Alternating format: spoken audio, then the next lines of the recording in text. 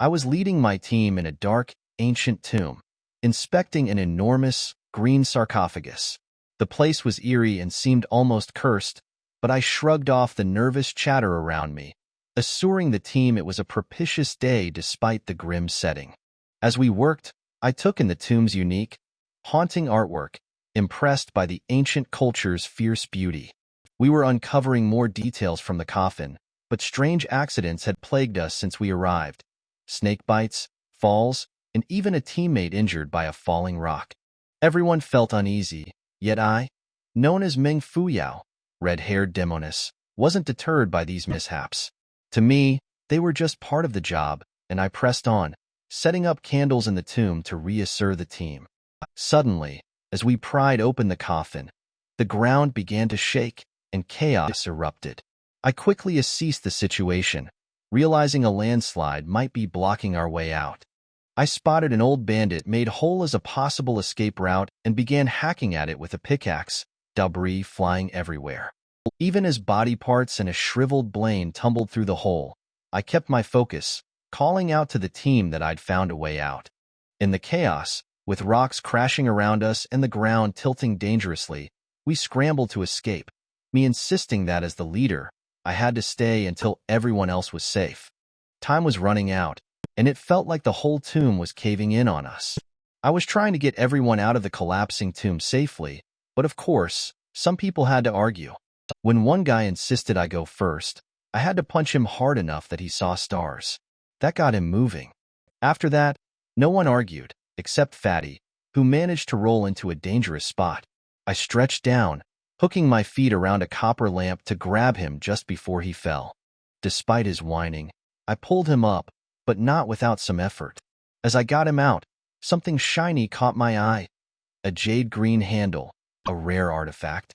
I grabbed it, thinking how valuable it could be, though the ground was crumbling fast. Fatty yelled at me to hurry, but I managed to toss him the handle before I climbed up myself. Just as I got ready to escape, a bright red light exploded, wrapping around me. Rocks fell, and everything shook. I barely had time to yell before everything went dark. When I woke up, I was outside, standing over an unconscious man, holding a strange, hexagonal black token. It felt eerie and powerful, a seal from the Heaven Demon Dynasty. I smiled, knowing I was lucky to find it. Then, I heard footsteps behind me. It was Jingchen. He was tall, with a calm, steady look, but his words carried a hint of disappointment. He asked why I didn't train harder, pushing me to improve, maybe even for his sake. It stung, especially when he looked at me with that faint sadness. I almost wanted to tell him my secret, that I was stronger than I seemed, that I trained in a martial art that clashed with his sect's techniques. But I held back. I had to keep my oath, and I knew Jingchen was too loyal to keep this secret. As we spoke, he dropped a bomb's heck. He was engaged to Pei Yuan, another disciple. His family had arranged it, and he couldn't say no. The words I wanted to tell him froze in my throat as he looked at a flower, avoiding my gaze. He explained the politics of it all, his tone detached. My heart twisted as I realized I had lost him, just when I finally wanted to speak my truth. Jingchen's words cut deep, his focus on his family's reputation and his future wife's talent, showing how little he valued me. I demanded he talk about himself, to stop hiding behind excuses. He snapped, saying he was tired of being mocked because of me, that I wasn't good enough. For a moment, he didn't even look like the gentle person I thought I knew. I laughed, bitterly. I told him he'd chosen his perfect match, a noble lady and her distinguished guest dog, and he deserved them both. When he tried to pull me back, saying he still liked me, I didn't hesitate. I cut his hand, telling him some wounds only get worse over time. He would regret this someday. That night, I sat alone under the cold moon, memories of our early days flooding back, of when he was kind, and I'd clung to that warmth. I practiced my cleaving 9 heavens technique, vowing to grow stronger. But my progress was stuck, and I wondered how I'd ever prove myself. The next day, I returned to the Mystic Essence Manor, only to find it in chaos. Sects had gathered to challenge ours, and our strongest fighters were struggling. I watched our eldest senior brother fall, brutally wounded, as laughter echoed around us. The sight was shocking our proud sect humiliated. As I stood there, I realized how high the stakes were. This wasn't just a fight, it was a matter of survival for our sect's honor. It was up to us now to face this threat, or risk losing everything we'd worked for. Jingchen's words cut deep, his focus on his family's reputation and his future wife's talent, showing how little he valued me. I demanded he talk about himself, to stop hiding behind excuses. He snapped, saying he was tired of being mocked because of me, that I wasn't good enough. For a moment, he didn't even look like the gentle person I thought I knew. I laughed, bitterly. I told him he'd chosen his perfect match, a noble lady and her distinguished guest dog, and he deserved them both. When he tried to pull me back, saying he still liked me, I didn't hesitate. I cut his hand, telling him some wounds only get worse over time. He would regret this someday. That night, I sat alone under the cold moon, memories of our early days flooding back, of when he was kind, and I'd clung to that warmth. I practiced my cleaving 9 heavens technique, vowing to grow stronger. But my progress was stuck, and I wondered how I'd ever prove myself. The next day, I returned to the Mystic Essence Manor, only to find it in chaos. Sects had gathered to challenge ours, and our strongest fighters were struggling. I watched our eldest senior brother fall, brutally wounded, as laughter echoed around us. The sight was shocking our proud sect humiliated. As I stood there, I realized how high the stakes were. This wasn't just a fight, it was a matter of survival for our sect's honor.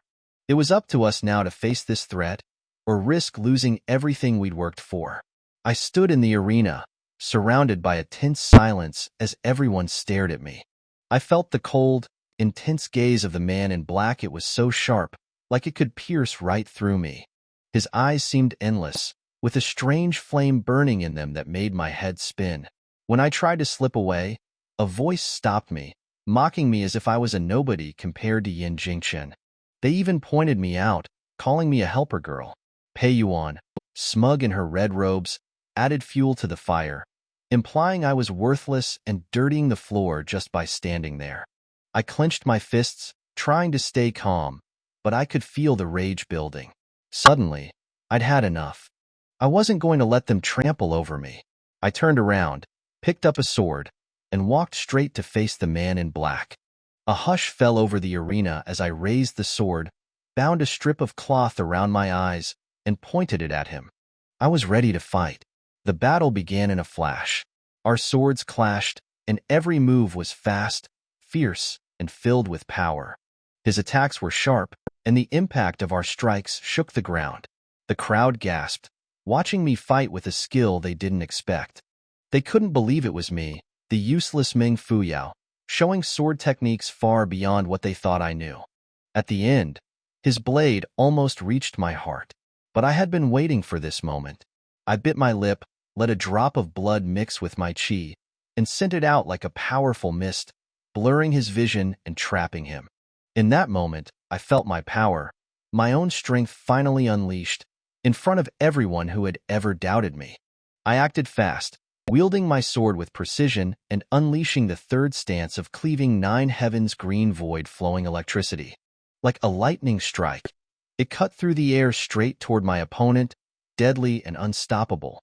He tried to dodge, but not fast enough. My blade struck his shoulder, and I saw blood bloom across his back as he staggered. I had won. The arena was silent. Those who had mocked me now stared, stunned. I dropped my sword into the ground, and it left a crack, a sign of my defiance. Even the man in black, though wounded, gave me a look filled with something deeper, an understanding maybe, before he walked away. Then, Lin Xinyuan, my sect elder, came up behind me and struck, catching me off guard. He threw me into the sect's dark, damp cave, chaining me and accusing me of stealing the sect's martial arts. Every day, he demanded I reveal my technique, but I stayed silent. I knew he'd take my skill, then erase me to cover his tracks. Days passed in that cave, weak and injured. I survived by sipping water trickling down the cave walls. One night, as I looked out through the bars, I saw a figure on a distant mountain, gracefully wielding a sword under the moonlight. The sight captivated me, almost lifting my spirits, reminding me of beauty and strength, even in my confinement. Then, I noticed Pei Yuan at the cave entrance, holding a candle and watching me with a look of shock. She hadn't expected to see me like this, and I could tell she was taken aback by the person she saw in front of her, stripped of disguise. In that moment, under the cold moonlight, I felt a strange resolve. I knew I couldn't give up. I'd find a way out of this, even if it meant facing more danger. I stood by the cliff, feeling the weight of Pei Yuan's cold, calculating gaze. She had always seen me as an obstacle, someone unworthy of the life and love she craved. When she finally freed me from the chains, it was only to push me off the cliff, pretending it was an accident. But I had anticipated her malice. I managed to break free as I fell, catching myself with a hidden whip wrapped around the rocks. I climbed back up, bruised but alive, and looked out at the distant manor where I'd once thought I belonged, where I'd once felt warmth. But that chapter was over. I noticed some rare one-fingered frost herb nearby, perfect for treating my wounds. As I counted the blades, though, one mysteriously vanished, then another, with no one around. A chill ran down my spine. I dared whatever was lurking to face me. Then, faint laughter echoed through the wind, unsettling but almost taunting. In this desolate night, I knew I couldn't let fear control me. There were bigger battles to face, and if this world thought it could break me, it had another thing coming. This laughter took her fear away. Whether it was a human or a ghost, it seemed harmless. Meng Fuyao let her guard down and simply sat down, closing her eyes to rest. She even waved casually to get its attention. "Hey, you seem bored. Please keep a lookout for me if you really have nothing to do." Yet another gentle laughter filled the air. It was pleasantly deep and refreshing. Even the collision of each syllable possessed a unique charm, reminding her of the sounds made by breeze grazing past the majestic trees above the northernmost parts of D region's mountain chains. Amid the silent night, the scent of early autumn greens scattered over the sky, producing a distinctive fragrance much purer and nobler than ordinary flowers. However, Meng Fuyao seemed not to have heard or smelled anything. She simply continued resting. A third wave of laughter rang, close to her ears this time. Simultaneously, a bang was heard as a flame ignited from the ground in front of her. The orange ball of fire danced enthusiastically, but all she could see while secretly sneaking a peek through her semi-closed eyes was a sheet of warm red. Near the flame stood a lone pine tree, and a man in loose clothes resting on it. His light-colored garment hung loose, its golden, threaded embroidery turning vague under the darkness and flickering along with his every movement. He reclined on the edge of a fine, brittle branch. Despite having a tall build, he appeared as light as a ball of cloud, leisure yet admirable and mighty. He broke off a few gently swaying branches and threw them, one by one, into the fire with accuracy.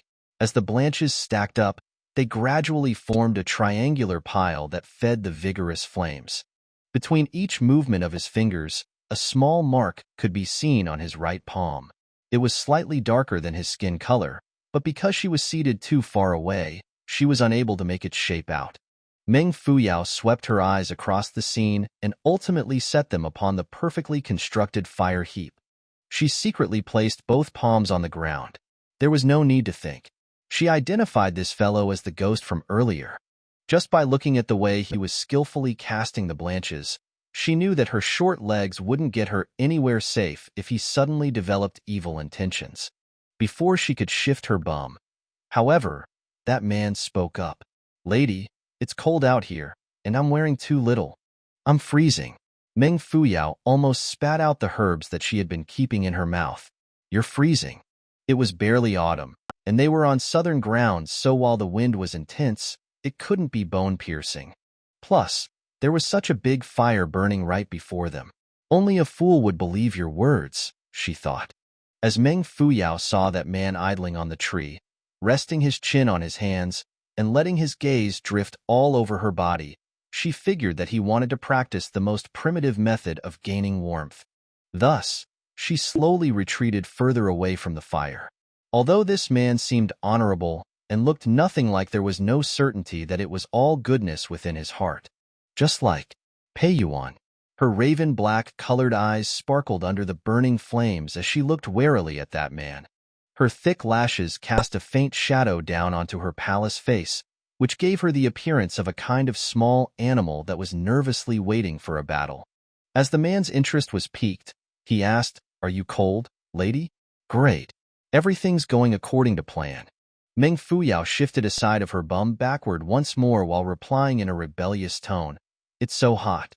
The man curled his lips a little before casually suggesting, with poise, "Get naked then." Already a meter away, Fuyao shot up and did a somersault, getting ready to flee to the opposite cliff.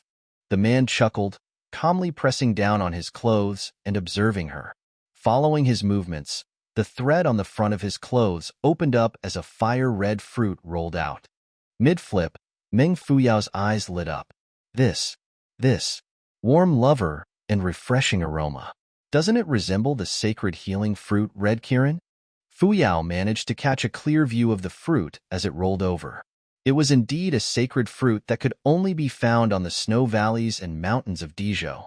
Ordinary people wouldn't be able to reach those areas. Thud. Fuyao tumbled down halfway, but immediately rose and stepped on the fruit. She snuck a glance over at the man. His indifferent demeanor gave her the confidence to reach down to grab it. Swoosh! A white light shot out like a flash of lightning as small pockets of wind swept over and knocked the fruit out of Fuyao's loosened grip, causing her to cry out in pain. The white light then made a soaring leap, as if doing a split, before striking her nose.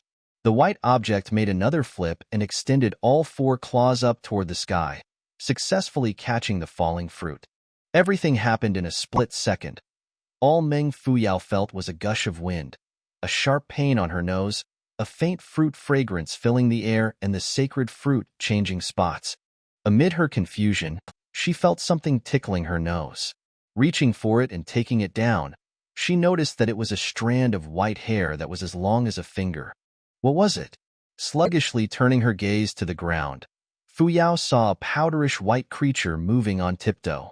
It was merrily dragging the red fruit away before getting into a single-legged rear kick position, classic ballet style, ready to throw a high pace. Fuyao kept her eyes on that palm-sized creature. A rabbit? But it was smaller. A squirrel? But it was lighter in color. A guinea pig? But it was chubbier. It had shiny black eyes, long snow-white fur, and an indistinguishable figure, much like Hamtaro. Such a cute little creature would definitely have been adored by pet lovers if it had been in the past. To intercept the pace by picking it up, however, seemed a little too cruel. As the guinea pig sensed Meng Fuyao's gaze, it instantly turned its head to reveal its pearly whites. Under the bright flames, its incisors appeared like two glistening blades. Meng Fuyao couldn't help but feel angry after such a threatening glare. How unlucky of her! From getting betrayed and interrogated to being pushed off the cliff and looked down upon by a lowly, fat creature, she had had enough. Displeased, she returned the courtesy by baring her teeth. They were bigger anyway. Just like that, a human and a guinea pig engaged in a teeth-clenching cumbersome staring contest before the fiery flames. PFFF, the man, who had been observing the unfolding of events, let out. He looked at Meng Fuyao with much interest, and then he ordered with a wave of his hand, "Yuan Bao." The guinea pig ignored him, and it simply swayed its bum. Lord Yuan Bao. With its little claws still holding onto the fruit, Lord Yuan Bao immediately sprung up and paced it over to the man. He shook his head and pointed to where Meng Fuyao was standing. Squeak, squeak. Was that a protesting squeak? Full of reluctance, Lord Yuan Bao lifted its head up and turned toward her in slow motion. The guinea pig fixed its sorrowful eyes on the fruit as if it was a final farewell for them. The bereaved guinea pig was a great mood lifter for Meng Fuyao. Possessing zero empathy for it, she extended her hand out to snatch the fruit. In pacing, she also plucked a strand of hair off its bum. Revenge is always sweet. Squeak, squeak. Enraged, Lord Yuan Bao hopped into the air and made a 360-degree turn, seemingly in an attempt to display its Barani Flip 1. In no universe would Meng Fuyao allow a guinea pig to step on her face again. With a simple twist of her body, she dodged its attack. When it realized that its plan was about to fall short, Lord Yuanbao quickly changed its battle strategy. It jumped onto the fruit and generously spat on it. Meng Fuyao grabbed its fat body without hesitation and threw it away. A split second and a flash of a blade later, a long strip of fruit skin contaminated by saliva came slipping down. With a forward fling, she tossed the skin onto the guinea pig's head, effectively turning it into an oversized hat before the poor creature crashed right into its owner's embrace. After 3 rounds of battle, Meng Fuyao emerged as the final victor. As if driven to insanity, the guinea pig jumped all over the man's body while chewing on his clothes and squeaking incessantly. In response to its indignant cries, the man, still resting on the tree, merely pinched its little nose and reasoned with it. Who asked you to be a bully first? Squeak, squeak. You didn't lose anything. You stepped on her, in fact. Squeak, squeak. Determined to seek justice, Lord Yuanbao exposed his bum for the man to see. You have thousands of strands of hair. How am I to tell the number you're missing on your bum? Squeak, squeak. Sir Yuanbao whined while effortfully trying to reach for the bald spot. Running out of patience, the man grabbed its neck, forcing it to stay still. Speak properly. You didn't wash your bum yesterday. Squeak, squeak. All right, all right. It's just a snack. Let her have this one, and I'll compensate you the next time round. Squeak, squeak. Your temper's getting worse, and it's their fault for spoiling you. The man commented calmly, without the least bit of ire. He then fumbled for something in his clothes, adding, Ooh, so many snacks. It's tiring for me to hold them. Let's throw them all, shall we? Squeak, squeak. As if raising a white flag, Lord Yuanbao proceeded to a corner to soak in his defeat. The man patted its head. As he was about to speak to Fuyao, he caught a side glimpse of her bulging mouth. In shock, he stuttered, You finished it? A few chews were all it took for her to swallow it full. Yup, I'm done with it. Your squabbling time was my eating time. Should I have waited for you to come and snatch it from me, then? The man stared and laughed at her for a long time before shaking his head. Looks like you're unaware of it, but when in contact with frost, the fruit becomes poisonous when more than half is consumed. Wah! Meng Fuyao was flabbergasted. Following a swift leap, the cloud-like man was no longer on the tree. Without any fancy movements, he arrived before her, smiling. Seeing that you're shivering, lady, you must be very cold. Let's get warm. What rubbish! Meng Fuyao glared at him. I was winning.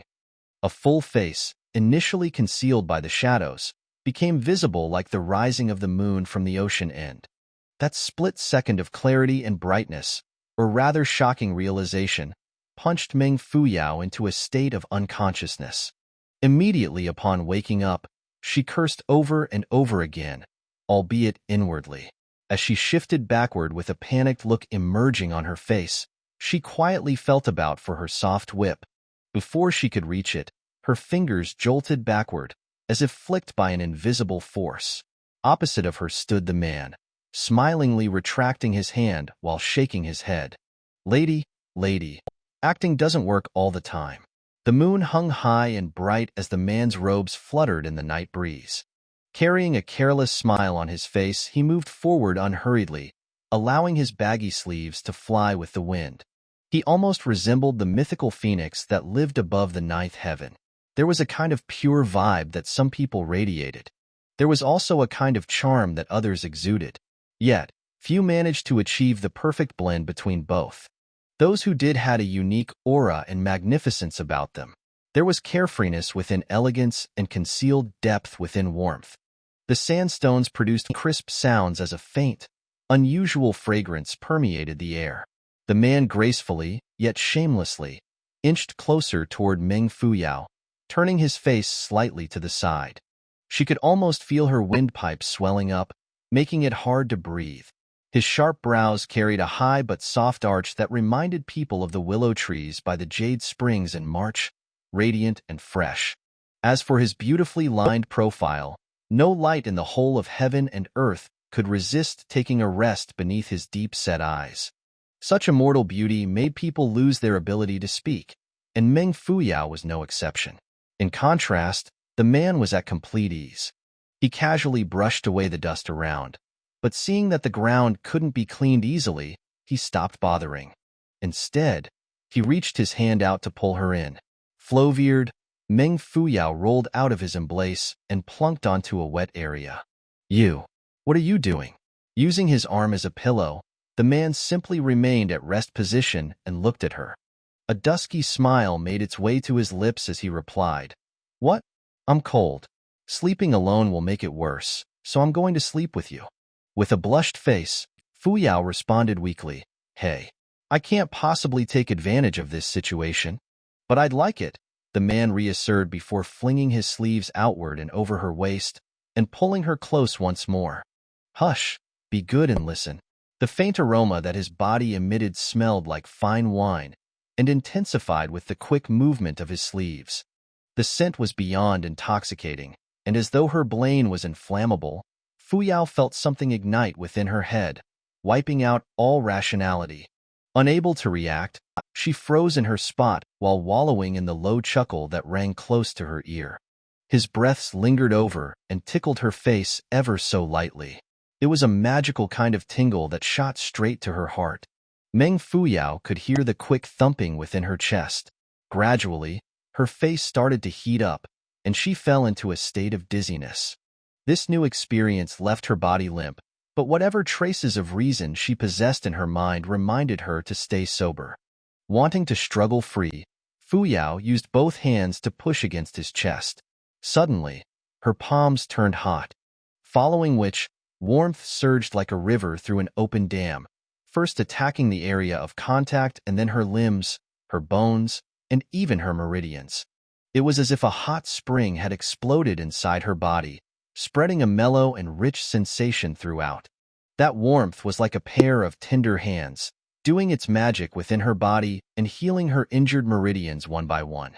Aside from dispelling the poison, it also collected and condensed the little energy that was left within her pubic region, leaving it more abundant than ever. Slowly but surely, her pale face regained rosiness. Meng Fuyao opened her eyes wide in shock as she stared at the man who had his eyes closed but smile on.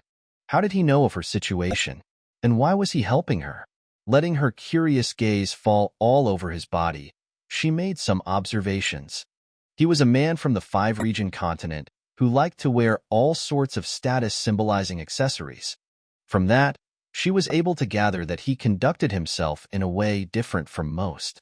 Apart from his quality yet unobtrusive garments, he had nothing else. Meng Fuyao's eyes ultimately landed on the right palm that he was slowly retracting. She now had a clearer view of the petal-like mark. Despite sensing her gaze, the man never once opened his eyes. In a gentle voice, he started, "The internal energy I've lent you will only be effective for 3 hours, so make the most out of it if you want to."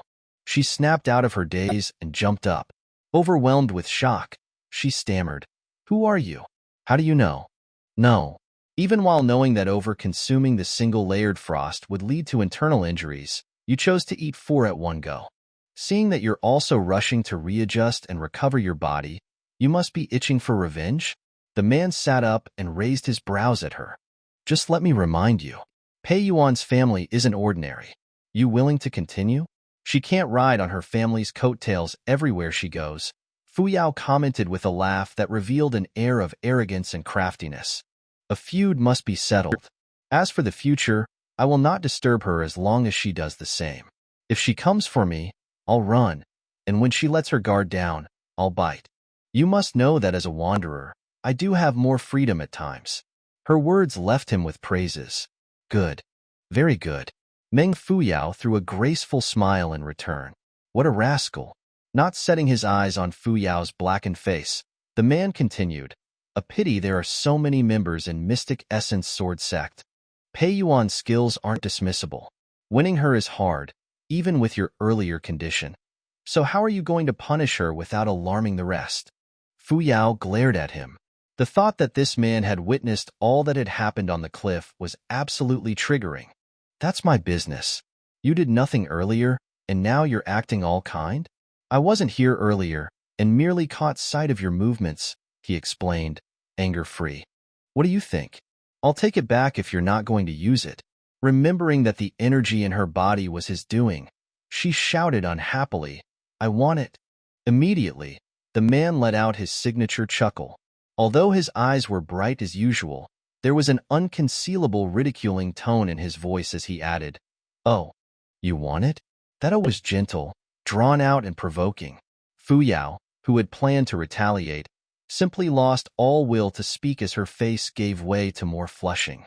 Before she could collect her thoughts, the man pulled her hand. Your wish is my command.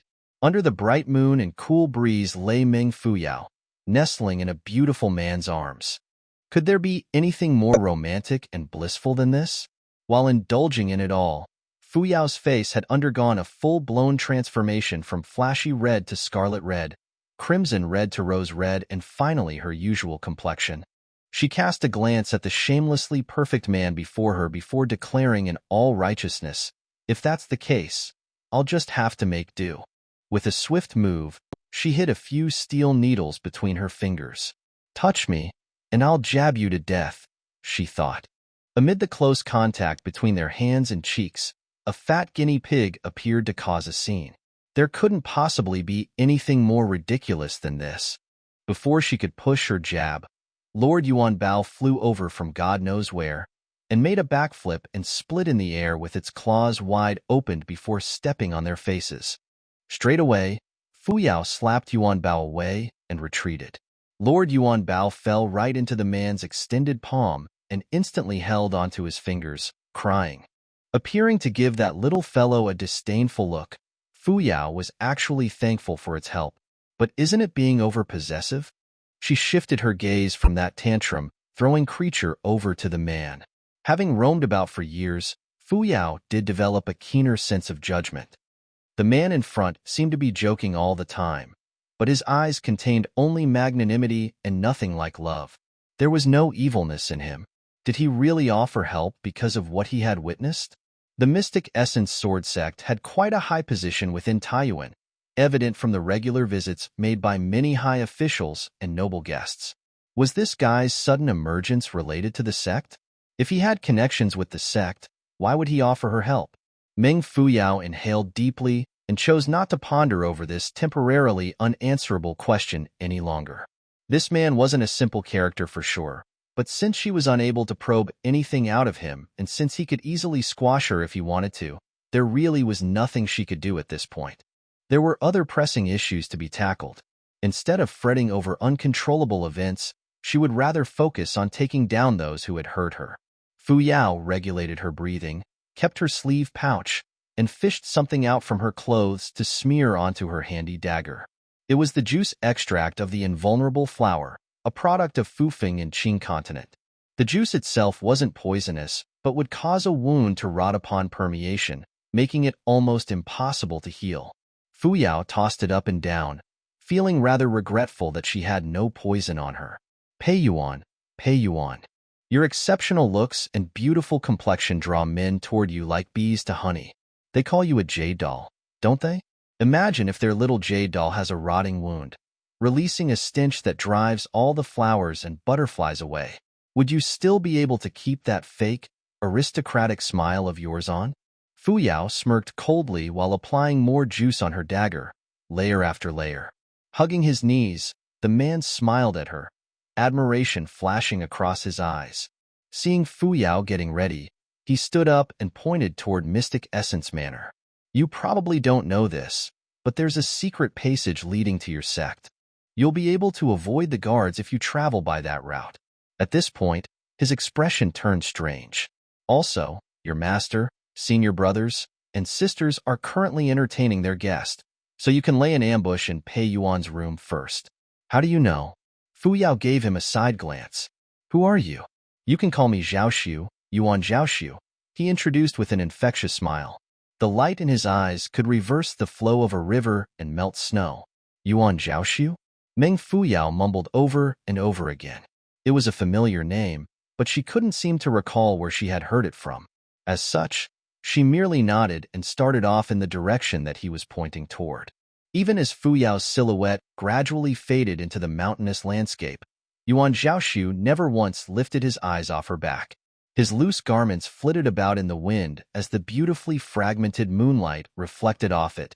Behind him, where a mountain rock was situated, appeared a stealthy, lean figure. Head down and body stooped, he gave a respectful bow from a meter away.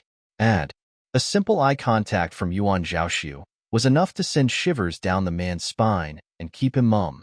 "You don't have to rush me. I'll go over now," Yuan Zhaoxu interrupted as if understanding what the man had planned to convey. He waved, but after some thought, turned his head to Lord Yuan Bao, who was resting on his shoulder. "Do you want to follow her?" In response, Lord Yuan Bao made a stubborn turn and faced his bum toward him. "I'll give you supper when we get back. 3 dragon fruits." Despite maintaining his rebellious pose, Lord Yuan Bao made his way down Yuan Zhaoxu's shoulder. "You're not to settle your own private matters, or I'll cut off your supply of dragon fruits for 3 days, Yuan Zhaoxu warned, only to receive a wag of Yuan Bao's short tail. Was that a yes or no? The man in black stared in shock as that little ball of white fur disappeared into the night. He simply couldn't wrap his head around his master's actions. Yuan Bao wasn't an ordinary domesticated pet. He was a mystical creature, born in the most divine Chongqing shrine in Qiankang, D region. A creature like him appeared only once in 100 years, had a long lifespan, and was extremely loyal and intelligent, comparable even to humans. Also, having one would help an owner with seeking luck and avoiding calamity. Not anyone could own or even get to see this creature. If not for Yuan Zhaoxu's special identity, it couldn't have been possible. How could Master so carelessly dispatch a treasure like Yuan Bao? That lady from earlier? Perhaps. But Master's destiny. 1,000 thoughts ran amuck in his head, but he kept on a hollow facade. Having followed Yuan Zhaoxu around for so many years, the man knew that his master could easily recognize thoughts and intentions just by studying one's facial expressions. Despite the man's effort, Yuan Zhaoxu seemed to have noticed something. He half-turned and gave the man a superficial smile. The man lowered his body even more before retreating into the darkness. Turning back, Yuan Zhaoxu narrowed his eyes and stared into the distance. That girl who dared to love and hate, dared to accept and face problems, had long vanished from sight. With her sword, bound hair, and deadly aura, she had sprinted toward the seemingly sanctimonious yet truly vile Manor. Toward those who had hurt and humiliated her. She was ready to fight. Amid life's limitless restrictions and daily torments, only few would gladly take on debts of gratitude and duties to avenge. A long time later, a soft sigh could be heard spreading through the meandering breeze. "You're aging so well. Your elegance leaves me in deep admiration. Heh. You're the grand swordmaster of this generation. How can I compare? Ha ha ha." Under the burning candlelights in Mystic Essence Manor's hall sat 2 old men, exchanging smiles and perfunctory compliments. They went on and on, oblivious to the darkening sky outside and the disciples who weren't able to stifle their yawns. "Come, advisor. Try our Jade Spring Tea, a special product from Xianyuan Mountains." As Lin Xianyuan poured some tea, he used his baggy sleeves as cover to sneak a yawn. He had been hosting for a long time. Not succumber semeber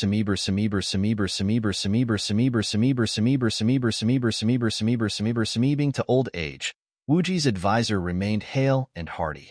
In spite of their incoherent and prolonged ramblings, he hadn't shown any signs of drowsiness. Behind his sleeves, Lin Xuanyuan's gaze shuttled restlessly before falling on the 4th disciple, who had just slipped in from the side door. "Wah, didn't I ask him to guard Meng Fuyao? Why's he back and looking so flurried?" Before he could figure things out, a red figure flashed by the door. It was Pei Yuan.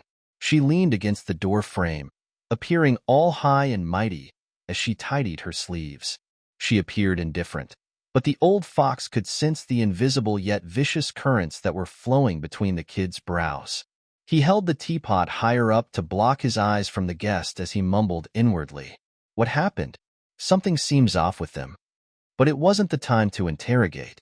Moreover, with Pei Yuan's identity, even Lin Xinyuan would have to think twice about lecturing her. The best he could do was to stay awake and accompany his guest. The white-haired advisor was a reputable servant of the emperor, but was more widely recognized as the prince's mentor. A man of his age shouldn't be this clear-headed, but it was also a fact that he was gabbling on, with his dark eye rings, amid the host's consecutive yawns. The 5 regions, Qing, Yi, Hong, Ming, and Di are split into 7 nations: Tiansha, Wuji, Fufeng, Qiangkang, Taiyuan, Xuanji, and Xinyuan. Tiansha likes war, Wuji has talents, Taiyuan spreads martial spirit, Xuanji has wisdom, Fufeng has ethics, Xinyuan is an expert on ancient techniques, Qiangkang. Out of nowhere came a rush of wind that caused the candlelights to flicker. This stilled the advisor for a moment before he started laughing and sipping on his tea. As if recalling something, he exclaimed, "Oh my, I've been too engrossed in our chat. Look at the time." Lin Xinyuan shot up and answered enthusiastically, "Yes, yes. Your valuable knowledge, sir, has enthralled everyone here. So much that I've forgotten about inviting you to rest. My bad, my bad. Someone take this man to his room, quick." Q. A wave of exhalation spread across the hall. The old advisor swaggered away, and the disciples started dispersing. Lin Xinyuan raised his hand and called out, with a gaze different from before, "Fourth, Pei Yuan." The addressees, who were attempting to escape, stopped in their tracks and turned around stiffly. Pei Yuan lifted her eyes to meet Lin Xuanyuan's suspicious gaze before breaking into a smile. All of a sudden, outside the windows, a bolt of lightning struck. The jarring light shone down upon her face and twisted her smile into a sinister smirk, effectively giving Lin Xinyuan a fright. He looked out of the windows and caught sight of the sudden downpour. "It's raining," he muttered in astonishment. It was raining. The midnight rain arrived so suddenly and ferociously, as if ready to tear down the sky and ocean. In no time, the crashing rain had formed countless streams on the ground. Pei Yuan walked out from the hall as a servant, sheltering her with an oil paper umbrella, escorted her back to the Lanting residence. Another servant led the way with a paper lantern, which she carefully shielded with her own sleeves. Even then, the frail flame was quickly put out by the relentless wind and rain. Before the servant could plead for forgiveness, Pei Yuan rewarded her a slap that left a fresh red cut on her face. Blood flowed down together with the raindrops, but the girl dared not let out a single cry. "Fool, can't even take care of a lantern," Pei Yuan criticized while looking up at the blackened sky. A sudden wave of annoyance overtook her. With a frown on her face, she ran into her sheltered corridor, protecting her face from the rain. "Don't come over and dirty my ground," Pei Yuan ordered. She hated to be disturbed and suffered from mysophobia, so it was no wonder that she had chosen to live in the cleanest and most refined residence. Being aware of her habits, the servants quickly lowered their head and withdrew. The whipping rain outside was starkly juxtaposed with the still darkness indoors. Pei Yuan pushed the door open. It creaked, and Pei Yuan lowered her gaze automatically, spotting a faint water trail on the wooden floor. Her heart jumped, and she reacted instantly by leaping backward. But it was too late. ZZT. A white light flashed by, and a black figure jumped out with a long sword. He blandished it, fast but silent. All it took was a split second for him to reach Pei Yuan. Rip. The hair-raising sound of flesh tearing rang in Pei Yuan's ears as she felt a cold, painful sensation on the left side of her forehead. It did not take long for her eye to be covered in blood. The fresh red stain obstructed her vision. She couldn't identify the Asian, but she knew that she had to save herself. Gritting her teeth, Pei Yuan retrieved her sword. With a sharp jolt, its tip lit up, as brightly as all the stars in the sky combined. It was an absolutely dazzling sight. In such an emergency, she had no choice but to utilize her rarely used technique, Sword of the Vast Sky. It was a power move that her master had secretly imparted to her. Her opponent understood the might of this move, so instead of fighting head-on, he slipped away from her side like a fish. In that brief moment of pacing, however, he had managed to deal her with another blow, resulting in an additional slash on the right side of her forehead. Yet again, fresh blood streamed out like spring water. Her vision was now completely blocked by two red waterfalls. The blade responsible for leaving a cross on Pei Yuan's face was as swift as lightning, and each slash contained deep-seated anger. Face soaked in blood and unable to see anything, Pei Yuan's execution was hindered. The searing pain made her anxious. She wasn't aware of the actual state of her face, but judging from the amount of blood, she knew she was disfigured. Such viciousness. That person must loathe her.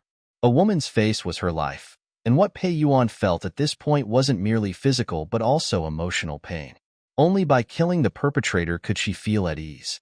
Determined, she dismissed all thoughts of her wounds, raised her weapon and wiped the blood off her face with it. In the dark, a red glow flowed eerily down her sword. Bubbling spots gradually appeared, as though countless poisonous spiders were crawling all around it. It was a spine-chilling sight. If any of Taiyuan's royal sons were around, they would surely be amazed. Sacrificial blood miracle was a secret imperial technique, and the fact that Pei Yuan had decided to employ it meant that she was calling for a death match. However, even if she was begging for it, her opponent might not accede. The latter, upon sighting the devilish red glow, had rushed to the door, made a kickflip and evaded the area of effect. The perpetrator's silhouette appeared like a falcon, and within seconds, it was already meters away from the house, disappearing into a blurry shadow amid the storm. Pei Yuan withdrew her sword and gave chase. Her skill activation was complete.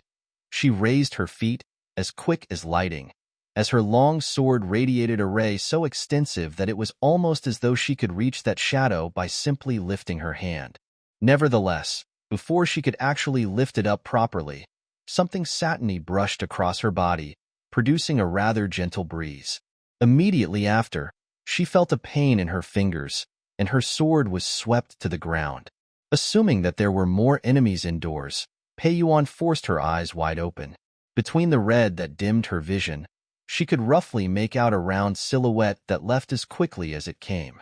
The next moment, as if stumbling over something, her legs turned to jelly, and she staggered. Numbness set in at this point, and she felt as though countless worms were wiggling on her facial wounds. Overwhelmed with shock, Pei Yuan lost all interest in seeking the perpetrator. She anxiously touched her injury, which was getting increasingly itchy. Unable to see anything through a sea of red, she called out at the top of her voice, "Servant! Servant! Water! Get the physician right now!" Silence. The servants who had stayed in the rain and whom she was afraid would degrade her floor gazed at her sluggishly while holding onto their ruined lanterns. They were absolutely stupefied. Their usually sophisticated and domineering owner was now standing under the rain with her hair draping all over her face. There was blood on her face and hands, which she spread open while screaming in distress. Fresh blood continued to ooze of the sinister-looking cross on her forehead and dripped onto the corridor that no one had been allowed to enter, causing it to be thoroughly stained. Servant! Servant!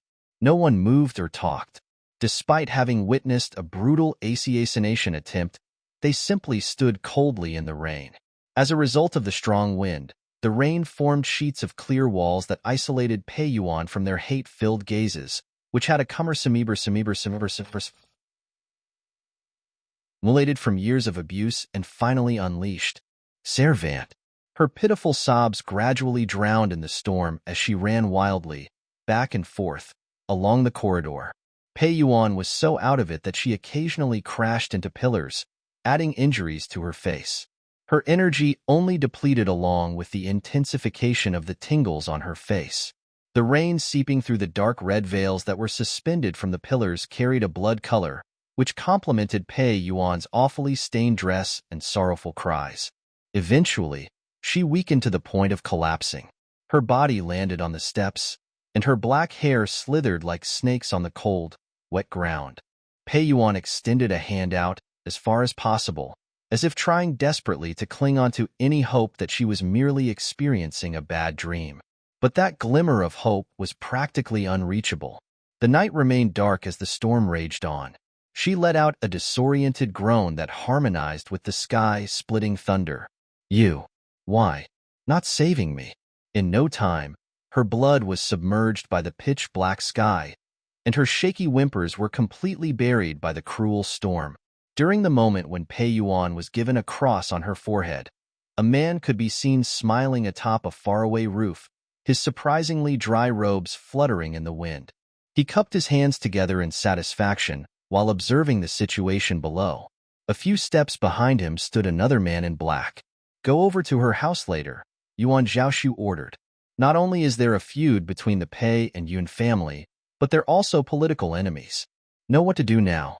The man nodded without a word before disappearing in a flash. Yuan Zhaoxu smiled and looked down from the roof. In spite of the pattering sounds, his voice remained strong. "Looking clean with the cross, this woman." In a hidden corner, Meng Fuyao tapped on Lord Yuan Bao's shoulder with one hand while wiping the blood off her body with another. "Thanks," she expressed. Lord Yuan Bao nudged her hand away in contempt as if meaning to say, "Don't dirty my snow-white fur with your dirty claw. You stupid meatball." Meng Fuyao exploded before striding off. After she left and unknown to her, a god-like lightning bolt, sent from the highest of heavens, pierced through the 5 big continents.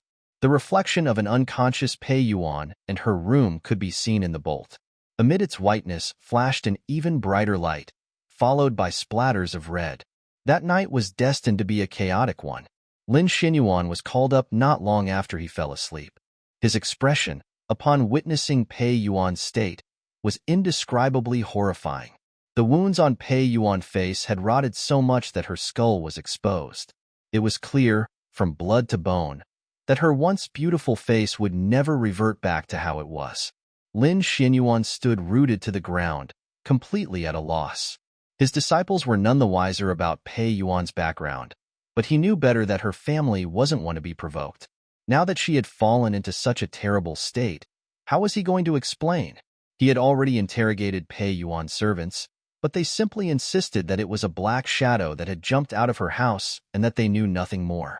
It was unfortunate that the sudden downpour had erased all traces of evidence. The wrinkles on Lin Xuanyuan's face had evidently deepened overnight. He looked toward the sky with a heavy heart. Perhaps the heavens want me dead?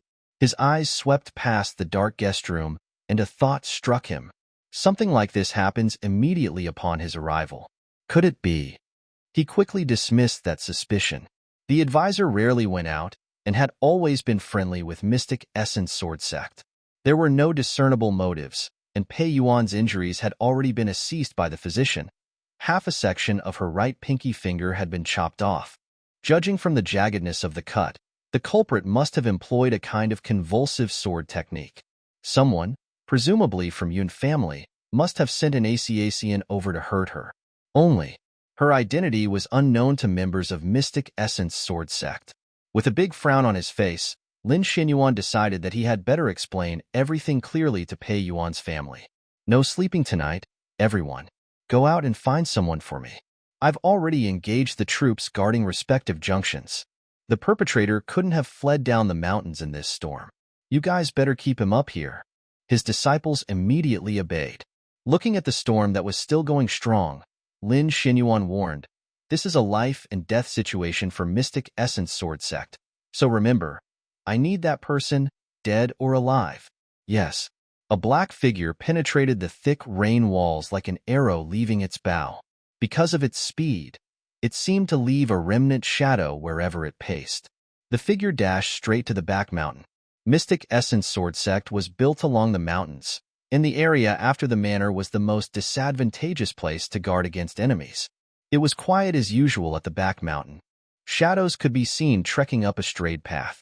Having explored the whole mountainous area, she knew that there was a valley behind this particular mountain and that there was a cave in the valley, which would lead her out of Xinyuan mountain range. As she sprinted, the sword under her belt started emitting a slight jade green light. Jade green was a color representing a swordsman's ability to break through the 4th level of cleaving 9 heavens and to break through all soft, internaline energy. Not only had Yuan Zhaoxu's internal energy assisted Meng Fuyao in recovering her original skill level, but it had also pushed her to break through the 3rd gate, at which she had been stuck for the longest time. Entering the 4th realm doubled her speed, which had allowed her to leave that beautiful cross on Pei Yuan's forehead earlier, despite the latter already being aware of her presence. It was a pity that Pei Yuan had been so determined to fight a death match.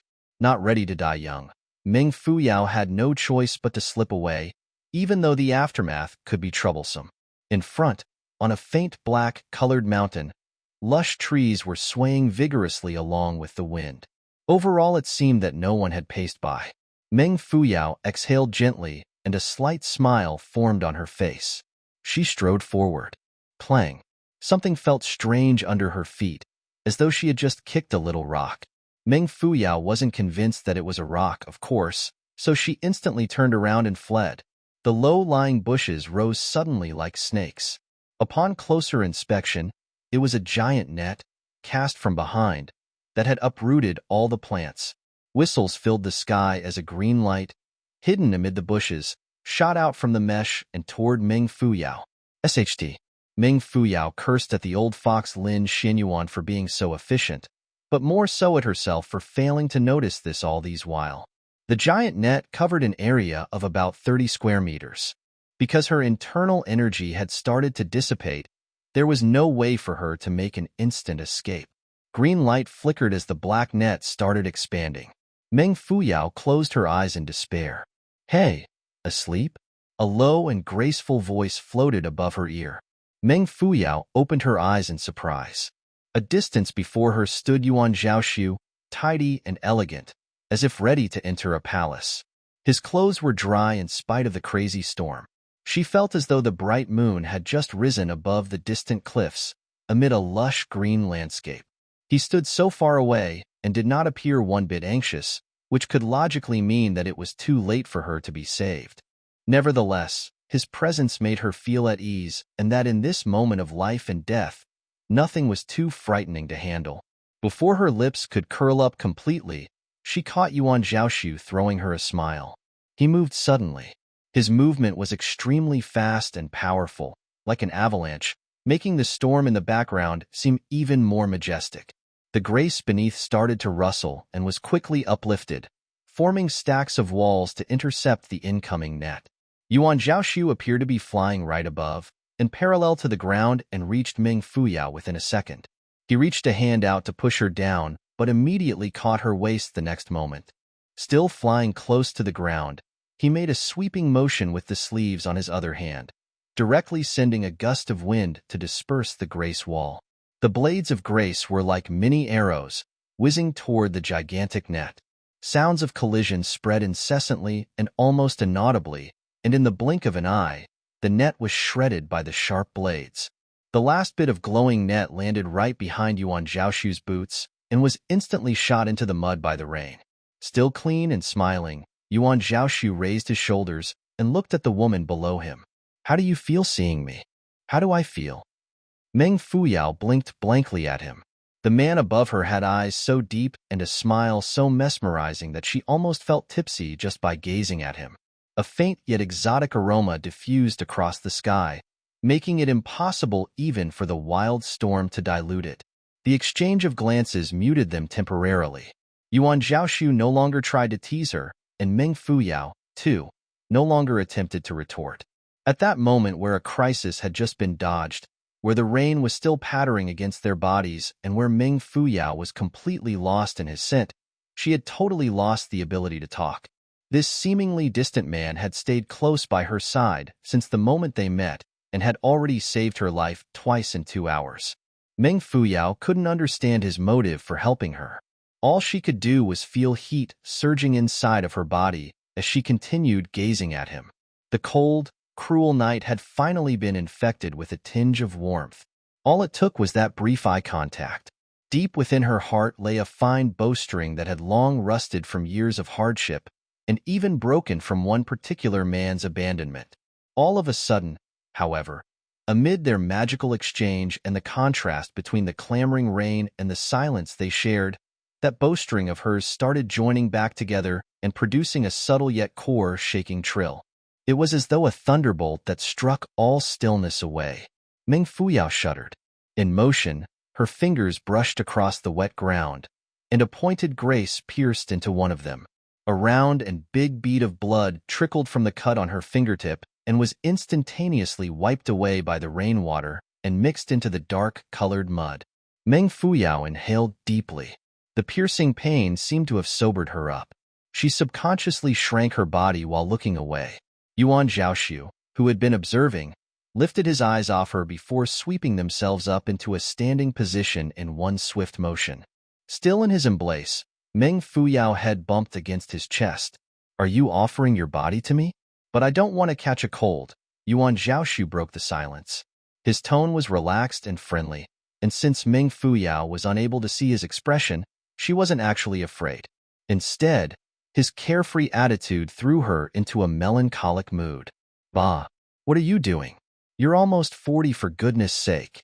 Why are you still getting tangled in such affairs?" She turned her head, hoping to jump out of his embrace when he suddenly held her down. "Don't move," he said in a low voice. Before he could finish, a number of black figures came into view from meters away. They had bows and arrows in their hands. Having spotted them, he immediately flicked his fingers in midair, creating a mournful buzz that preceded the sudden rise of a brilliant lightning bolt from the ground, following which a clover of trees collapsed, revealing a piece of empty land. Behind the empty land were 10 over trees with smoking, black leaves and skinned trunks, which made them look pitifully bare. The arrangement of trees reminded Meng Fuyao of the 5 elements, whitewood formation that the old Taoist priest had mentioned before. As she was about to warn Yuan Zhaoxu, she felt him advancing steadily toward the center of the formation. Despite carrying someone in his arm, Yuan Zhaoxu moved skillfully, as if he was weightless. In fact, he was so fast that they arrived at the eye of the formation before she could even stop him. Meng Fuyao's heart sank. She closed her eyes and mentally calculated her exact position. She strategized to destroy the tree that was 3 steps to her left before anything else. As the 5 elements, the whitewood formation was ever-changing. Things could go either way. She had a 50% chance of escaping the hidden, subterranean arrows and smashing wood blocks that the formation potentially contained. No matter what, it was better than letting Yuan Zhaoxu commit suicide. As she was about to take action, Yuan Zhaoxu made a flying kick, breaking the enormous tree in the eye of the formation and causing it to fly away. A wave of crackling sounds filled the air, and a gentle buzz could be heard along with it. It was as if a hive of bees was flying up from underground, or a pile of leaves was being swept up by a hurricane to form a black, dense mace that rolled toward them. It was a buried, jet-black dagger that had punctured the sky amid swirls of rain and mud water, and charged at the trees in the middle from all directions. It first smashed onto the eye of a tree at an angle before bouncing onto the chest of another at a different angle, and then another's back and head, and so on. The attacks were unpredictable and hence undodgeable. Yuan Zhaoxu paid no heed, however.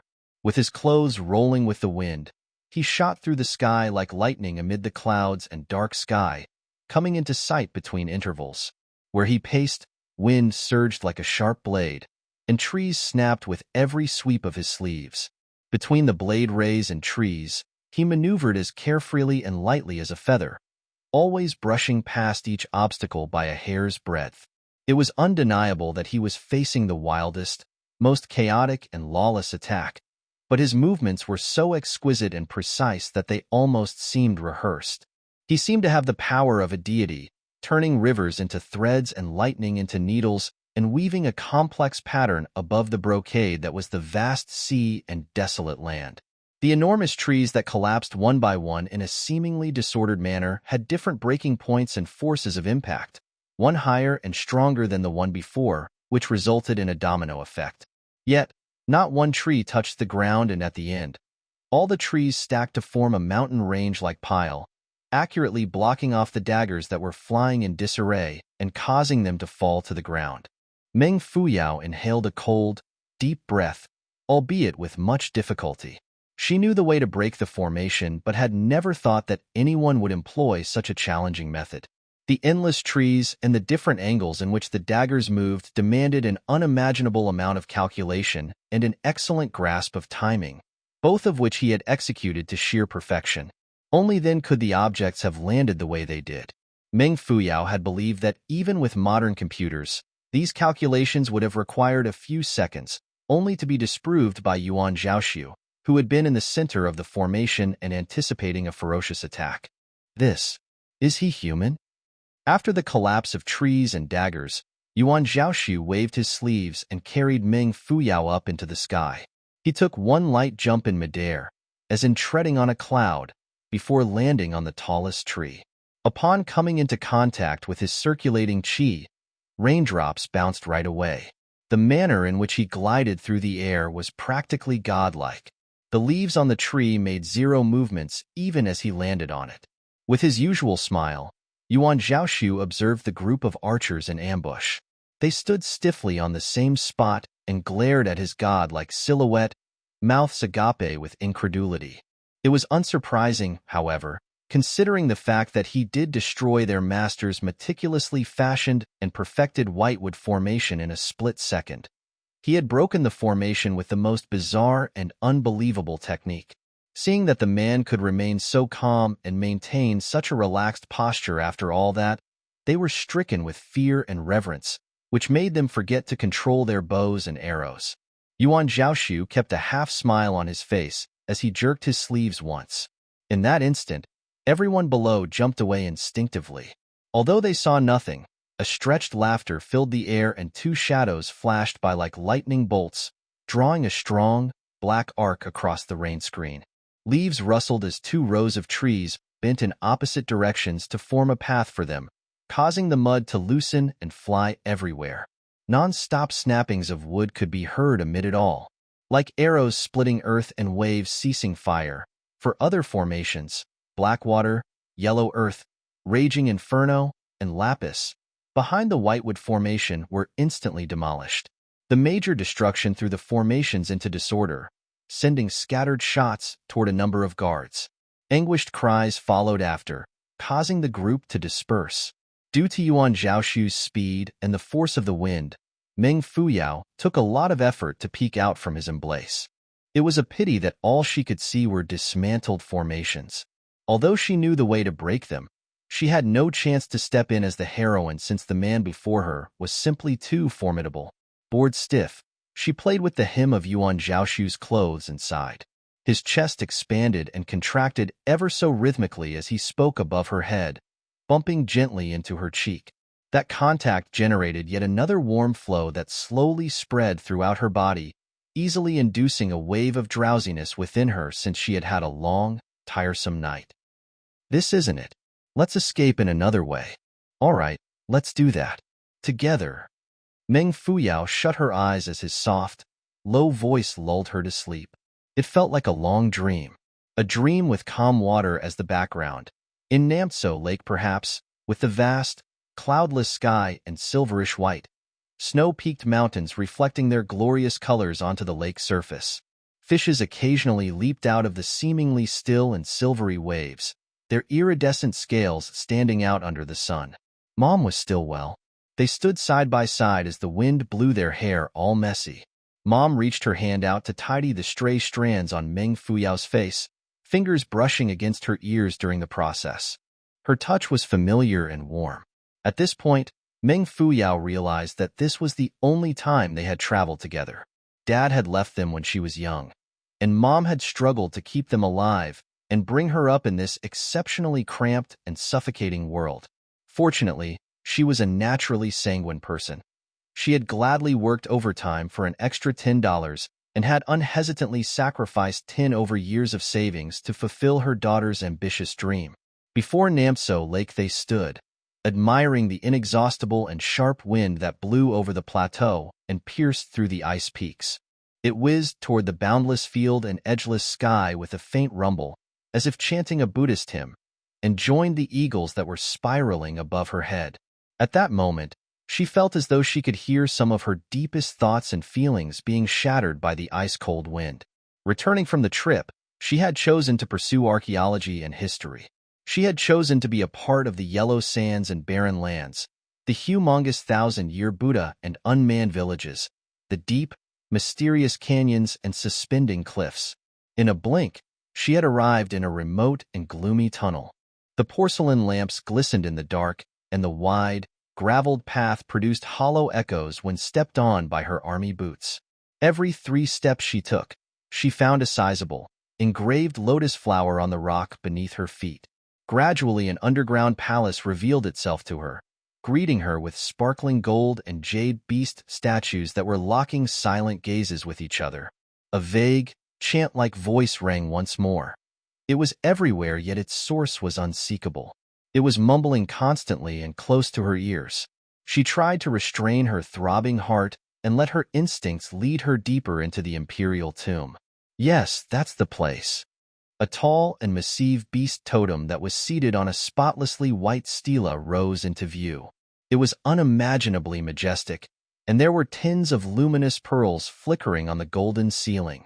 It was a sight resembling that of the 9 heavens. She eyed the golden coffin in front of her. Who's having a peaceful, deep sleep inside? On the golden coffin cover were carved drawings of what seemed to be human faces. She inched closer, step by step. Fuyao.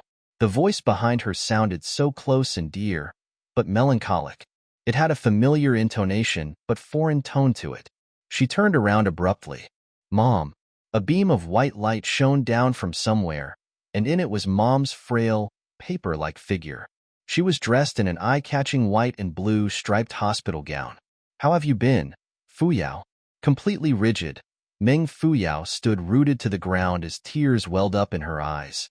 A second later, she turned her body, ready to sprint toward the light. Her mother was there, as were her memories and the only harbor she could take a rest on in between her wandering journey. It was home. When she turned, the soft yet ineffable chants became increasingly resounding and high-pitched. They eventually developed into a bellowing sound wave that spread throughout the whole palace and rolled toward her, one after another, and wrapping around her, as if pleading for her to stay. Fuyao, turn, and I'll fall into heck. Sun's up. A rather familiar, low and elegant voice sounded in her ear. For a brief second, Meng Fuyao thought that the voice in her dream had resurfaced, and that she had traveled through time once again to arrive in a place that she was destined to visit. Her eyes jolted open to a slightly fuzzy and ripply view of a heaven-sent face. It took her some time to recall and process that she had escaped a deadly event just moments ago, that she had fallen asleep in the arms of a stranger whom she had met twice, and that she had just encountered an indescribably strange dream. It really was an unprecedented experience. Face flushed, Meng Fuyao rose into a sitting position and looked around. She found herself in a meditation room, and judging by its decor, they were in a guest room inside the Mystic Essence Manor. In other words, they were still within the Mystic Essence Sword Sect. Yuan Zhaoxu had on a different set of clothes, but it was similarly simple. Yet, no matter how unrefined his cloth robe was, it wasn't able to conceal the man's magnificent aura. Instead, the man had gratuitously blessed it with a noble charm. He sat, relaxed on a chair, gently removing the tea dregs from a cup as Lord Yuan Bao squatted haughtily on his shoulder. When the tea was cooled, Yuan Bao turned his head and sneaked a sip. Yuan Zhaoxu gave a subtle smile, as if unconcerned, and Sir Yuan Bao was beyond pleased with his stealthy performance. The next moment, Yuan Zhaoxu quietly picked up the teacup cover and dropped it on Yuan Bao's head. The heavy porcelain lid completely covered Yuan Bao's little snow-white head. Caught off guard and untrained in the metal neck technique, he was instantly and significantly shortened. He turned 3 rounds on Yuan Zhaoxu's shoulder like a drunk before slamming onto the ground. Free from the lid, Lord Yuan Bao dared not seek revenge. Instead, he stuck his bum out and proceeded to a corner to sulk. As if nothing had happened, Yuan Zhaoxu turned toward their spectator. Who did you dream of? His question evoked faint memories of her dream, and she fell into a short daze before forcing a smile out. Nothing much, just old events. Yuan Zhaoxu took a sip from his teacup, and all Meng Fuyao could see were his long, thick eyelashes shielding his unfathomable, black eyes. Oh, old events? Why were you hugging me so tightly and refusing to let go then? You were grabbing onto my sleeves and calling out for Mom. Meng Fuyao turned as red as a tomato. Putting down his cup and leaning sideways on his chair, Yuan Zhaoxu asked with a semi-smile, Mom? As in your birth mother? The way you address her seems different from how the rest in the 5-region continent does it. Meng Fuyao was first embarrassed, and then apprehensive. After some thought she explained, You, sir, Sound as though you understand the traditions of every clan in each region. But what you don't know is that in Yinhuang clan, that's exactly how we call our mothers. Yinhuang clan? Yuan Zhaoxu repeated calmly, not the least bit surprised. Yes, Fuyao reaffirmed. A small clan on the far end of Hung region. Generations have been living deep in the mountains and have stayed away from outside contact. I was brought out of the mountains by a distant relative. I don't remember anything else, save for the way we address our mothers. She blinked, extending her hand out and smiling graciously. Meng Fuyao. Thanks for saving me twice in a row. Yuan Zhaoxu's gaze fell upon her fair palm. Smiling, he asked, is this also clan etiquette? Meng Fuyao looked straight into his eyes and answered, in our culture, it's extremely rude if you fail to reciprocate when a girl extends her hand. Oh yeah. Yuan Zhaoxu dragged his word with a voice so deep and graceful that it seemed almost dreamy. He reached his hand out, seemingly in an attempt to shake her hand, but before his fingers touched hers, he pulled her right into his arms. He let out a low laugh that rang over Meng Fuyao's head while emitting his usual scent, successfully stunning her. It is extremely silly of us, in Wuji Nation, not to keep a girl when she initiates body contact. Take in? Does this person not understand boundaries, or that modesty is a virtue? Meng Fuyao made a fist and placed it on her chest, determined to resist that warm and charming fragrance radiating from his body and not to look up at his smiley eyes. That fellow's eyes looked as though they had been glossed over by the light rays of springtime, and he possessed an overwhelming aura that was as powerful as his skills. All intention to withstand his attack disintegrated in a flash. Like a mandara flower, this man was obviously a dangerous character, beautiful and harmless on the outside, but deadly on the inside. Every cell within Meng Fuyao's body was warning her not to love for his warmth. Having lived for so many years, it would be an utter disgrace for her to fall into such a trifling yet fatal trap. Meng Fuyao raised her long, shapely brows and threw her fist forward in hope of creating a safe distance between them. However, Yuan Zhaoxu tightened his grip around the middle of her back and spun her around, causing her to fall back onto the bed. The next second, his light-colored robe came loose, and he appeared on the bed as well. On the way down, he had reached out to undo the bishop's sleeve veil, causing the string of pearls holding it together to drop onto the bed and floor. Enhancing the soft thuds of the pearls were alluring silhouettes, visible through the curtain, of a man and a woman. Shocked by what she had seen, Meng Fuyao was all ready to hop out of bed, only to be hushed by Yuan Zhaoxu. Resting against a pillow, he turned his head to her and smiled. Shu-ei. He then looked out of the window just as a black shadow flashed by. Meng Fuyao cast a quick glance at him before getting into an attacking posture. Smile not leaving his face, Yuan Zhaoxu made a flip out of bed and stuck his back against the window. Girls shouldn't be so aggressive, no poise, he advised in a warm tone. As his gentle voice reached her ears, she felt as though a musical string had been strummed. It was low, misty, and absolutely hypnotizing. Her face flushed with good reason. The man flicked his fingers all of a sudden, before she could snap out of her tipsiness. Clap. On the white, translucent window paper blossomed a few red plum flowers that slowly spread and intertwined with shadows of other flowers. A stifled groan sounded outside, at the foot of the wall, before fading out. Hearing that, Meng Fuyao shook her head, demanding poise from me and then casually piercing someone else's eardrum. If he weren't standing so close to the window, would my ice needle have gotten there? Yuan Zhaoxu replied with light flickering in his eyes. There's a cause and effect in everything. Defy it and die. She laughed with a frown on her face. These are the morals people in Wuji live by? Yuan Zhaoxu smiled in response. Wanting to get up, Meng Fuyao shifted her body only to realize that she was unable to move.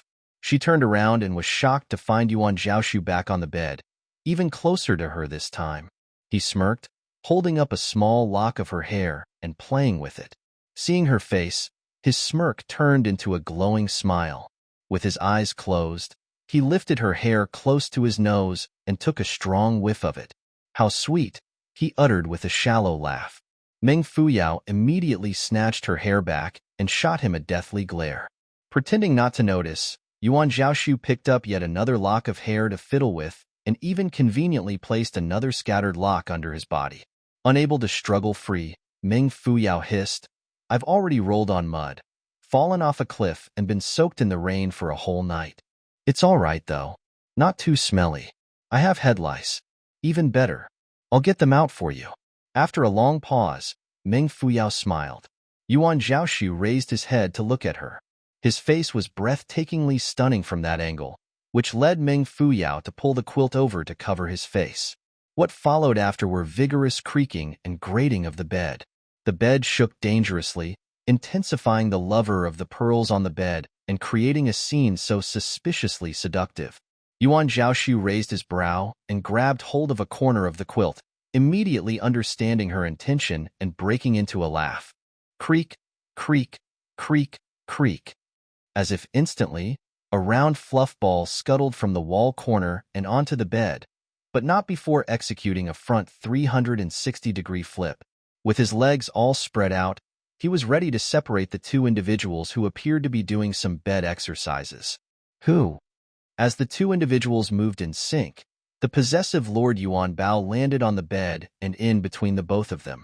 Because of the softness of the mattress, he sank downward, head first, and only managed to get up on his feet after attempting a few backflips.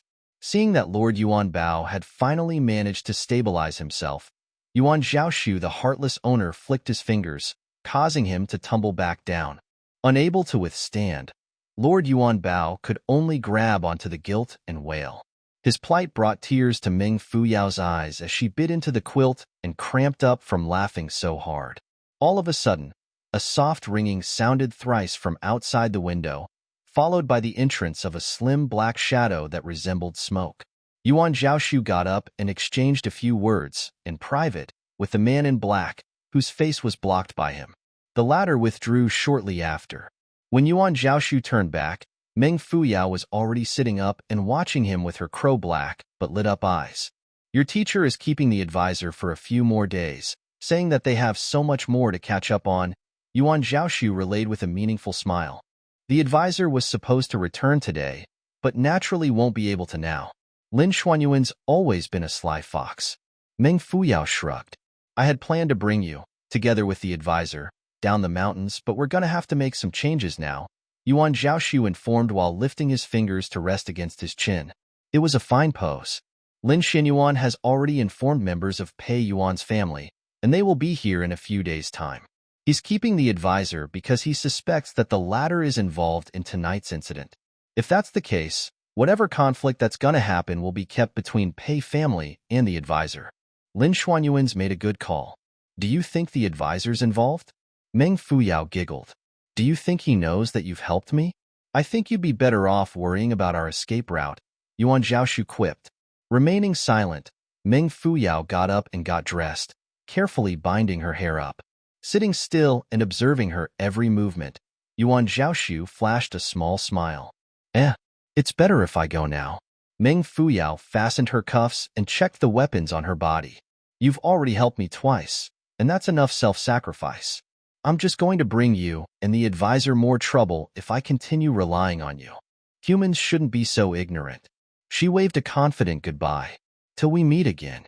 At that, she walked coolly without looking back. But before she could reach the door, click, it had locked itself. Meng Fuyao stopped, turned around and leaned against the door frame before looking at the culprit with a crooked head. It was already bright outside. The first rays of morning sun fell through the window slit and outlined her silhouette, embellishing it with a tinge of softness and luminosity. Yuan Zhaoxu's eyes flickered with an enigma. After some time, he placed the lid of his teacup down. The clear and melodious sound of it touching the table contained a certain reservation, as if conveying his inexpressible heart. Girls shouldn't be so independently obstinate, he started while basking in the warm glow, outshining its beauty in the process. Guys want the chance to exhibit their capabilities. "Oh, to be the hero?" Meng Fuyao crossed her arms and grinned. "How do you plan to display your skills?" Lin Xuanyuan's cast an inescapable net, waiting for you to fall in. "If you're really going to put yourself out there, there's no point for me to save you," Yuan Zhaoxu answered, taking a few steps forward and gently caressing her soft cheeks. Since I've saved you, half of your life kinda belongs to me now. If that's the case, shouldn't you be more accountable to me? To you? You saved me, and now I'm held accountable? Meng Fuyao blinked a few times, sensing the strangeness behind his logic. This guy's ability to overturn concepts and subvert common sense is indeed impressive. Deciding that she wasn't his match, she could only retreat, not only from this mini-discussion but also from his bewitching scent. She scratched her nose and deflected from the conversation. I have an idea, actually, but it's slightly risky. We'll go according to what you have in mind then, Yuan Zhaoxu stated readily without posing any question. Glaring at him, she asked, and you know what my idea is? To lay blame, beating him at his own game. He let out a laugh so confident that it was hateful. She bit her cheek and stared at him, half cursing. You parasite. It was early autumn, but winter had already welcomed itself in the deeper part of the mountains. The maple leaves were covered in frost, which made them look exceptionally devilish under the increasingly bright moonlight. A noble guest, escorted by a group of guards, had arrived at the surveillance pavilion in the Mystic Essence Manor. It was Qi Xuanyi, the third prince from Taiyuan, who had come for Pei Yuan. By right, the incident wasn't major enough to activate a personal visit, but his mother was Pei Yuan's aunt, and he was Pei Yuan's closest cousin. Qi Yunqi was given a family courtyard and was accompanied by another respectable individual who was arranged to rest in a guest room in the eastern part of the pavilion. That guest had long entered his room without requiring any servants. During the daytime, Lin Xianyuan had welcomed the guests into the manor, first taking them to the Orchid Pavilion residence to visit Pei Yuan, then hanging out in the surveillance pavilion till midnight before calling it a night.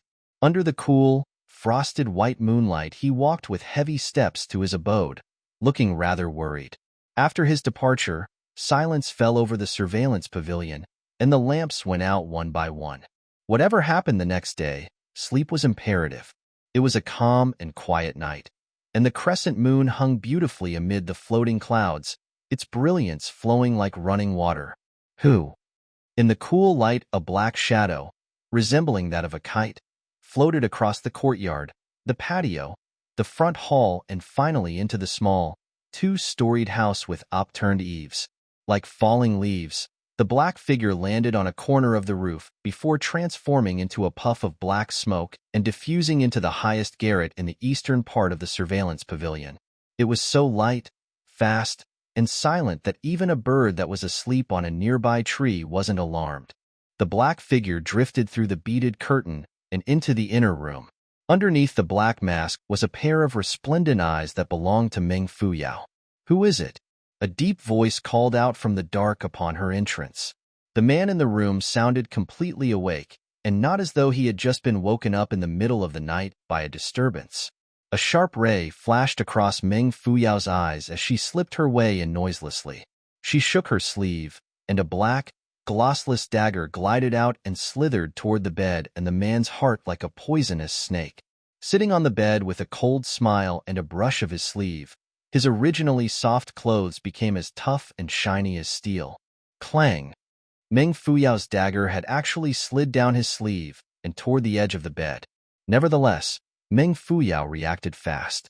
As the dagger slid off, she made a reverse flip over the man's head and landed on the other side of his bed. Without turning her head, she immediately aimed the dagger at the middle of his back. Angered, the man floated out of bed like a soft sheet of snow-white satin, elegantly dodging her stab. The next moment, a bright sword ray rose from his waist area, instantly illuminating the room and exposing Meng Fuyao's slender frame. Her slender figure, consisting of curves that flowed down like water, had been accentuated by the lover of his sword. Her lower jaw area was delicate, and her slightly plump chin seemed to create a wave that eventually formed a captivating whirlpool down at her waist. It had the ability to make one's heart thump faster and draw one in. Surprised by this beautiful silhouette, the man relaxed the grip on his sword a little. Bathing under the light, Meng Fuyao took the opportunity to flee out of the window, seemingly afraid of a direct confrontation. Yet, a cold, murderous laugh sounded from behind her. "Where do you think you're going?" His voice sounded from the back, but there was already movements in front. His sword ray turned into a straight line, just like a sky-breaking lightning bolt, shooting straight toward the back of Fuyao, who at that moment was covering her head with her hands. At the speed the sword was going, it was sure to turn Meng Fuyao into a piece of skewered meat. Left without a choice, she swooped back and downward, sticking her head to the ground. The sword barely touched the tip of her nose, but her mask split into two right away, before falling to the floor. With a jerk of his hand, the man's sword tilted, its light hitting onto her face and its hilt pressing down against her shoulder, which kept her on the ground. The moonlight peeking through the window and the light reflected off his sword illuminated the face that was Meng Fuyao's ash-gray mask. It was shaking gently in the breeze. Meng Fuyao looked back at the man, panic evident in her well-lit face. Because she was squirming from fear, the huge, sinister scar on her face seemed to be wiggling as well. The scar was absolutely terrifying and unforgettable. She wouldn't appear as wretched if one just focused on her face. Yet, she had an irresistibly amazing and curvy body to go with that scar of hers. As such, her overall appearance evoked a sense of regret and almost indignation against God's plans. The man narrowed his eyes, revealing a look of shock and pity. In that brief moment, Meng Fuyao sprung up like a leopard and flipped out of the window like a black, flexible spring. She flitted across the banyan tree, causing the branches to sway gently and the leaves to rustle. A fallen leaf fluttered upward, through the window that was still swinging, and toward the man's sword. Before the leaf could reach its tip, however, it stopped in midair and disintegrated into a mace of green powder. It hadn't reached anywhere near the man. Like a wave, his solid sword ray reflected thousands of light rays onto his face, highlighting his ink-black hair and long body. He had a pair of bright almond-shaped eyes that housed a certain demonic yet sophisticated charm. With another brush of his sleeve, the clump of green powder evaporated into a ball of green fog that slowly rose up in the quiet room. The wind set the beaded window curtain in motion. Behind the man stood a door which led to the eastern pavilion, and it opened up without a sound. A faint, white shadow could vaguely be seen in the dark. Catching that white shadow, the man instantly lost his disquieting expression. Turning around with a calm bearing, he spoke with a tone of respect and deliberate cordiality. "Sorry to alarm you, Sir Zong." "No worries, Your Highness," the man in white responded while walking out from the darkness. He gazed out of the window at the fluttering leaves and added with a meaningful expression, "I wasn't planning to sleep." He turned to the tea set on the table somewhat hesitantly, and Qi Shuani immediately invited, "I haven't touched that. Please use it." Flashing an apologetic smile, the man in white poured a cup of tea for himself with quick and light movements. His hands were clean and slender, and despite the lack of light within the room, the moonlight was enough to highlight the softness of his profile, the lightness of his eyes and lips, which reminded one of a freshly bloomed spring cherry blossom. He wet his lips with a sip of tea and continued gazing at the fallen leaves outside. "It's not time yet for these leaves to fall," he spoke gently. Throwing a glance out of the window, Qi Shuani knitted his brows a little and smiled. "I really do admire you for having a heart so compassionate, Sir Zong. A doctor indeed, even taking pity on leaves. Just call me Zong." The man in white returned the smile and placed his teacup down. "I've always had a soft spot for plants and can't help but feel hurt when they wither and fall. Sorry to have embarrassed myself in front of Your Highness." "Just call me Shuani then." Qi Shuani broke into a big laugh. "Why so formal? Names are meant to be called." In response to his candid laughter and flickering gaze, Zong simply smiled in silence. Staring into Zong's eyes, Qi Shuani continued, "You probably have seen it." Zong nodded without much change in expression. "Who do you think is behind it?" "Those motions." Qi Shuani hesitated, his eyes burning. Zong broke the silence after a long while, saying, "Your Highness is number one when it comes to ability, insight, and being pedantic. Your Highness must already have an idea just from observing the perpetrator's movements. A pity I'm not as wise and discerning, or I'd be able to share your worries." Qi Shuani's eyes sank before he gave a kind wave. "You're too humble, Sir Zong. Actually, I dare not burden you with trivial matters like this. Please have an early rest, and I'll trouble you to take care of my cousin's injuries. Princess Yuan's injuries are serious, and the osteoclast is deepening her wound. It's easily treatable, but almost impossible for it to fully recover. Please, sir. Qi Xuanyi bowed. Upon returning his bow, Zhong retreated back to his room. Right after Zhong's departure, Qi Xuanyi's confident facade fell apart completely. He stared gloomily toward the door where Zhong had exited through and cursed at the floor after a short pause. Bastard! A lady's screech broke the silence of the night, her voice containing anger, despair, fear, and frenzy all at once. It was as if the dark sky had been slashed and shattered by a bloodied knife. Crash! Inside the grand hall, wrapped in heavy curtains and an agarwood scent, an exquisite copper mirror had fallen onto the ground and broken into pieces. A pair of neat brows, a sharp nose, and a thick, black hair could be seen in the mirror, but there were also two bone-bearing scars that formed an X on her forehead. On this beautiful face lay a scar so hideous and staggering that one can't help but let out a helpless sigh. A group of servants rushed over, only to bow and retreat like ebbing waves the next moment. They were beyond intimidated by those bitter and vengeful eyes of hers. Pei Yuan tottered forward and slumped down before her makeup table. She grabbed the corners of her table with trembling hands. No amount of jaw-clenching could stop the incessant shaking of her body. It's over. All over. The face that she had been so proud of. The unrivaled face that no lady in the whole of Taiyuan royal family could match up to.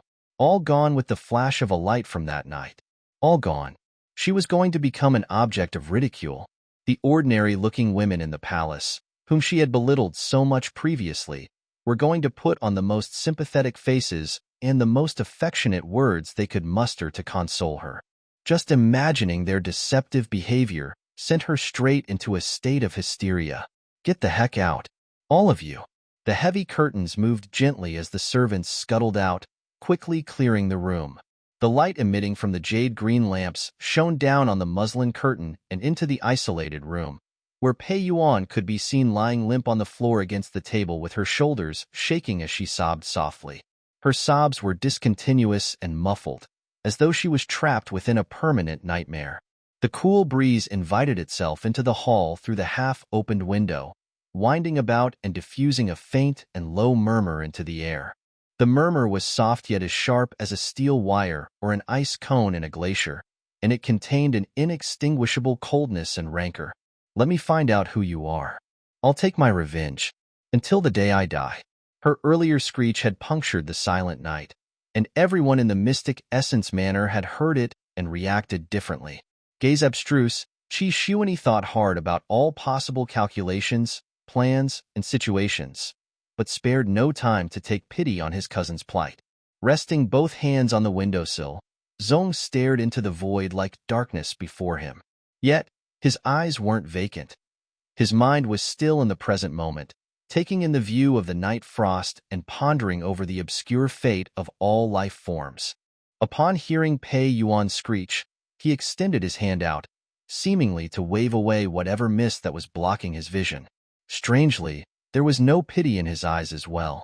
On a faraway mountain peak sat a man in loose clothes, leisurely leaning against a big rock and playing with an oddly shaped mirror while overlooking the Mystic Essence Manor. Lord Yuanbao squatted on his knee, letting the wind ruffle his snow-white fur. He, too, had his attention fixed on the same direction, quietly observing a sheet of darkness in front. His gaze was grave, and his posture was tense. He had already accompanied his owner for half an hour. He spotted nothing, however.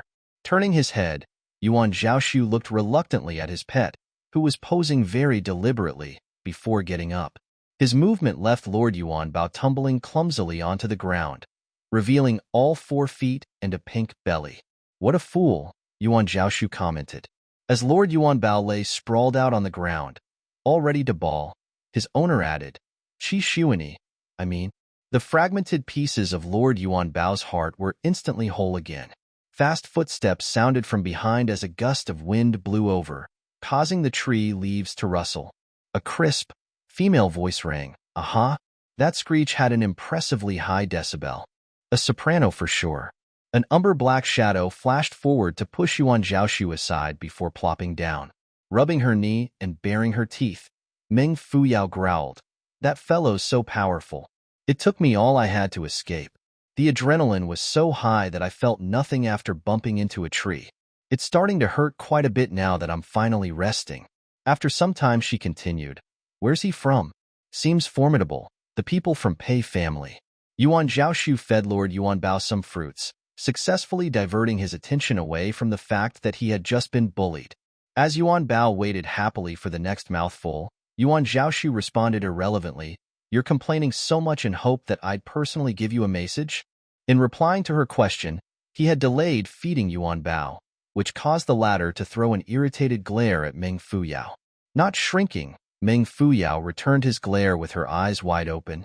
"You'd better rub his tummy instead. He's suffering from indigestion, it seems, and that's not good."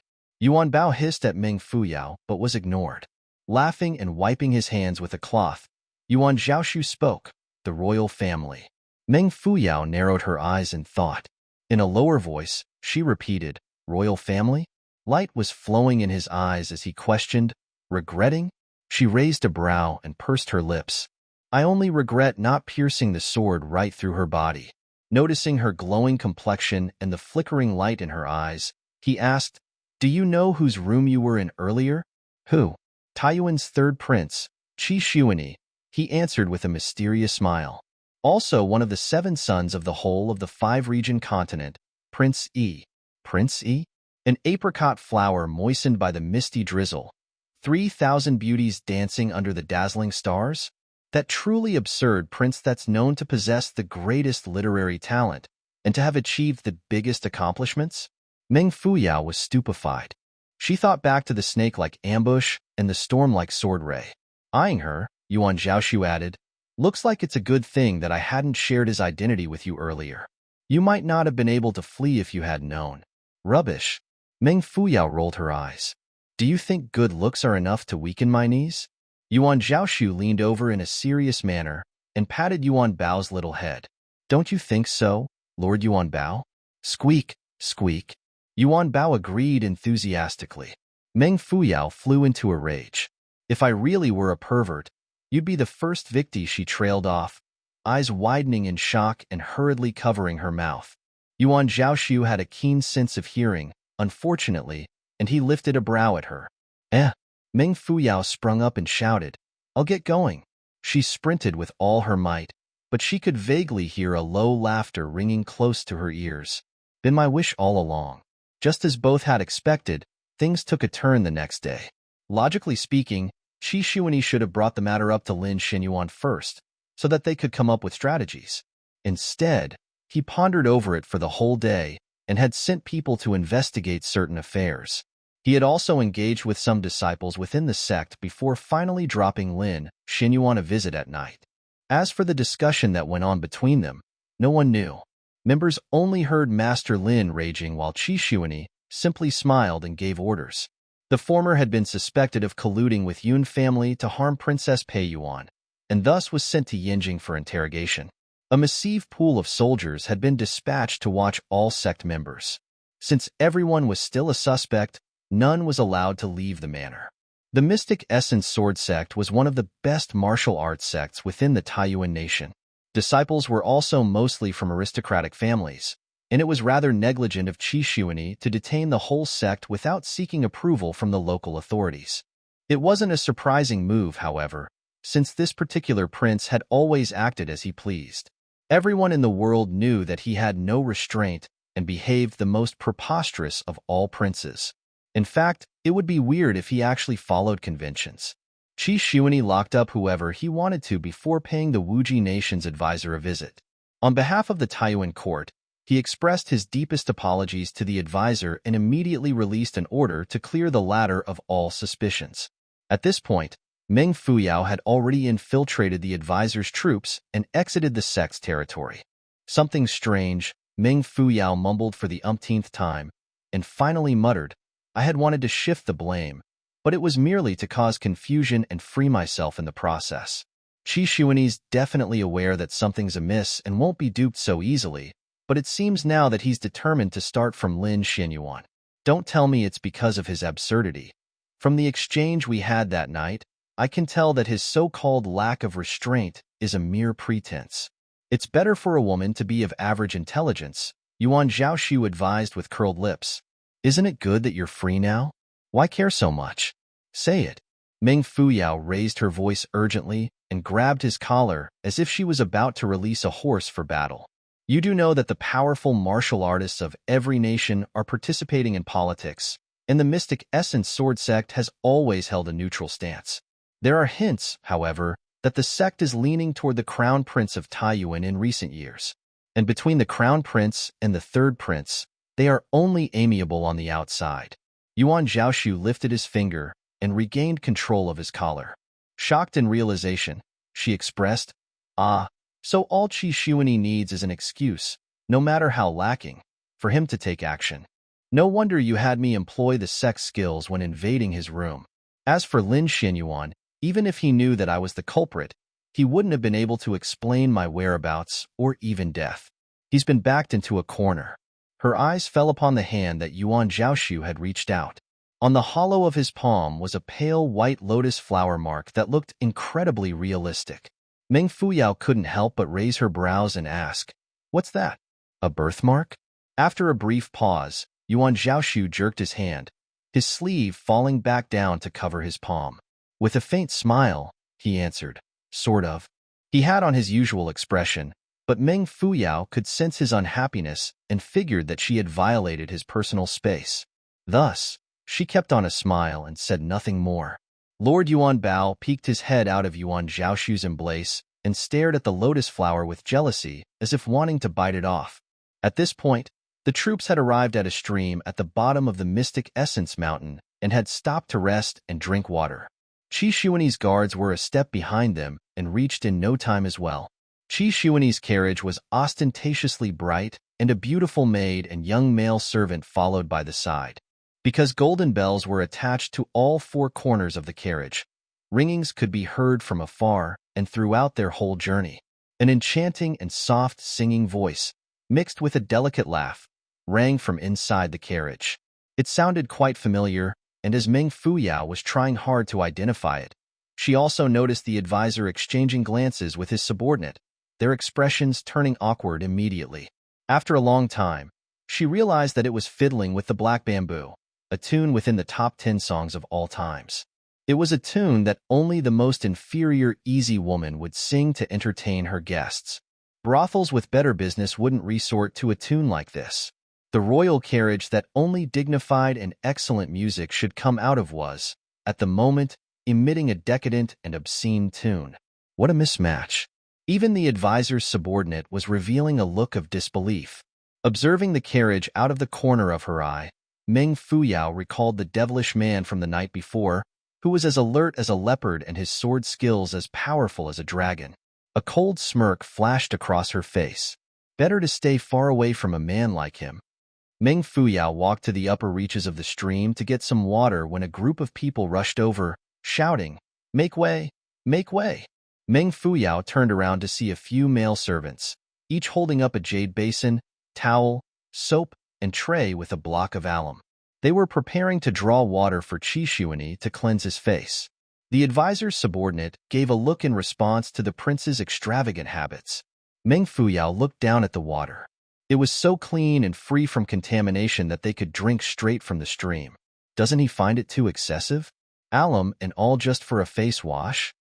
Seeing that she was still in the way, a male servant reached out to push her aside. "Why are you still standing here? Don't pollute the water.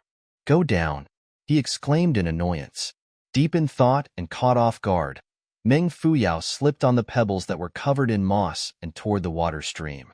"Careful," a gentle, clean yet distant voice sounded. A white shadow leaped into the air and reached Meng Fuyao in the next second, grabbing her flailing arms in time to catch her fall. She was being held in a half-slanted position, where a leg was raised 45 degrees, almost like a tango pose. Her hair was dangling and its ends slightly grazing the clear water surface. It was a beautiful sight. Because he had tugged her clothes so tightly in the process, her curves were being displayed and even accentuated. Although she was dressed in a man's robe that was fluttering lightly in the wind, it was unable to conceal her charming figure. Those present couldn't help but keep their eyes on her. Silence fell over the stream for a moment. The curtain in the middle carriage amid Qi Xuanyi's troops was pulled aside, revealing Pei Yuan's jealous and murderous eyes. She could immediately identify that it was a beautiful lady by the stream. Inside of the front carriage, a pair of bright eyes could be seen, and a faint was heard after. Meng Fuyao hadn't realized that her identity as a woman had been exposed. She hurriedly held onto the man's belt and regained balance. It was then that she could finally look at her savior. The autumn sun started to set, coloring the grace along the stream a bright, golden yellow. The man in a white, unbelted robe stood tall and handsome and had neat brows. He had eyes and lips fairer than most, and when he smiled, she felt as though the autumn wind could transform into the spring breeze that accompanied the blooming of cherry blossoms. Despite having removed his belt to save Meng Fuyao, he still appeared graceful and tidy. In fact, his loose robe added a natural and placid charm to his almost disaffectionate bearing. Overwhelmed by his outstanding appearance, Meng Fuyao was left to wonder if she had been struck by Lady Luck. She quickly handed his belt over. Just as she was about to express her gratitude, the man threw a calm smile her way. "It's already a little dirty, to begin with, so you can just throw it." At that he gave a courteous nod and returned to his own carriage, which was behind Qi Xuanyi's, leaving Meng Fuyao standing on the rocks with his belt and in a daze. "It's still so new and white that it could put Tofu to shame, and he says it's dirty. What a strange character," she thought. A highborn indeed. He had the perfect blend of features, was refined and modest, and was even kind enough to make an excuse that wouldn't cause embarrassment for her. Considerate, perhaps? But he doesn't look easy to talk to at all. And throwing out a perfectly fine belt like it's worthless, just because I've touched it. Thoughts ran through her head for quite some time before wiping her hands with his belt. He doesn't want it anyway. After wiping her hands clean, she noticed that it was made from natural silk and silver threads. There was a suet jade, sewn in the center but of the same color. Expensive yet inconspicuous, just like that man. After some thought, Meng Fuyao decided to keep it. Yuan Zhaoxu, who had made way earlier, appeared all of a sudden and looked at her with a strange gaze. "Why are you keeping it?" "It's expensive. I can save it for a rainy day," she answered matter-of-factly. Frowning slightly, he added, "It has no worth. Throw it, and I'll give you money if you ever need it." "Trying to trick me?" Meng Fuyao grinned. "Do you think I can't tell the value of this jade? Plus, I'm a lady with integrity and will not accept others' charity work." Yuan Zhaoxu threw her an unreadable glance. "Yes, you don't accept others' alms. You pick their worn-out junk." "You?" Meng Fuyao stuttered before turning to Lord Yuan Bao, who was at that moment peeking out from his clothes. Her loss was his win, and hence he was squeaking in delight. In a fit of anger, she flicked his forehead. Despite crying in pain, Yuan Bao did not forget to attempt a counterattack. Before he could bite down on her finger, Meng Fuyao had already fled and was laughing out loud. She took to a tree shade around the corner and spotted Qi Xuanyi's team. Since they were close by, Meng Fuyao got ready to retreat, only to be called out, "Hey, you." Turning around, she saw the male servant who had pushed her aside earlier. Although she wasn't planning to cause a scene, that man waved with his eyes lit. "Come over, you." Surprised, she squinted her eyes at him.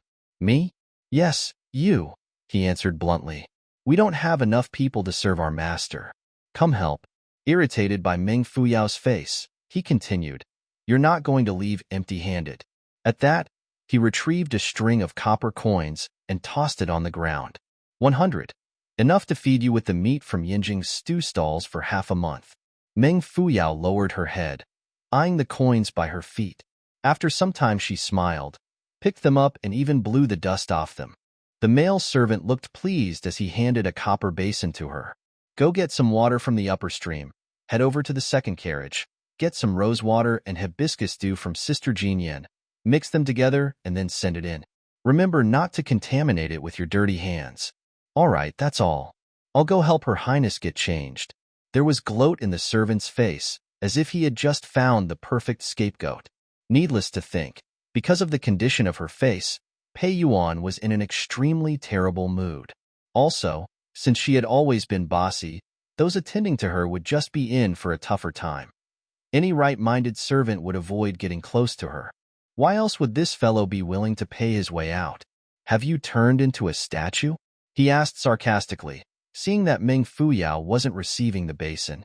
She raised her brows, looked at the basin and smiled, before reaching for her money sack inside her sleeves. You Fu. The male servant paused, his eyes slowly opening wide. On the hollow of Meng Fuyao's palm sat a golden leaf that couldn't have weighed under 100 grams. According to Taiyuan's currency system, 50 grams of gold could be used to exchange for 20 silvers, and 1 silver could be exchanged for 1,000 coins. It was an amount that even 3 years of slogging in King Qi's court would not get him. He inhaled a deep, cold breath, his face blank. Meng Fuyao waved her golden leaf in his face. Recognize this? She asked kindly. Staring at it with a face as white as a sheet, he staggered. It's gold. His reaction gathered a grin from Meng Fuyao. Yes, this is 100 grams of gold, enough for you to feast on the most expensive dishes in Yinjing's finest consecutively for a month. She smiled and loosened her fingers, allowing the golden leaf to fall to the ground. As the servant subconsciously bent his body down, Meng Fuyao's boots reached the leaf first. She picked her leaf up and pushed it to the servant who was staring blankly at her and holding the basin. I'll trouble you to go get some water from the upper stream. Head over to the second carriage. Get some rose water and hibiscus dew from Sister Jingchen. Mix them together and then send it in. Remember not to contaminate it with your dirty hands. All right, that's all. You may go. She flicked the bottom of the basin up toward his face and asked in the exact manner as he had earlier, Have you turned into a statue? When she raised her foot slightly, the golden leaf sparkled amid the dust, as if enticing him with a seductive gaze. With his teeth clenched and hands trembling, the male servant steadied the basin and strode over to the stream. Not following after him, Meng Fuyao simply lifted her brows and muttered, What a pity. She kicked under the golden leaf, and it flew up and onto her palm. She kept it unhurriedly before shaking her head gently. If you've had the backbone to reject me, I would have given this to you for real. Now, you don't deserve it. She spun her index finger, on which the string of coins was dangling off, causing it to spiral out of control. Clap! Half a month's worth of inexpensive meat had dropped to the ground, where the leaf had been. Take your meat money back. Do you know why meat in Yinjing's stew stalls is so cheap? Rat meat is what they serve, I heard. With a laugh, Meng Fuyao turned to leave and quickly disappeared into the shade like a pacing breeze. The clover of trees in which she disappeared into was completely still. Some time later, a faint shadow emerged from behind a tree. It was the man in white, his robes clean and lips cherry red. He turned, with a look of interest, toward where Meng Fuyao was. It's been hard on you, he spoke lightly. A response came immediately. Fulfilling your orders comes first, and not even death can get in the way. What's more, a little humiliation. It was that very snobbish young servant, and by his feet sat the glistening copper basin. Except, his demeanor now was a complete opposite of what he had portrayed earlier. What do you think? The man in white asked, after quite some time. After some thought, the servant replied, You sensed nothing from that pull earlier? I did, he answered with a meaningful look in his eyes. The angles of Pei Yuan's scars came from a skill that's out of the ordinary. This lady may be hiding her abilities well, but I did feel a little something when saving her. But, he continued with a smile from that pull, I'm certain that she's not one of Qi Xuan's. Why? Do you think they deserve someone like her? The man in white sighed deeply, yet with a vague smile. An amazing individual. Yuan Zhaoxu had been observing as Meng Fuyao was fleeing the scene. Seeing her vanishing into the autumn mountain range with a light and graceful motion resembling that of a bird, he broke into a soundless smile before strolling toward the advisor's carriage. Move slow and follow Qi Xuan to Yinjing. I'll take her first to prevent getting into their line of sight and into trouble. The advisor narrowed his eyes and gave Yuan Zhaoxu a look of satisfaction as if feeling proud of his nephew. Where are you going? Yinjing. My motive's been to use your visit to Taiyuan to celebrate the emperor's birthday as an excuse to have some contact with Qi Shuani, so why would I miss this opportunity? Your call? The advisor chuckled. And I heard that he be there too. Isn't he under house arrest in Tiansha City? Is the emperor letting him out? The dragon won't be trapped forever. It'll rise when a chance presents itself, Yuan Zhaoxu remarked, turning around to face the horizon, as if deep in thought. Despite that, his eyes were becoming increasingly bright. The gales from the 4 seas that will sweep up all 5 continents have risen. Why must we stray from the main troops? Meng Fuyao asked while building a fire and using her dagger to skin a freshly hunted pheasant with swift movements. And why must I go with you? Yuan Zhaoxu rested against an old tree, making himself comfortable on top of a stalk of fallen leaves. Sir Yuan Bao stuck his bum out while flicking the leaves toward his owner to provide more cushion. His posture, facing Yuan Zhaoxu, was piling leaves onto his body while his stumpy legs kicked the dirt behind. Where Meng Fuyao sat was odd and uncomfortable to watch. Initially, Meng Fuyao wasn't bothered enough to start a dispute with an animal, but after choking on a few mouthfuls of dust, she decided that some animals knew not what was good because they had too much courage and too small of a brain. Hence, she tore a big piece of fleshy thigh meat from the grill and forced it into his mouth when he wasn't alert. That sent Yuan Bao, a vegetarian, down to the river to rinse his mouth, and peace returned to the fireplace. It was then that Yuan Zhaoxu answered, "Sure, you can take your own sweet time if you want to be watched by the wolves all day. Also, I haven't mentioned anything about you having to follow me. You did so on your own accord." After some thought, Meng Fuyao realized that he wasn't wrong. Embarrassed, she raised her voice, "Well, there's only one route connecting Mystic Essence Mountain and Yinjing." Casting her a smiling glance, he remained quiet, not bearing to correct this self-deceiving fellow that there were other available routes. The branches crackled in the fire, which gave their individual faces a red flush, as if drunk. The rising air was intensely warm to the point of making the highly hung moon appear less cold. The smiling man lifted his brows, which drew focus to his brilliant black eyes and hair. With red lips even brighter than the fire and features like those found in ancient drawings, the man was practically a fatale. Meng Fuyao remained seated, but kept her eyes down on the fire.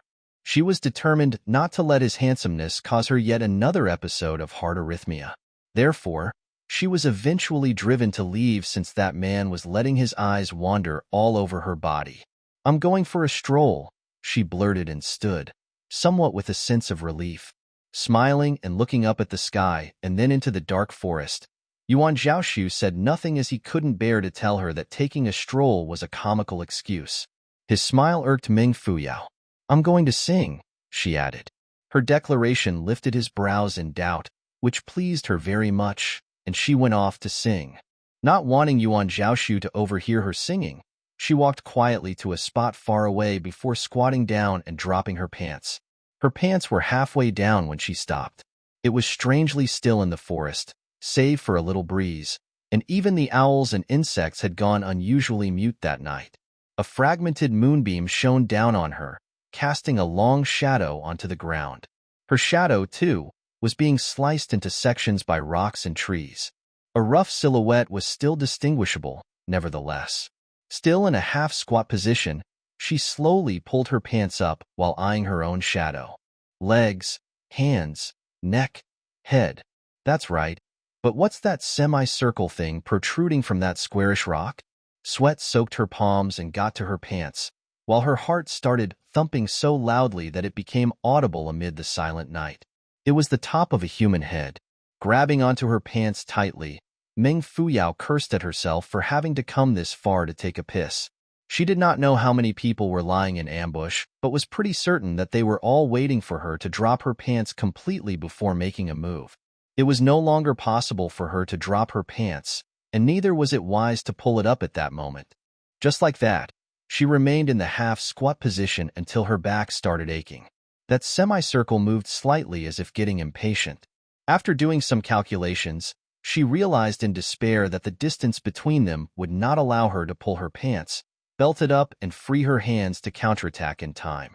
The extreme stillness brought by extreme tension was gradually interrupted by the babbling of a faraway creek or the flapping of wings of a nocturnal bird.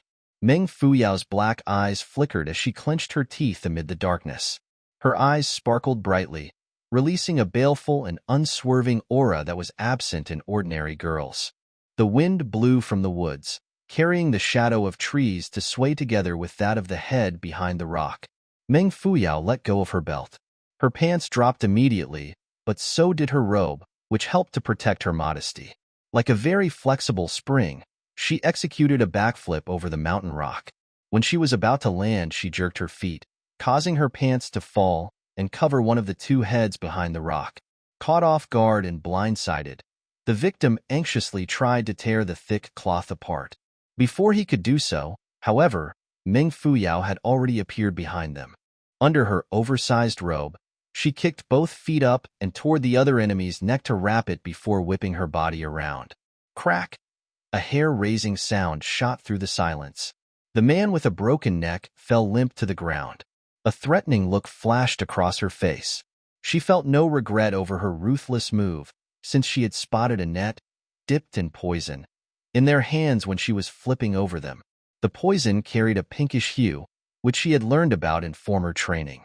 Her rich knowledge had allowed her to quickly recognize it as the crisp dispersal, something that had been circulated within the 5-region continent and widely used by the nobles to loot or deal with women from respectable families. This unspeakable thing had ruined the innocence of many young women and the happiness of people in general. Those with possession of this poison were devoid of conscience, so why would Meng Fuyao let them get away with it? Having freed himself from her pants, seen how she had sneaked a fast and fierce attack with her pants, and his partner's brutal death the next moment, the enemy tossed it aside and fled. Before he could make much progress, a cold laugh sounded from behind. "Want to run after seeing my thighs?" A black gust of wind rose from the ground as Meng Fuyao flung her whip, which reached around his throat in under a second. She pulled it back fast, attempting to drag him over. Unexpectedly, that man had some skills, which had earlier been impeded due to his loss of sight. He swung his hand, and a golden light rose into the sky and formed a dazzling arc that shot straight toward her chest. His ferocious counterattack forced Meng Fuyao to duck in her chest and retreat, while he used the chance to significantly increase their distance. Just as he was about to escape, Meng Fuyao stomped her feet, getting ready to pounce on him. Suddenly, the man's feet twisted awkwardly, as if he had sprained it after landing wrongly on a stone. His body dropped a little before he collapsed to the group. Gleeful, Meng Fuyao jumped onto his back and sat on it. "DMN, I told you, you can't run." She crossed her feet and gloated. She felt strange the moment she lifted a leg up, and it was only then that she remembered how exposed she really was. While her nether regions were covered by her robe, her eye-catching thighs were out in the open. Because the night sky and black robe had enhanced the length, fairness, straightness, and fullness of her thighs, she resembled an exquisitely carved, jade masterpiece that was at that moment reflecting the silverish splendor of the moon. A subdued, low laugh came through the darkness. Black-faced, Meng Fuyao urgently grabbed both sides of her robe to cover up her thighs. She was thankful that women in this time period did not follow men's custom of not wearing any underwear, and that she had on a pair of safety shorts on. Did he see them? Raising her head to glare at the enemy, she interrogated. "Why were you hiding behind the tree? A thief?" The laugh gradually faded. A light outline emerged from behind the tree, and out walked a man in loose clothing and arms across his chest, leaning smilingly against the trunk. On his shoulder stood a certain little fatty with fluttering white fur, leaning against his owner's cheek with his claws on his chest and legs slightly crossed. "You've been taking quite some time, so we'd thought that you might need toilet paper and have brought some here." Yuan Zhaoxu laughed innocently, as if unaware of her humiliation. Lord Yuanbao immediately bowed and stooped down to grab a sheet of crumpled paper before lifting it respectfully above her head. Meng Fuyao saw through his shaming act instantly. He was obviously mocking her. The more she thought about it, The more hatred grew within her heart and the more power she channeled into her bum, causing the fellow beneath to wail in anguish. Meng Fuyao sealed his acupuncture point, flung her whip to gather her pants, and looked them both straight in the eye. They returned the gesture, gazing back at her while remaining still. Meng Fuyao shot her eyes open even more, but the duo did not flinch. She felt the hair over her body standing. After some time, she swallowed a clump of saliva and broke the silence. Can't you two turn around? I need to get dressed. Nope. Yuan Zhaoxu blinked. What? Why can't I see if that guy can? As if realizing something, she sprang up with her pants in one hand, her snow-white legs quickly getting shelter inside her loose robe. In a flash, she had jumped into her pants and wriggled her way into the clover of trees. At the same time, a white light flashed by as Lord Yuan Bao leaped from his owner's shoulder, so nimbly and lightly that no leaves rustled with his movement. An explosive scream pierced through the night. A man in gray scuttled out from between the trees, covering his blood-soaked ear while frantically running and shaking about. On his ear was a white fur ball, firmly clinging and biting onto it despite his wild motions. While trying to shrug Yuan Bao off, the man in gray shrieked, "You piece of Sect, dare touch your grandfather? Do you know who I am? With just my pinky finger I can. Your grandfather's not touching your toes. Your grandfather's touching your pig head." Meng Fuyao shot out like a bolt of electricity, her black iron dagger spreading an arc even darker than the night sky and reaching his throat, all within a split second. The dagger on his skin felt like a spear on the surface of the water, under which oblivious fishes swam.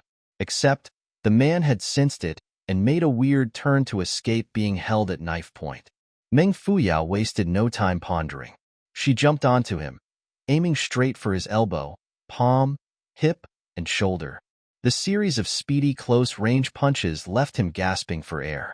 While he had escaped once with his seemingly oil-coated body, her storm-like attacks were causing him a few wounds at that moment. With him striking the lottery once in every 3 draws and recoiling and crying in pain, it was apparent that the power and speed Meng Fuyao had been drilling for in her iron blood training had paid off. "Sht, you captive, hiding and peeking from behind the trees? You've seen everything, haven't you?" The more she thought about it, the angrier she became and the harder she punched. Her eyes sparkled as the punches stacked on like waves. Yuan Zhaoxu simply watched from the side, his clasped fingers under his sleeves gradually loosening. That one-sided battle was nearing its end. Meng Fuyao threw a final punch, which the unlucky man instinctively attempted to block. Unexpectedly, she retracted her fist the next moment. The man was in shock, his hand still dangling in the air. Thud. Meng Fuyao lashed out the instant his hand dropped to his side. A stifled groan sounded. Destabilizable. The man stared vacantly before collapsing onto the ground. Suavely slapping the dust off her hands, she grinned. For the despicable, baseness paves a path. For the foolish, stupidity inspire his epitaph. She then tied the man in gray to a tree, looked him up and down before shaking her head. "Look at this stick man. He looks like he's been flattened by 2 doors. Yuan Zhaoxu narrowed his eyes and broke into uncontrollable laughter. The man had a strange appearance indeed, freakishly lanky, his face almost as narrow as an eel's. Meng Fuyao had long been curious about his extremely slippery body, and after a long time, she decided that there was nothing odd save for his excessively pale skin. Turning around and sensing pity in Yuan Zhaoxu's expression, she asked, "You know him?" "No, but I recognize his race," he answered. "Clan of the Masked Sharks from the border of Fufeng Coast." "Masked Sharks?" Yuan Zhaoxu nodded. The ocean in Fufeng Nation has the most dangerous and most reef-packed seawater in Demon Island. Legend has it that there is an ancient nation, along with piles of treasures. Because of the density of the reef and the narrowness of the marine trench, there's simply no available access route for seafarers. Only those born into the Masked Shark clan are able to move underwater. Children will be taken to sea at the age of 3 and trained to move through the narrow passages until they are as good as fishes. Having been taught these skills and having spent a long time underwater, these children start to develop skin abnormalities. They will also be trained to conceal their body and breath to avoid sea beasts, hence the name masked sharks. With their techniques, they're also the best thieves and killers around. Oh, no wonder I couldn't see through his ambush, Meng Fuyao exclaimed in realization. She laughed. I'll interrogate him later. Let's deal with this jerk first. At that, she walked to the guy whom she had more or less flattened and rewarded him with 2 loud slaps. That moment the man opened his eyes, and he heard her pelt. What's your father's name? Mother's surname? How many older sisters? How many younger brothers? How old were you when you first wet the bed? Do you wear your clothes when showering? Do you like washing your face with honey locust or soap? Who are you working for? A string of mindless questions rained down on him, causing him to feel faint. He answered them one by one without much thought, nevertheless, and let slip when it came to the last question. Sir Fong, an honor guard of Qi Mansion. Immediately after blurting it out, he breathed in and opened his eyes wide. Meng Fuyao patted his face and smirked in satisfaction. Good boy. How should we deal with this guy? Meng Fuyao turned to consult Yuan Zhaoxu, after throwing another slap onto his face and knocking him out. Is Qi Xuani suspecting me already? Hence sending these two to get rid of me? An unusual look flashed across his eyes. He knew that her identity had been exposed from that incident by the stream, and judging from Qi Xuani's character, it was only natural that he had wanted to investigate and seek answers. Why wasn't he guarded then? The men Qi Xuani had sent to trail him had long been taken away by his own guard, and he had even diverted Qi Xuani's attention and troops, so why have these two appeared here? Yuan Zhaoxu unsealed the man's acupuncture point and started interrogating him. After some time, he found out that Sir Fong was obsequious and hence a well-liked subordinate of Qi Xuani. He had caught his master casting an unusual glance at Meng Fuyao in the day and had taken it into his own hands to plan a surprise. He had contacted the subordinate awaiting their arrival from Qi Mansion in secret, via pigeon post, and had plotted to ambush Meng Fuyao on both routes between the Mystic Essence Mountain and Yanjing. Yuan Zhaoxu's guard had focused his energy on diverting those at the back and hadn't expected more to be waiting at the front. The man's explanation had infuriated her, and she gave him a good hard kick in return before mumbling hesitantly, he doesn't deserve a death sentence, but it's going to be troublesome if I spare him. What to do? Yuan Zhaoxu smiled and leaned over, his fingers giving the top of the man's head a light flick. All done. Huh. He explained in a voice as weightless as a cloud. His memories of tonight will all be in disorder, so don't worry. He's not going to report what he's unsure of. Meng Fuyao stared at him, aware that he had just dealt the man's all-knowing acupuncture point a heavy blow to permanently disrupt his memory.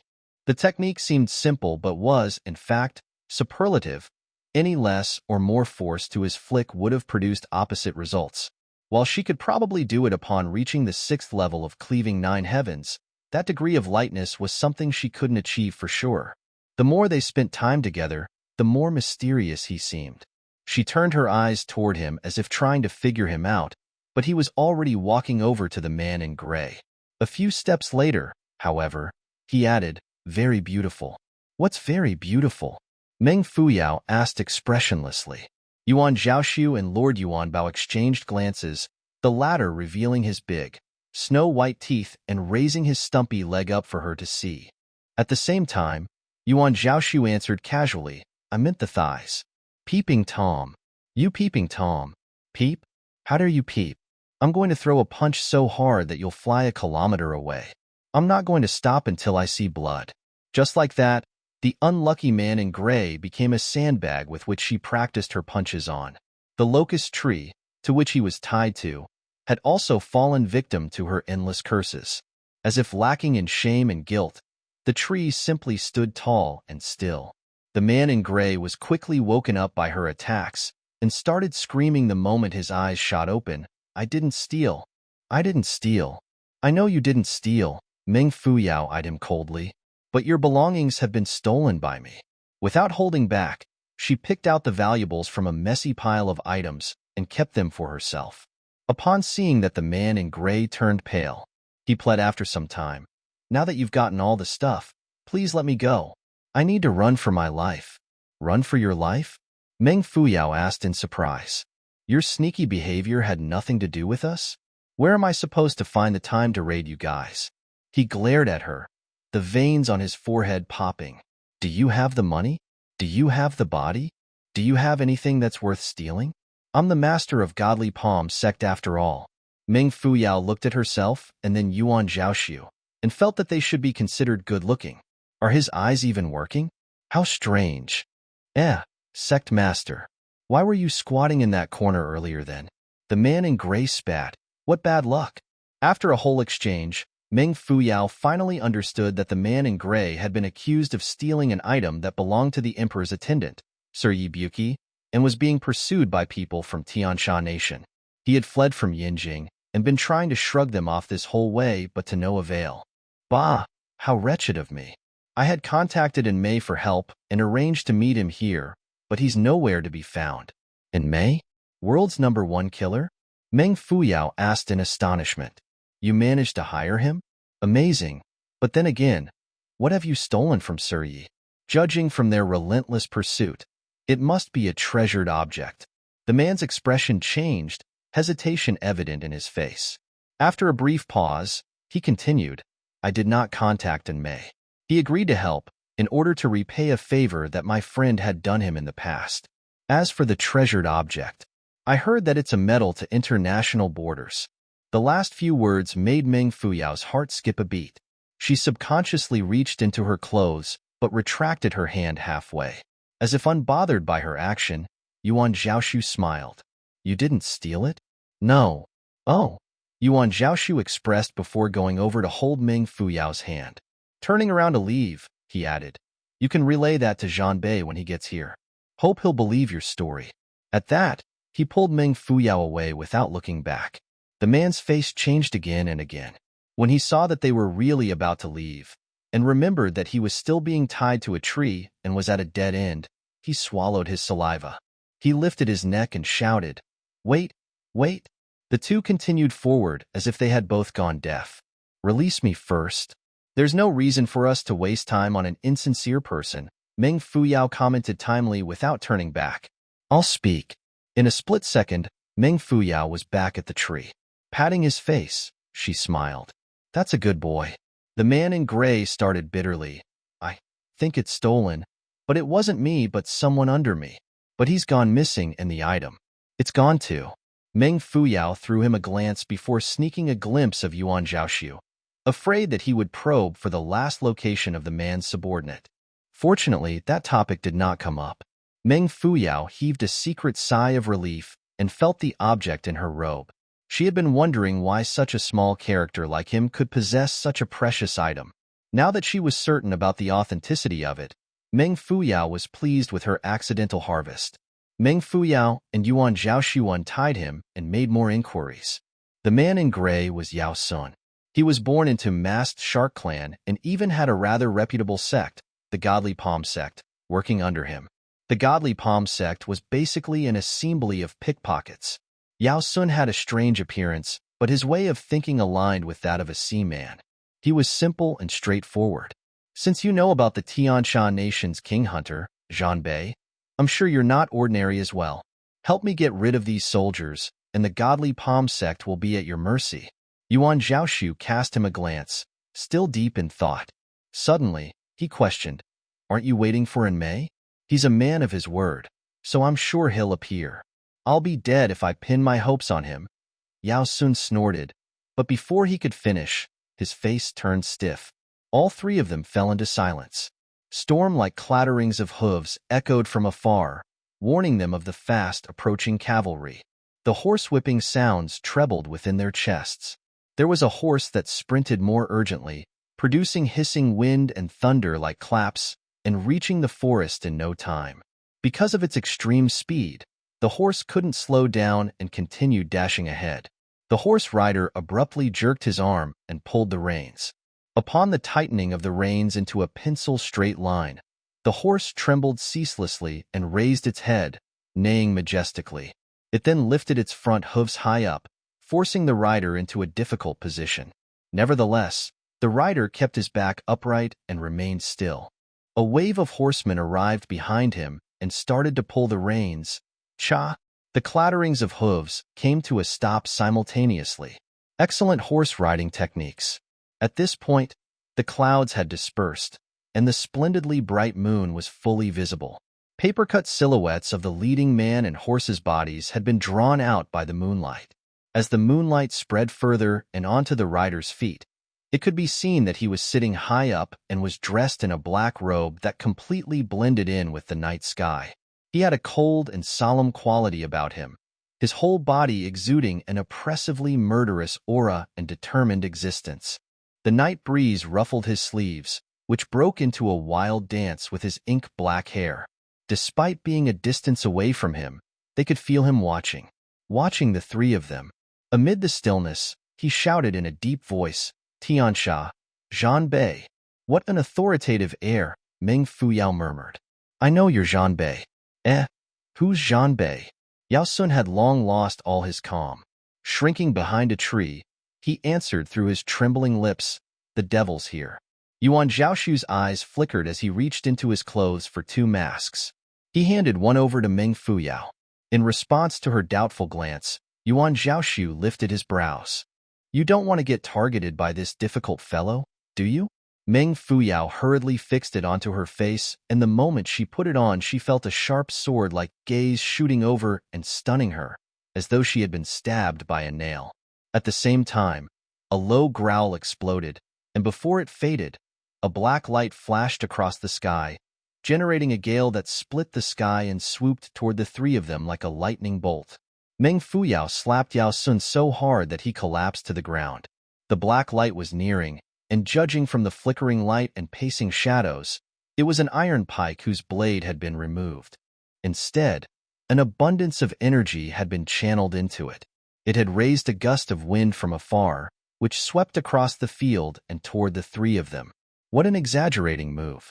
Meng Fuyao threw herself forward, slapping her sleeves horizontally, in hope of intercepting the pike with the least amount of force required. Before she could reach it, the wind brought by the pike had already blown her hair behind like a flag. Since she couldn't even open her eyes, she shut them. Nevertheless, just like the pike, she did not evade or give way. A resounding clang echoed amid a splattering of fireworks. In it stood a person, laughing coldly but powerfully, "Who's learning my ways?" At that, his sleeves rolled up like angry dragons. Meng Fuyao collided with the pike, the intense energy on the latter instantly crashing into her chest like waves. She felt the air being drawn out of her chest as she stumbled a few steps backward. Her arms and legs turned limp, and she couldn't raise her sword. The opponent's attack was ferocious, and she was left in a momentary shock. She heard a low laugh and caught a glimpse of a light purple robe flashing. Yuan Zhaoxu had floated by. That was true floating. Meng Fuyao had never seen such a nimble yet elegant motion. He looked as though he could be an immortal from the 9 heavens, dancing in the sky with indescribable confidence and ease, without compromising on speed. In fact, he was moving at light speed. In the blink of an eye, he had disappeared from her side and reappeared right in front of Zhan Bei. He turned a hand, drawing a smooth arc across the sky, producing a silver ray that contained snow like specks and blanketing the black whirlwind that was Zhan Bei. Zhan Bei looked up, his bright eyes appearing even more intimidating amid the dazzling sword ray. He resembled the first star that rose from the far west, fiery and luminous. Good. Zhan Bei sounded eager to have met an evenly matched opponent. He swept his arm horizontally, summoning the pike back into his palm. With a jerk of his palm, its shiny and sharp tip was fixed again, and with another wave of his arm, the pike emitted a dramatic ray that radiated meters outward, colliding with the thousands of snow specks. Boom! The air around shook, almost bursting, as the snow specks flew and splashed onto the surrounding trees. Clap, clap, clap. Countless tiny holes emerged from the leaves that had been hit. A formless, powerful energy wriggled along the ground like an earthworm, and where it paced the grace exploded from the ground, causing mud to scatter and fly in all directions.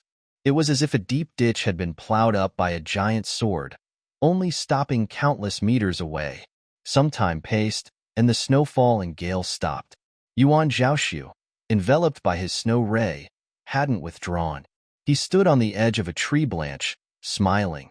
The wind was definitely howling, but he, together with the branch beneath his feet, was completely still. Pike in his hands, Zhang Bei stood tall under the tree. The mud raised from his move hadn't stained him one bit. Standing meters away, Meng Fuyao was still processing the scene that had just unfolded.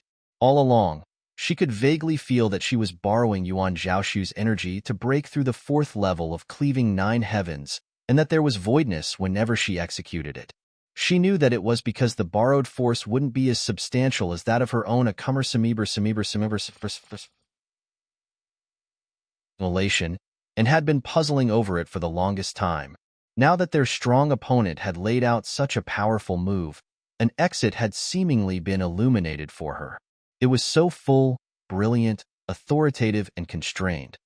Wasn't that the true essence of the fourth level, spherical revolution? These thoughts were mentally disorganizing, but in a flash, her mind cleared, and her energy started flowing along her veins. As she was halfway into that state, she could vaguely hear Zhang Bei's drawn-out laughter. Good. Invigorating. Again.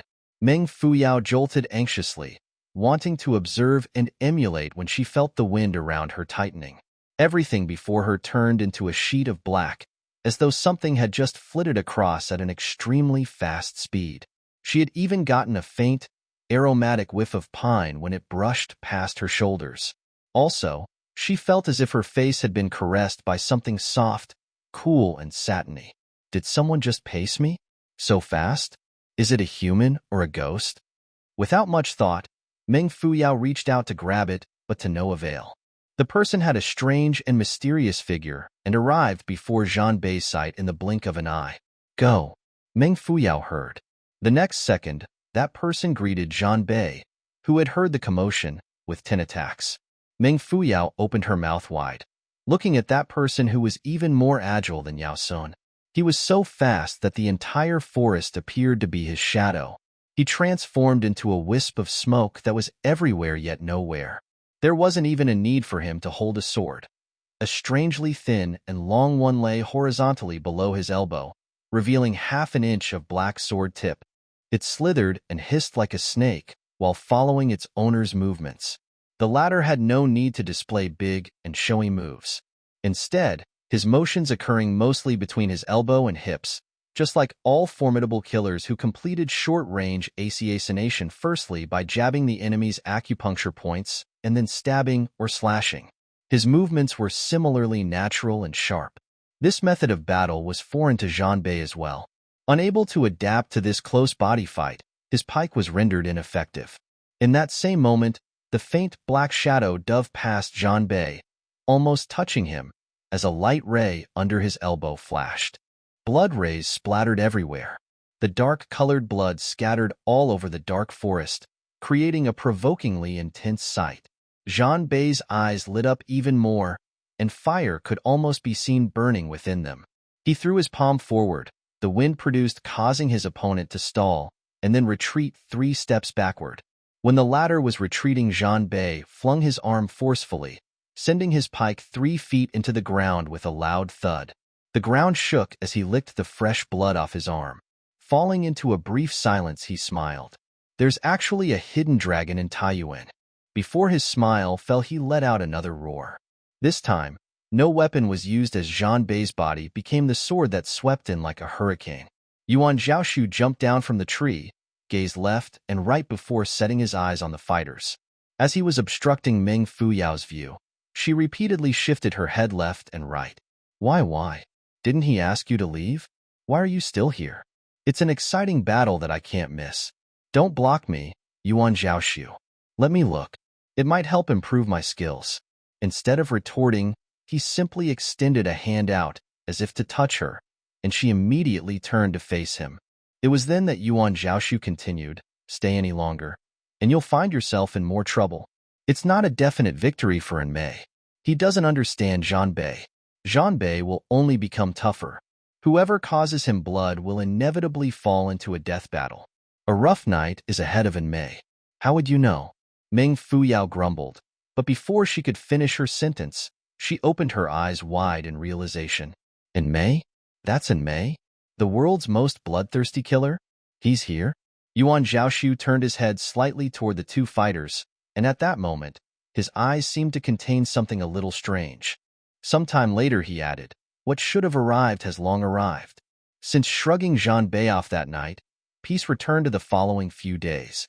Yao Sun did deliver his word and followed honestly by their side. Meng Fuyao believed that his obedience was due to the fact that Yuan Zhaoxu had reliable skills and would be able to shelter him for a bit. They arrived at the outskirts of Taiyuan that day and found an inn to rest for the night. The moment Meng Fuyao settled in, she urgently started practicing her skills. For the past few days, she had been diligently consolidating her abilities. She was convinced that she was about to consummate the fourth level of cleaving 9 heavens.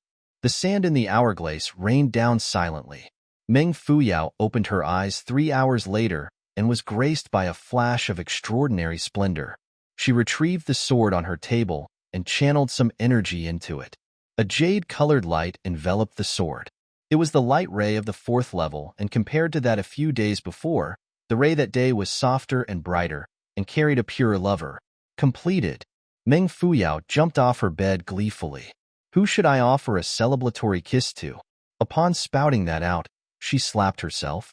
Control yourself, woman. She laid back down onto her bed and made herself comfortable, feeling the 3 treasures in her clothes and stroking them. It was the medal that she had gained possession of after much effort. A secret legend had been circulating within the 5-region continent that there were 7 kinds of paces, and the person with all of them could travel through all countries connecting the 5 regions. Heading northward would lead one to Evergreen Shrine, the most mysterious and inaccessible place in Qiankang Imperial Court, D region, where a sage with magical abilities could solve all doubts and sufferings resided above. Meng Fuyao had no need for such assistance, but there was something she simply couldn't understand and could use some guidance. To reach that destination wasn't an easy feat. There used to be only 5 nations, each occupying a region. A territorial war began, and countries fought for close to 30 years to gain land. As a result, the 5 nations had split into 7 nations, and the 5 regions had been broken into smaller pieces. Each nation guarded their own territories, and while they maintained a peaceful coexistence, it was only a surface act. They were, in fact, eyeing one another covetously, and the majority of national troops had been dispatched to prevent other nations from crossing into their borders. It was said that if a feather belonging to Tiansha fell into its neighboring nation, also Xuanyuan's territory, it would be instantly crushed into powder. The good thing was that there were admirable and formidable people who made things much more convenient. 30 years ago, apart from Qiankang, the other 6 nations had an alliance with Wuji Nation of Hung region. They signed their own symbolic medals and handed them over to the 10 strongest contenders of all 5 regions at that time. The 6 nation medals ensured a smooth entrance into any location of the involved nations, aside from Qiankang and the respective imperial palace of each nation. Actually, it was all for civility. With their abilities, the 10 formidable players could easily go wherever they pleased even without a medal. In fact, having the medal meant that it would no longer be appropriate for them to visit the inner palaces to watch the servants doing laundry for the concubines. Of course, with her current skills, Meng Fuyao needn't think about the medal. If one route did not connect, there would be an alternative one. Because each region had their own manufacturing sector, the merchants and military forces of each nation possessed an interdependent relationship. Over the past few years, respective nations gradually realized the importance of business trading in a growing economy. 5 years ago, under the facilitation of the most excellent and reputable prince of Wuji Nation, all 7 nations started to release medals, granting reasonable entry into their territories. This move had allowed for business dealings and the strengthening of political ties. The medals were effective even in time of war, so large merchants in possession of them would be ushered out politely before the nations involved continued their fights. As a measure of prevention, however, the release of medals was strictly controlled, and they were only distributed to the biggest of monopolies and merchants and the highest of officials. Also, they required a guarantee issued by the imperial court in order to ensure the safety of their travel. Without these things, stepping into another nation would mean a lot of trouble, and it was as good as trespassing. Because there wasn't anything like repatriation during that time period, trespassers would immediately be beheaded. The state of affairs between each nation was highly complicated, and there were many checkpoints to clear. The route to Evergreen Shrine was long and arduous, and there was no way Meng Fuyao could kill her way there. She needed as much protection and shelter as possible in order to proceed further. As soon as she realized this, she started plotting to collect all metals. 2 months ago, a big merchant from Xuanji Imperial Court expanded into the wood business. He had tens of trucks of material with him, booked the whole inn, and engaged the most renowned and formidable Wu Lin sect disciples to protect him. That night, the corridors of the inn were occupied by rows of burly guards, and the lamplights in the room did not go out. Nevertheless, by morning time, the merchant had been robbed clean, and his metal had gone missing as well. A month after that incident, an important minister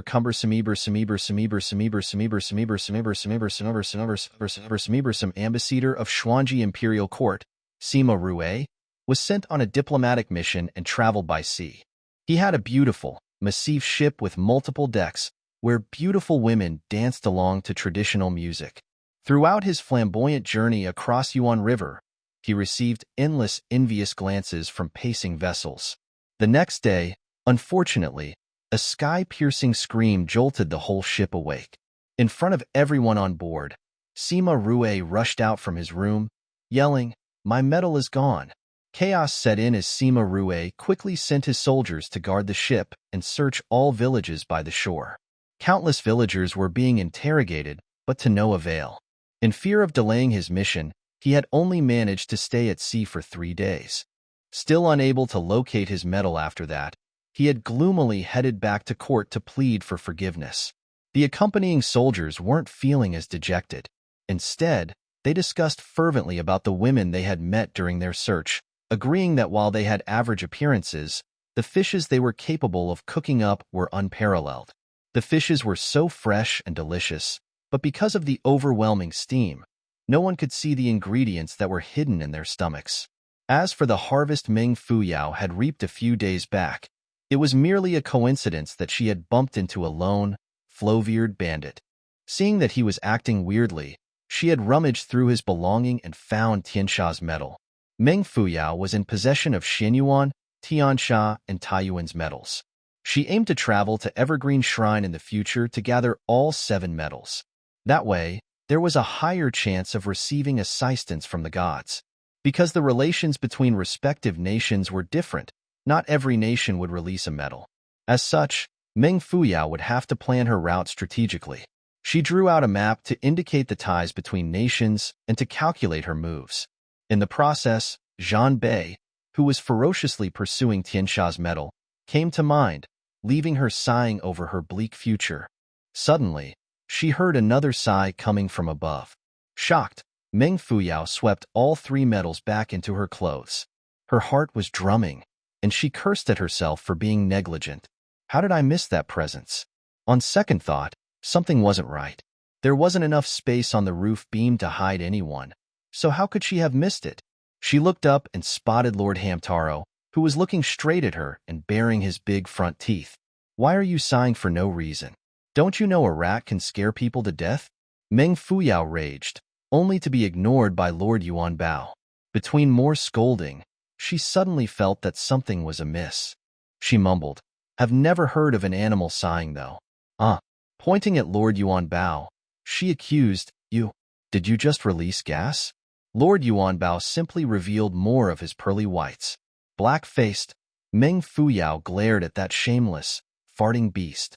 Again, Lord Yuan Bao dismissed it by spinning around and sticking his bum out. A long scroll of paper hung from his tail, rolling out and swaying in the air. On it were small words that read, "Climb wall, enter room, moontan, happy life, nothing better." Meng Fuyao tore it down and read it over and over again, bursting into uncontrollable laughter. She hastily added a few more words and swung it in his face. Lord Yuan Bao gave her ugly handwriting a contemptuous glance before wiggling his bum and waiting for her to hand it over. Meng Fuyao flicked his nose before roaring with laughter and heading to the roof. On the roof lay a certain someone, using an arm as a pillow while comfortably basking in the moonlight. With the other hand, he leisurely fiddled with a white jade cup. The night breeze was refreshing and carried a light fragrance, consisting of a blend of laurel and chrysanthemum. Looking down from the deep green eave, she saw a row of laurel trees in the courtyard. On them were yellow, grain-sized flowers that rested beautifully amid the darkness. Not wanting to let their youths wither away, however, they scattered their scent all over the night. Petals occasionally landed on Yuan Zhaoxu's face, enhancing the fairness and suppleness of his skin. With his loose robe fluttering in the wind, he remained as elegant as ever. Meng Fuyao sat quietly on the eave, observing him and recollecting the night she was trapped in the Mystic Essence Cave, where despite her sorry state she had enjoyed watching the mysterious figure dance a graceful sword dance. A smile, as delicate as an osmanthus flower, appeared on Meng Fuyao's face but vanished the next moment. She strode over abruptly and snatched the wine pot beside him, gulping its content down before stuffing the paper into his hand. He unfolded it and raised his brows, laughing. Dig graves, raid tombs, extinguished lamps, sad life, nothing worse. Meng Fuyao thought back to that terrifying night when Fatty was rubbing his bum and wailing in pain. Years had passed, and she wondered if the 5-region continent and parallel universes had aligned, and thought about how Mother was doing. She continued drowning her sorrows, feeling every ache in her heart, as though something was blocking her throat. "You've dug graves before?" Yuan Zhaoxu's low voice sounded. Meng Fuyao narrowed her eyes and turned to him, smiling. "Yeah, sort of. I've seen a lot of corpses and bones." Yuan Zhaoxu asked thoughtfully, "Are you living in a tough situation? Graves of noblemen are heavy and complicated. So how do you do it? You're a lady after all." Meng Fuyao shook in realization. The wind had clouded her mind. Not wanting to divulge any more information, she quickly digressed. Why are you helping me?" Silence. Meng Fuyao did not push it. She looked up at the moon, so bright and clean but appearing rather cold. "I saw what happened," Yuan Zhaoxu expressed vaguely, but Meng Fuyao understood what he was referring to. "But it was the expression on your face when you fell off the cliff that made me act." Silence resumed, and Yuan Zhaoxu sipped on his wine. That night, the hardened expression on her youthful face contained a sharpness and coldness that did not belong to a lady that age. That depth, subtle yet profound, did not match her tender face. It was a heart-wrenching sight. At that moment, he too had been shocked by the fact a stranger's expression had evoked such feelings within him. "Oh." Meng Fuyao let out a delayed response, her voice sounding increasingly odd. "Thank you, then. Meng Fuyao, will repay your kindness one day," she continued, taking 4 mouthfuls of wine in between. Yuan Zhaoxu swiveled his wine, stopped, and continued again, with no readable expression on his face.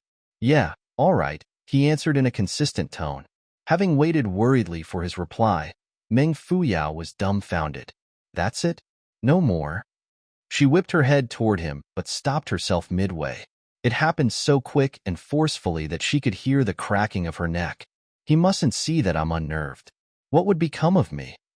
It's for the best." Half the pot was emptied when a hand reached out to stop her. "No more," Yuan Zhaoxu said in a low, charming voice. She crooked her head. Her hair fluttered messily in the breeze, behind her slightly flushed face. Her usually sharp gaze was gone, and she looked exceptionally dreamy, as though being enveloped in a layer of mist. Yuan Zhaoxu looked at her with glistening eyes. Immediately after, he smiled, saying, "Look." Meng Fuyao looked to where he pointed and saw multiple horses galloping past the street outside. The horsemen rode anxiously, releasing arrows into the night sky and vanishing into the other end of the street. Lying sprawled out on the roof, Meng Fuyao whispered, "Who are they?" Qi Xuanyi's secret troop activated to contact and deliver commands to respective influential powers. "You're a citizen of Wuji, so how would you know this?" Meng Fuyao turned to look at him with her fluctuating gaze. "I'm the advisor of Wuji's crown prince and top officials of Top Sun Palace, so I'm well informed." "Wuji's crown prince?" Meng Fuyao laughed. "I've heard this name so many times ever since I came over. Heaven-sent prince, child prodigy, exceptional wisdom and presence. Is he even human?" Her heart trembled for a second as she vaguely recalled something, But that thought escaped her in a flash, and she couldn't recall it again. Yes, he's human, Yuan Zhaoxu answered briefly and smiled. After a short pause, his tone turned serious. Fu Yao, Yinjing will fall into chaos soon, and I might not be able to guard you once we enter the capital.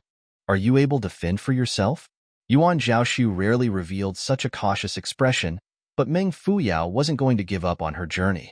High officials from all nations would be attending the Taiyuan Emperor's celebration, so it was the perfect chance for her to steal more metals since some nations required them to cross certain borders to get there. For example, the officials of Fufeng would need to pace through Wuji to get to Taiyuan. If she was lucky, she could possibly seize most, if not all, of the metals. I've never thought of relying on you for life. She stood up and patted the dust off her robe. I can manage, so don't worry. She walked down fearlessly, and Yuan Zhaoxu watched her back view, pondering deeply. Far away, the first glimmer of dawn presented itself over the horizon. The morning sun rose, but a storm was about to be unleashed. Meng Fuyao guided her horse along as she stepped into the Yinjing city gate. Still feeling somewhat nervous, she focused on the loosely robed passerby, appearing excited yet calm, and instantly felt better. What's there to be afraid of? No matter how things turn out in the imperial household, they won't have anything to do with a lowly citizen like me. Isn't that right? Because the emperor's 50th birthday was approaching, venues had been set aside in the capital and all provinces for celebratory rituals to be performed. Craftsmen had also decorated both sides of the main street with color paintings. The whole of Yinjing looked luxurious and beautiful. 5 kilometers into the city, Yuan Zhaoxu and Meng Fuyao went their own ways. She knew very well that participating in his affairs wasn't necessarily good for her, and was determined to continue her journey alone. Yuan Zhaoxu had looked calm and smiley as usual when bidding her farewell, but there was an unreachable depth to his emotions. Lord Yuan Bao, on the other hand, looked genuinely happy and took great efforts to show it. He hopped around energetically, joyful that he could finally shrug off the fellow who had been following behind their bums. Irked by his cheeriness, Meng Fuyao plucked 3 strands of fur from his bum to keep as souvenirs. Whether or not he would harbor hard feelings, she simply couldn't care less. Upon finding an inn to stay for the night, Meng Fuyao took a stroll on the streets. There were shops selling masks, sugar figurines, and so on. She was merely killing time. Things quickly piled up in her hands. As she chewed on a dough figurine, she caught a glimpse of Yao Sun squeezing in and out of the crowd, most probably about to start work. She couldn't help but laugh. Her distraction caused her to neglect the road pacing a corner. As a result, all she heard and saw were the cloud clattering of hooves and a flash of white shadow before she stopped in time and saved herself from getting trampled on by a speeding horse. The horse had an aggressive nature. Seeing that someone was obstructing its way, it raised its front hooves, ready to give her a good kick. Astonished cries filled the streets, but the horseman hurriedly commanded, "Lightning, halt!" Meng Fuyao lifted her head up and saw 2 white and long hooves right before her eyes. Out of instincts, she was about to deal a heavy blow and break them when she noticed, out of the corner of her eye, that the horse was extraordinarily handsome. The next moment, she swiftly retracted her hand, floated off the ground, grabbed its neck, and hopped onto its back. The horseman had left his abode with a load on his mind and hence been riding with minute errors, causing his horse to move too fast, almost injuring some road users. Just as he was fretting over it, he saw the lady jumping up onto his horse and sitting steadily behind him. He let out in surprise. He turned his head around naturally, only to receive another shock. This time, Meng Fuyao let out a startled cry as well. The man on the horse had a delicate and pretty appearance and was full of poise.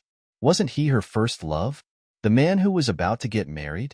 Meng Fuyao narrowed her eyes, inwardly lamenting about the coincidences of life. From the healthy glow on Jingchen's face, Meng Fuyao gathered that he had been living a good life. If Jingchen knew what she had in mind, he would most definitely feel nauseated. He was obviously looking haggard and absent-minded. Furthermore, having been threatened by his father that day, and then almost knocked down by Meng Fuyao, he was probably feeling extremely perturbed. Yet, those emotions of his had somehow translated into what Meng Fuyao understood as a healthy glow. His tough situation wasn't of her concern, of course, since she firmly believed that no man who had dumped her should lead a better life than her, and it would annoy her greatly if they did. Seeing Jingchen's pleasantly surprised face, or so she thought, Meng Fuyao felt very unhappy and got ready to dismount. Before she could reach the ground, however, he grabbed her wrist. Only looking down at her own hand, she warned coldly, "Let go." Jingchen hesitated a short while but was reminded of her ruthless move on the Mystic Essence Mountain and retracted his hand in embarrassment. "Fuyao," he called in a low voice. Being completely ignored, Jingchen turned anxious and extended his arm horizontally in front of her. "Listen to me before leaving, Fuyao, or chop my hand off." He clenched his teeth, saying. Meng Fuyao frowned at the arm that was before her and looked around at the crowd. She laughed coldly. "You're scheming, Mr. Yin, asking me to chop your arm off in public? Won't I be looking for trouble?" "That's not what I meant." Jingchen quickly corrected himself and kept his arm. He stared at her, asking, "Can we find a place to talk, Fuyao?" "Say whatever you have to say here." Meng Fuyao insisted and settled herself back onto the horse, but this time, into an unglamorous squat position, as if reluctant to ride with him. Heads turned toward the lady who acted as though no one was present. Fingers started pointing, but Meng Fuyao pretended not to have seen them. In response to her awkward position, Jingchen could only sigh. He carefully guided the horse into a quiet alley on the opposite side of the street before adding softly, "Do you think I really want to marry Pei Yuan, Fuyao? My heart's been in the fryer recently. That's all." "Got it," Meng Fuyao interrupted before preparing to jump off. "No," Jingchen responded immediately, not daring to make any more confessions. He urgently continued, "My father wants me to marry her, mainly because Pei family's stirring thunder technique is one of the world's best skills. He wants me to learn the ways and combine our family's convulsive wind sword technique with theirs. That way, in the future, I'll excel and make a name for myself in the true martial arts meet." "What has that got to do with me?" Meng Fuyao yawned a few times in between. "So," he bit his cheeks and lowered his voice, "my father has another thought, which is that since Pei families mastered the stirring thunder technique, they could have possibly mastered the cleaving nine heavens as well. No matter how formidable the thunder is, it has to come from the nine heavens. Even if it has the power to split mountains, it won't compare to that of the vast dome of heavens. Just cleaving nine heavens is simply too precious, and the Pei family may only share it upon our marriage. Fuyao, it's all about martial arts in Taiyuan, where influential families are fighting openly and plotting covertly. All hopes are pinned on me, the heir of my family, to claim victory in the true martial arts meet. It's really important to me." "What's this cleaving nine heavens?" Meng Fuyao asked with a smile. Jingchen found her expression odd, as though she was pitying and mocking him at the same time. It faded quickly, however, and she reassumed a lackadaisical attitude. "Fuyao, I know, I understand, I get it." She cut him off, reaching her hand out to pat his shoulder. "Are you done with your sob story? Feeling all better and stress-free now that you've explained yourself? Great, I've heard you. Stirring thunder plus cleaving nine heavens plus true martial arts meet equals marriage." Meng Fuyao smiled, her eyes as bright as stars. "Your father's guess is solid. I believe the cleaving nine heavens you're looking for will most likely be there, so hurry up and marry her. Hope it works out, so you don't have to get yourself castrated." "Fuyao," Jingchen shouted while pulling her back. "I know you're feeling terrible, Fuyao. I know you're upset that I've ended things between us. You don't have to deliberately provoke me and say things like these to hurt yourself. Aha. Upset? Hurt? Deliberately provoking you? Deliberately hurting myself?" Meng Fuyao repeated, pointing a finger at her nose and glaring at him with eyes almost crossed. "Aren't you being a little too narcissistic, Mr. Yin? Yes, we've had something before, and I did like you quite a bit. It wasn't love, but even if it were, I, Meng Fuyao, won't act so excessively unreasonable. Do you really think I'm still harboring feelings for you and doing these to get you back? I was just trying to be the bigger person, and you took that as a performance?" Meng Fuyao looked up to the sky, feeling inexpressibly suffocated. Jingchen interpreted her silence as her hurting, which gave him more courage to speak his mind. Eyes lit, he continued, "Wait for me, Fu Yao. I'll marry her, master the skills, and whatever happens next, it's not up to her. I won't consummate that marriage, I swear to you. In the future, the Yin family will be ours." Well done. Good thinking. So well calculated. How did I overlook that amazing potential and imagination of yours? After keeping silent for some time, Meng Fuyao smiled. Her smile was warm and sincere, and while her posture was rather unrefined, people's attentions were fixed on her bright and graceful expression. Trust me when I say this, Sir Yin. In this life, the Yin family is yours. It belongs to you and your wife-to-be, and no one will ever take her place, because that's just unlucky. She searched through her clothes and grabbed the dough figurine that she had been chewing on. She pinched it a little, turning it into an animal-like figurine and handing it over to him.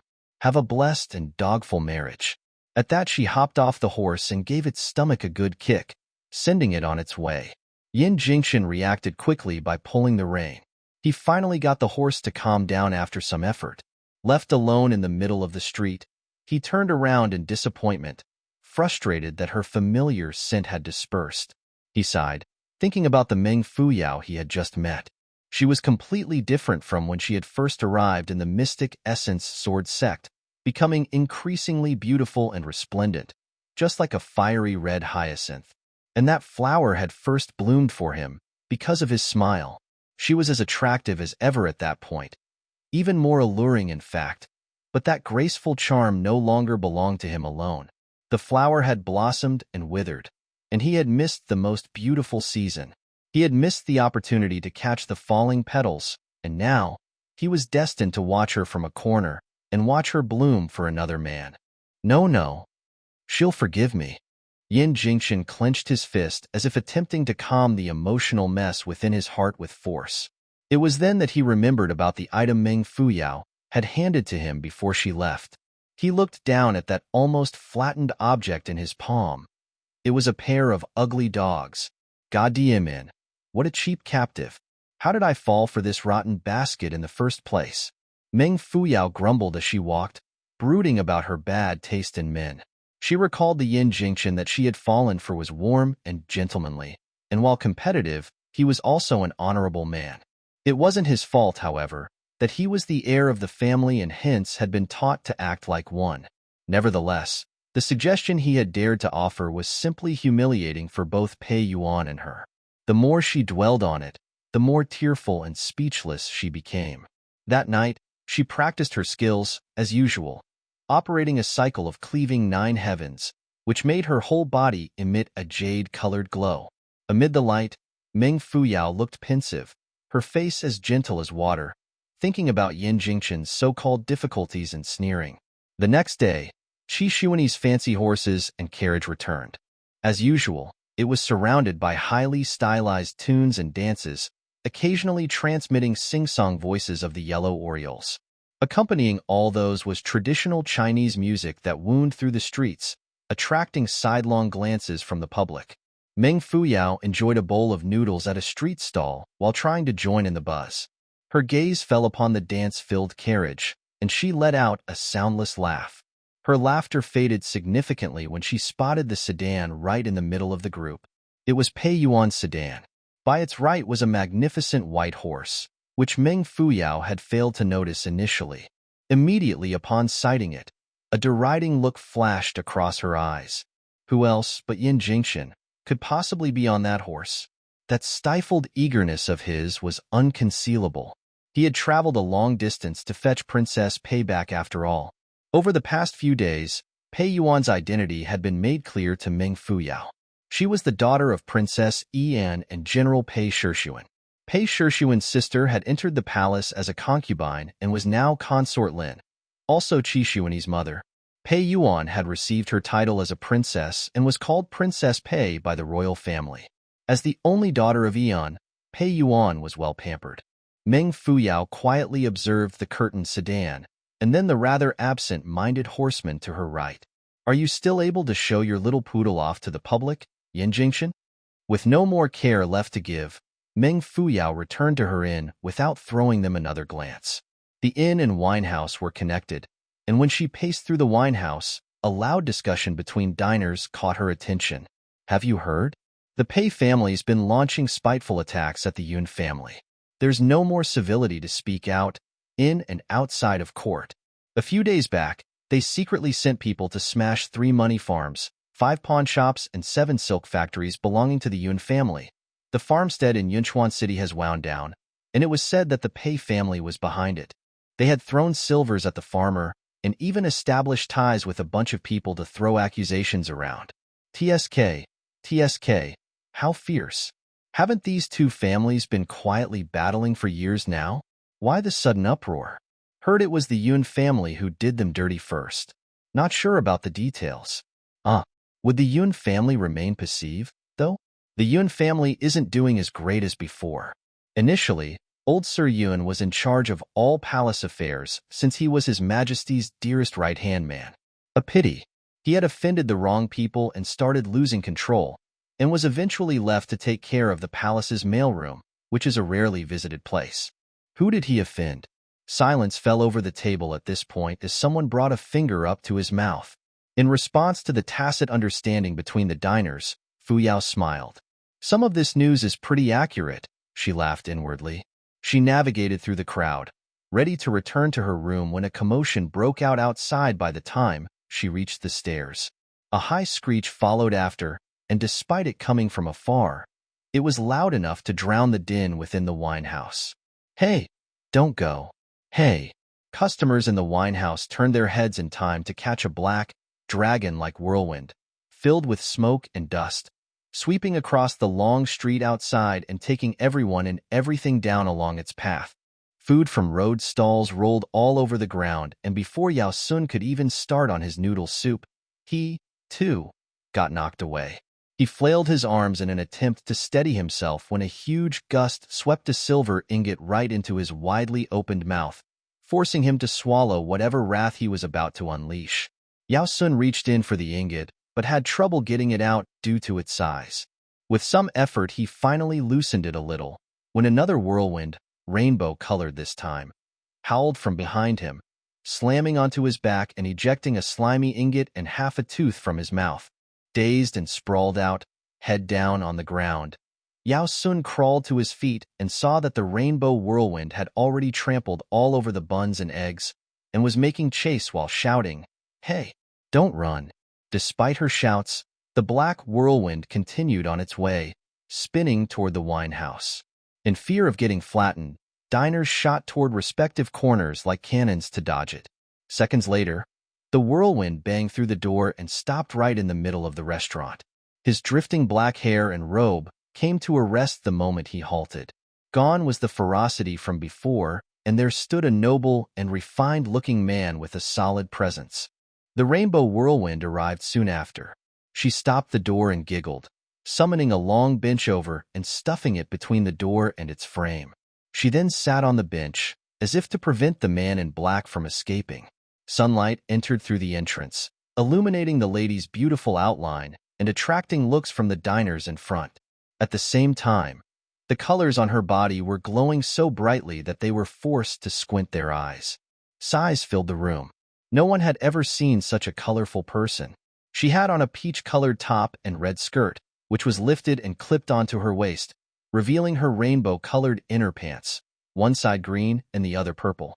She also had on a golden pair of shoes, quite unlike Taiyuan's fashion. The tip of her shoes pointed upward and was decorated with a red and green crystal, one on each side. They were the size of a thumb and were absolutely dazzling. The lady appeared not to be of marriageable age yet. On her tiny, egg-shaped face was a high nose, glossy red lips, a pair of brown eyes and skin as translucent and clear as honey. While young, she was obviously a beauty, and while less delicate and fair as Taiyuan girls, she stood out with an infectious and breeze-like energy. Her hair, an exotic mix of brown and red, was plaited instead of bunned and was accessorized with all kinds of strangely shaped bells. She looked, unabashedly, in front and flashed a proud smile. Of course, she was smiling at the man dressed in black, with scarlet outlines, embroidered robe. "I've caught you now. MIAC beast from the ocean?" Why are you running so fast? The man knitted his brow, groaning. Are you still a lady, Yalanju? Chasing me down the street like that? The moment he turned around, his prominent features were revealed. His dark brows and eyes, along with his well-contoured profile, added to the robustness of his overall look and commanding presence. His eyes swept across the restaurant like a heavy knife blade, or even a potent lightning bolt, channeled from the forces of heaven and earth that could easily split the sky. Standing by the staircase, Meng Fuyao inhaled deeply. She recognized the man, Zhan Bei. Having been too busy fighting in the forest that night, Zhan Bei hadn't taken notice of Meng Fuyao. On the other hand, the latter had taken in all that she could. He had an appearance so distinct and eye-grabbing that it was impossible for her not to recognize him now that the sun was shining down on him. She had almost wanted to flee upon identifying him, but because the hall was dead quiet, she could only remain still to avoid drawing attention to herself. Why are you running? Why are you chasing? I like it. I'm practicing footwork. PFFF? Someone let out a stifled laugh in reaction to their speedy squabble, triggering a death glare, which was made more terrifying by her exquisite yet blade-like brows from the young lady. Nevertheless, as she was still too young, she appeared more adorable than murderous. Finding it funny, other diners chimed in. Hey, little lady, there must be a reason why you like chasing him. Yeah, in Taiyuan, this is the first time a lady's chasing after a man. Yes, I shall be the first, then, she declared arrogantly, raising her chin up. Go for the best, if you're going for anyone, because those behind are all lousy melons. My father always says. She pointed at Zhan Bei, laughing. It's him I'm going after. I want him to be my man. Her confidence left everyone in a brief state of shock and then a fit of laughter. Diners at the back squeezed forward to get a clearer view of the unconventionally assertive lady and also the lucky man. Meng Fuyao awed at the good compatibility between this bickering pair when she caught a glimpse of Yao Sun sneaking into the wine house. She made a gesture, which Yao Sun noticed, and saw his expression change instantly while shaking his head. Meng Fuyao stared blankly at the girl. She appeared to be a Fufeng citizen, and Meng Fuyao had wanted Yao Sun to check if she had a medal on her. Yet, he seemed afraid of her and dared not make any move. After some thought, Meng Fuyao waited for a suitable time to withdraw. Getting restless and annoyed by the chasing game, Zhan Bei spoke up. Yalanju, has your father also mentioned that you have to be a man's first woman? Yeah, great. Zhan Bei gave a crafty smile. With this handsome smile, his intimidating aura was momentarily swept away, revealing a more humane and warm disposition. Someone's already claimed first place. You're late. Who? Yalanju opened her eyes wide and jumped onto the bench, pulling up her sleeves. Who is it? Who? Not turning around, Zhan Bei casually drew a circle in midair, which ultimately landed on a certain spot. Her. Everyone in the wine house, including Yalanju, turned their heads simultaneously before hearing a crash. Yalanju narrowed her eyes dangerously. Yao Sun's jaw dropped, and he couldn't snap out of it even after a long time. Because his mouth was opened for too long, saliva had started dripping down. When he had finally mustered the strength to close his jaw, he took the chance when no one was looking to wipe his mouth clean as well. He then presented a good luck gesture before slipping past her. Through all that, Zhan Bei never once turned around. He had pointed his finger just any old how with the sole intention of picking a female. While entering the restaurant, he had already spotted a light red-colored piece of clothing and was immediately certain that it belonged to a woman. Who that unlucky woman wasn't any concern of his. Meng Fuyao stood awkwardly by the stairs while holding onto the railing and giving an embarrassed smile. Of course, it was understandably discomforting for her to be stared at by a bunch of strangers. Zhan Bei, you captive, pointing your finger so carelessly in broad daylight. Yalanju sized Meng Fuyao up with dart-like eyes. Meng Fuyao had no ugly makeup on that day. All she had done was smear a little ginger juice onto her face, giving it a slight yellow hue. Her brows stood out, nevertheless, and Yalanju sniggered after a pause. Are you kidding me? She's clearly suffering from tuberculosis. Zhan Bei crossed his arms and leaned against the wall. So? I like it. I'll kill her. you'll still be in second place. Yalanju bounced up with a twist of her slender waist and a swing of her arm, retrieving a small knife with rainbow-colored handle from her back and blandishing it. With the sunlight reflecting off it, the tip of the knife appeared exceptionally brilliant. She pointed it toward Zhanbei, yelling, "Go, kill that number one of yours and I'll take over." Who's his number one? A clear voice sounded from the stairway, reclaiming the audience's glances. This time, Meng Fuyao was leaning over the railing and looking at them with raised brows. Zhanbei let out, finally turning around to acknowledge Meng Fuyao, albeit mindlessly. He's bluffing? Yalanju questioned while fixing her bright eyes on Meng Fuyao. Meng Fuyao snapped her fingers before returning her vicious glare. No. Her reply made Zhanbei look at her with full attention. Yalanju opened her mouth wide. It seems that he's classified me as his number one. Meng Fuyao sighed. But it's only his wishful thinking. I already have someone in mind, so why would I go for this rough man over here? Zhanbei's face was as black as a charred pot. But in contrast, Yalanju appeared beyond pleased. Some things just can't be forced. Meng Fuyao clapped. Although you look paceable, sir, your temper is not to my liking. Girls should be treasured and respected. How am I to find a husband, now that you've so blatantly professed your love for me? Instead of directing her gaze at Zhanbei, whose head seemed to be smoking, she looked at Yalanzu with all the sincerity she could gather within her. There's a saying in my village, Zhuju, that wild men are afraid of passionate women. Ignore his words, and do what you do. Go. The revolution is not yet a success and more striving needs to be done. Upon hearing her advice, Yalanju very obediently and enthusiastically threw herself onto Zhanbei. Shying, Zhanbei had pulled out his sword at this point. Fully engrossed, the spectators ran to the nearest tables to take shelter. Meng Fuyao cleverly took the chance to slip upstairs. Go, pack up and be on your way. Meng Fuyao ordered Yao Sun immediately upon entering her room. Quick, haven't you solved the issue? He asked, bewildered. Who knows what's going to happen next? We'd better go while that girl is still clinging on to him, she answered sharply while organizing her belongings. Yao Sun shook his head and warned, the person you've offended is Zhanbei, for goodness sake. What were you thinking? Meng Fuyao paused what she was doing and glanced at him strangely. Don't you know that women are more clingy than men? Men are more tolerant, after all, so I'd rather she pester him than harass me, or there won't be any peaceful day to come. In a few swift motions, she had lugged her bundle over her shoulder, pushed open the window, and jumped out. Yet, she found herself landing into a solid embrace. Oof, Meng Fuyao let out while touching her head. Whose muscles are these? As hard as steel, she commented subconsciously, which brought out a smile on the person's face. Make way, please. Above her was a man with fluttering black hair. He stared down at her with eyes even darker than his hair, and with lips pursed so tightly that they formed a thin line. Meng Fuyao shuddered, resigning to the fact that existed a kind of people who would always rush to be the first and wondering if they would do the same when greeting death.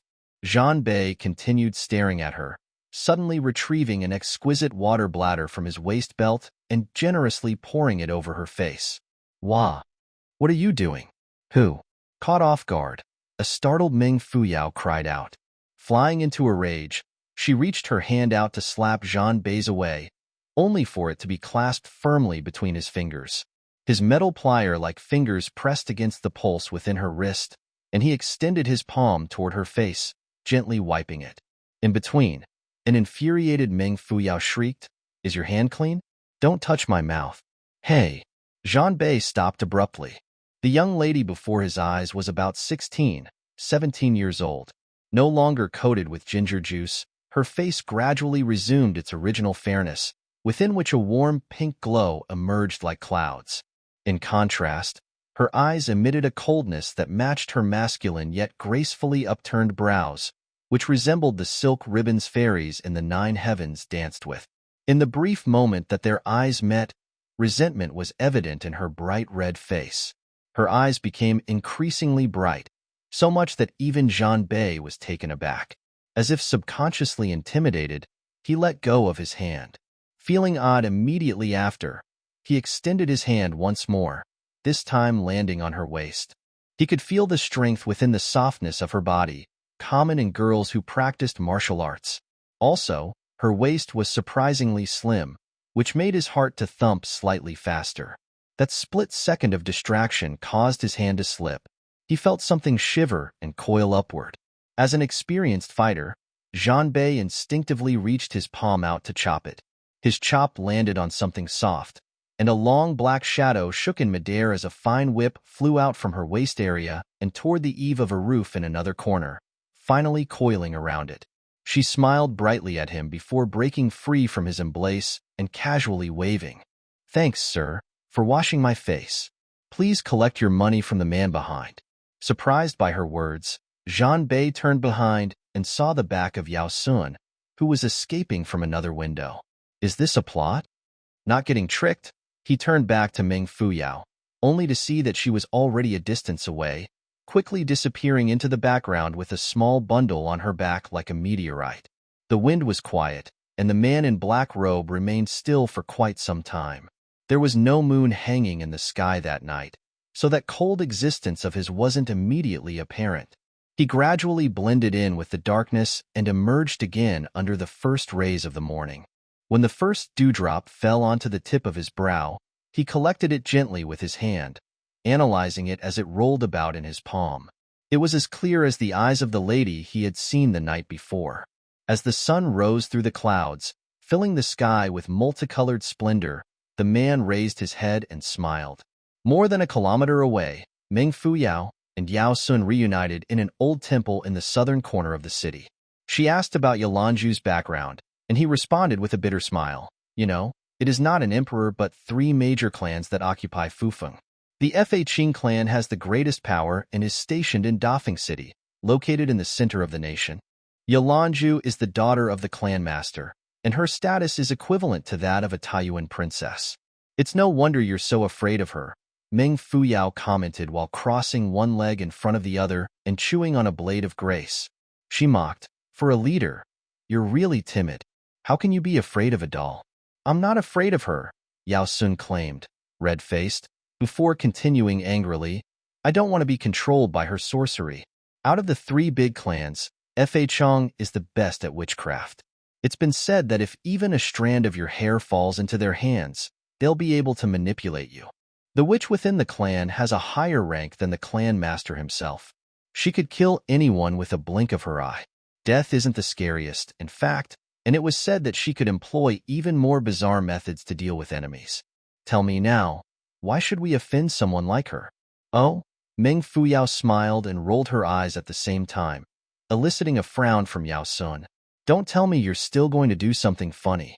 Haven't I made it clear?" Meng Fuyao chewed on her grace without answering. Instead, she asked, "Why would Yalanju cling onto Zhanbei? They have no use for each other." "How would I know?" Yao Sun scratched his head. "But what I've heard was that Yalanju is betrothed to the 6th prince of Tiansha, Zhanbei. Why is she getting herself involved with Zhanbei, whom his grandmother and uncle dislike? How strange.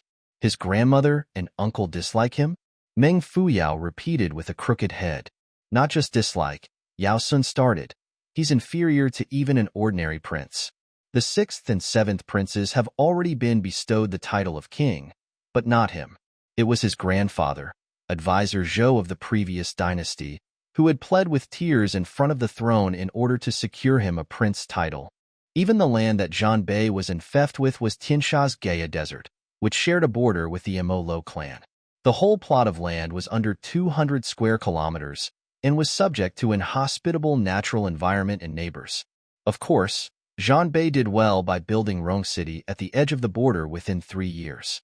He also set up a Black Wind military troop in the desert to control traffic, and then expanded his borders by another 750 square kilometers, successfully preventing Imolo's military force from invading and harassing Zhou City. He then restored land and had the people till it, effectively making millet and wheat much more affordable, whereby 10 over meters of fabric can be traded for hundreds of liters of grains. Also, the amount of army provisions his people had accumulated under his guidance can now last them for a few decades. He's created a self-sufficient city, a feat that worried his brother. As a result, he's been transferred over to Wang City and kept under his brother's watch. He's clearly a prince, but merely a secretary in charge of controlling incoming and outgoing travelers. All he does every day is to issue medals. TSK, TSK. I asked you one question, and you just went on and on. Meng Fuyao knitted her brow, commenting, "Is he your uncle or something? So generous with your saliva. I'm just feeling bad for a heroic figure like him." No one in Tiansha understands Zhang Bei's talents, and that he's much more formidable than his brother, who's only into politics. A pity his mother's identity is unusual, landing her accusations of assassinating the old emperor of Tiansha even after the fall of the previous dynasty. By association, Zhang Bei, too, is bound to live a hard life. Sigh. Matters of the royal family are too complicated. Meng Fuyao sat, hugging her knees with her arms. The palace is the vilest place on earth. To survive in there is to be vile, and the only way to cleanse that filth is with a blood purge. There's no other way. Meng Fuyao heedlessly expressed her thoughts, failing to notice a figure shifting behind a tree outside the temple. Great words. Got me to think of another saying, Yao Sun replied, full of zest. Eyes lit, he continued, the dragon won't be trapped forever. It'll rise when a chance presents itself. Before he could finish his chant, Meng Fuyao had already fallen asleep. Angered, Yao Sun slammed the table hard. Hey, wake up. Isn't this saying inspiring? Doesn't it get your blood racing? Don't you want to go out there and unleash your Pei Yuan? These are the words of Wuji's crown prince. Noisy. Meng Fuyao waved dismissively. What has Wuji's crown prince got to do with me? Can I eat him? Or use him? Can he keep me warm like a blanket does? What an unromantic woman. Yao Sun looked at her disdainfully. The oldest grandson of Wuji is known by all under the sky. If you're a normal girl, you should be swooning all over him and not falling asleep. Meng Fuyao opened her eyes lazily, pointing to her nose and sneering. Compared to those shrieking girls, I'd rather be a psycho killer. She shut her eyes once more and turned to her side as if getting ready to sleep. However, the next moment, her palm hit the ground, and she shot right out of the temple like an arrow. Her body was in the air while her whip had already formed a black arc that was rolling toward the tree with a sharp, whipping sound. Show yourself. At the same time, Yao Sun's lanky body jolted, and he vanished from where he had been sitting, reappearing 100 meters away the next second. Meng Fuyao turned her head in midair, impressed by Yao Sun's shamelessness. Not only was he as good as her when it came to acting, but he also had zero loyalty. As she was distracted, her whip strayed from its intended path. The person behind the tree snorted, easily trapping her whip under his feet. Upon lowering her head and spotting a black pair of shoes with flame-colored edges, Meng Fuyao promptly released her hand. All willing to abandon her whip, turned and fled. She hadn't distanced herself much when someone grabbed the back of her collar forcefully. When the momentum left her striding on the same spot, laughter could be heard overhead as the culprit held her down in a rough motion. Why are you following me everywhere? Are you begging for food? Meng Fuyao growled resentfully. You're quite a delight, aren't you? Zhang Bei expressed sarcastically. How am I to bring a girl with such bad upbringing to the palace feast? Look who's talking. Meng Fuyao snapped. She remembered how Zhang Bei had fled upon seeing the bold lady, Yalanju, and figured that a character like that would be off-putting for him. She even added recklessly, your whole family has no manners. You're right. Zhang Bei let out a smile, as dazzling as the sun's rays, but nothing like Yuan Zhaoxu's. It is a fact that my family has no manners, but I'm the exception. He kicked Meng Fuyao's whip up, coiled it around her legs, and lifted her off the ground in a few swift movements, before conveniently gauging her weight by raising it up and down. Still all right. Not too heavy. What are you doing? Meng Fuyao squealed, floundering about close to the ground like a dumpling hanging off its string, and even eating a mouthful of dirt. I have a feast to attend, and I am asking you to join me. Zhang Bei exhaled. I've never failed or been rejected my whole life. I will not let you be the first to spoil my record. He flipped his palm, easily pulling her toward him and meeting her eyes. Just like that Meng Fuyao, who was hanging upside down and feeling all dizzy, Heard the weirdest confession ever. Listen, woman. Zhan Bei flashed his bright teeth, causing Meng Fuyao to shut her eyes. I'm about to conquer you. Hair full of golden pins, garment full of beads, and also holes like those found in hip-hop style clothing, Meng Fuyao hung stiffly beside this certain someone. King Hunter looked absolutely suave that night.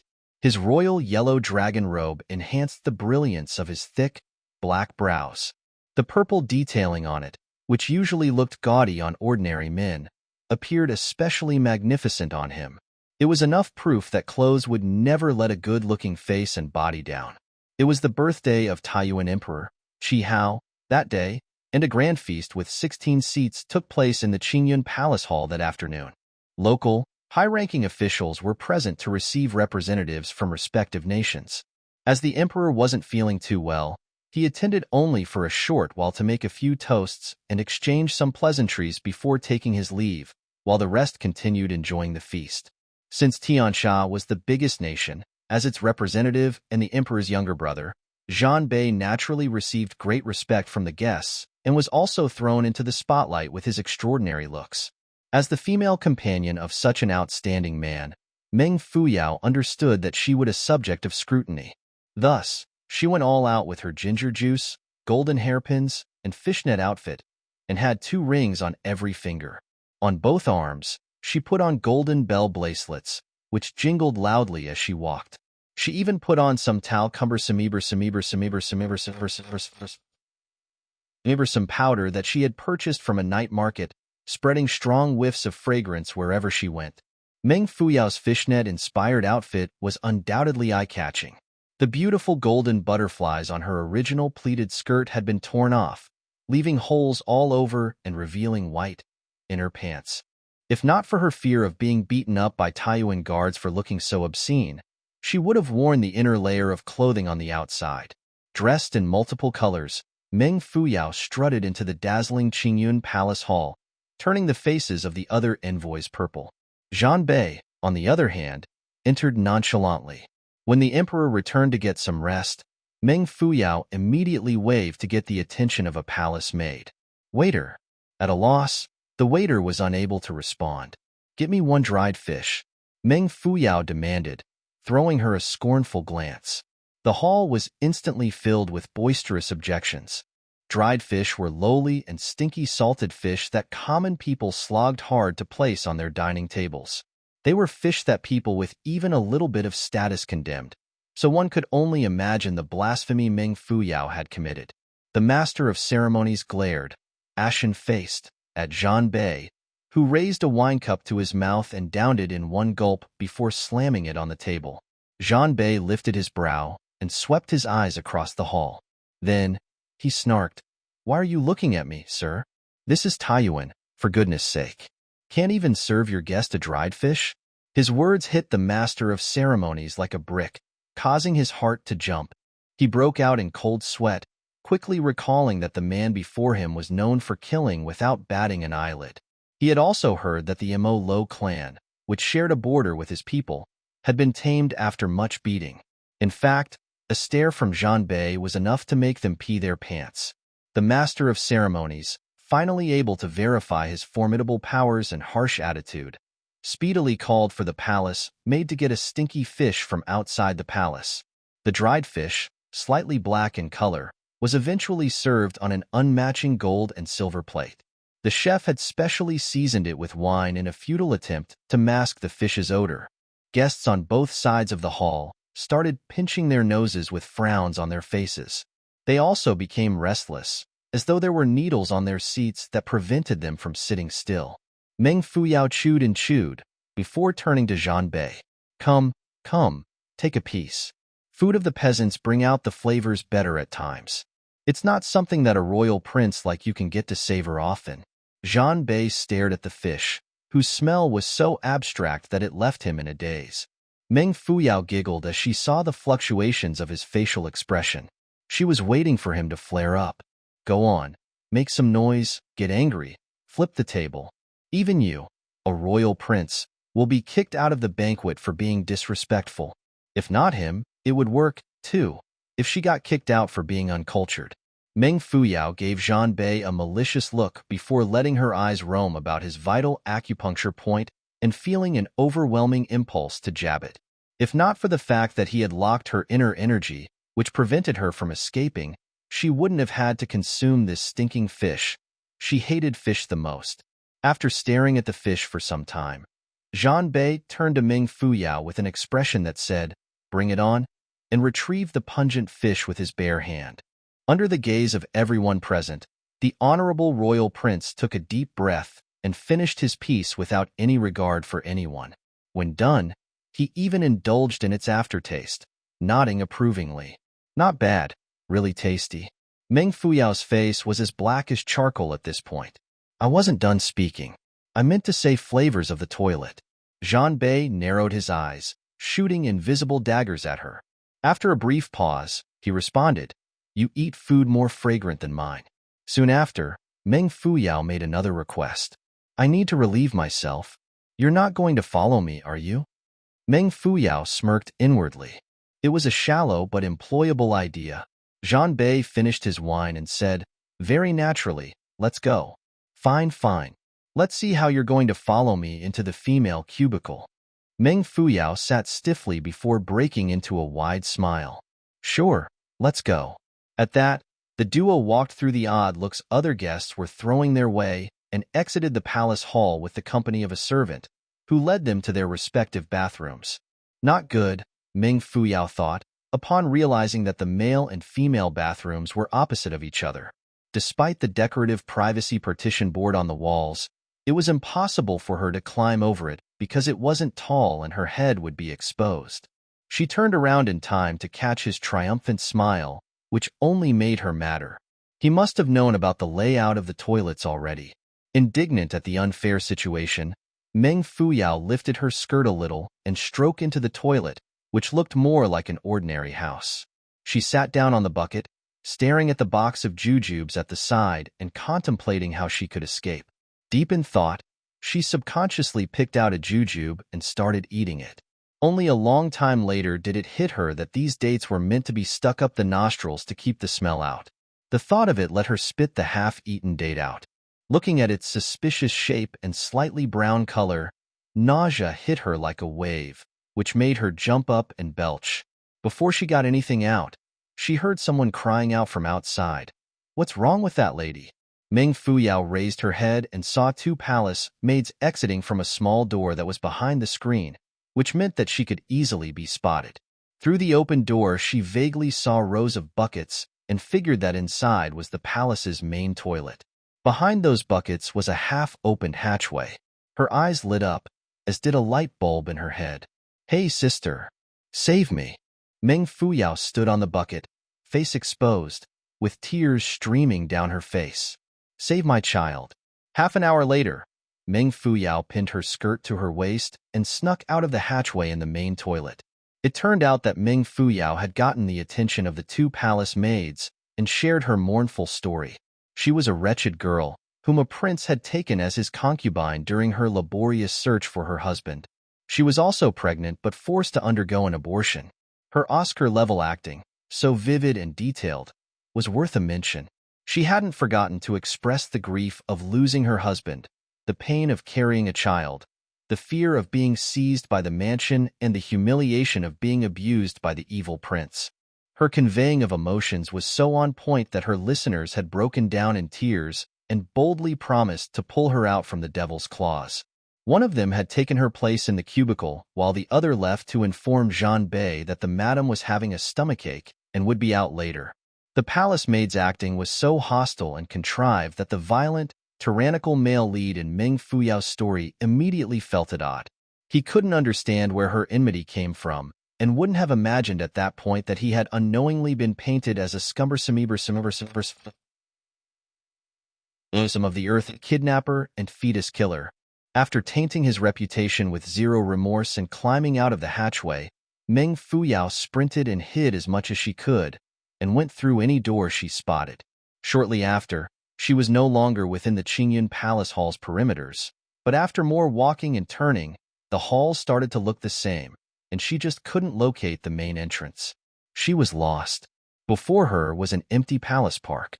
She squatted down and tugged at her hair in frustration, cursing the Taiyuan Imperials for having done the palaces up without following any structured design.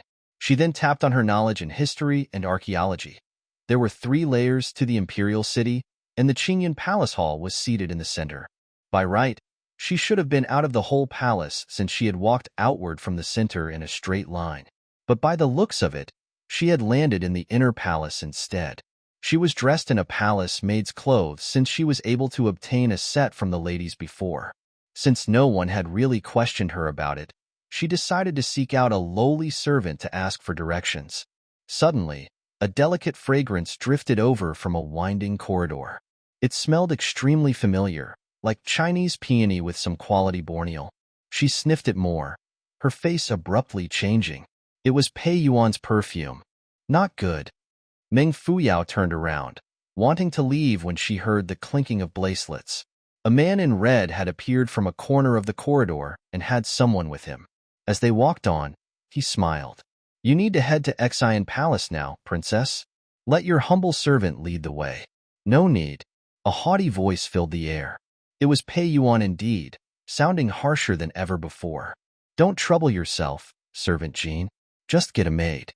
Meng Fuyao was writhing in disbelief at this point.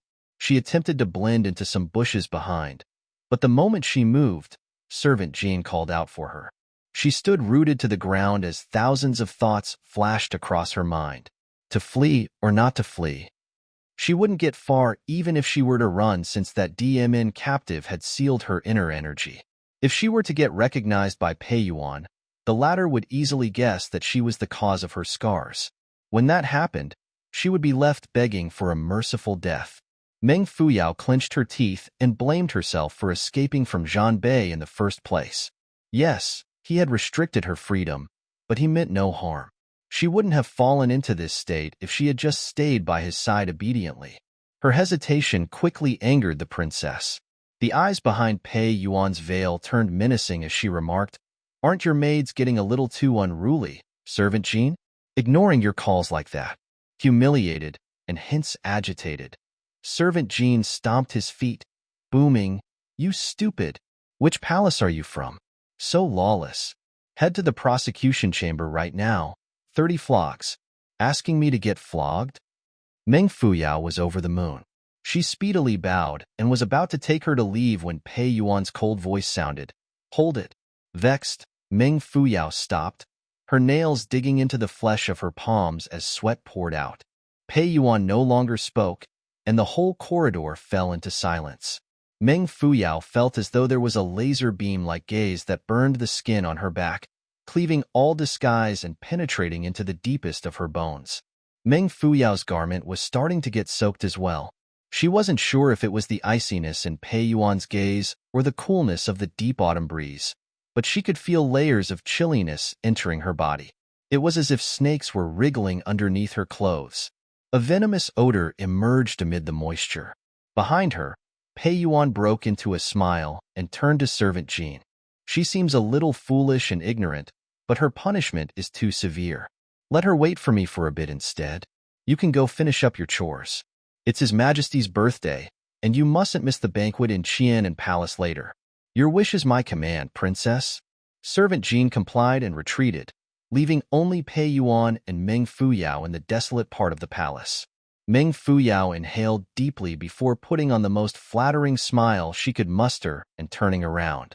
Before she could say anything, however, Pei Yuan floated toward her like a ball of cloud, with both hands behind her back. Meng Fuyao's heart sank when she saw Pei Yuan executing the Sect technique, Flying Cloud. Pei Yuan stood steadily before her, flashing a wide smirk that contained an indescribable sharpness, no different from a lightning bolt that kept hidden amid the dark clouds. She crooked her head slightly, words rolling off her tongue one by one, briskly yet cuttingly. "Meng Fu Yao." Meng Fuyao rubbed the sweat off her fingers with the inner side of her sleeves and turned around calmly to meet Pei Yuan's murderous glare before smiling. "Pei Yuan. It's you, indeed," Pei Yuan commented, looking her up and down. "It's no wonder I found this figure of yours so familiar. You're not dead, Meng Fuyao. You're still alive, so how dare I die first?" Meng Fuyao laughed. I've yet to seek revenge. Pei Yuan was about to take a step closer when Meng Fuyao's words hit her. After some thought, she asked, "What act are you putting on? Aren't these scars on my face you're doing? Is there anything I dare not say?" Meng Fuyao, too, took a step forward and questioned. She looked right into Pei Yuan's eyes, her bright gaze equally determined under the latter's deadly glare. "How I wish that marvelous masterpiece was my doing. Look at that cross. How satisfying." "You," Pei Yuan expressed, grinding her teeth as her whole body trembled. The doubt in her eyes thickened from Meng Fuyao's blatant confession. She clenched her jaws, deep in thought, and shouted with a sharpened gaze after a short pause, "Not right. We haven't met since you fell off the cliff, so how would you know that it is a cross on my face now that I'm veiled?" It was the line Meng Fuyao had been waiting for. As in on cue, she let out a panicked expression, retreated a few steps, and kept mum. Pei Yuan wasn't going to let it go, naturally. She strode forward, forcing her to a corner. "Speak. How do you know?" Meng Fuyao kept her hands inside her sleeves as she looked at Pei Yuan with a slightly bent head. Pei Yuan, why are you coming so close? Aren't you afraid that I'll kill you?" This reminder had Pei Yuan forgetting herself. When she remembered that her skills were beneath Meng Fuyao's, she hesitated before shifting backward in slow motion. Then, she laughed coldly and warned, "I would have to be wary if we were in any other place. It's a pity we're in Taiyuan Palace right now, and there are guards just 30 steps away. You'll turn into minced meat the moment I call for them. You'd better worry about yourself, Meng Fuyao." Meng Fuyao casually leaned against the pillar behind her and crossed her arms. "Bring it on. Minced meat, you say? Try killing me without batting an eyelid again. I'll have to congratulate you, then, because you'll never find out who your real enemy and the culprit is." "You're my real enemy," Pei Yuan declared, her eyes flickering and sizing Meng Fuyao up. "Don't bother trying anything in front of me." Meng Fuyao threw her a side glance before grinning. She straightened her body and coquettishly clasped her fingers together. "What are you unsure of, Pei Yuan? How about you make a move quick and stop wasting time? You're not stupid, so you should know that I was heavily injured that night. I did survive, but would I have had recovered my energy so fast, in time to hurt you? Yes? No?" Pei Yuan retracted her gaze as Meng Fuyao had hit the nail right on the head. She only had a feud with Meng Fuyao that night, but she had been gravely injured indeed. But who, if not her? Could there really be such a coincidence? "I'll be honest with you," Meng Fuyao started, upon reading Pei Yuan's expression. Smiling more carelessly, she continued, "I was saved that night by someone who has all along been your enemy. Saving me was just out of convenience, but killing you is and will remain imperative. Who is it? Why should I tell you? To let you kill me after?" Meng Fuyao leaned back, vigorously shaking her head. "Do you think I lack a brain? Like you?" Not understanding what Meng Fuyao had just said, but instinctively guessing that it was something negative, Pei Yuan opened her eyes wide in anger and bellowed, "I'll seize you first." Meng Fuyao unclasped her hands, inviting, Come. Do you believe when I say that I can draw another cross on your face before the guards you're about to call for arrive?" Those words effectively shut Pei Yuan up as she opened her mouth and closed it again. Unable to contain it any longer, Meng Fuyao burst into a confidence-filled laughter. She opened up her hand, curling her pinky finger slightly and spreading the other fingers evenly. In response to the foreign gesture that Meng Fuyao had so indifferently flashed, Pei Yuan could only swallow the urge to call for the guards. Meng Fuyao continued laughing as her eyes glistened, like a top-grade satin from Xuanji Nation wood, amid the breeze under the sun. Pure and at ease, her smile flowed through the palace's thick hibiscus and chrysanthemum plants like a stream, watering and nourishing all flowers along its path. No one knew, of course, that sweat beads were oozing out from all over her head and body, and made cool by the incoming breeze. Pei Yuan was naturally vicious, so even if she were to believe that Meng Fuyao wasn't the culprit, she would still hope for her death. Judging from Pei Yuan's current mood, Meng Fuyao wouldn't be surprised if she tried to gift her a cross too. As such, Meng Fuyao's only possible way out was to act tough in order to instill doubt into Pei Yuan. Pei Yuan stared at Meng Fuyao, never letting her eyes off her. Nevertheless, her feet started moving carefully as she took a step back. On the other hand, Meng Fuyao stood as still as a boulder, trying hard to suppress her urge to flee. Pei Yuan watched attentively as Meng Fuyao formed the cleaving nine heavens gesture with her hand, her expression fluctuating as she took 2 steps back. The atmosphere around them gradually turned threatening. Meng Fuyao exhaled noiselessly. Her movements were well controlled, but her back was so sweaty that it started itching as her garment started sticking to it. Pei Yuan looked frostily at her, saying, "Tell me who did it and I won't touch you again. I swear. Otherwise, don't think about escaping unscathed. I will not let you go, no matter how wounded I may be." "Really?" Meng Fuyao blinked. "Of course," Pei Yuan asserted. "I always mean what I say." "You swear?" Meng Fuyao smiled. "More crosses appear on your face if you go back on your word. Your body will be filled with circles and crosses, as will your whole family. You—" Pei Yuan was about to collapse from anger. She clenched her teeth but swore nonetheless. Meng Fuyao lost it, albeit inwardly when Pei Yuan got to the part about her family being circled and crossed. However, on the surface, she remained grim.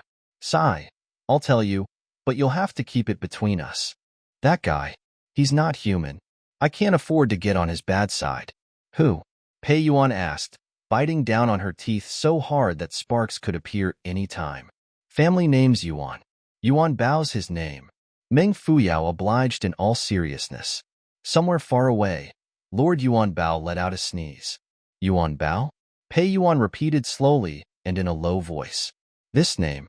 He's a powerful fighter from the Wild Mountains, and that's just his nickname. I heard that your political enemy, the Yun family, had engaged a formidable killer, but no one's heard of his name," Meng Fuyao added, smiling a little. "Yuan Bao, Yuan Bao. Who asked you to be such a bully? I'm framing you now, but it's true that you're not human. Plus, you did play a part anyway." Gradually believing her words, Pei Yuan hardened her gaze. "I don't care how formidable he is. If I don't get my revenge, I will cease being Pei Yuan." Pei Yuan looked indignantly at Meng Fuyao. She was upset that Jingchen still harbored feelings for her. Pei Yuan had so much hate for her, but it was a fact that her skills weren't on par with Meng Fuyao's and that Jingchen was nearby.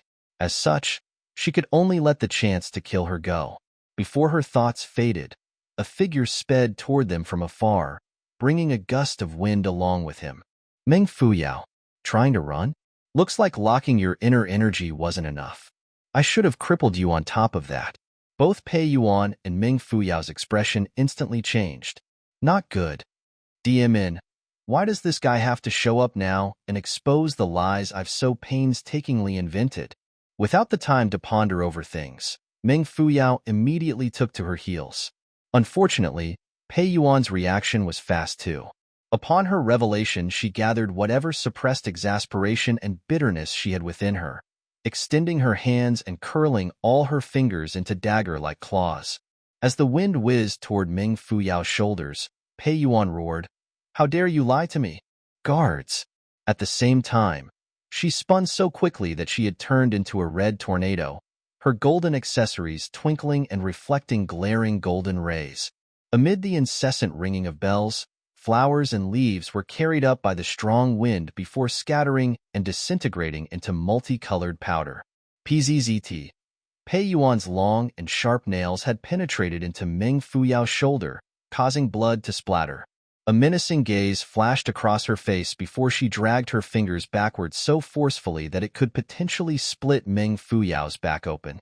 As Meng Fuyao sensed the immense danger, she dropped on her knees and slid a meter forward, effectively distancing herself from Pei Yuan's claws. Not giving up, Pei Yuan took a step forward and reached for Meng Fuyao's head when a thunderous voice boomed from behind. "Release her." A black-red figure appeared and moved so fast that his face wasn't clearly visible. A golden ray flickered even before he reached them, and a thin sword carrying a heavy gust of wind flashed forward, accurately trapping Pei Yuan's hand. The force was so great that she tumbled 10 meters away. Nevertheless, she preserved the cold smile on her face. The guards surged forward, unsheathing their swords and fixing their arrows, and took aim at Zhan Bei. These trespassers are plotting an assassination. Take them down, Pei Yuan ordered sharply. Zhang Bei stayed in his spot, his black robe rolling angrily as its red corners rose up like flames. His ferocity radiated cuttingly and in a pressing manner, yet falling short of the deadly aura he was exuding from between his brows. Under the crystal-clear sky, sparks could be seen in his crow-black pupils as he dove for the domineering woman in red. "How dare you touch me?" Her voice carried an abundance of inner energy that shook the surrounding flora. Leaves left their branches and shot straight at the guards in front, causing soreness in their arms. The weaker ones simply loosened their muscles and dropped their weapons to the ground. Pei Yuan's face changed before she steadied herself and examined Zhang Bei closely. Judging from his bearing, he obviously wasn't an ordinary character. After recalling that it was the emperor's birthday that day, she frowned and stopped her guards. Despite showing signs of withdrawing, Zhang Bei wasn't going to let the matter rest. He had wasted so much time outside the toilet earlier. Eventually feeling uneasy, he had gone against the palace maid's resistance and kicked the cubicle door down. Upon spotting a maid disguised as Meng Fuyao sitting on the bucket, he knew instantly that he had been tricked and jumped straight into a fiery search for her. He, too, wasn't familiar with the layout of the palaces, a fact made worse by the unusual defense that had been devised for the event. His perseverance had finally paid off after much aimless walking. Alas, someone had gotten to his target first and was trying to kill her. When he had seen blood splashing out from Meng Fuyao's shoulder, he felt an involuntary surge of anger, as if injected with adrenaline, that not even he could comprehend. "It's not your turn to trample on my woman yet." He had brought his sword out since it wasn't convenient for him to enter the palace with his spear that day. Despite it not being his usual weapon, he blandished it with much ease and power. Almost reaching Pei Yuan, Zhang Bei remarked coldly, "You owe me 10 holes." It took Pei Yuan a moment to realize that he was talking about the holes she had dug into Meng Fuyao's skin. "So what? Come at me if you can," Pei Yuan taunted. Of course, Zhang Bei acceded with a smirk. He lifted his fingers, and the thin sword flew in a straight golden line toward the guards standing before her. As the golden ray whizzed through the air, Pei Yuan only felt her vision turning dazzlingly bright, as if something was zooming toward her at an incredible speed. Before she could reach out to block it, a sheet of black fell into sight, and she felt a cold sensation traveling down from overhead. She subconsciously opened her palm, and a light, thin-looking object fell onto it. It was soft and cool to the touch, yet her face did not hurt. She only felt an air of chilliness blasting at her. She felt the object in the head, instinctively knowing that things weren't good. She lowered her head and saw a red piece of perfectly circled brocade.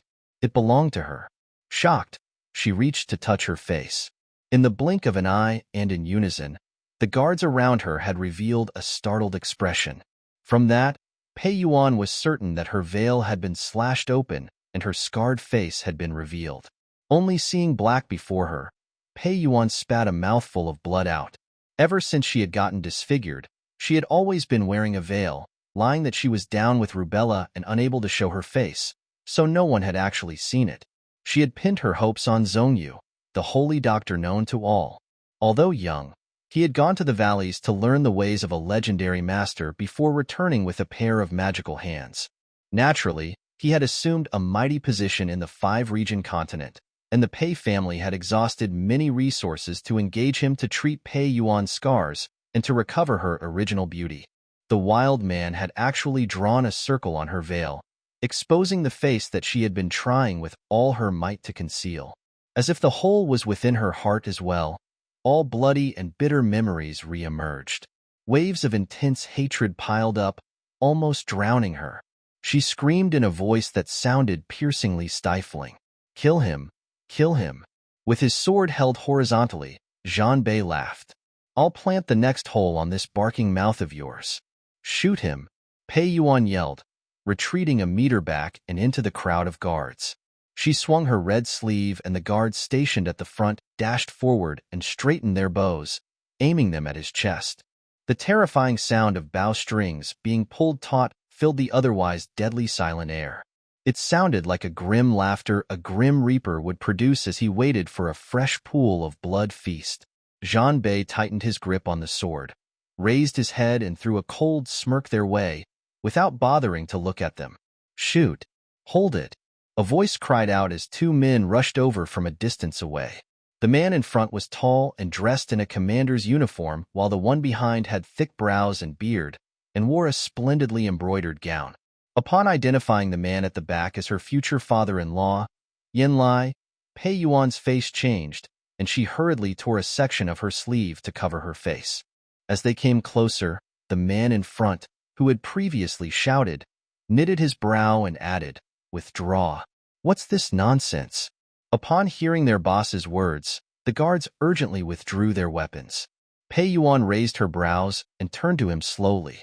"Are you blaming me for causing a scene, Great Assistant Commander Tai?" "I wouldn't dare." Tai Tsangma bowed, neither overly servile nor supercilious. "I daren't defy your orders, Princess, but the man you have targeted is not one I can touch. Please, on the account that this lowly life of mine is still a life, simmer down." "Him?" Pei Yuan threw a side glance at Zhang Bei, a curl forming on her lips. "Who is he?" Tai Tsangma lowered his head, brows wrinkled. Nevertheless, he maintained a calm tone, saying, "The brother of the Tiansha's emperor, also a noble guest of his majesty. You've lost your manners. You—" Pei Yuan choked from his stinging rebuke. She was annoyed but hesitated to take action. Tai Tsangma was an honest man and the #1 player in Taiyuan Palace. He was a principled man, and it wouldn't be wise to offend him. Yin Lai's arrival curbed Pei Yuan's anger a little bit, as she was unwilling to act wantonly before him. Instead, she shot Tai Tsangma a death glare before heading over to her father-in-law. Yin Lai's gaze brushed past the mask secured on Pei Yuan's face before stroking his beard and accepting her bow. Pei Yuan straightened her back and smiled, not the least bit haughtily. Old Sir Yin had just received her bow, so did it not mean that he had acknowledged her as his daughter-in-law? Yin Lai fixed his eyes on her, smiling. "It's His Majesty's birthday today, Princess. Wouldn't be good if you get tangled up in other people's business and delay such a big event, would it?" His tone was calm but his smile meaningful. He had emphasized the words big event. It was then that Pei Yuan recalled her original intent. She frowned, feeling somewhat frustrated for allowing Meng Fuyao to befuddle her. Meng Fuyao. Why is she so quiet? She appeared to have rolled down the steps and into the bushes earlier, never showing herself since. Then came Tai Tsangma's hasty intervention and speech, which had caused Pei Yuan to momentarily forget all about Meng Fuyao. Zhang Bei, too, remembered about his chase at this point. He groaned and rolled down the blood-stained path Meng Fuyao had taken. After turning around the bushes and spotting no one, he lifted his brows in confusion and stared at the blood spots which were still visible on the ground. Someone snorted behind him. Pei Yuan swept over like a gust of wind, but was unable to find Meng Fuyao. She revealed an awful expression and gritted her teeth. "Let's see how far you can run." Zhang Bei whipped his body around so fast that his clothes swung and hit Pei Yuan on the face. The latter felt as though she had been slapped by an iron plate as blackness concealed her view for a moment. "9 more holes. Let me warn you. I'll go after you every time I see you. Dare touch her one more time, and I'll make sure that you get not just 9 but 100 holes all over your body. I don't kill women, but you can be an exception," an icy voice sounded. Zhang Bei brushed his sleeves. "I have no time to waste on you right now, but don't forget my words." Pei Yuan covered her face while looking up. As she was about to retort, Zhang Bei gifted her with another sleeve slap, which landed on her right cheek, causing her to stumble. At that, he exited with a flash. "Hey, hey, hey. Softer, softer. SS. Are you trying to save or kill me?" Murmurings could be heard amid the darkness as 2 pairs of dazzling eyes flickered in the night. One of the pairs belonged to an unlucky girl. She had just rolled into the bushes, but before she could get on her feet a pair of steel-like hands pulled her, causing her body to drop. The next moment, she was plunging into a dark tunnel. As an astonished Meng Fuyao was about to resist, the person covered her mouth and shook his head, indicating that she should remain quiet. His perlicue was rough, a detail that helped her confirm his love. Yet, His cool palm emitted a faint scent that only noblemen owned. She nodded slightly to express agreement, after which the man relented and removed his hand. Meng Fuyao looked around and noticed that they were in a secret passageway. She speculated that it was a linkway connecting the dried-up well that she had fallen through to a hidden unit further down. Upon the ceiling of the unit, plants were grown above ground to conceal the well, in which the man had been waiting to pull her in. When Meng Fuyao sensed no hostility from her captor, she released a breath of relief. Suddenly, the man turned her shoulder, immediately tearing the cloth of his sleeve in horror. He worked skillfully on her wounds, completely bandaging them in no time. Caught off guard by his action, Meng Fuyao winced in pain. But before she was done, he had already removed his hands and turned around. He had a lean and straight figure, appearing like a palm tree amid the darkness. As the man saw that Meng Fuyao had gradually calmed down, he took a few steps forward, his silhouette being outlined by a faint ray of penetrating light. He had broad shoulders and a thin waist like that of a youth. The more she looked at that back, the more she found it familiar. She scanned her surroundings again while knitting her brows. She had never appreciated confining spaces, and her instincts wanted her to get out. However, the man turned around abruptly, his extremely pale face and deep eyes reminding her of the ever-snowy mountains in Qiankang. Those abyss-like eyes were cold and unfathomable, yet as bright as a million twinkling stars combined. Meng Fuyao drew a deep, cold breath. Those eyes. She had seen them before. On the second day of her breakup with Jingchen, she had accepted a challenge against a youth dressed in black. It was his nether eyes that had caused a big explosion that day. Although she hadn't forgotten about him, she was still beyond surprised to meet him again in a place like this. The youth looked at her and said suddenly, "You owe me one now that I've saved you."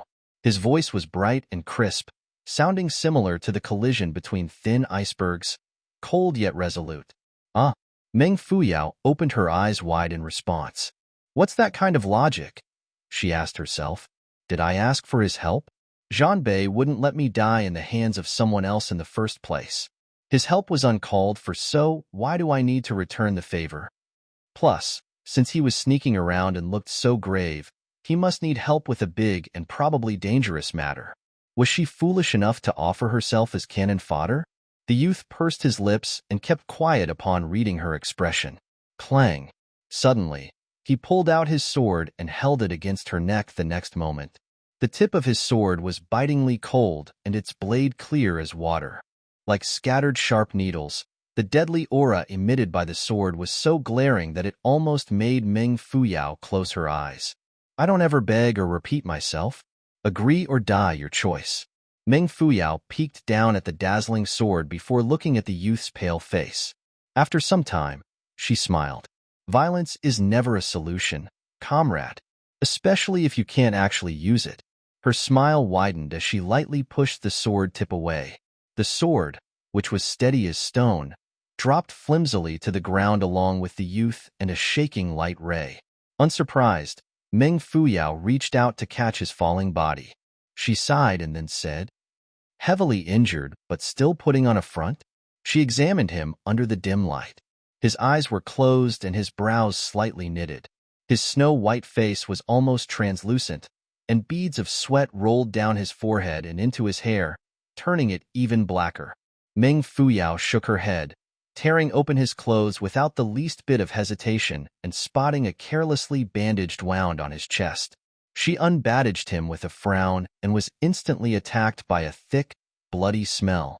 What greeted her eyes was a terrifying and protruding scar, seemingly created from a wide and sharp weapon. The greenish-blue flesh around his wound hinted that he had been poisoned. There also was a superficial injury near it, appearing to be left by smoke and fire. It wasn't a serious wound, but looked sinister enough to repel Meng Fuyao's gaze. Firearms, she thought, and recalled something Yuan Zhaoxu had told her. There was a team of gunmen in the 5-region continent that was equipped with the most technologically advanced firearms. They had always been under the control of the Crown Prince, Qi Yuanjing, while the person in charge of them was his trusted aide. This youth definitely felt enmity toward the Yin and Pei families, so he should be part of the Crown Prince's people. Why, then, Had he been targeted by his gunmen? However, that wasn't the time to deliberate. Meng Fuyao bit her lips and retrieved a small bottle from inside her sleeves. She looked at it, somewhat regretfully, before extracting a purple pill and putting it into the youth's mouth. After feeding it to him, discontent set in. She slapped his face with excessive force to guide the pill down his throat. She couldn't help it. She had just sacrificed a 9-revolution soul-returning pill that had been given to her by the old Taoist priest. The old man had bragged that it could grow fresh bones and flesh out of a dead boy and was one of the greatest treasures of all time. Now that she had given it to someone she couldn't deem a friend, it was only natural for her heart to ache. The youth's breathing smoothened shortly after ingesting the pill. Meng Fuyao felt for his pulse. While she wasn't able to purge the toxins completely, it was sufficient to keep him alive. She stood up and searched for an exit. She knocked on the walls, aware that she was in a formation that employed the principles of reflection and refraction. Upon tapping on a particular mirror lens, a different echo sounded. It was crisp and not muffled. Delighted, Meng Fuyao placed her hands on it. But just as she was about to push, someone called out from behind. "Go ahead, if you want to get hit by arrows and turn into a hedgehog." Meng Fuyao turned to the youth, who had sat up and raised a brow. "Is that how you're going to treat your savior?" The youth rested his forearm on a knee while inspecting the condition within his body, only looking up upon hearing her words. A glimmer flashed across his distant-looking eyes. They resembled fireflies that fluttered amid the ocean mist, so remote and hard to grasp. His complexion was delicate and pleasing, but it was his gaze that had the ability to capture anyone's attention. There was a peculiar calmness about his eyes, and staring into them allowed one to relive the halcyon days of lolling on a grassy bank and watching the boat lamps drift in the sunset sea. It was no wonder that Meng Fuyao had fallen into a daze. With eyes like these, why must he train a bizarre skill such as the nether eyes? Before she could find an answer, she heard, "I wish my sword was still on your neck." His words cracked Meng Fuyao up. She shook her head while laughing. "All right, what do you want me to do?" Prince Qi has brought in a sideshow troupe to perform at the Qianan Palace Hall feast in the evening. An Asian has been hired to take the crown prince down, which would force an abdication. When that time comes, his pawns, from the Yin and Pei families, will make their moves as well. The Yin family will take the chance to transfer the inner palace guards out, while the Pei family will command 50,000 soldiers to invade. We must inform the crown prince before all of these take place. "From where have you obtained such confidential information?" asked Meng Fuyao in curiosity. "Someone told me." He pursed his lips tightly, showing no intention of telling. After some thought, Meng Fuyao consented.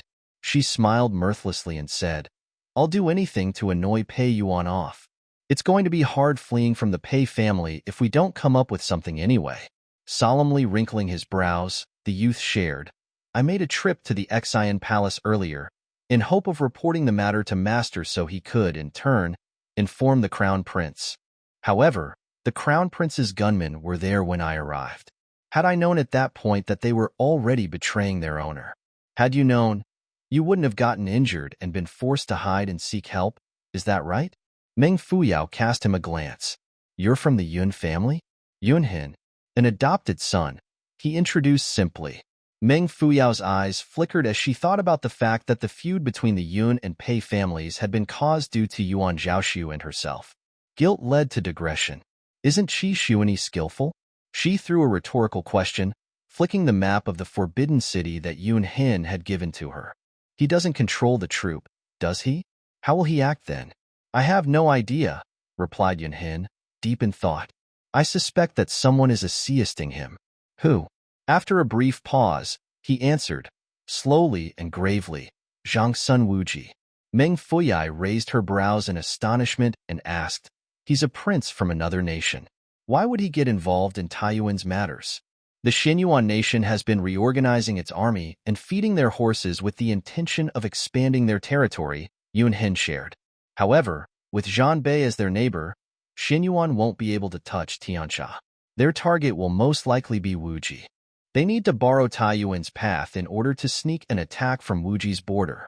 Since the Taiyuan crown prince's concubine is also the princess of Xinyuan nation, Zhang Wuji would very much want someone else as the crown prince. Does having a different crown prince remove all threat for the Wuji nation? Asked Meng Fuyao. To think that Zhang Wuji's known for his wisdom. What bull?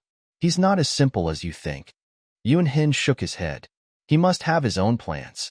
Aren't you putting him on a pedestal? Meng Fuyao commented, her eyes flashing suddenly. What does he look like?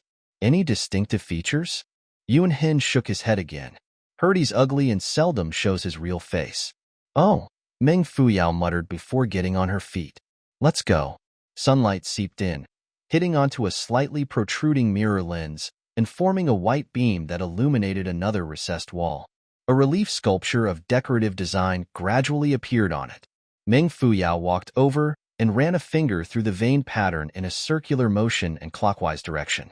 Squeakish sounds disrupted her movement, and shortly after, a hidden door opened slightly. There were no arrows, which allowed Meng Fuyao to heave a sigh of relief. A black light flashed by, and countless guns nudged forward like poisonous snakes. Just as she was about to fall back to evade the situation, she recalled that Yuan Hin was behind and defenseless. That moment of hesitation led her to lose the chance as the guns were already through the door. The wind whistled sharply, causing their eyes to ache. Snap! Someone had darted forward, instantly reaching two guns and opening his arms to clasp them under his armpits. He then whipped around and in the process gained control of the guns, pulling the triggers and filling the place with gunshot sounds. It was Yuan Hin who had made that move, following which, he slid forward in a smooth motion and twisted the neck of one of the gunmen. Before the victim fell, he had already moved on to the next one. Spine-chilling cries could be heard, one after another, until there was only one head left. Unfamiliar with such a ruthless method of murder, the last man standing was absolutely stupefied, only snapping out of his shock and attempting to flee upon realizing that everyone else was dead. Yuan Hin held his sword horizontally, its reflected light glistening and blinding the man in an instant. He flashed a grin before casting the sword forward and piercing the man's throat. Fresh blood spurted from his wound as he staggered forward before convulsing and collapsing onto the ground. The moment he retracted his sword and held it against the ground, he leaned on it, gasping for breath. Meng Fuyao stared at him in amazement. His skills weren't the absolute best, but he was undeniably precise. His footwork was as smooth as flowing water, and his speed and manner of execution were practically an art. After taking a consecutive line of men down, Yuan Hin was exhausted. He breathed loudly, but a dripping sound could still be heard as blood oozed out from a fresh wound on the back of his hand. The color contrast between his skin and blood was piercing. Meng Fuyao rushed over to him and frowned. Split open. Yuan Hin straightened his body, his pale face suddenly turning flushed. In a slightly hoarse voice, he mumbled, "Not a big deal. Let's go quickly." Meng Fuyao understood why he was feeling anxious. The gunmen who laid in ambush were proof that someone had already reported their encounter with Yuan Hin to Qi Yunxi, who then fortified the security within the palace and made sure that he couldn't get to Qinan Palace safely. This won't do. Meng Fuyao shook her head. Yuan Hin, you probably can tell that my inner energy's been sealed. With this and the fact that you're heavily injured, there's no way we can go far. Instead of risking our lives to guard Qinan Palace, why not think of a way to get the crown prince out? Yuan Hin's eyes lit up, and he narrowed them. It's His Majesty's birthday, so he's expected to stay inside the palace as a sign of respect. What if there's a rebellion? Meng Fuyao smiled leisurely. Who will be in charge of handling it? What are the rules stipulating? Yuan Hin whipped his head up, his voice strengthening. You're saying, a rebellion? Meng Fuyao emphasized. Strike before Qi Xuani, and the crown prince will be forced to exit. Just like that, on the birthday of the Taiyuan emperor, which was also the 23rd of September, internal disorder fell upon the city. This would be later coined as the chaos of Yanjing. Nevertheless, Chinese historians would also privately call it the double chaos. It was an extremely peculiar incident. In one night, two hostile powerhouses had led a rebellion to Yanjing Imperial City one after another. One moment, fresh blood splattered across the street. The next moment, the blood was cleansed by yet another wave of blood rain. There had never been an event like this in history. A royal family had never been revolted against twice before. This bizarre event appeared to be a battle for supremacy between the crown prince of Pei Yuan and Prince Qi. No one knew that a particular girl was responsible for triggering it, and hence shaking up the foundation of the imperial court and implicating nations far and wide. She had basically taken the first step in altering the ultimate political fate of the five-region continent. However, at that point, she was still a nobody with no chance of rising up amongst the influential figures of all 7 nations. Nevertheless, since the phoenix had spread its wings over the Taiyuan region, it was only a matter of time until one particular girl unfolded hers and wrote her own epic story. An almost starless and dim night fell over the imperial city as clouds rolled around energetically, compromising the tranquility of autumn days. Starkly juxtaposed with the ominous sky were the resplendent streamers that hung from the palace lanterns in the imperial city. Embroidered silk was tied to all trees, and every 3 steps stood a blooming chrysanthemum tree, from which a deep red lamp was suspended. The faint glow from within produced a beautiful contrast, which enhanced the bright color of the flowers. It was a dazzling sight. On the water pavilion in front of the Qin'an Palace Hall was a jade-pillared pontoon bridge that ran across a lotus-shaped lantern-filled pond. Above the pavilion was an illuminated pearl that shone down on a table full of fresh fruits and delicacies, ready for consumption upon the emperor's arrival. The respective princes had already reached the Qian'an Palace, and while waiting, they engaged in merry discussions and friendly talks. Qi Xuanyi leaned on his chair after picking up a small bunch of grapes. As he ate them, he kept his eyes on the sand grains in an hourglass seated on the table. It was mid-afternoon. The 6th East Palace, which was located a distance away from the Qian'an Palace, was cheerless in comparison. Not much space was occupied since there weren't many concubines residing within. In spite of the seasonal decorations, the whole place was unlit, and hence, radiated a certain coldness. The colored lamps hanging from the eaves swayed in the wind, drawing red halos that appeared like blood in the night sky. However, a pair of black figures was scurrying toward the Xian Palace. They were dressed in the outfits of a servant and palace maid. They moved urgently and hid in a dark corner whenever guards passed. Their movements were light and quick, never once causing an alarm. They halted upon arriving at the Xuanda Palace Hall. Crossing the Xuanda Palace Hall, in which the old concubine from the previous dynasty resided, would bring them to the unfrequented Xian Palace.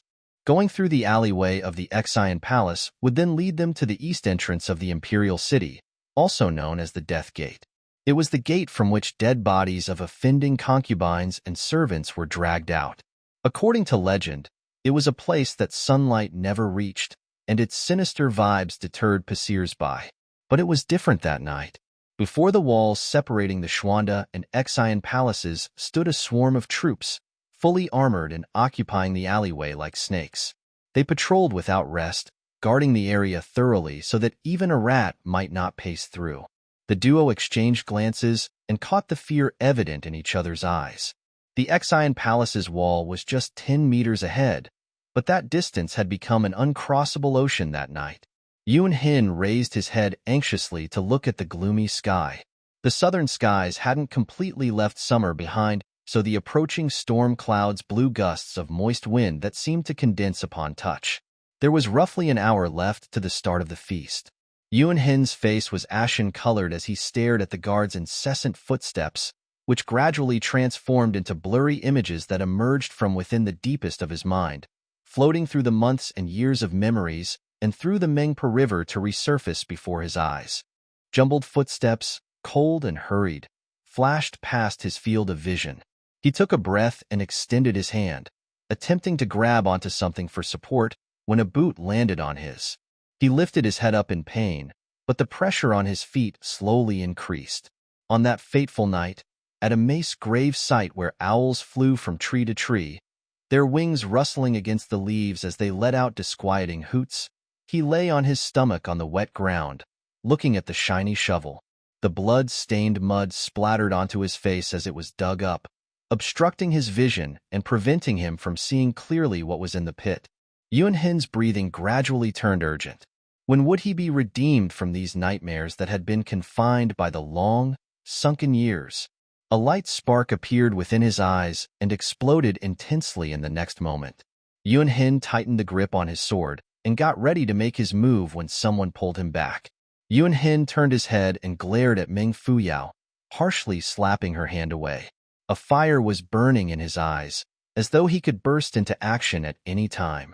Meng Fuyao was taken aback by his abrupt change in attitude. When she saw that he was about to jump forward and take them on his own, she had simply wanted to stop him from committing suicide. Why is he so angry? Meng Fuyao bit her lips, not wanting to quarrel with him at this point in time. She made a quick hand gesture, asking him to turn. Doubt flashed across his face, but because Meng Fuyao looked certain, Yuan Hin gave in.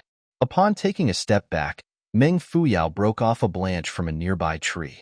She held it in her hand and pared it meticulously, turning it into a long, cylindrical object.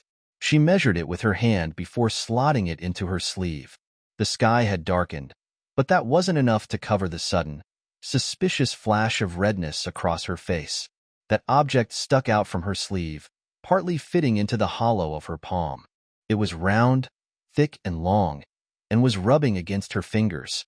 Meng Fuyao's face started heating up as she curled her lips and let out a helpless smile. Into the muddy water I go. Darn, my reputation has been soiled and will forever be buried in this cursed palace. It was almost evening, and candlelight filled the Chinon Palace Hall's interior. Qi Xuanyi was yakking about the excellent skills present in Huai's was first sideshow, martial family, generously spilling his saliva everywhere. He extended a hand toward the crown prince to gain his attention, to which the latter reciprocated by walking over. Qi Xuanyi started, in a low voice.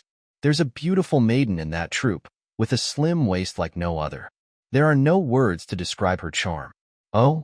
The crown prince exclaimed, before commenting in a similar tone. How would third younger brother know how slim her waist is if she's still a maiden? Or, they exchanged a look before erupting in laughter. At 4 in the evening in the Chinon Palace Hall's garrison house, Assistant Commander Tai was getting ready for his patrol when someone brushed the door curtain aside and entered. It was his superior, Yen Lai. I'll join you.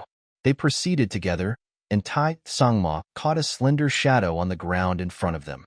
He looked up to see Princess Pei advancing with a winsome smile. At this chance encounter, he quickly paid his respect, and the princess supported him up. A sword appeared in her hand as she helped him up. In the next second, she had plunged it into the assistant commander's chest. Naturally, he tried to retaliate, and Yen Lai simply smiled, sweeping his sleeve forward the next moment and trapping the assistant commander's slanted body under his armpit. The victim struggled hard, aggravating his wound and losing a lot of blood in the process. Yen Lai smiled and twisted his arm. Tai Tsangma's head instantly turned crooked, his bones creaking and cracking amid the eerie silence. Upon tossing the dead body to the ground, Pei Yuan and Yen Lai exchanged smirks. At 4 in the evening, at the 3 gates of the imperial city, the wind was as cold as steel and the moon, in contrast to the pieces of red decoration, deathly pale. Before the gates stood guards, armed with javelins. They were standing still with their black shadows covering the ground. The silence was broken by a fast, clattering wave of hooves. The horsemen were dressed in embroidered gowns and were quickly revealed to be Yen Lai and Yen Jingchen. His Majesty has ordered for a change of guards stationed at the Chongning, Guang'an, and Chongqing gates. Cold light rays reflected off the weapons as the clanking of metals overtook the silence. Clouds shifted overhead, piling like layers of fish scales and crowding over the imperial city. Yen Lai remained on his horse, indifferently waiting for the garrison to be relieved. The garrison leader of the Chongqing gate, Tai Tsangma's trusted aide, hesitantly reached his hand out to request for an edict. Yen Lai smiled. Sure. At that, he whipped a severed head from his back and smashed it against the garrison leader's head. Fresh blood, mixed with blaine juice, flowed down and along the veined path, creating an outline of an eerie massacre map. The tumbling head stained the street, but a trained soldier speedily wiped the trace away. At 4 in the evening, at the main camp located in the suburbs of Yanjing, Commander Fang Mingyi gathered his men around and read the prince's order aloud. The crown prince of Taiyuan had plotted a rebellion, and the army was to enter the palace to protect him. Fang Mingyi had 5 men with him, and 3 instantly set off to inform their troops, whereas 2 remained to offer suggestions. They advised against moving recklessly without an imperial edict, to which Fang Mingyi gave a small nod and a wave. More than 10 pikes slashed through the leather tent, and in the next moment, holes could be seen through the 2 military officers' bodies. Blood shot out from the holes, splattering all over the interior of the tent and onto a spot marked as Imperial City on the map behind where Fang Mingyi stood. At the same hour, another secret mission was being carried out in a certain corner of Yanjing. The bead curtain swayed and twinkled as a graceful male's slender silhouette was imprinted onto the screen window behind it. Kill these 31 people. He lifted a finger and smiled with much poise. Precision, and not quantity, is the key when it comes to killing effectively. Only kill what's necessary. Go, he added, raising his palm. As he did that, a white mark was revealed momentarily before his baggy sleeve covered it once more. My first gift to Qishuani. As his voice fell, black figures shot out like puffs of smoke toward every corner of Yanjing. While the names they were going after seemed inconspicuous and irrelevant, the city would be thrown into a state of paralysis upon the revolt, since communication would be disrupted without those figures. The 31 names had been written on a piece of parchment with suave, black strokes. The magistrate of Yanjing, some of the aristocrats who had private investments in weapons, the deputy of the military depot and relay station, the soldier guarding the beacon tower, the small official in charge of pacing news, orders, and means from the imperial city. Their deaths meant that no word would spread even if something big happened within Yanjing. Admiration flashed across the eyes of the guy reading the names, but he appeared somewhat hesitant. The imperial guards are still under the control of the crown prince. He's been expanding privately over the past few years and has gathered ample strength, about 80,000 heads. Take a look. He won't make it in time. The man smiled slightly. Unless he can escape from Qishuani's ACACN and rush back to camp before night falls. Silence fell as all knew that that was impossible. I don't actually mind them starting a fight.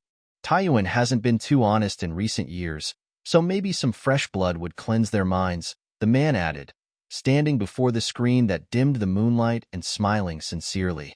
In contrast, his tone sounded rather lonesome, as if he was overlooking everything from the highest peak in the world and unable to seek a worthy opponent. It's unfortunate that Qishuani won't leave a chance for the crown prince. There's probably no one in Yanjing that can overturn the odds against the latter's defeat. He raised his hand, his gaze deep and distant, as though all he saw through the darkness was the ultimate doom. He repeated smilingly, unfortunate. At the same hour, the steward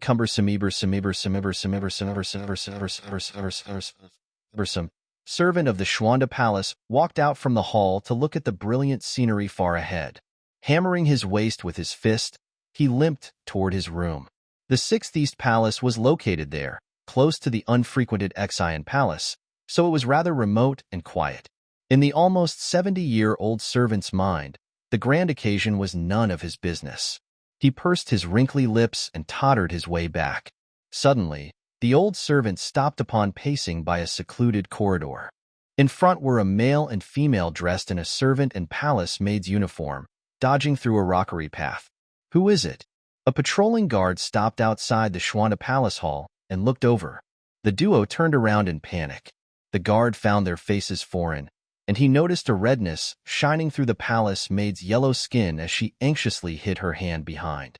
In spite of his age, the old servant had sharp eyes and was first shocked upon spotting the cylindrical object in the maid's hand.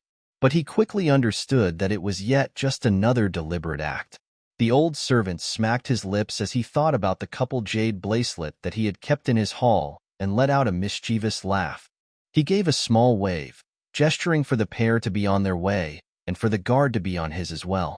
The old servant continued on his path when he sensed no movement coming from the duo. He expressed before turning around. Save us, please. The palace maid pled in a hoarse voice while pouncing forward. The old servant stared at her with squinted eyes and frowned in confusion. We're from the Xian Palace, but We can't return now. The palace maid lifted her head, sobbing. While her skin was slightly yellow, she had a beautiful pair of eyes and upturned brows. The tearful, melancholic expression she carried on her face also contained a bit of restlessness. The old servant looked at her regretfully. It was her complexion that did her injustice, and he could immediately tell that she was born into a poor family. Why else would she end up in a cold palace and fake marry a servant when she had the potential to become a concubine? The thought of it evoked sympathy within the old servant as he gazed at her hesitantly. Over at the Xian Palace, the soldiers were pacing back and forth. Security was so tight, so it was no wonder this couple daren't return. As an assistant manager, there was indeed a way for the old servant to cover for them. But why should he take the risk for strangers? He gathered his sleeves while looking up at the sky in a daze. Yuan Hin and Ming Fuyao exchanged glances, the latter picking her brows and nodding subtly with her chin. Yuan Hin frowned and let out a low hum from under his nose. Ming Fuyao immediately whipped her hand toward his waist area. Helpless, Yuan Hin reached into his pocket for a sack and handed it to her. Ming Fuyao retrieved it happily before pacing it to the old servant. "Sorry for the trouble. A little something from us," she whispered. The old man straightened his body, raising his arm and exposing his baggy sleeve. Ming Fuyao understood his intention and placed the heavy sack in. The servant gave her an admiring glance before turning to Yuan Hin. "What a lucky bloke," he commented, before sneaking a quick look at the object in Ming Fuyao's palm. He hinted for them to collect a tray to hold and then follow him. While Yuan Hin appeared calm, he was gripping hard on the tray with both hands. When he saw Ming Fuyao slotting the cylindrical object back into her clothes, he couldn't help but flush. Fortunately, it went unnoticed in the dark night. Ming Fuyao let out an embarrassed cough and looked up at the sky, once again putting the blame on Zhan Bei. "Would I have needed this if you hadn't locked my inner energy?" The old servant led them out of the Xuanda Palace Hall and toward the Xian Palace, but was quickly greeted by an armored imperial guard. After sweeping his gaze across the trio and recognizing the old servant's seniority, the armored guard smiled.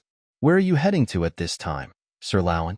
"Oh," the servant expressed while nodding his chin toward the Xian Palace in an impatient manner. "A palace maid has a cold again. I'm delivering some cotton cloth to be used as winter clothing. It's just a trivial matter. Do you have to make a special trip down?" asked the guard. His gaze was as sharp as an eagle. "Sigh, that you don't know." The old servant stood on tiptoe and whispered, "I just want to check on the palace maid. Haven't you heard? She's plagued by something dirty." He coughed and stopped talking. The wind blew over from the long and narrow alleyway, sweeping the fallen leaves and creating crisp sounds like those produced from a lady's light footsteps. A faint, white layer of fog rose from the ground, never dissipating, adding an eerie air to the solemn alleyway. The guard moved his lips for some time, his face changing slowly. He had been in the palace for a very long time and naturally knew that the criminals' corpses were dragged through the area close to the Xian Palace. Every corner had been stained by blood. It wouldn't be surprising if dead spirits hovered over every corner as well. Despite the brutal nature of his job, the Imperial Guard was superstitious. He waved, turned around and gestured for the guards to open a path.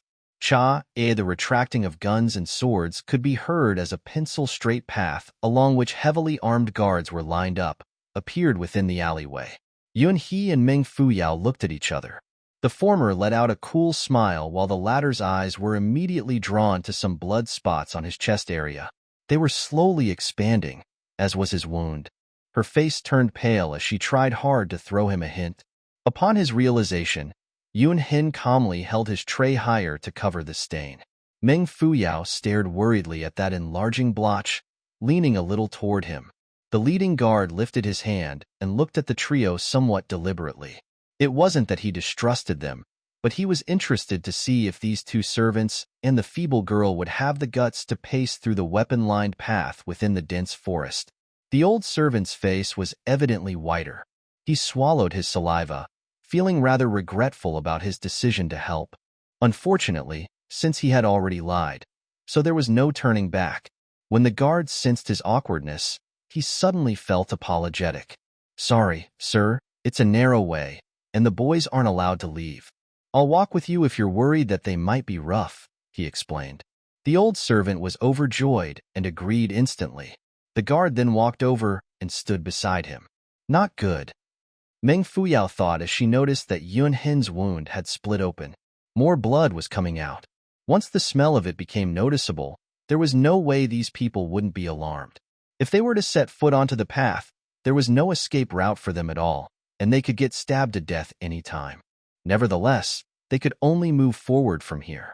Frustrated, Meng Fuyao recalled a phrase. I'll gladly take on any mountains of daggers and seas of flames.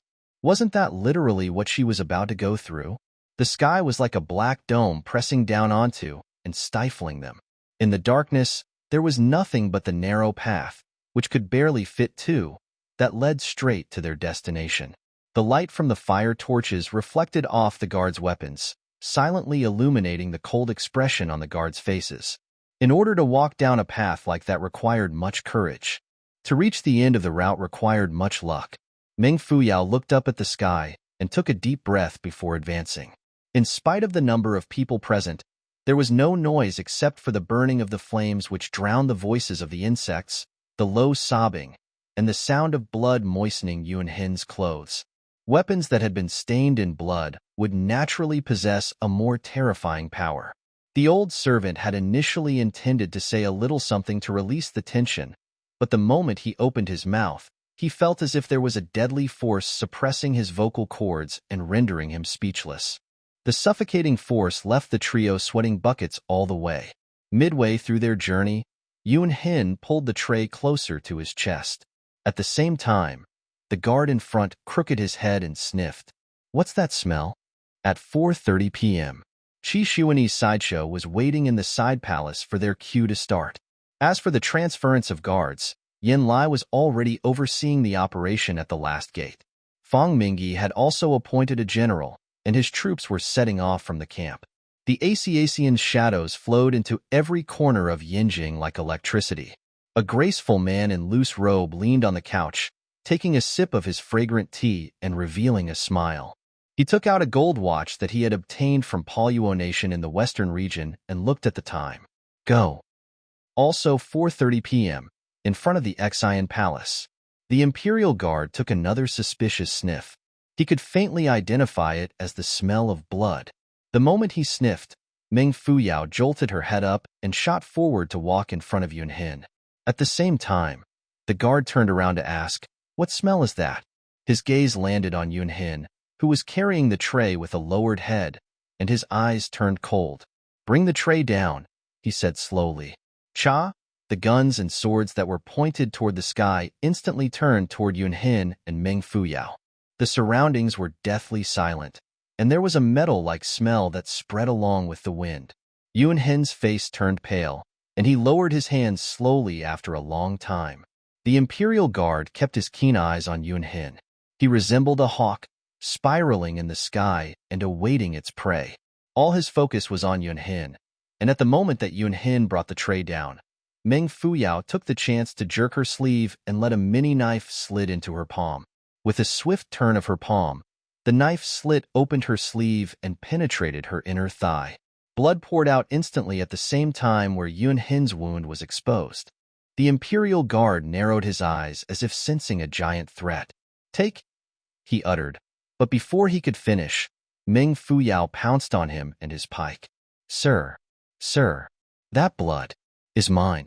Shocked, the guard directed his gaze onto Meng Fuyao's red face, failing to notice Yun Hin's hand sliding up his sleeve in the process. Yun Hin wrapped his fingers around an exquisite steel pin with a reckless, icy expression that revealed his willingness to sacrifice his life for the mission. However, his murderous intent was quickly disrupted by Meng Fuyao. He looked up and saw a shameless woman clinging unabashedly onto the Imperial Guard while holding his shiny pike down. She was sobbing in grief. "Sir, it's your humble servant. It's my fault. I had a private meeting with Little Hin earlier, in the Xuanda Palace Hall. Started menstruating. It came so suddenly. Stained his robe. Please do not misunderstand, sir." The guard was struck dumb. He was aware that many palace maids, driven by loneliness, would get fake married to servants. He lowered his gaze and noticed that her lower garment was slightly messy and that there were spots of blood on it. He then turned toward the old servant. Laoan, who had been paralyzed with fear, let out a snigger, which he then tried to cover with his sleeve. He leaned over to the guard and whispered a little something. Upon hearing his words, the guard gradually made an oddly banal expression. As for the gifted actress, Meng Fuyao hurriedly lowered her head in shame, stabbing her toes into the mud and remaining quiet. Yun Hin stared at her bashful expression and then at her bloodied garment before falling into a deep daze. All his anger and shock from before gradually transformed into bewilderment. The sight of her fresh blood had pierced not only his eyes but also his heart. It was like a red wave that washed over the ice screen, turning it into an indescribable wave of emotions. In this turbulent journey that she had taken on with him, she hadn't merely risked her life, but also her precious dignity and reputation as a woman. To women, losing the latter too was worse than death. She was willing to sacrifice so much for him despite the fact that they were but strangers before that night. Yun Hin lifted his head and let out a long breath as if attempting to release the boiling emotions from within. Unexpectedly, upon letting it out, he felt his heart sinking heavier. His eyes gradually fell to the floor. There was a certain willful loneliness that lingered within them. Meng Fuyao knew nothing about his heart-wrenching history, but she understood that nothing was more important than being alive. Plus, she had come from the future and naturally possessed a boldness that was absent in most girls. While what she had done was indeed embarrassing, it was nothing in relation to a life and death situation. However, if there was anything to complain about, it would have to be the pain that was currently eating into her inner thigh. As such, she made the decision to demand medical compensation from this fellow upon escaping. Judging from the money sack he had handed to her earlier, she was confident of fleecing him. If Yun Hin could read her mind at that point, he would probably have vomited blood. The sky was dark and the forest filled with guns and swords. The Imperial Guard fixed his eyes on Meng Fuyao, who had covered her face with both hands and was sobbing in shame. Without blinking, his falcon-like eyes gradually softened, revealing a half-laughing and half-crying expression. That last wisp of suspicion had already faded, like a trace of blood dispersing within a basin of clear water. So that's how it is, he spoke suddenly before throwing Yun Hin a smirk and a sudden punch on his chest. Look at you. A fellow small in size, but big in courage. That punch landed rather intentionally, and so heavily that Meng Fuyao could feel her hair splitting from the wind that strike carried. Her heart skipped a beat. Yun Hin's injury. If he retaliates. Thud. The dull sound of skin contact made Meng Fuyao squirm involuntarily. Yun Hin staggered backward, and just as his bum was about to hit the ground, he managed to break his fall by grabbing onto the clothes of a gunned guard. Red in the face, he cried out, "Joke's on me. What great skills you have, sir. What skills are you talking about?" The Imperial Guard broke into unrestrained laughter, subconsciously killing every last doubt he had in mind. Any martial artist would instinctively defend or strike back if someone threw them such a sudden punch. Plus, would there be no signs of pain on his face if he was really injured? He laughed heartily and almost obscenely as he swept his gaze to and fro between Yun Hin and Meng Fuyao. His laughter was reduced to a mysterious smile. Then, he waved. "Go on." The lines of guards retracted their weapons once more and pointed them toward the sky. Meng Fuyao heaved a long sigh of relief before loosening her grip on the dagger inside of her sleeve. She turned around and smiled, hinting at Yun Hin to look downward, to which he complied and saw a big thumbs up beneath her sleeve. He couldn't understand the meaning behind her gesture, but decided that it was a compliment. Upon dropping his gaze, he noticed blood dripping wherever Meng Fuyao paced. His heart tightened as a foreign pain swept over him. Underneath his sleeves, the aloof, strong youth balled his hands into two tight fists. "If you're able to sacrifice this much, can I do the same? To endure this temporal ache and insult? To achieve big things is to ignore the trifles. A man should know this better." They had finally arrived at the end of the path. Before them stood a dark green wall that belonged to the Exian Palace. The Imperial Guard fixed his attention on the area ahead of him, his eyes revealing a cold smile. You've lived enough, old Yun. Get ready to have your corpse cleared when Prince Qi takes action. Yun Hin lifted his head to look at the inscribed board, his icily resolute expression warming up a little. At 5 p.m., the Emperor had arrived at the Qianan Palace, and the feast had officially begun. Water lanterns drifted in the pond underneath a glorious display for fireworks as the princes took turns to propose a toast. Fang Mingyi's general exited the camp quietly and solemnly like a meandering black snake, slithering toward Yinjing City. The transference of guards had been completed. Yin Lai, who was seated on his horse, turned around to look at the palace walls, a confident smile appearing on his face. I'll stand by the innermost gate. Pei Yuan and her father will take care of the middle one, and you can take this outermost gate, he ordered Jingchen. Jingchen bowed. Before he moved a few steps forward and turned around again, Yin Lai warned him worriedly, your gate's the most crucial one. You have to guard it well. I can't take the fall for you if you spoil the prince's plan. Don't worry, father. I know how important this is, Jingchen reassured him. Upon his father's departure, he lifted his head up and exhaled. A man in light-colored robe emerged from the darkness in front of him. He moved with poise. As Jingchen was about to call out for him, the man's sleeves dropped and a corner of a jade-green tablet appeared in his palm. Jingchen swept his gaze toward and waved at a guard, who then opened the gate. The man smirked and entered. When he paced Jingchen's side, a faint, exotic fragrance spread. Jingchen's eyes followed the man's movement, and it was when the latter's back view was revealed that the former realized he hadn't seen the man's face as he had been too distracted by his graceful bearing. After pondering for some time, Jingchen turned his head around. In the process, his gaze fell upon an object on the ground. It was a white, finger-length strand of hair. Jingchen pinched it up, a strange expression forming on his face. At the same time, in the Xian Palace's garrison room, inside the Xian Palace's garrison room, Meng Fuyao was glancing at the scholarly-looking man before her, somewhat flabbergasted. She couldn't believe that Yun Qi, the master of the Yun family and also the man who had continuously been suppressed by the Taiyuan imperial household, was actually a refined and delicate man. Yun Qi remained deep in thought, considering the bold suggestion Meng Fuyao had offered. He knew that the Xian Palace would be surrounded at night, but dared not make any move since the situation was still unclear. As a senior politician of the Taiyuan court, initiating an attack first would carry severe consequences. Even as someone who was calm and collected, Meng Fuyao's idea left sweat beads dripping down from his forehead. Meng Fuyao smiled carelessly and poured a cup of tea for herself, crossing her legs and singing a small tune. Money's always running out, counting them few dollar bills, claiming it's okay, but it's not really that way. Upon finishing up her improvised version of A Heart Too Soft, she went on to sing an improvised version of A Smiling Face. Always thinking about you counting them bills by my side. But I don't know what's left in your pocket, but I still believe a diamond rings nothing. It's in the books, money. Yun Hin and Yun Qi stared at her with their mouths wide open.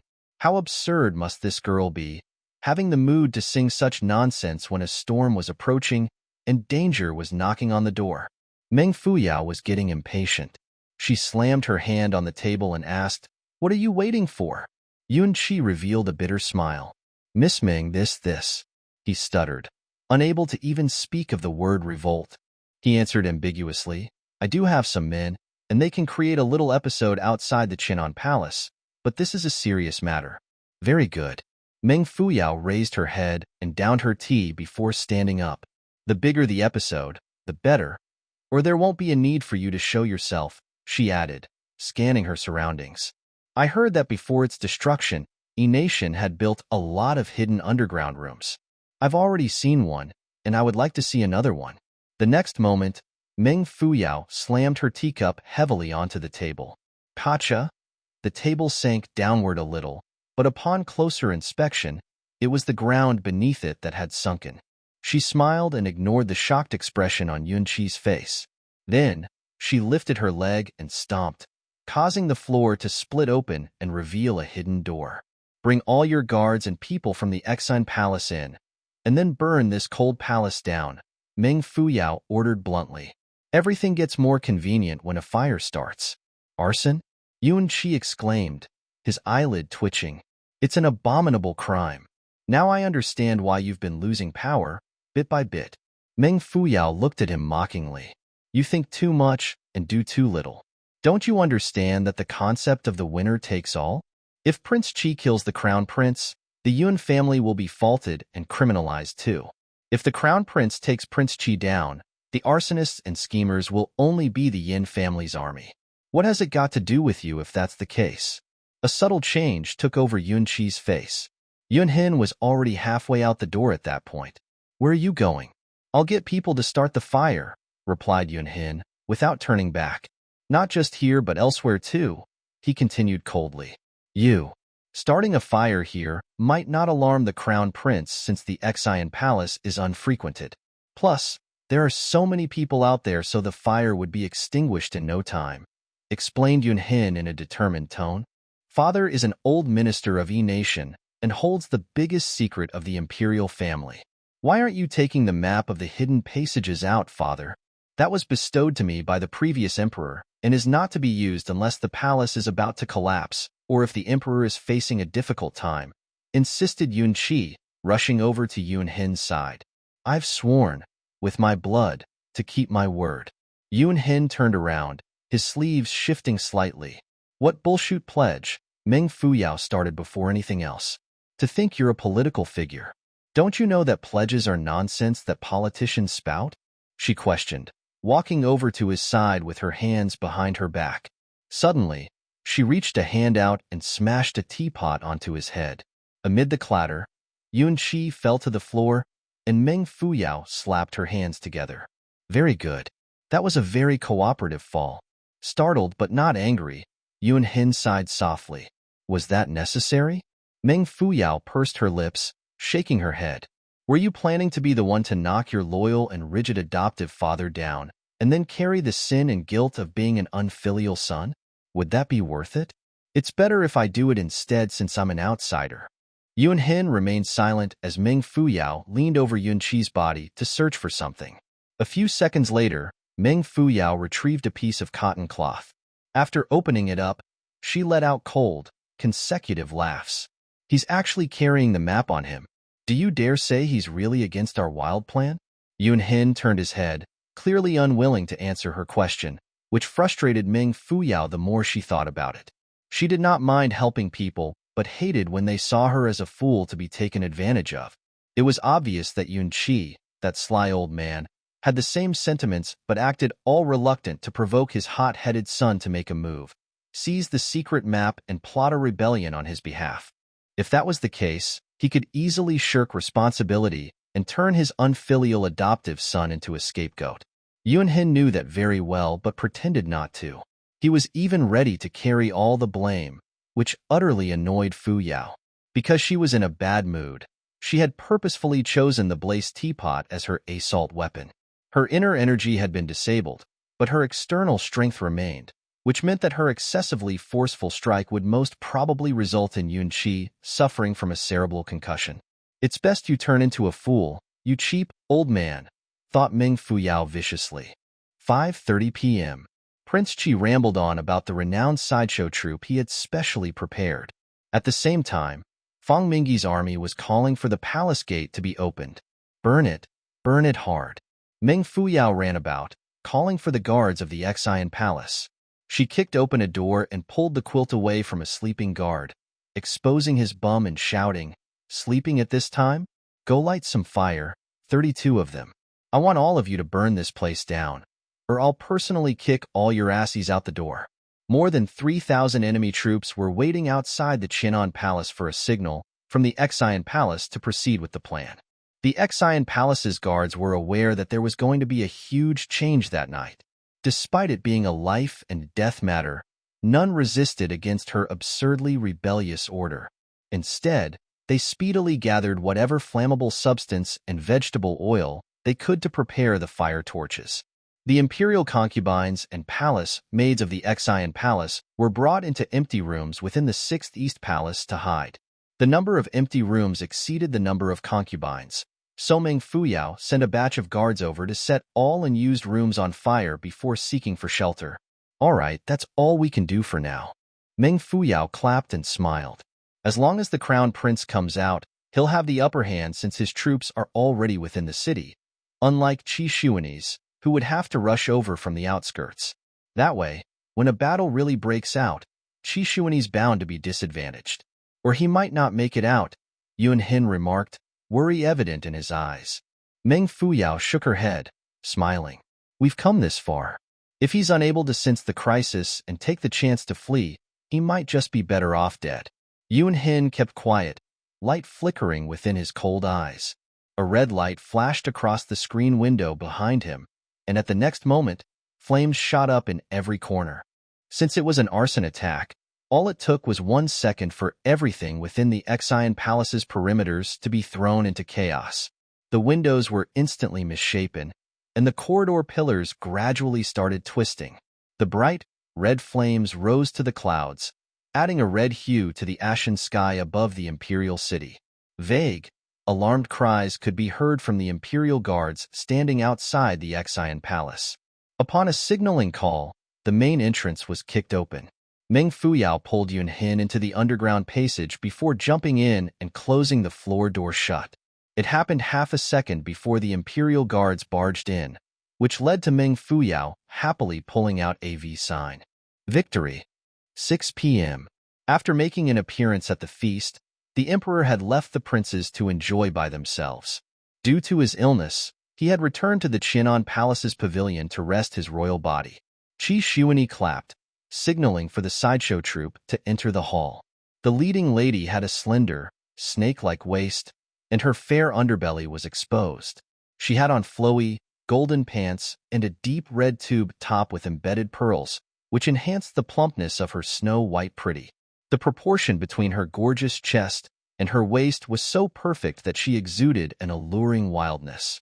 The princes were used to seeing reputable, conventionally dressed upper-class women, so this refreshing sight had them putting down their wine cups.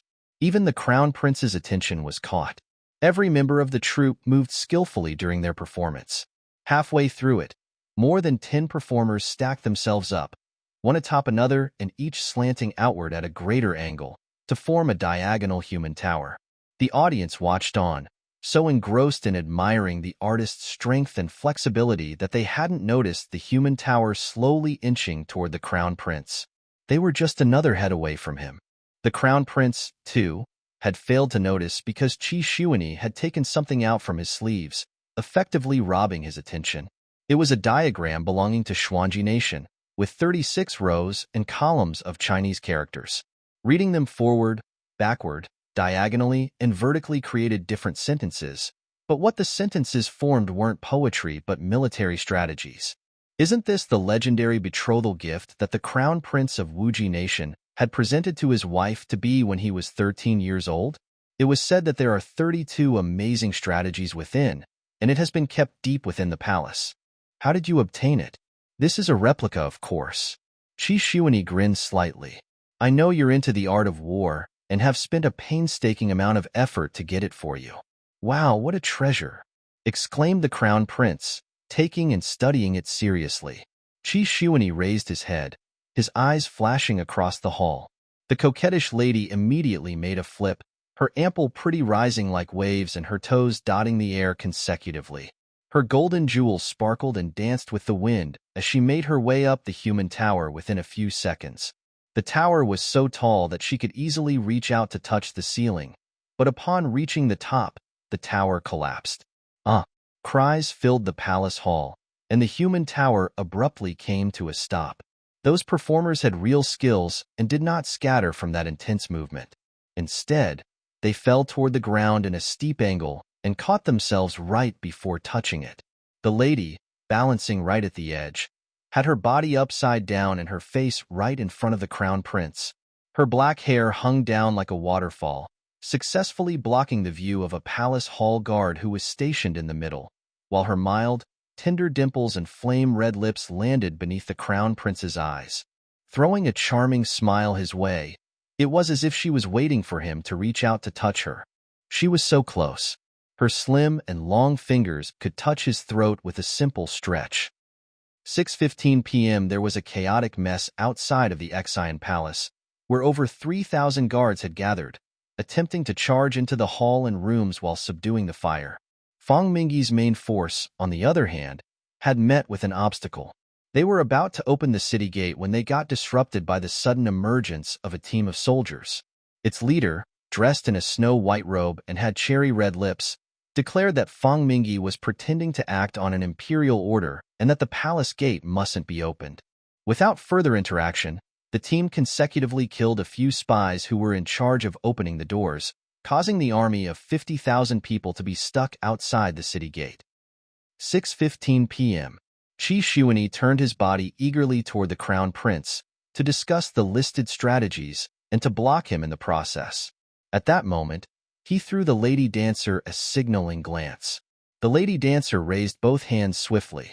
Report! A high cry threw off the perfect moment. The Xian Palace is on fire. The crown prince's head jerked up, along with the withdrawal of the lady's hands. The rest of the audience did the same. When they looked out from the Qianan Water Pavilion, they spotted countless red dots blossoming within the palace grounds. Flames were dancing wildly, gradually forming a sea of red and expanding outward. As for the Xian Palace that was located the furthest away, it was basically wrapped in galloping red waves. The rising smoke resembled clouds that were tinged with sunset hues, illuminating the whole of the northwestern skies. Outside of the Xian Palace, and its surroundings, the flames looked like small heads that marched inward like migrating ants. The sight left the witnessing princes in shock. After taking into consideration the desolate location of the Xian Palace and the abruptness of the fire, it did not make sense for the Imperial Guards to arrive so quickly, unless they had been there all along. What did that signify? A horrific possibility immediately came to the minds of the princes, who had been born into respective royal families and raised to study palace politics and tactics. The audience turned their gaze toward the crown prince, who appeared calm and deep in thought. Only the observant ones noticed that he was gripping the diagram so tightly that his fingers had turned white. He turned toward Qi Xuanyi, whose face was void of colors. Without waiting for any response, the crown prince put the map aside and flung his sleeve downward. The lady dancer, who was in midair, slammed onto the ground and slid a meter forward, a mouthful of fresh blood spurting out from her mouth. The palace is on fire, and this girl's still swaying about. How annoying, the crown prince commented, lifting his sleeve and ordering, "Guards, bring me there." "Crown Prince," Qi Xuanyi called out before standing up. "It's His Majesty's birthday, and according to Taiyuan customs, the Emperor's son must remain here. You're not going to act against it, are you?" "I'll go." Third younger brother, the crown prince responded with a warm smile. "It's an urgent matter, so I'm sure father will not blame me. You did remind me, though, that you're the second oldest. I'll leave you to take care of the younger brothers we have here today." At that, without waiting for an answer, he hurried down the steps and was quickly escorted out of the East Palace. Qi Xuanyi fell into a daze, clenching his teeth in silence. A long time later, he shot a meaningful glance to someone outside the pavilion, who then rushed off to inform Yanlai and Fang Mingyi. Qi Xuanyi pondered over the unexpected situation again and again, not understanding how a fire could have started and even alarming the crown prince. He felt something wasn't right, and hence, he excused himself from the crowd. Amid his frustration, a trusted aide approached and whispered something. Qi Xuanyi's eyes lit up, and he turned around, forcing a smile. "I'll go get changed. Please make yourselves at home." He walked toward a side hall at the backmost part of the Qianan Palace, which was heavily guarded. Qi Xuanyi sped into the hall, and the doors behind him closed shut. The courtyard was extremely quiet since no one was allowed to enter his secret territory. He stopped before a quiet room and let out a deliberate cough. Inside the room stood a man, admiring the paintings on the wall with his hands cupped behind his back. He had a mask on, but it did not rob the brilliance from his eyes. Like two bright reflections of the moon found on a water surface, they glistened so peacefully yet profoundly. 6:30 p.m. Qi Xuanyi had just entered the side hall when a screen on the left side shifted slightly. A pair of eyes could be seen, darting about in a quicksilver manner, resembling two pairs of mercury. The black eyes made a few more rounds when someone behind gave a small push. A sneaky individual appeared in full view, out from the door, followed by a youth whose face was pale and eyes as cold as night. What is this place? Meng Fuyao scanned her surroundings with her black, mercury-like eyes. Yunhin frowned as he scanned the place. He, too, couldn't recognize it very well. Many of Taiyuan Palace's hidden passages had no exits, and after much exploration, the two youths had chosen this path since it had no specific marks on it.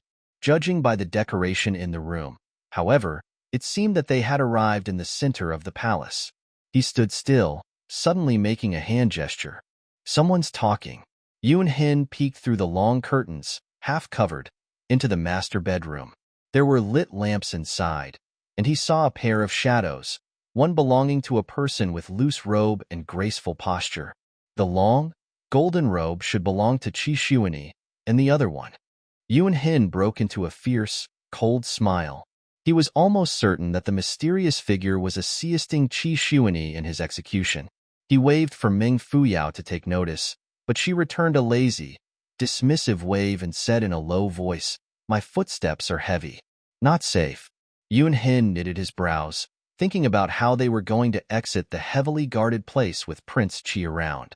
Meng Fuyao tumbled toward the quiet room and had her back facing it. Inside the room, the masked man observed Qi Xuanyi. His eyes were bright yet unfathomable. Even without uttering a word, his meaningful gaze enveloped Qi Xuanyi, causing him to waver and lower his head as if about to offer a bow. It was only until he heard a soft cough coming from his trusted aide that he realized his mistake. The man standing before him was merely a messenger from Wuji and not anyone worthy of his bow. As he contemplated about the strange effect that man had on him, he extended his hand out to invite the guest to take a seat. Before the guest settled in properly, Qi Xuanyi dove right into the topic. It was a failure. He's left. Oh? The guest picked his brows. Why are you still here then, Prince Qi? Qi Xuanyi uttered, evidently taken aback. I've already made arrangements outside the palace. It's more important for me to return to my father's side. Arrangements? The guest smiled, somewhat mockingly. Change is the only constant when it comes to affairs of the world. The diagram you gave me is in his hands now. Qi Xuanyi frowned. The lady wasn't able to take action, but the poison on the map has definitely been transferred to him. His speech was interrupted as the guest stood up abruptly. The man leaned over slightly and smiled at Qi Xuanyi, but spoke in a firm voice. Two choices. The first choice. I leave, and you stay here, waiting for your 9 in 10 shots chance of success, and I'll return to collect your corpse on behalf of our brief association. The second choice. You come with me, and we'll chase after Qi Yuanjing, and then collect his corpse. Qi Xuanyi looked straight at the guest, taking in the splendor of his deep, thoughtful eyes. The latter had such raw confidence that anyone who allowed themselves to fall into his gaze would instantly be free from all doubts and suspicions. Qi Xuanyi gritted his teeth and stood up. Let's go. Just like that, they hurried out of the door. The guest fell behind a little, pressing down on his chest suddenly and throwing a side glance toward his left. Shortly after, as Qi Xuanyi got onto his horse, he asked politely, "Your family name, sir?" "Yuan," replied the man faintly, drawing the reins of his horse and turning to the side chamber that was filled with guards. "Why not bring them along as well, Your Highness? There's bound to be a battle, so the more, the merrier. You'll benefit from more protection." "All right," Qi Xuanyi agreed before ordering the troops to gather and then departing. "The Imperial Guards are all working for Yanlai, so everything is within my control. Even if my brother heads down to the Xian Palace, he'll be outnumbered. I've already ordered the Imperial Guards outside of the Xian Palace to get rid of him whenever possible." "Oh yeah?" The man smiled and raised his hand, causing a pigeon to plunge into his palm. He gave a flick, and the bird was sent flying, but not before leaving a small scroll with him. Qi Xuanyi's face changed, but he let out a sigh of relief, mumbling, "What great skills, sir. You managed to intercept the message. Do you think there's only one such pigeon?" The man derided. Let's bet that at least a few dozens of them have been sent from the moment the crown prince left the pavilion. I, alone, will not be able to intercept all of them. I told you to wait half a month. Wipe out the influential people from all corners of the palace and then take action. Why didn't you listen? Now you're left to deal with the aftermath of your pathetic failure. The man gave Qi Xuanyi a look of disdain. How can you succeed by acting so rashly? What do you know? Qi Xuanyi retorted in spite of the shame that flashed across his eyes. He had been polite out of respect for the wise, but this man hadn't been saving him any face at all. How unbridled. Unable to bear it any longer, he finally unleashed that aristocratic arrogance of his. Look at the plain robe you're wearing. You're at most a cheap busker. So what do you know about the general situation? Father is severely ill, and the physician had mentioned that he might not live past this birthday. The throne will go straight to Qi Yuanjing if he does collapse. Half a month? How could I have waited? The man fell silent. Qi Xuanyi's scolding evoked sympathy instead of anger within him. He offered a slight bow and smiled. As you wish, then. 6:45 p.m. Leading a group of imperial guards, the crown prince had no intention of rushing to the Xian Palace. Instead, he galloped toward the area near the Zhengyi Palace Hall and was stopped by Yun Qi, whose head was wrapped like a dumpling. Yun Qi brought the crown prince into the secret passage within the Qianan Palace Hall and escorted him out of the palace. That unmarked passageway was the only path connecting the palace to the outside streets. When half opened, a path leading to the inner palace would appear. While fully opened, a path leading to the streets would be revealed. If Meng Fuyao had known that fact, she would have crushed the trouble-causing blaze pot. Yun Qi had planned for them to coerce him and then inform them about the underpace, but hadn't expected her to exert so much strength, to the point of knocking him out and rendering him unable to share the secret of the passage door. At the same time, pigeons were flying everywhere, but upon exiting the palace, were quickly shot down by men, dressed in black, lying in ambush. At that moment, Feng Mingyi, who was stuck outside the palace gates, paced around anxiously. Amid his hesitation, he caught sight of a bundle of fire arrows whizzing from the sky and blossoming into a multicolored display of fireworks. He's done it? Feng Mingyi called out in joy, waving his hand. Attack! Above the city gate tower stood a man with cherry-red lips, in a robe as white snow. He turned toward the fireworks exploding in the northwestern skies before looking down at the army, led by Feng Mingyi, who was breaking the doors with wooden blocks. How unexpected! He sighed. Master. After turning around and seeing his subordinate's dependable eyes, Zhongyu smiled. We've come to create a mess, but looks like that's not needed anymore. We can withdraw.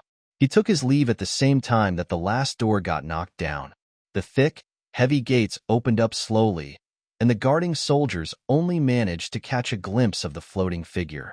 Inside the building on the left side of the Qianan Palace, Yun Hin was probing about. The guards outside are all gone. It's a good time to leave. I'll chase after the crown prince. He should be rushing to gather the imperial guards within the imperial city. I'll stay inside and continue disguising myself, replied Meng Fuyao, lying motionlessly on the ground, not wanting to move.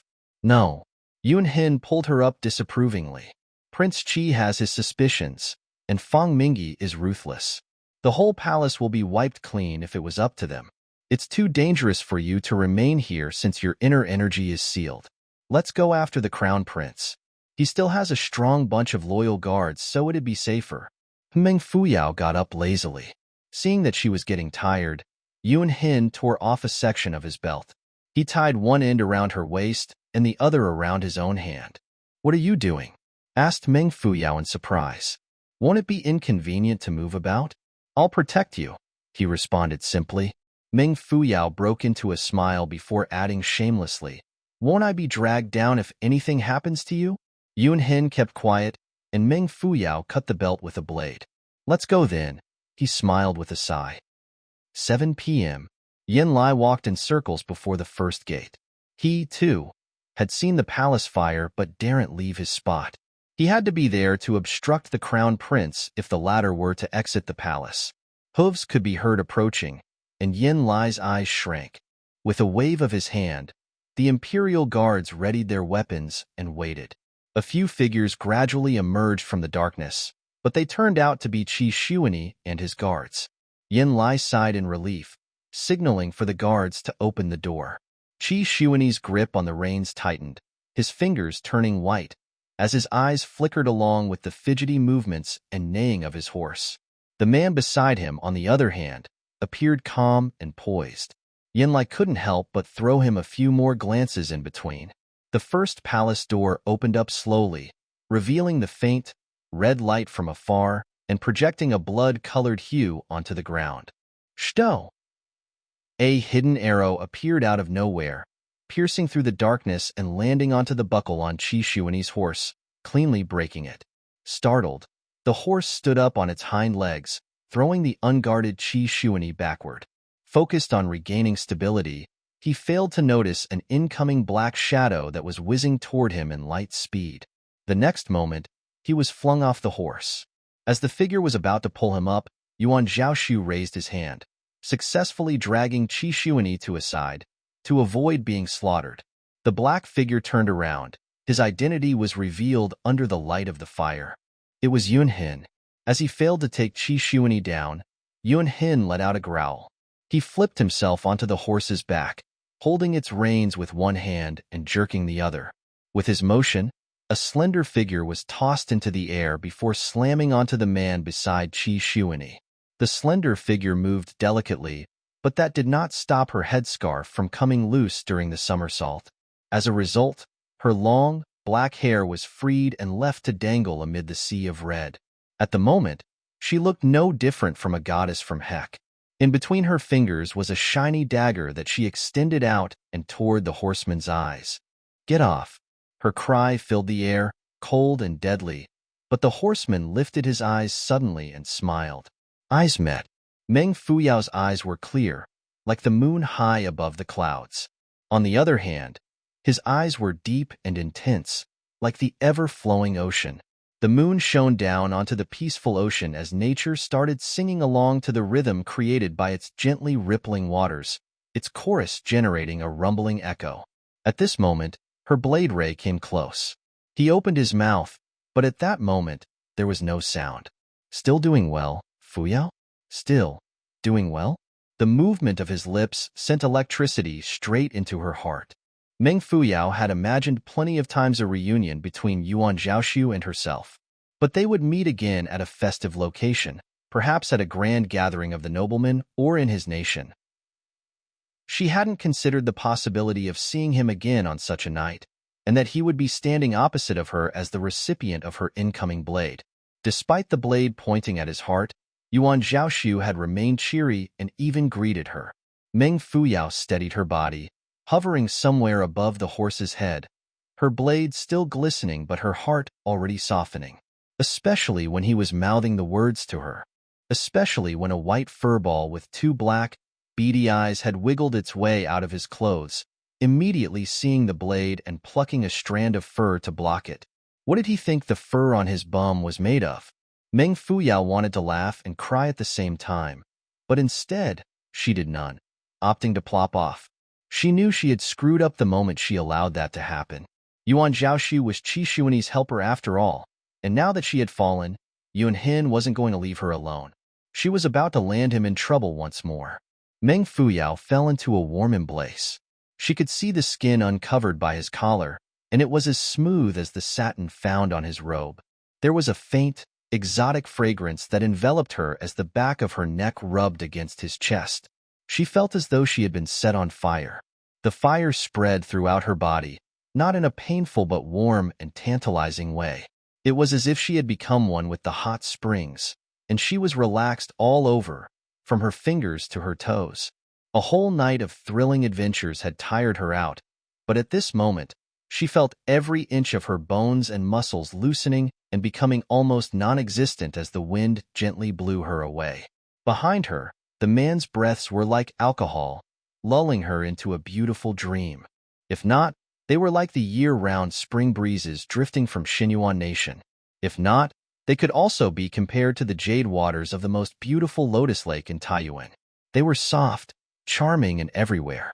His lips were so close to her, and had even brushed against her earlobe from the impact of her movement. A heart-piercing itch took over her body as his hot and moist breaths touched her cheeks as if blowing her soft kisses. Meng Fuyao stiffened her back, but the rest of her body softened, turning into cotton and mist. The moment seemed to last a second, yet it also seemed to last a millennium. She heard a low voice drifting into her ear. It was a smiling voice that reminded her of flowers of all seasons, blooming at the same time. "I really want to kiss you." Meng Fuyao shuddered, absent-mindedly wondering if his voice had a bewitching effect on her, since those few simple words, coming out of his mouth, seemed to each be attached to a golden hook that had managed to hold her spellbound. She touched her face. It was burning. That magical voice paused, and when it started again, it carried a tinge of regret. But now's not the time. Before he could finish, Meng Fuyao felt the warmth behind her dissipate, and her back and her heart were empty. She whipped her head around to see that the loosely robed man had drawn back and gotten off the horse. On the ground, he made a roll, like floating clouds. When he got back up, a bow had appeared in his hand. It was a vermilion-red bowstring and an ink-black arrow, its metallic arrowhead flickering indistinctively. He gave a soft smile as his fingers quickly wrapped themselves around the bow and arrow tail. He pulled the bowstring, forming a full moon amid Yen Lai's astonished gaze, Qi Xuanyi's furious glare, and the increasing footsteps coming from the batch of imperial guards behind. He pointed his arrow at Meng Fuyao. It was cold, bone-chillingly cold. Meng Fuyao turned around on the horse, staring at the sharp, eagle-eye-like arrowhead, and at the noble-looking man behind it. In that instant, the air around them turned so still that the flame from the torch and her nervous breathing could be heard. Amid the light, her face appeared calm and her eyes were akin to the clean snow on the highest mountains, never melting. Subtly emerging from within them was a pinch of shock, suspicion, confusion. There were thousands of words that could describe her emotions, but she wasn't able to speak. Those non-conveyable words that her eyes expressed struck the audience deeply, causing everyone to momentarily forget their tasks. Only the man standing opposite of her maintained a smile on his face, his hands steadily holding onto his weapon. His bowstring was pulled taut, generating low creaks that sounded like meaningful sighs. He shifted his fingers backward, inch by inch, and his arrow was only a second away from being launched. Xiao! The arrow pierced through the sky, creating a sound that evoked despair. It flew toward Meng Fuyao, bright and as fast as electricity and undetectable by the naked eye. Bang! At the same time, the first palace gate burst open and shouts filled the area like a surging wave. The leading military officer had on a set of black armor and yellow headscarf, his brows so long that they almost touch. It was Fang Mingyi. Pleasantly surprised, Qi Xuanyi called out loudly, "You're here, Mingyi." Fang Mingyi broke into an energetic laughter.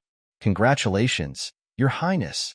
Shocked by his words and unable to respond in time, Fang Mingyi added while smoothing out his sleeves, "We've killed everyone on the way here." How satisfying.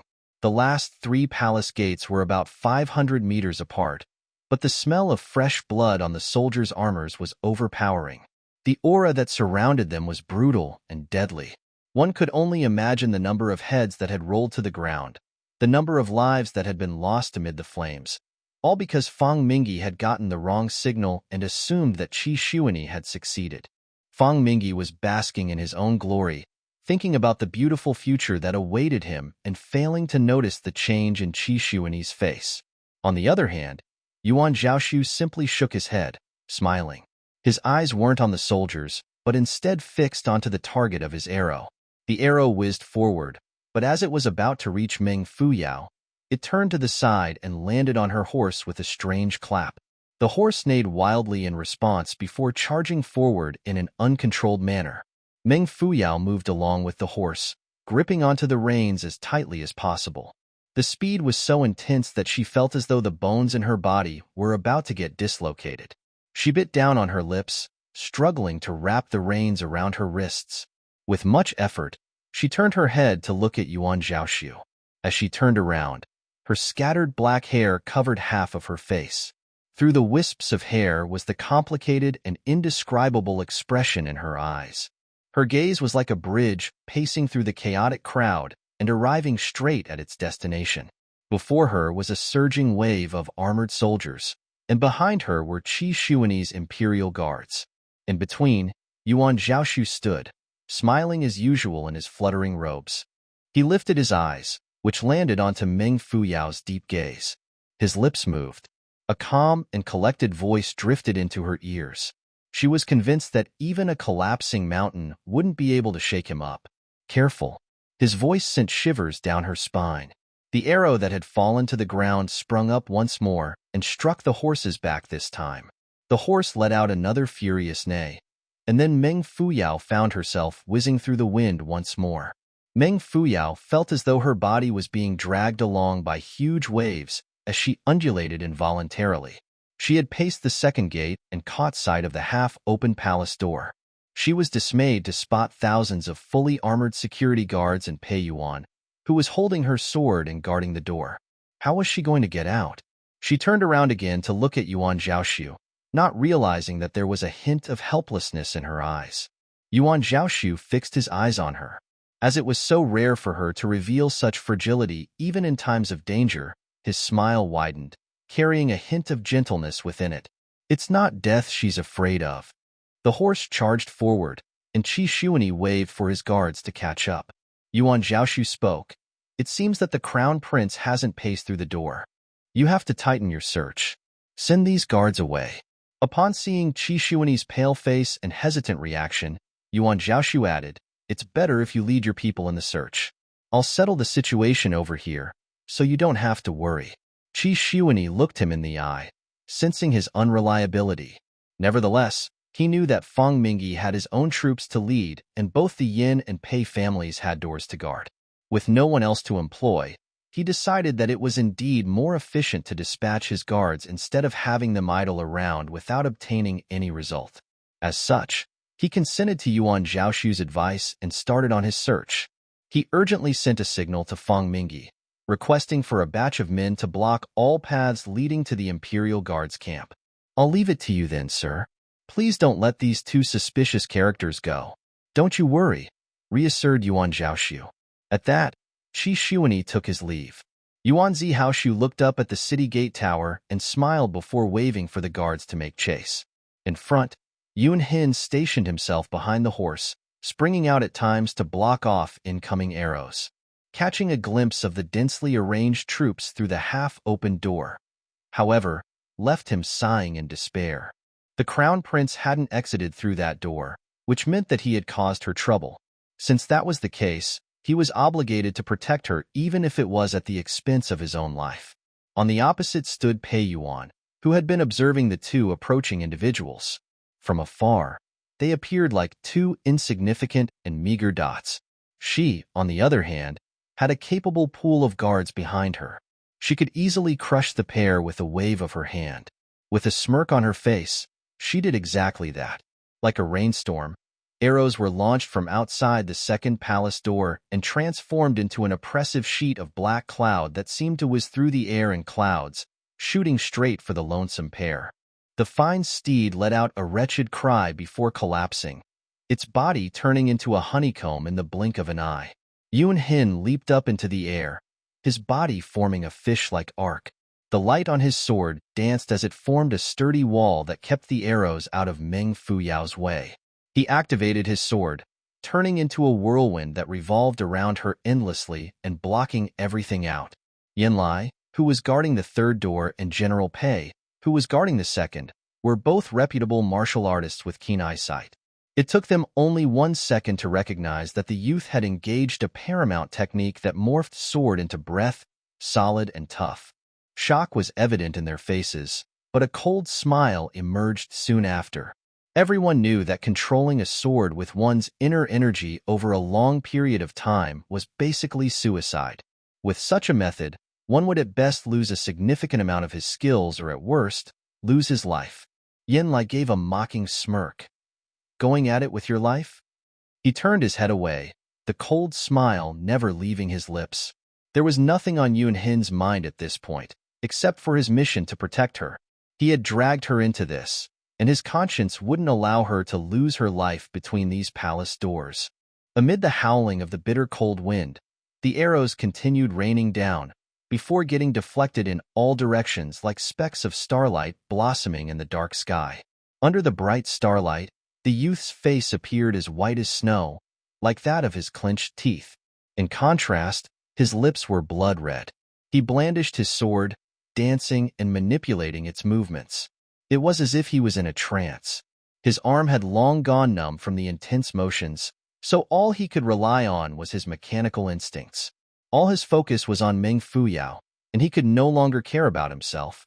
A cold, staggering arrow shot forcefully toward him, breaking his barrier and piercing into his shoulder blade. It was an ache that drilled straight to his heart. Having been suppressed by his energy, Meng Fuyao was able to lift her head up at that moment. Her complexion was a few shades fairer than Yuan Hin's, and her eyes were strong and sparkly as usual, illuminated by the bright, unshaded moonlight. Her eyes were no different from the glistening stars. Yuan Hin lowered his head to revel in the splendor of the girl's translucent, teary eyes. Because she was usually fearless and unyielding, the moist sheen in her eyes shot yet another arrow into his heart. He bit down on his teeth, not daring to give her another look. Instead, he returned to deflect more arrows in spite of the fresh blood splattering from his shoulder wound, as if unable to sense the pain. The spiraling gust carried a tinge of red now, turning into a secure mobile screen that kept out danger.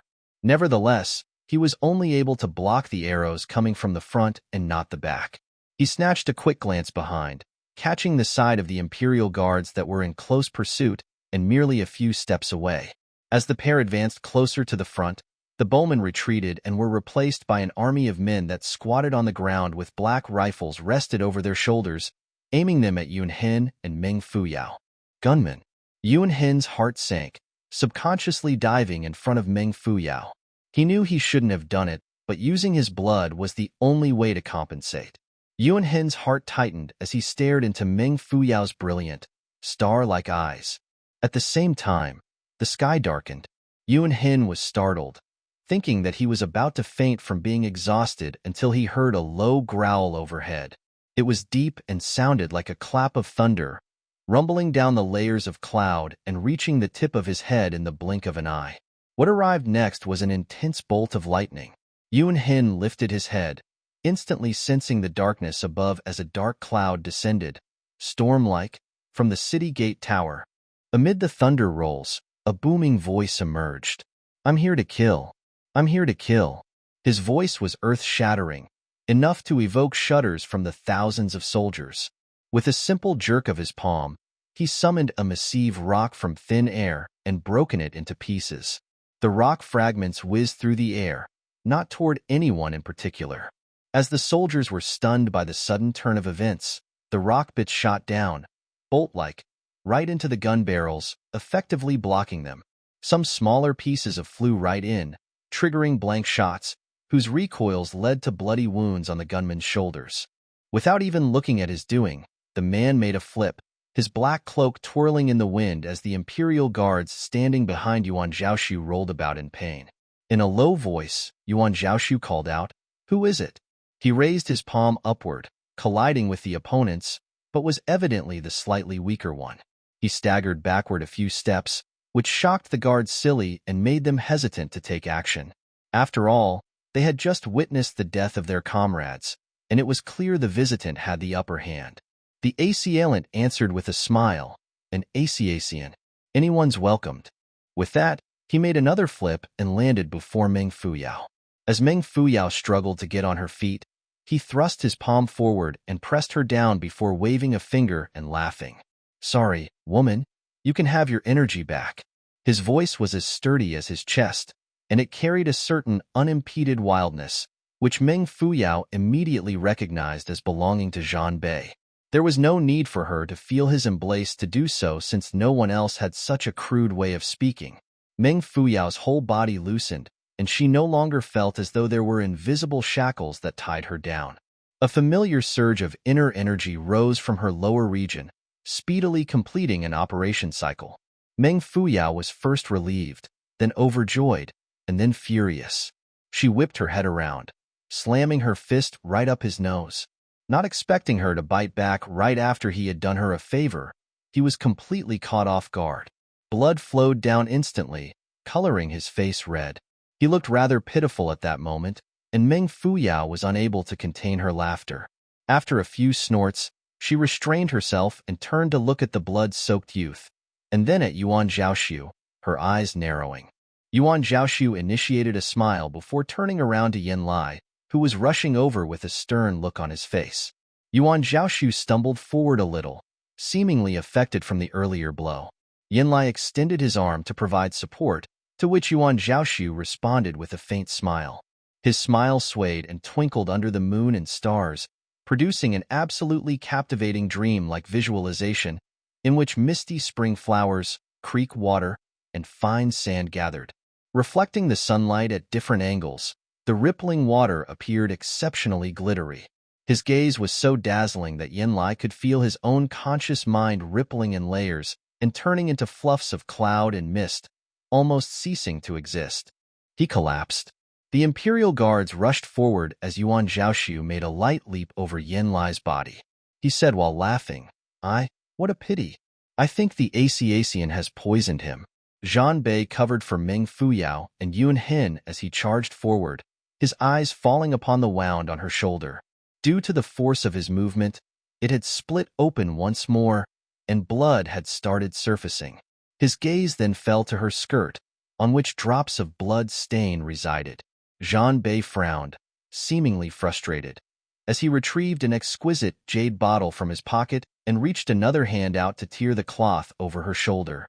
"What are you doing?" Meng Fuyao hissed. He froze, and Meng Fuyao spotted the thing in his hand, immediately snatching it over and adding in a harsher tone, "Attending to my wound at a time like this? I'll keep this with me and accept your apology." Zhan Bei stared at her as she righteously slotted the bottle into her clothes. It was a skin medication of the highest quality that belonged to the royal family of Tiansha. It was something even the princes had difficulty obtaining. Somewhat amazed, he touched his nose and was shocked to see the blood on his hand afterward. It made him feel rather cheap. The entrance of this lady into his life had brought nothing but chaos. Matters weren't matters anymore, and Zhan Bei wasn't Zhan Bei anymore. Meng Fuyao repeatedly turned her head around, to which Zhan Bei snapped, "What are you looking at? None of your business." Zhan Bei pursed his lips as the blood below his nose started congealing and appearing rather comical. "No need to look. It's a double act." "Knew it. You're not that great," Meng Fuyao commented. Yuan Zhaoxu had already turned the other way, but with his hands behind his back, he gave her a wave that she couldn't decipher. Sourness filled her heart. That man was so hard to grasp, and events seemed to have unfolded the way he had planned. How scary. Before she could complete her thought, the trio had already charged through the second door.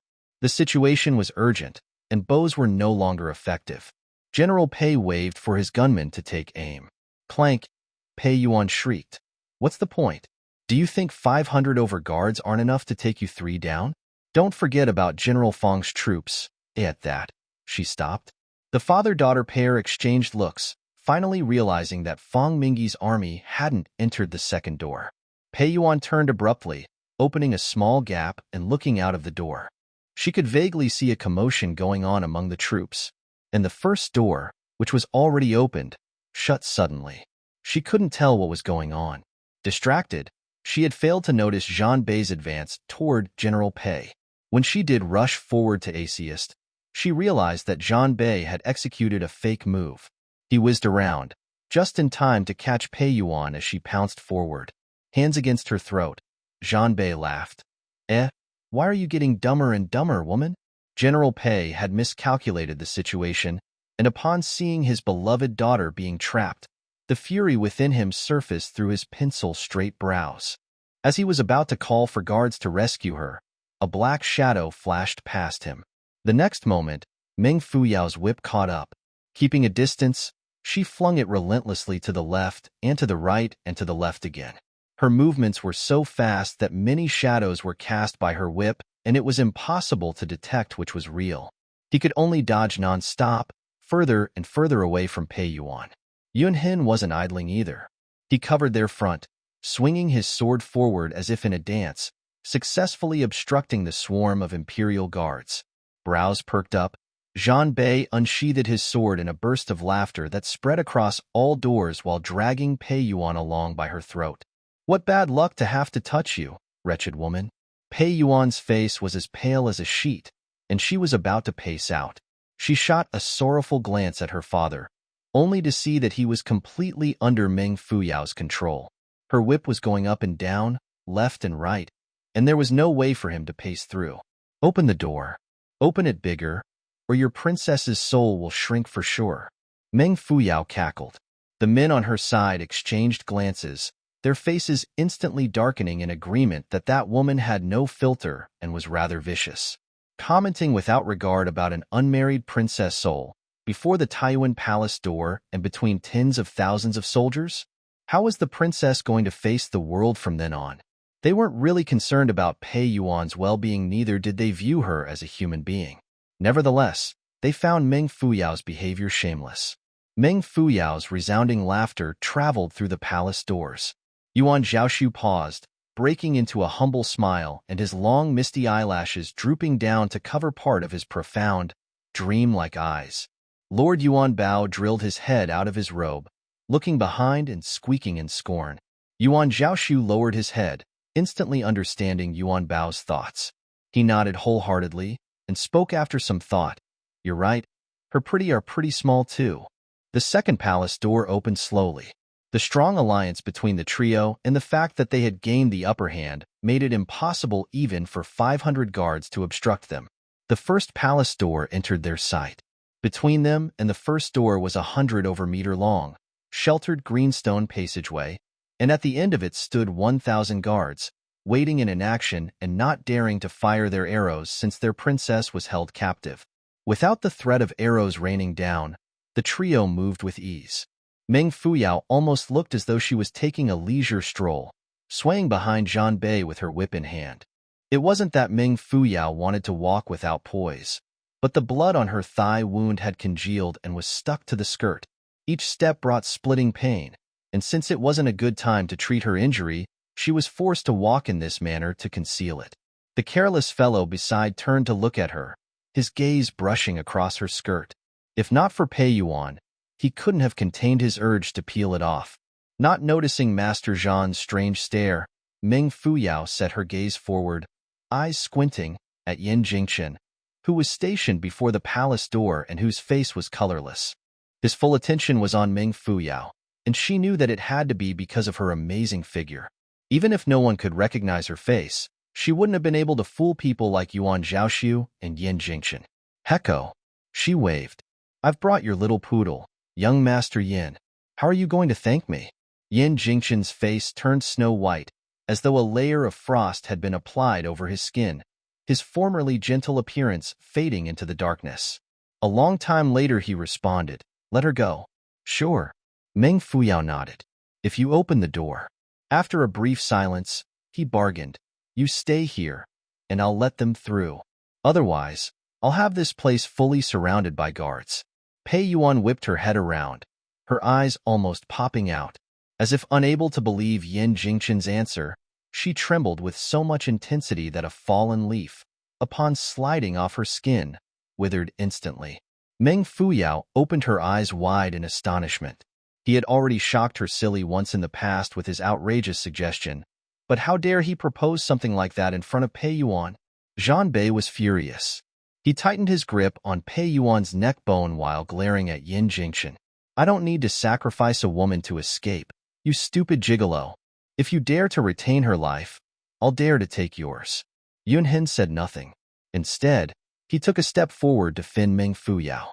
Jingchen's face changed as he swept his eyes to and fro between Zhang Bei and Yunhin. The fire in his eyes scorched a malicious impression onto his usually mild face. The flames danced passionately, distorting the light on his face. Steeling himself for some time, he took a step back and thrust his palm down and toward Zhang Bei. Pei Yuan spurted a mouthful of blood, and Zhang Bei flung his sleeve, growling, "Puke if you want, but don't taint me with your dirty blood." Behind then, General Pei could be seen dashing forward. Jingchen, you, father-in-law. I've been ordered to guard this door, and mustn't delay something so crucial because of personal feelings, he explained without making eye contact. Meng Fuyao took note of Jingchen's hand gesture, clear that his attack was targeted at Zhanbei and Pei Yuan and not herself.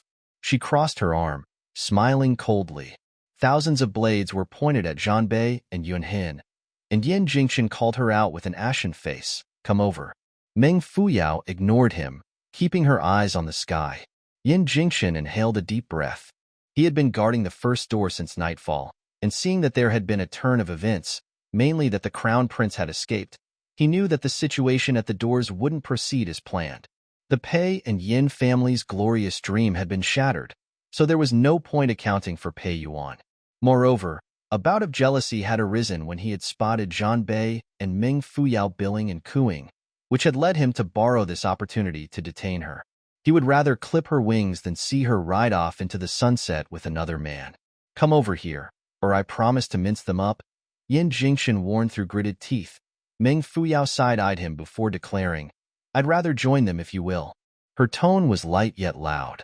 Yunhin threw her a complicated glance, the sparks in his eyes condensing. Zhanbei roared, Well done, girl, I'm marrying you. Meng Fuyao was struck dumb. Was he in his right mind? Did he know her place of residence, her age, her character, her likes and dislikes, her blass eyes, her shoe size, her family name and so on? How could he spout such bull crap? Was that a joke? After some thought, she was certain that it was indeed a joke. What she was unaware of was that Zhanbei's nonsense had drifted into the ears of a certain someone. Hey, someone's after my woman.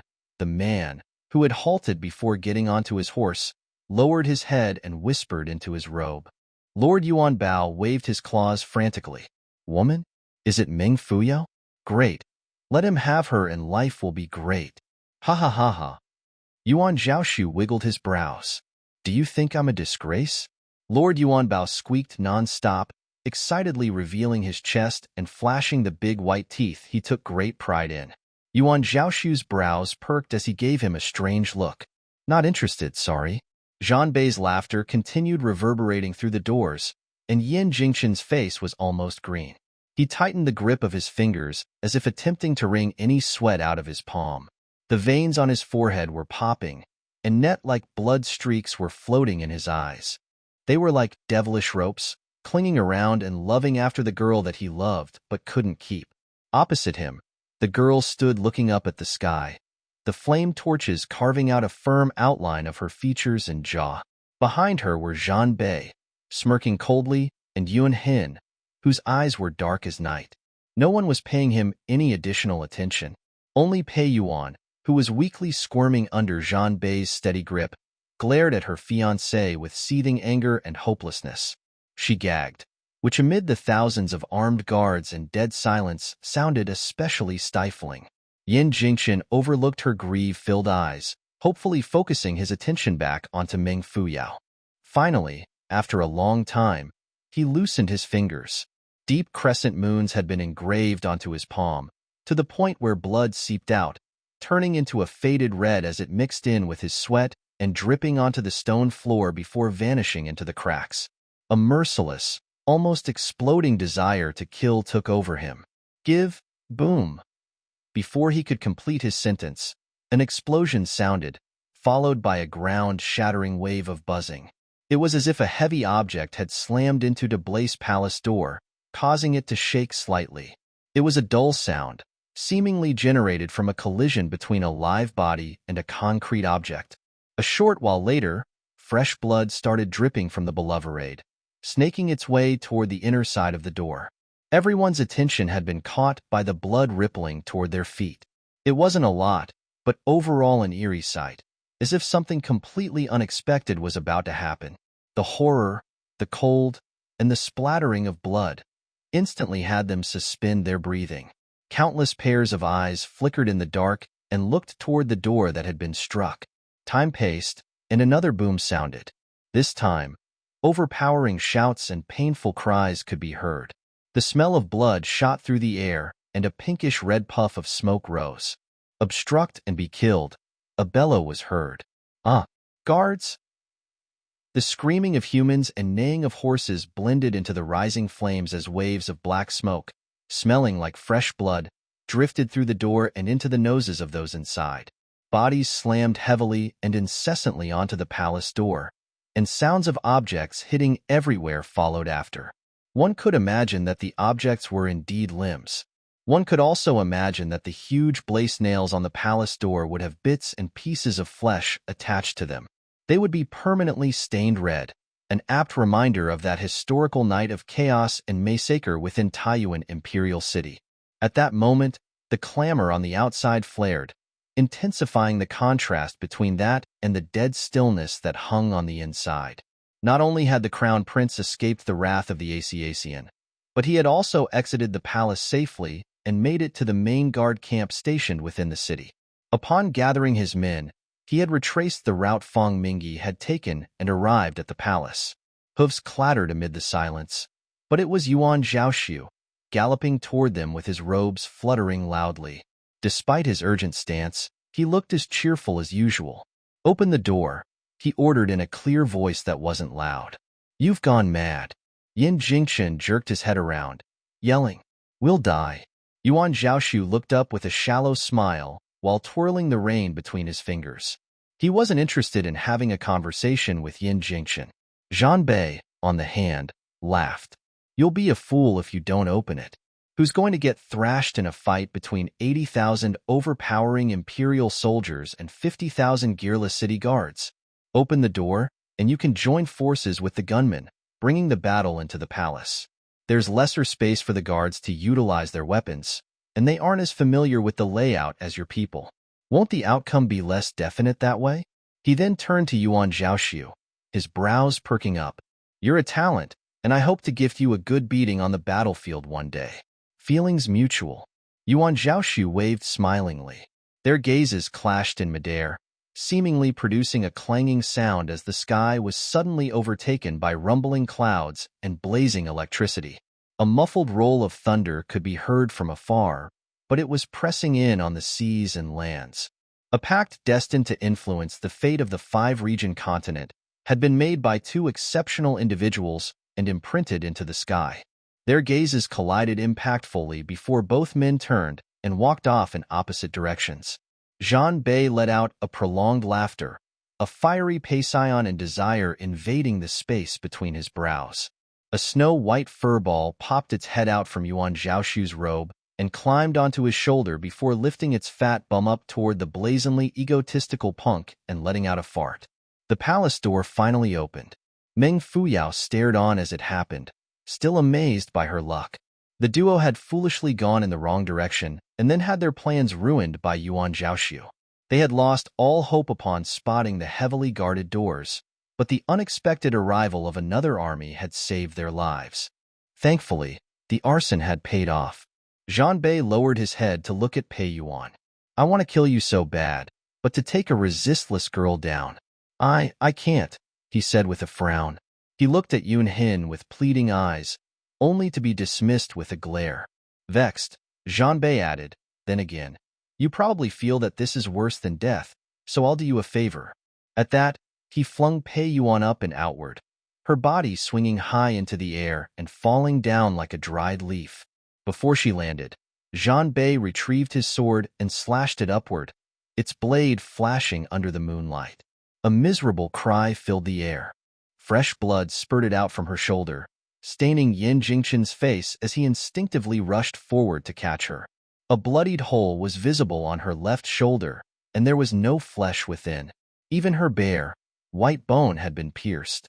The second hole, Zhan Bei muttered under his flittering hair and sharp eyes. 8 more to go. Despite being unaware of his pledge, Meng Fuyao roared heartlessly in laughter, pulling up her sleeves and teasing. How lewd, master." Upon hearing that remark, Master Zhan's face turned black. "Ah," Meng Fuyao uttered in surprise as the door opened. She had never seen in her life such a messy battle that involved more than 100,000 men.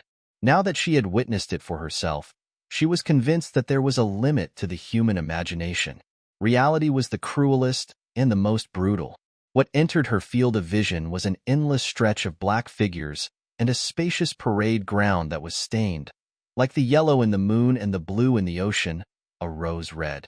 It was a different sea, piled from waves of scattered flesh and bones, and the exhausting struggle between countless beast-like men. Murderous growls harmonized with the howls of wind as these men went tearing at one another's heads. The red-armored, yellow-robed soldiers quickly surrounded the black-armored, golden-robed guards. It appeared as though two huge snakes, one red and the other black, were twisting and coiling around each other while pieces of meat flew in all directions. Anguished wails offered company as freshly produced blood splattered high into the sky, turning it as red as the ground.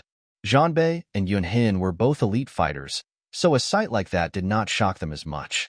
Without batting an eyelid, they focused on protecting Meng Fuyao and charging forward. The trio kicked approaching bodies and broken limbs away, conveniently stabbing at the frenzied, incoming soldiers. Not even 2 steps later, their faces were covered in blood and with scrap pieces of flesh. Amid the hurry, Meng Fuyao turned around to look at Yuan Zhaoxu, who was seated on his horse in front of the palace door. He was sitting quietly, observing the scene unfolding before him, ignoring Qi Shuani's army and only returning Meng Fuyao's gaze. The front piece of his plain silk robe flapped in the darkness, catching the moonlight. His sleeves, resembling those of the immortals residing in the highest of heavens, fluttered gracefully as he held back the reins amid the blood rain, as noble and elegant as before. Meng Fuyao was being swept forward, further and further away from Yuan Zhaoxu. Nevertheless, she could still feel his soft, willow-like gaze floating toward and brushing against her back, which made her skin warm and tingly, almost aching. She bit her lips, feeling rather gloomy. Weren't these people too excessive? Still scheming for Qi Shuani at this stage, and not wanting to leave? She didn't hate the fact that Yuan Zhaoxu was standing on the other side. Politics was a matter separate from personal attachments. In fact, from a different angle, she was spoiling his plans. She opened her mouth, overwhelmed by the impulse to drive him on his way, but decided against it after some thought, or rather, resigned to the fact that Yuan Zhaoxu was a firm man who wouldn't get swayed easily. Meng Fuyai sighed softly and helplessly. She turned around, catching a side glimpse of a white fur ball, wiggling about in his chest in a dismissive manner, as if happy to see her leave. "You stupid, squeaking mouse," Meng Fuyao cursed, black-faced. "Why are you cursing me for no good reason?" Zhanbei glared. You're worse than that stupid mouse," Meng Fuyao spat furiously. The unlucky man stared at her in major confusion, wondering if she had gotten off the wrong side of her bed that morning. The trio pushed their way through the messy slaughter ground, slashing anyone who came unto them. With their skills and abilities combined, no soldier could hurt them. They gradually retreated from the parade ground, where guards and soldiers were still engaged in a chaotic battle. Meng Fuyao inhaled, and as she was about to say something, Yunhin collapsed without uttering a word. "Oh my God, the poison's taking effect." Meng Fuyao reached out to grab him. His white face was whiter than a sheet, and she could see the fine veins on his forehead. Beneath his long lashes laid a faint layer of blackness, a clear sign that the toxin had entered his bloodstream. Meng Fuyao took his pulse before informing, "He was injured, to begin with, and has been holding it in all this while. He also exerted too much energy in trying to protect me earlier. He's spent and needs immediate treatment. Come back with me. I have quality medication and will be able to get someone to purchase more herbs," suggested Zhanbei, offering his support. Meng Fuyao nodded, stuffing the pill in her hand into his. "Feed this to him first." Zhanbei fed it to Yunhin, and Meng Fuyao leaped off before he knew it. A few steps later, she reached an alleyway on the southern side of the parade square. "You sly woman," Zhanbei howled, carrying Yunhin up and making chase. Without turning back, Meng Fuyao dashed like the wind to the nearby soldiers who were busy in battle. "Brothers, that man in black is a spy. The general has put up a reward of 10,000 and will offer it to whoever catches him alive. You get less if you kill him." Money bred bravery. Tempted by the reward, the muddle-headed soldiers did not even question if the general was on the enemy or their side. They blocked the alleyway instinctively, the shine on their sword blades forming snow-white arcs under the night sky, squeezing to be the first to catch him alive. Zhang Bei flew into a rage upon getting obstructed by them. He pulled his pant leg up a little before throwing 8 kicks. Clap, clap, clap, clap. The soldiers flew into the air, vomiting blood that fell down like rain. Shocked, the other soldiers shifted to empty out an area. Meng Fuyao, who possessed decent skills, had long vanished into the distance. After standing before the alleyway for some time, Zhang Bei bellowed, "You can't run away from me, woman. I'll find you no matter what." She had chosen that alleyway since it seemed rather empty. However, after entering, she was dazzled by a fish-like figure that slipped past her. She could vaguely see an ash-white face despite his extreme speed. Without turning back, she reached out to grab his arm. "Where are you heading, traitor?" Startled, the man whipped his head around. It was indeed Yao Sun, who had thoughtlessly abandoned her in the old temple. Yao Sun had a panicked look on his face, and his whole body had turned greenish-purple. He was trembling non-stop, but joy quickly spread across his face. Weeping, he greeted, "It's you, sister. Save me, save me." "Save you?" Meng Fuyao repeated, narrowing her eyes. "To await for another betrayal? I was a fool." He hurriedly bowed with his fists cupped together. "Help me this time, and I'll do anything for you." "I'll be a fool if I believe you once more." Meng Fuyao flung his arm. Before she could continue on her way, a series of bells rang, followed by the emergence of an eye-piercing, multicolored light that swept over. She could hear the sound of crystal beads dropping onto the ground from afar, and it carried a tinge of smugness, arrogance, and anger. "Still trying to run?" Meng Fuyao kicked Yao Sun into a corner before blocking the alley mouth and leaning against the wall. With a half-smile, she looked on, as if looking into a kaleidoscope, as Yalanju sped forward like a rainbow cloud. "Where is he? Where is he? Where is he?" Meng Fuyao chewed on a blade of grace and answered lazily, "That long-faced fellow? There's a war going on ahead, and there's a shortage of men, so he's been pulled into it." "Really?" Yalanju questioned half-believingly. "You look familiar," she then added with a crooked head. "Makes sense," replied Meng Fuyao, laughing. "I'm the teacher of your neighbor's paternal aunt's older cousin's maternal aunt's sister's cheating husband's mistress sister." Yalanju opened her eyes wide while using her hand to calculate the tangled and complicated relationships. After some thought, she raised her brow in anger. "You're playing me," she growled, throwing a karate chop forward. Meng Fuyao lifted 3 fingers, directly facing her palm's acupuncture point, and immediately forcing Yalanju to shrink backward. Meng Fuyao then slipped her fingers into the 9th formation of cleaving 9 heavens, illusion, gently pressing onto Yalanju's pulse. Meng Fuyao laughed lightly and tossed her hand so hard that she made a 360-degree turn. Instead of falling after the turn, Yalanju had her hand up and immobilized. Meng Fuyao laughed and gave Yalanju's nose a little flick. "Only I can bully him, sister. It's not your turn. Let's go." Meng Fuyao waved at Yao Sun. Yao Sun scurried out from the corner and saw Fufeng Nation's noble princess standing on the ground, immobile, with a hand raised. He exhaled loudly before rushing over to Meng Fuyao's side. They sprinted out of the city amid the disorder, and when they were far away, Meng Fuyao asked, "What have you done to her?" Yao Sun explained with a bitter expression on his face. "Somehow, she found out about my thieving skills and had me steal Zhang Bei's undergarment." Meng Fuyao lost it. "Did you?" she roared while clutching onto her tummy. "Am I crazy?" "I did not agree, which was why she was chasing after me," he answered, revealing a crafty smile and taking something out from his robe. Swinging it in front of Meng Fuyao's eyes, he added, "I didn't lose out. Members of the Godly Palm Sect will not simply let a goose off without plucking its feathers." It was a light green jade metal with a vivid sculpture of a scepter, representing wisdom and authority. The 2 characters, Wuji, could only be seen under the sunlight and at certain angles. It was Wuji Nation's travel pace. "Ha, good stuff." Meng Fuyao snatched it, weighing it in her hand and falling into deep thought.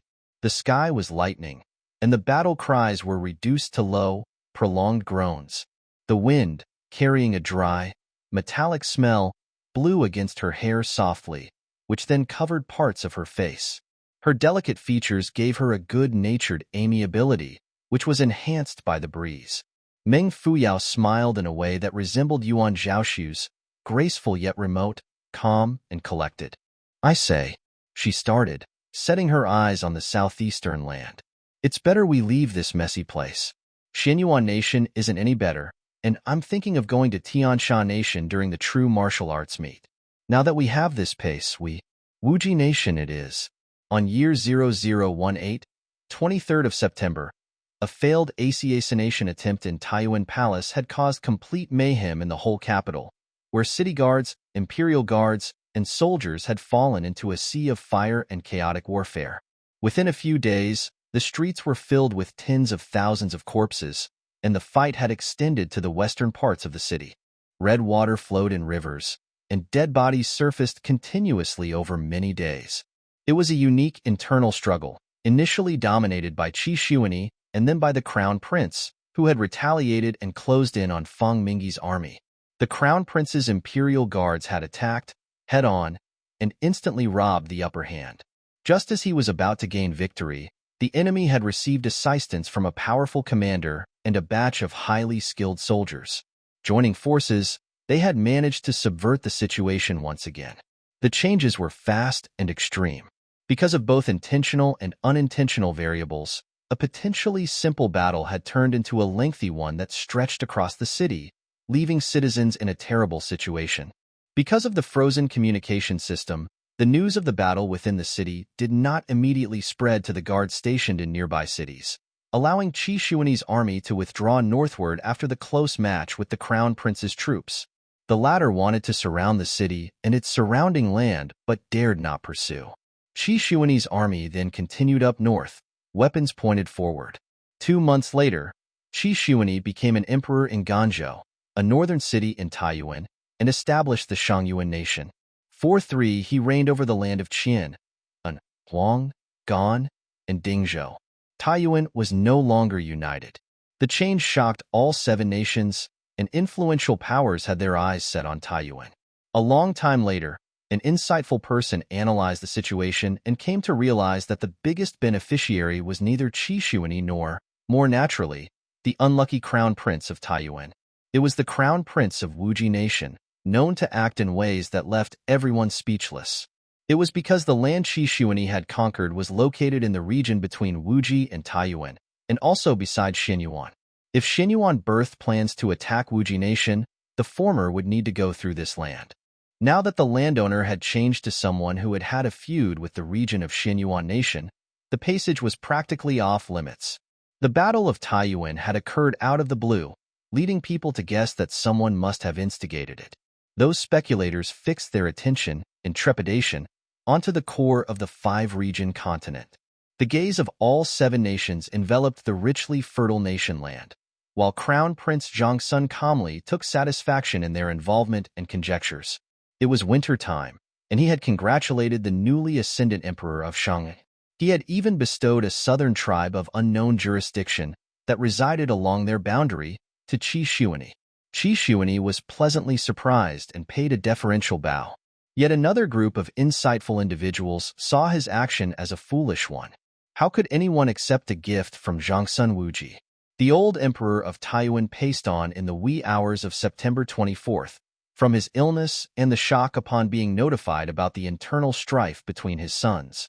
His corpse was left unattended in the Qianan Palace as other princes and chancellors were busy picking sides, and the servants and palace maids were busy plundering and then fleeing. It was 2 months after his death that the chancellor recalled the situation and had people collect the old emperor's body. Naturally, the body had more or less decomposed, and the palace was filled with maggots. His eyes were gone, and all they could see were 2 black eye sockets staring up at the sky. Teeth could be seen through his rotten flesh, such that he had on a permanent smile, seemingly deriding the greed and pride that had led to the demise of a wealthy dynasty. People then talked about the fact that Prince Qi had failed, despite being amply prepared and confident, and eventually became Wuji Nation's child emperor. Some concluded that fate was against him by citing an example.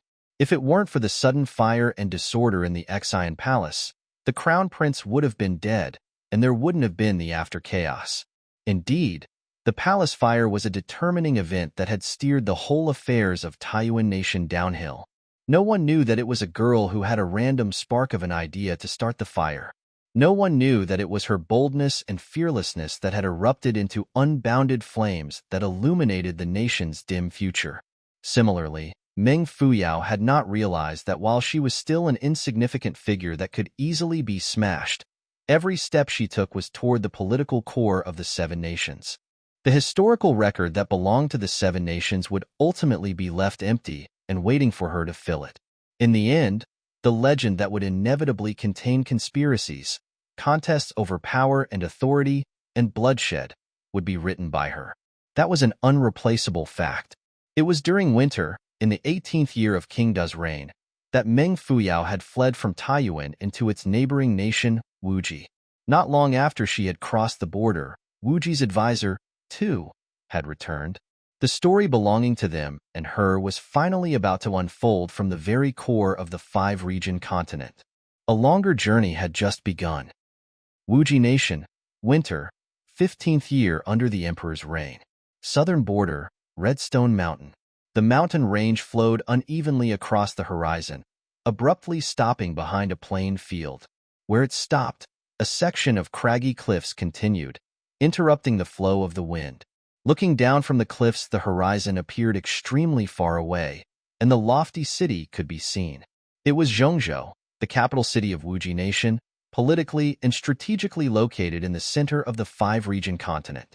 Even from a significant distance away, the city was charming and majestic, its walls steel-like and secure. Looking from afar, one would subconsciously hold their breath and fall into an almost worshipping position as they admired the big city. Yet there was a howl, sounding like that of a wolf, that broke the solemn, still air. Give me a man. Let me bring him home for a happily ever after." A certain someone was standing on the top of the cliff, hugging herself and singing enthusiastically. She was expressing her utmost yearning for a male companion. Behind, Yao Sun covered his ears, squirming in agony. The thought of betraying this howling wolf resurfaced once again. Singing wasn't terrifying, but going out of tune was. Want to live longer? Stay away from Meng Fuyao. Meng Fuyao was done chewing and slapped her clothes before telling the fellow beside her. Zhong region is near, but still quite some distance away by feet. We're almost out of coil, go borrow some. In this wilderness? Where are we going to borrow? Yao Sun scowled miserably. You steal from me, and I steal from you? Bah. Meng Fuyao spat, her eyes lighting up. Isn't that a carriage over there? Go, it's time to rob. Take the money, and I'll take his body. Meng Fuyao tidied her hair and applied some ginger juice onto her face before covering it with a black cloth and jumping down to intercept the carriage. I paved this mountain. On the winding road, Meng Fuyao placed her hands on her hips, looking exceptionally energetic and attention-seeking. The other member in her bandit crew was Yao Sun, who had stealthily held onto the back of the carriage. Redstone Mountain has been paved since the expedition of Wuji and Xuanji emperors. Wuji's emperor had ordered 800,000 soldiers to open a path in a month's time, in order to meet his enemy head-on. In that case, you're not the paver of this mountain. A voice trailed from within the carriage. It was gentle and warm, and somewhat distant. Meng Fuyao choked, once again shouting, I planted this tree. The mountain is located near Red River, and floods occur yearly, causing severe loss of soil. 8 years ago, the Crown Prince of Wuji had ordered the common people from the suburbs to plant trees on the plains and mountain range. In that case, you're not the one who planted this tree. Another choke could be heard before Meng Fuyao lost her patience. I did not pave this mountain. Neither did I care enough to plant this tree. Offer your valuables if you want to pace through. After a short while, someone slid the curtain to the side. Under the sunlight, Meng Fuyao narrowed her eyes. The chilly wind blew over, instantly producing mist as she exhaled. The Redstone Mountain had already frosted, enhancing the redness of the rocks and the greenness of the plants growing between the cracks. It was an extremely cold winter, and all scenery had been stripped by it, save for the resilient trees. The dusky carriage dimmed the appearance of the man inside, but he was visibly wearing a snow-white robe. He seemed to have light cherry-red lips, calm and soft yet able to dwindle the strength of the cutting wind. Meng Fuyao crooked her head, mumbling, "How I hate these men in white, only trying to appear pure and innocent." The man in the carriage smiled and lifted a hand. He made no major moves, but in the next moment, Yao Sun was thrown off and left howling in pain. "Trying to plunder my valuables with this, lady? Doesn't seem to make sense." Unmoved, Meng Fuyao snapped, "I don't know him. Anyways, you don't look that appealing after all. How about we just let this go? Till we meet again, bye." She slapped her hands together and turned around with no intention of helping Yao Sun up. "It's cold out here, and it will be good to have something to warm up against. You may not find my body appealing, but I'm sure you don't have anything against a vessel of spring?" He spoke, without any deliberate attempt to entice, but his suggestion did manage to captivate a certain someone. The vessel of spring was a top-quality wine, famous throughout the whole of the five-region continent. Every drop was as valuable as gold, and even noblemen couldn't obtain it easily. Even if they did manage to obtain it, they would hide it in their wine cellars. Ordinary citizens hadn't heard of such wine, and Meng Fuyao had only been exposed to it through that old Taoist priest, or rather, drunkard. Whenever alcoholism struck, he would travel the world, flipping boxes and cupboards, and breaking into doors and graves to seek this wine out. Meng Fuyao had tasted it out of curiosity once, and it had left a deep impression on her. The wine was velvety and rich. As she swirled it around the tip of her tongue, its texture and taste exploded, rocketing her straight into the heavens. The wine is perfect for the cold weather. What a good life he has." A smile started to form on her lips, and in the next moment, her thighs were attached to the side of the carriage.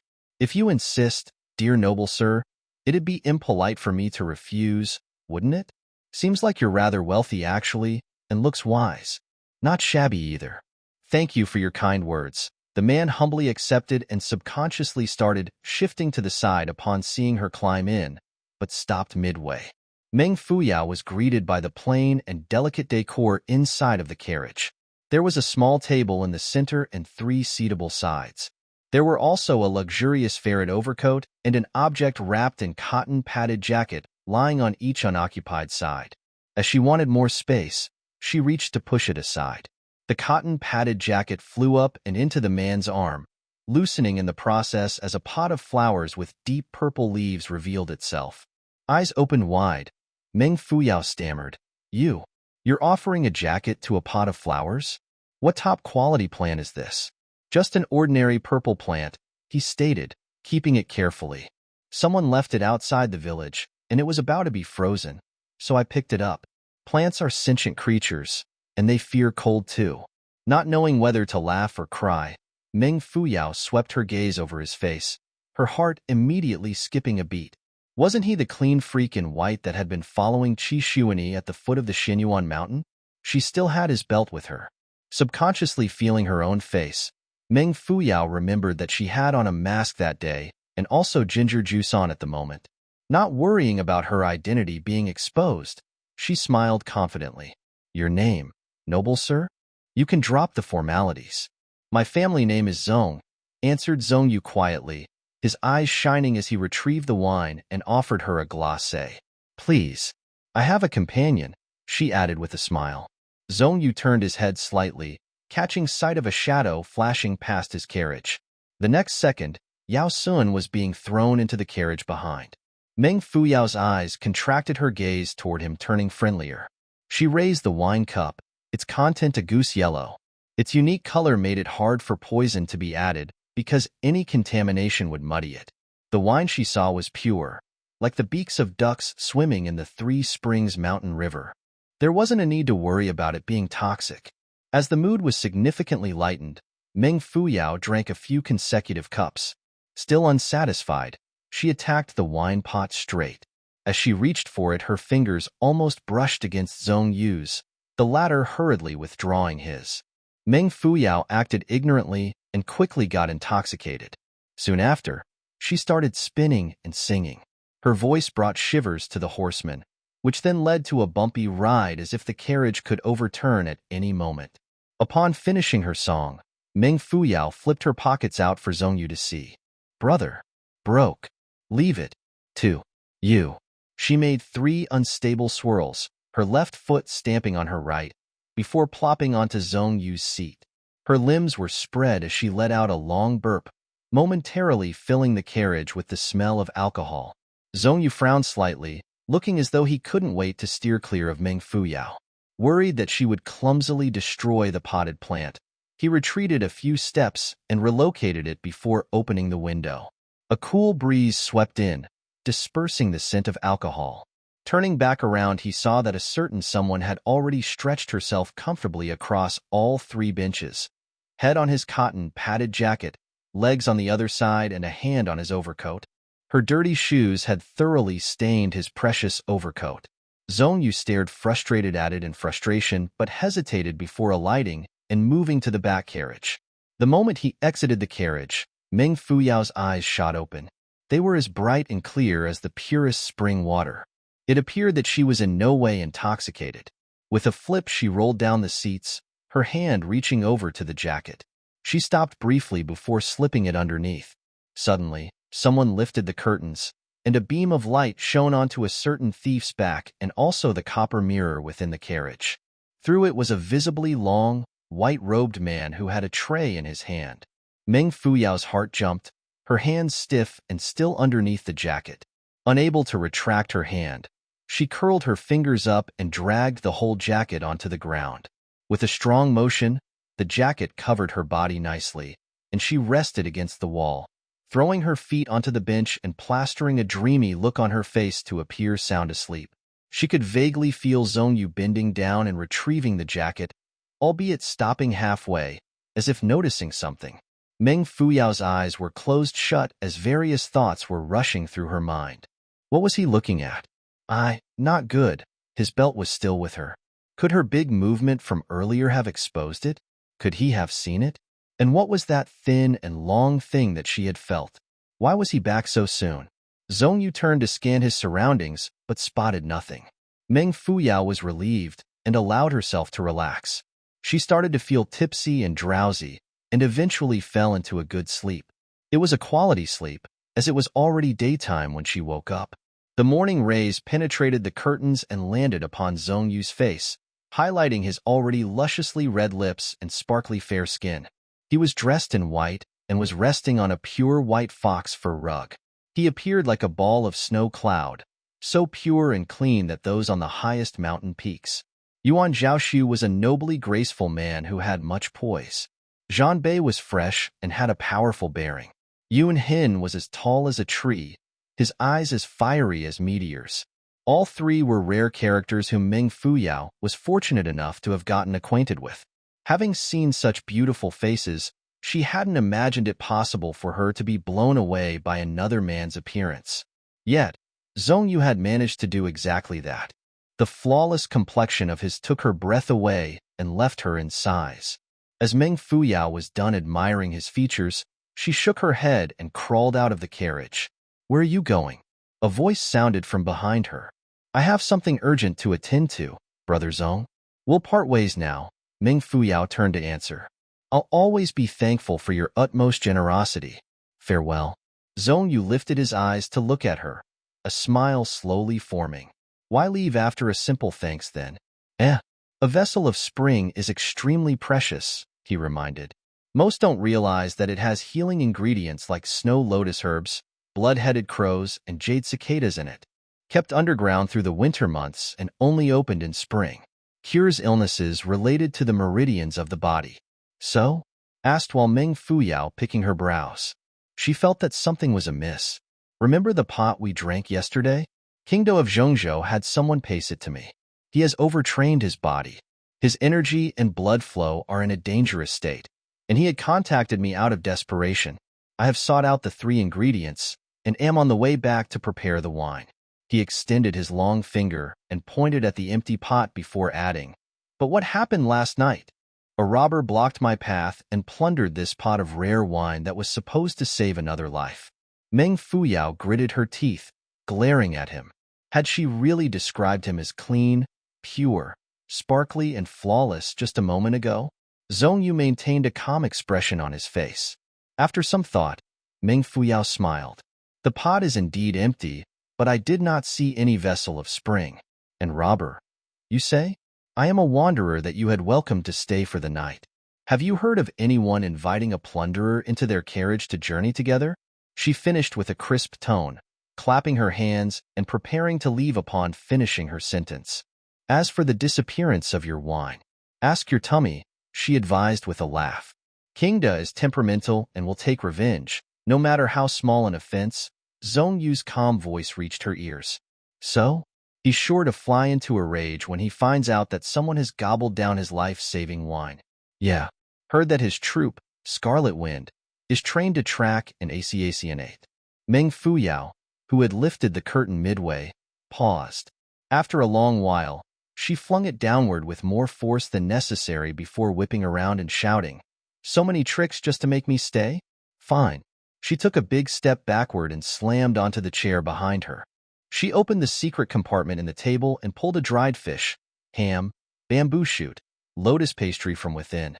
Upon gathering them in front of her, she shamelessly retrieved a jade cup and a pair of silver chopsticks and started digging in like never before. Want to keep me? Feed me well. I expect nothing less than this meal from now on, and you can just gift this set of utensils to me. I don't mind that you've used them before. As for clothes, that overcoat is great, but I don't like the white color on it. It's cheesy, so get me a black one. That's all for now. Zhong Yu fiddled with his purple plant as he responded. All right, but you can't get all that for nothing? Look at yourself. Don't you think you're too plump? Meng Fuyao opened and closed her mouth a few times, but nothing came out. I'm plump?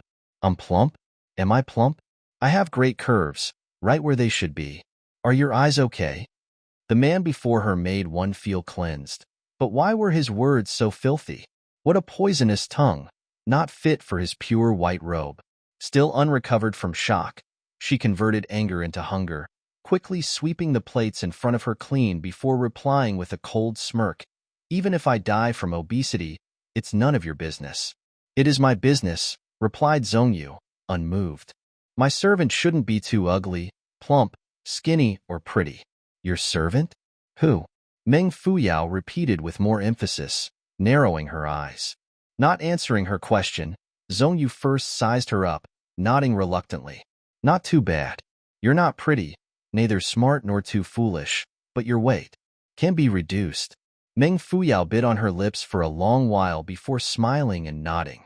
Not too bad. You're not pretty, not smart, slightly plump. You're obviously a banal man who dresses all holy and kind, exudes a softness like that of snow, but owning a nasty character, lying and setting others up. You have a ton of shortcomings, but I believe you can change for the better. She let out a smile that could make one's blood run cold as she added slowly, I will spend some time and effort to teach you. All right, Zhong Yu agreed, not the least bit angered. Let's see who's teaching whom, he nodded. I'm not an ordinary servant, and I expect a treatment no less worthy of my place. Meng Fuyao protested, squatting before the door of King Da's courtyard, fragrant garden, in an eastern alley of Zhongzhou City and swinging her servant uniform about. Not getting any reaction from within the house, Yao Sun turned to hold her in place. You kinda deserve this for drinking their priceless wine. Miss Meng, aren't you going overboard? What do you know? Meng Fuyao shut him up. He's always acting like he's kind and guileless. I want him to admit defeat. She started climbing up the windows, but they were shut tight. She then started jabbing the paper screen. Jab, jab, jab. Pop, pop, pop. The screen window quickly turned into a honeybee's nest. The beautiful image of the cold night wind blasting through these holes and attacking a certain someone's body pleased her very much. More holes, more holes. Ouch! She felt a sharp pain shooting up her finger as if she had been pricked by a needle. She hastily retracted her hand and spotted a bead of blood oozing out. An ambush? Seriously? What a vile person indeed. The window opened quietly, and Zhong Yu sat by the ledge, his white robe fluttering in contrast against the falling maple leaves, whose deep red color and jagged yellow outlines were still visible through the frost. There was paleness amid the fresh, bright colors, allowing Zhongyu to blend perfectly with his background yet stand out with his prominent features. There was a hollow needle in between his fingers, and he looked deep in thought at the blood within. I met a divine woman, Lady Pei Yuan in Fufeng once, who asked me to inform her if I ever chanced upon a 17-year-old maiden who's practicing supreme subliminal skills. She's been searching for this exceptional individual for many years, but to no avail. He shook the needle in his hand without looking at Meng Fuyao. She wants the sacrificial blood body, and I've tried many, but they were all unsuitable. Wonder if this is the one? He mumbled. Meng Fuyao crouched under the window, laughing in response. What else can you do other than threatening and framing others? Zhongyu looked up, tossing a basket to her and saying, I'll let you see what I can do now. Please pluck and gather the soft tips of the Paris polyphylla plant and mash them in the cauldron. I'll need them. Remember, as fine as powder and only the softest tips. Meng Fuyao pointed her nose toward the sky, producing no other reaction. Instead, Yao Sun rushed forward to haul her away. You pluck it then, Meng Fuyao grumbled and kicked the floor on the way out, her gaze reaching the grace by the path. This grace looks exactly like Paris polyphylla. Hey, collect and grind them, and give it to Zhongyu. Didn't he tell me to see what he can do? Let's see if he can recognize the difference. Before Yao Sun could reply, she waved. I'll go walk around. Zhongzhou hadn't failed its name as the #1 bustling city within the whole of the 5-region continent. It was a mid to high-walled city, rich and still flourishing, where citizens enjoyed living leisurely and with satisfaction. From the young ladies selling flowers on the streets to the tea brewer in inns, from the loud officials in the inn to the merchants from different nations in the market, and from the fluttering red sleeves in the brothels to the slowly spreading fragrance of cosmetic powder, wine and meat in the gambling stalls, it could be seen that this city was an all-embracing and diverse one. According to a very romantic saying by a famous wandering minstrel, a stable and secure city was no different from a bold and powerful man who possessed an influential and firm aura. Zhongzhou was like an intellectual and wise youth who indulged in refined education and an elegant, romantic life. Meng Fuyao walked aimlessly on the street, casually buying little things along the way. She had money now, and while Zhongyu wasn't any good, he had provided her with sufficient resources. If not for the fact that he had taken responsibility for her meals and accommodation, she would have attempted to run away long ago. She continued strolling, eventually pacing the main street. The crowd thinned out, and the paths gradually became more spacious. In front of her stood an exquisitely extravagant building complex. It looked nothing like a palace, and its walls were so short that she could easily jump over. There were still scattered homes around, and Meng Fuyao pulled a passerby over. It was an old man, who replied kindly, You must be from another place. This is the temporary imperial residence of the Crown Prince. The Crown Prince? Meng Fuyao repeated, evidently shocked. There are people other than the emperor who can do that? Is Wuji Crown Prince just any people? He had long obtained power from the nation, and it's only a matter of time before he ascends the throne, the old man explained, slightly displeased by now. According to your logic, only the emperor deserves an honorific title? Doesn't the Crown Prince of Wuji have one too? Oh, what honorific title? Asked Meng Fuyao heedlessly. Looks like Zhangsun Wuji is quite popular at home too. Is that something we're fit to mention? The old man hurried forward. Just look around here, lady. The Crown Prince seldom comes over. It's a quiet place here, and from the looks of it, he isn't in at the moment. He then pointed at the low palace wall and continued, See that wall? There are various kinds of herbs planted in the garden. They're free for the poor and sick to use. All they have to do is climb over and gather what they need. It's actually not that difficult to meet with the Crown Prince, but people choose not to disturb. Oh, Meng Fuyao uttered. An Asian can easily infiltrate. As she saw the herbs in the garden, Meng Fuyao got an idea. Steal, sell, money? Soon after, a sneaky girl could be seen entering the garden. A minute later, as she straightened her back, a big, full sack bulged out from her clothes. Meng Fuyao knew medicine, so she had picked only the most valuable ones, and was planning to sell them to Zhongyu to earn a hefty sum. The weather turned slightly warmer half a day later, and Meng Fuyao's hands were muddied. She glanced about, searching for some water to wash her hands. Finally, she spotted a rockery with a pond. Opposite the pond stood a metallic red tree that bloomed black flowers. She frowned, noting that it resembled the green-red soul tree, whose bark was a quality herb that could help with energy cultivation and her 9 cleaving heavens. Greed took over her mind, and she slowly inched toward it. However, before she could reach the target, 2 golden armor-clad guards appeared from behind the rockery and blocked her path with a pair of spears. Behind is His Highness's hall. If you're here to gather herbs, you can't pace through. Oh? Meng Fuyao rolled her eyes to the side before giggling. I can't go over, brothers. But can I climb up the rockery to have a quick glimpse? I would like to see how it looks like and share it with my family. The guards exchanged looks. They had heard all kinds of weird requests before, so such wasn't foreign to them. A guard obliged with a smile. Go then, don't fall. Thanks, Meng Fuyao bowed. As she paced the guards, she flicked her fingers, causing both to instantly collapse to the ground. Wow, Zhangsun Wuji, you taught them really well. I'm impressed. How obedient of them, muttered Meng Fuyao. Not spotting any other guards close by, Meng Fuyao quickly reached the top of the rockery, not casting the prince's hall a second glance.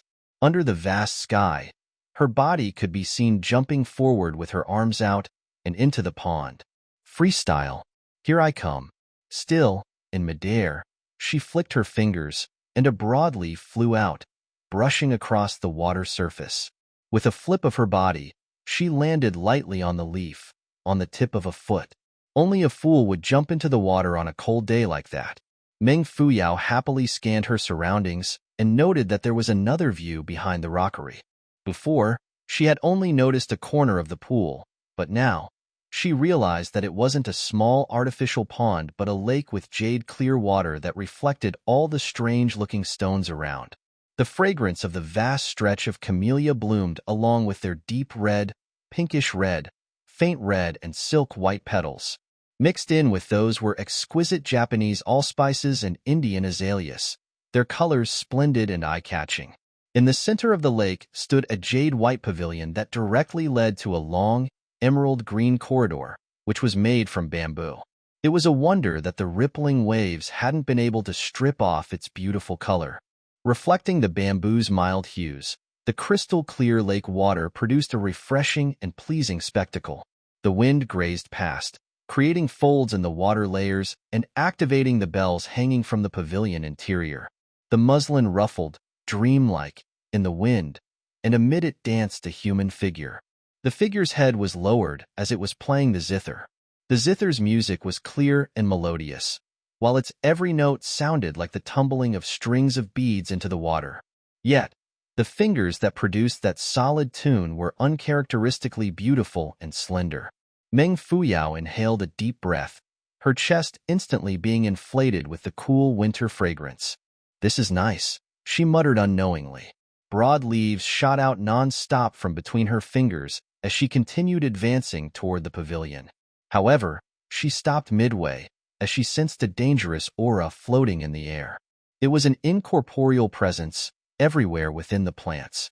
It drifted amid the breeze and moonlight and along the fluttering of the flower petals, and it was pressing in at a steady rate. But it was definitely quiet, save for the zither. Meng Fuyao's train of thought snapped. Right, why isn't there any other sound? Where are the natural sounds? The wind? The insects? Meng Fuyao flew on, but her mind froze. She could feel the murderous aura all around, except for the person in the pavilion, whose whole body was free from it. It was her only point of breakthrough. The woman inside was probably the crown prince's entertainer and had no martial arts background. There wasn't anyone in this residence, but there seemed to be an ancient formation. Since Meng Fuyao had already charged her way in, the only exit was through. The figure, vaguely concealed by the muslin, seemed to have noticed her as well. Her fingers stopped for a second before loosening, and a distant-sounding note rolled through the air, deep and thick. The encircling aura had dispersed, and Meng Fuyao's body relaxed instantly as if being freed from shackles. It was utterly refreshing. She looked toward the hazy figure beyond the muslin and let out a sneaky smirk. You know I'm harmless, don't you, beauty? Heh heh. As Meng Fuyao had calculated her movements in advance, she flicked forward the last piece of broadleaf that would get her to the pavilion. The beauty's graceful swaying of the head along with the music made it look as though he was casting glances over at Meng Fuyao, which cheered the latter increasingly. Almost. The muslin was lifted, revealing not a beauty's slender fingers, but a fat ball of white fur. Clap! A rock flew out, landing on the broadleaf, which caused it to spin out of control but without sinking. Rather than assessing the situation in the pavilion, Meng Fuyao set her gaze upon the leaf, not wanting to be steered away from her calculated scope. "Where's this trouble-causing rascal?" she shouted while doing a flip in midair. However, as the rock had been dipped in an extremely corrosive poison, the leaf was already shriveled by then.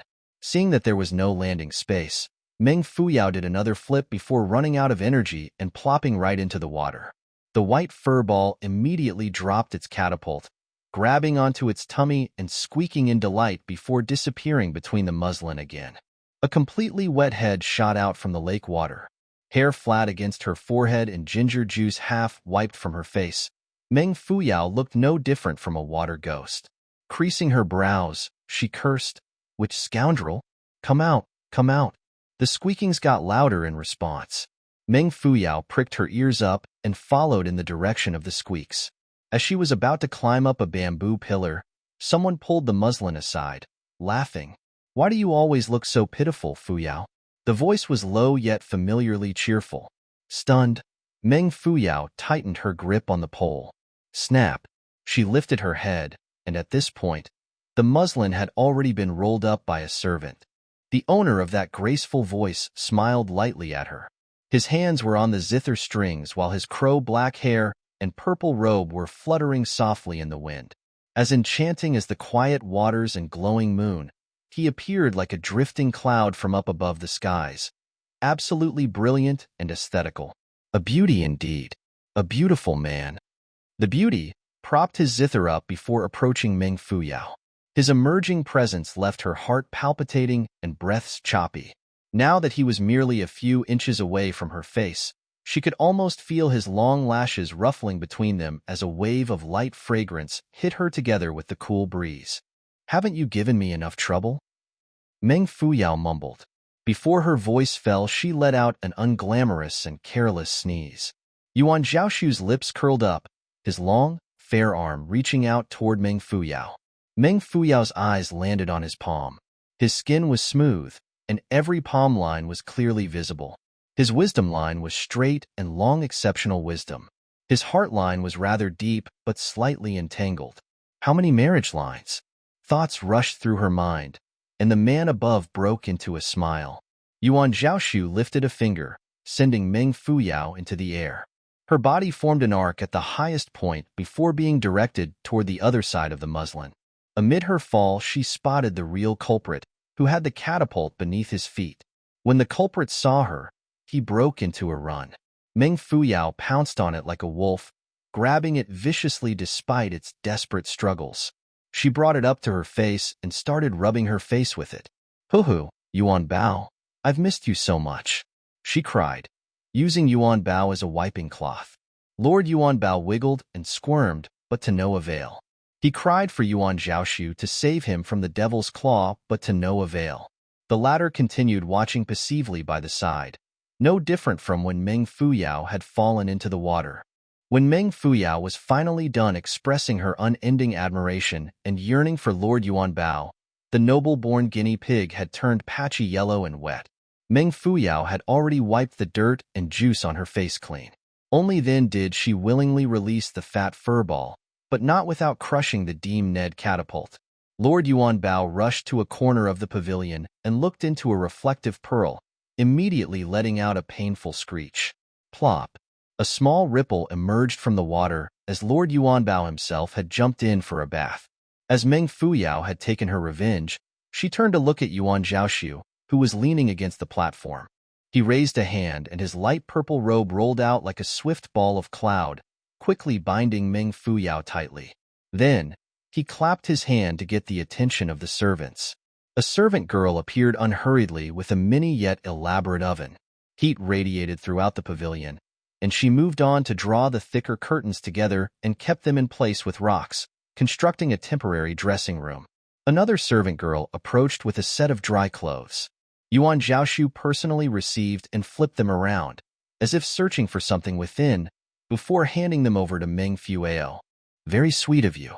How rare," she commented. As she was about to enter the changing area, she heard him ask, "Mind changing together?" "Wah." Meng Fuyao whipped her head around. A whole wave of curses was ready to be unleashed in response to his request. Yet, all she saw was him reaching his hand toward the water and allowing a drenched and constantly sneezing guinea pig climb up his arm. Annoyed by his deliberate misrepresentation, Meng Fuyao's face turned jet black.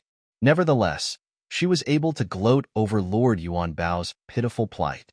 It was great seeing him run about in the cold. His white fur was dripping wet. Meng Fuyao flicked Lord Yuan Bao's pink belly, provoking him to bite her, which he then easily avoided before dashing into the changing room, laughing to her heart's content. Through it all, Yuan Zhaoxu rested on his chair and continued enjoying the pair's endless squabble even in the changing room. "How was the bath? Refreshing?" "Squeak, squeak. Can you speak like a human?" "Squeak, squeak. Oh right, you're a guinea pig. Sorry. Squeak." Yuan Zhaoxu crooked his head and listened, his eyes curling into two crescents. It was genuine and warm, unlike his usually deep and hazy smile. His gaze lingered on the curtain.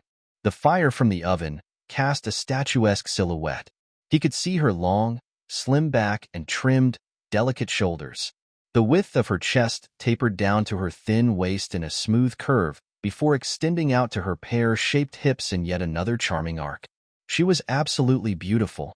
Amid the cold winter and inside the warm pavilion with the spring-like curtains was standing a certain someone, not knowing that her body had been scanned thoroughly. Meng Fuyao turned to her side, casting an alluring outline of her pretty. It was hard to imagine that such a well-balanced and perfect figure actually existed. Yuan Zhaoxu slowly diverted his gaze to the lake and smiled. "Does the tube top fit?" "Ah." The figure behind the curtain jumped before scuttling in panic, seeking out the hole through which Yuan Zhaoxu must have been peeping. Making a round and not spotting any gap between the curtains, she soon figured it out and hurriedly put out the flame from the charcoals. The changing room dimmed, and the feminine body could no longer be seen. Yuan Zhaoxu kept the smile on his face, nevertheless. Unbeknown to Meng Fuyao, the charcoals were made from sago palms, found only on the highest, snow-peaked mountains. The flames they produced were solid and condensed, not something any average being could handle. Even with her strong martial art background, Meng Fuyao wouldn't be able to hold it any much longer. She had turned it off at the perfect timing. Yuan Zhaoxu grabbed his jade-white cup and sat down lazily. His head was directed at the vast sky as he was waiting. A short while later the curtains were lifted, and Meng Fuyao strode out, frustrated. She glared at Yuan Zhaoxu with her big, crow-black eyes but was ignored. The intended recipient simply raised his cup, asking, "Does it fit?" "It's slightly big," she answered with black lines on her face. Not speaking, Yuan Zhaoxu took his time to sip and savor the wine. As she was feeling pleased over his silence, a murmur shot through her eardrums. "Impossible. I felt those curves. Have your pretty shrunk?" Meng Fuyao blinked a few times before throwing her head toward the sky and letting out a deep breath, determined not to start another verbal war. She plopped down beside him and, without permission, poured a cup of wine for herself. "Aren't you despicable?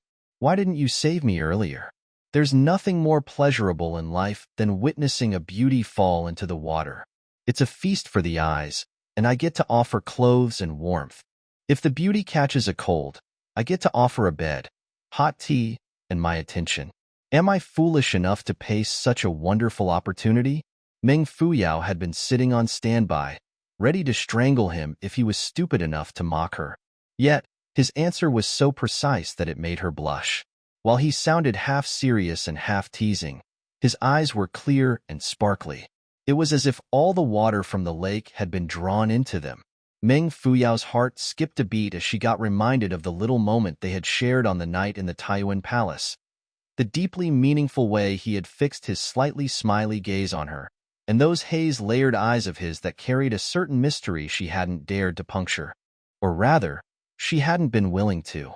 She let out a noiseless breath before downing her cup. "Why are you here?" she digressed, placing the cup back onto the table. It wasn't that she hadn't expected to meet Yuan Zhaoxu and Wuji, but she hadn't imagined their reunion to happen that soon. It felt more probable that a certain someone had calculated her arrival and specially waited for her. The thought left her mind as quickly as it came. How would he know that he was coming to Wuji? And how could he have guessed that she would come to this palace residence? It had been an impromptu decision on her part. She thought about this and that until she received an answer. "I'm the official in charge of the Kanglan residence and also the advisor of the Crown Prince's Shangyang Palace." "Oh, official Yuan." Meng Fuyao smiled, narrowing her eyes. "Not going to take me on a tour around this palace? There will be a chance in the future," he responded while holding her hand.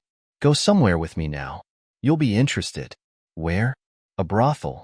There existed a type of people who spoke and did things different from the rest, and Yuan Zhaoxu was one of them. Meng Fuyao hadn't met any man who could so blatantly suggest a visit to the brothel before the girl of his interest. "All right then," thought Meng Fuyao sourly. It was an one-sided affair.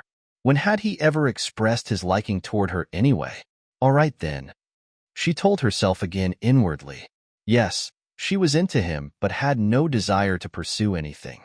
Love and a romantic relationship weren't a part of her plans.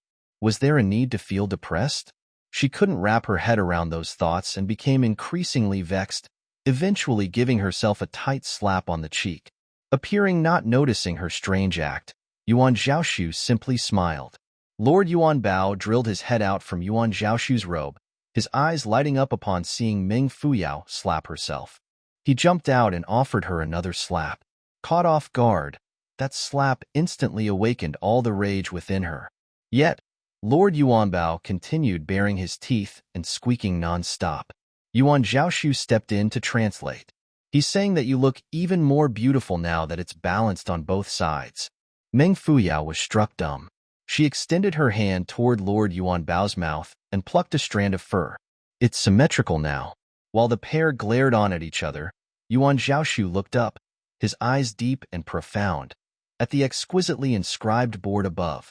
Rich Spring Pavilion. Rich Spring Pavilion was Zhongzhou's biggest money-squandering establishment.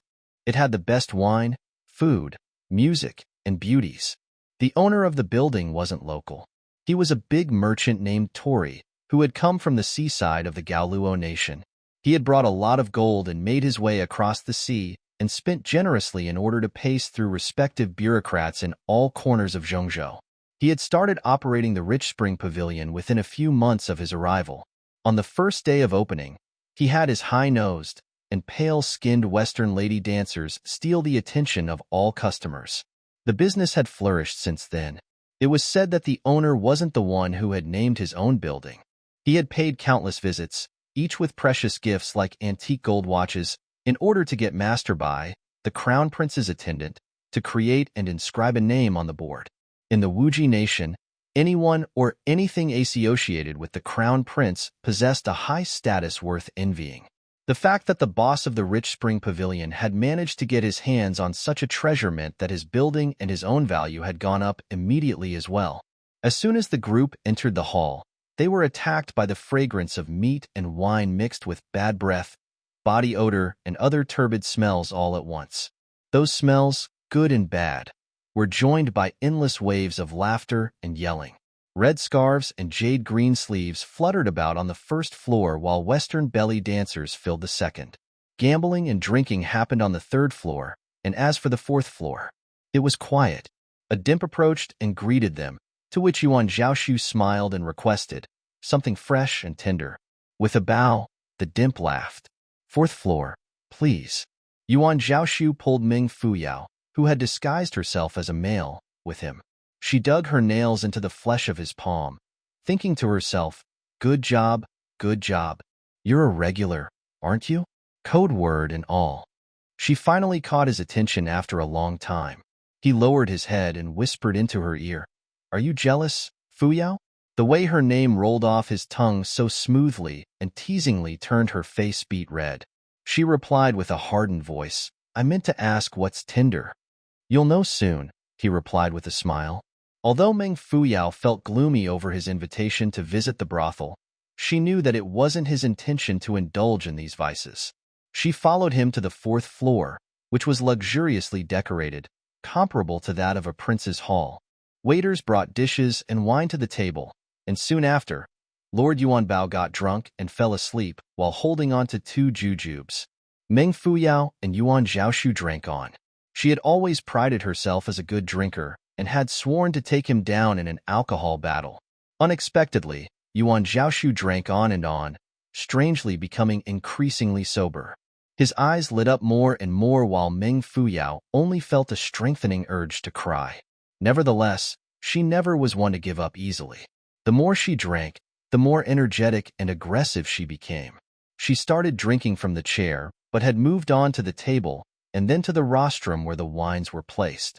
A pile of exquisitely painted wine jars was gathered beneath her feet as Meng Fuyao raised yet another one toward Yuan Zhaoxu. Drink up, till our stomachs whole rot. Yuan Zhaoxu remained seated throughout. The way he grabbed the pots was indescribably elegant, and there was definitely an obvious disparity between the auras of both individuals. The curtains slid to the side, and a group of lovely-looking girls entered. Meng Fuyao was already tongue-tied from the alcohol by then.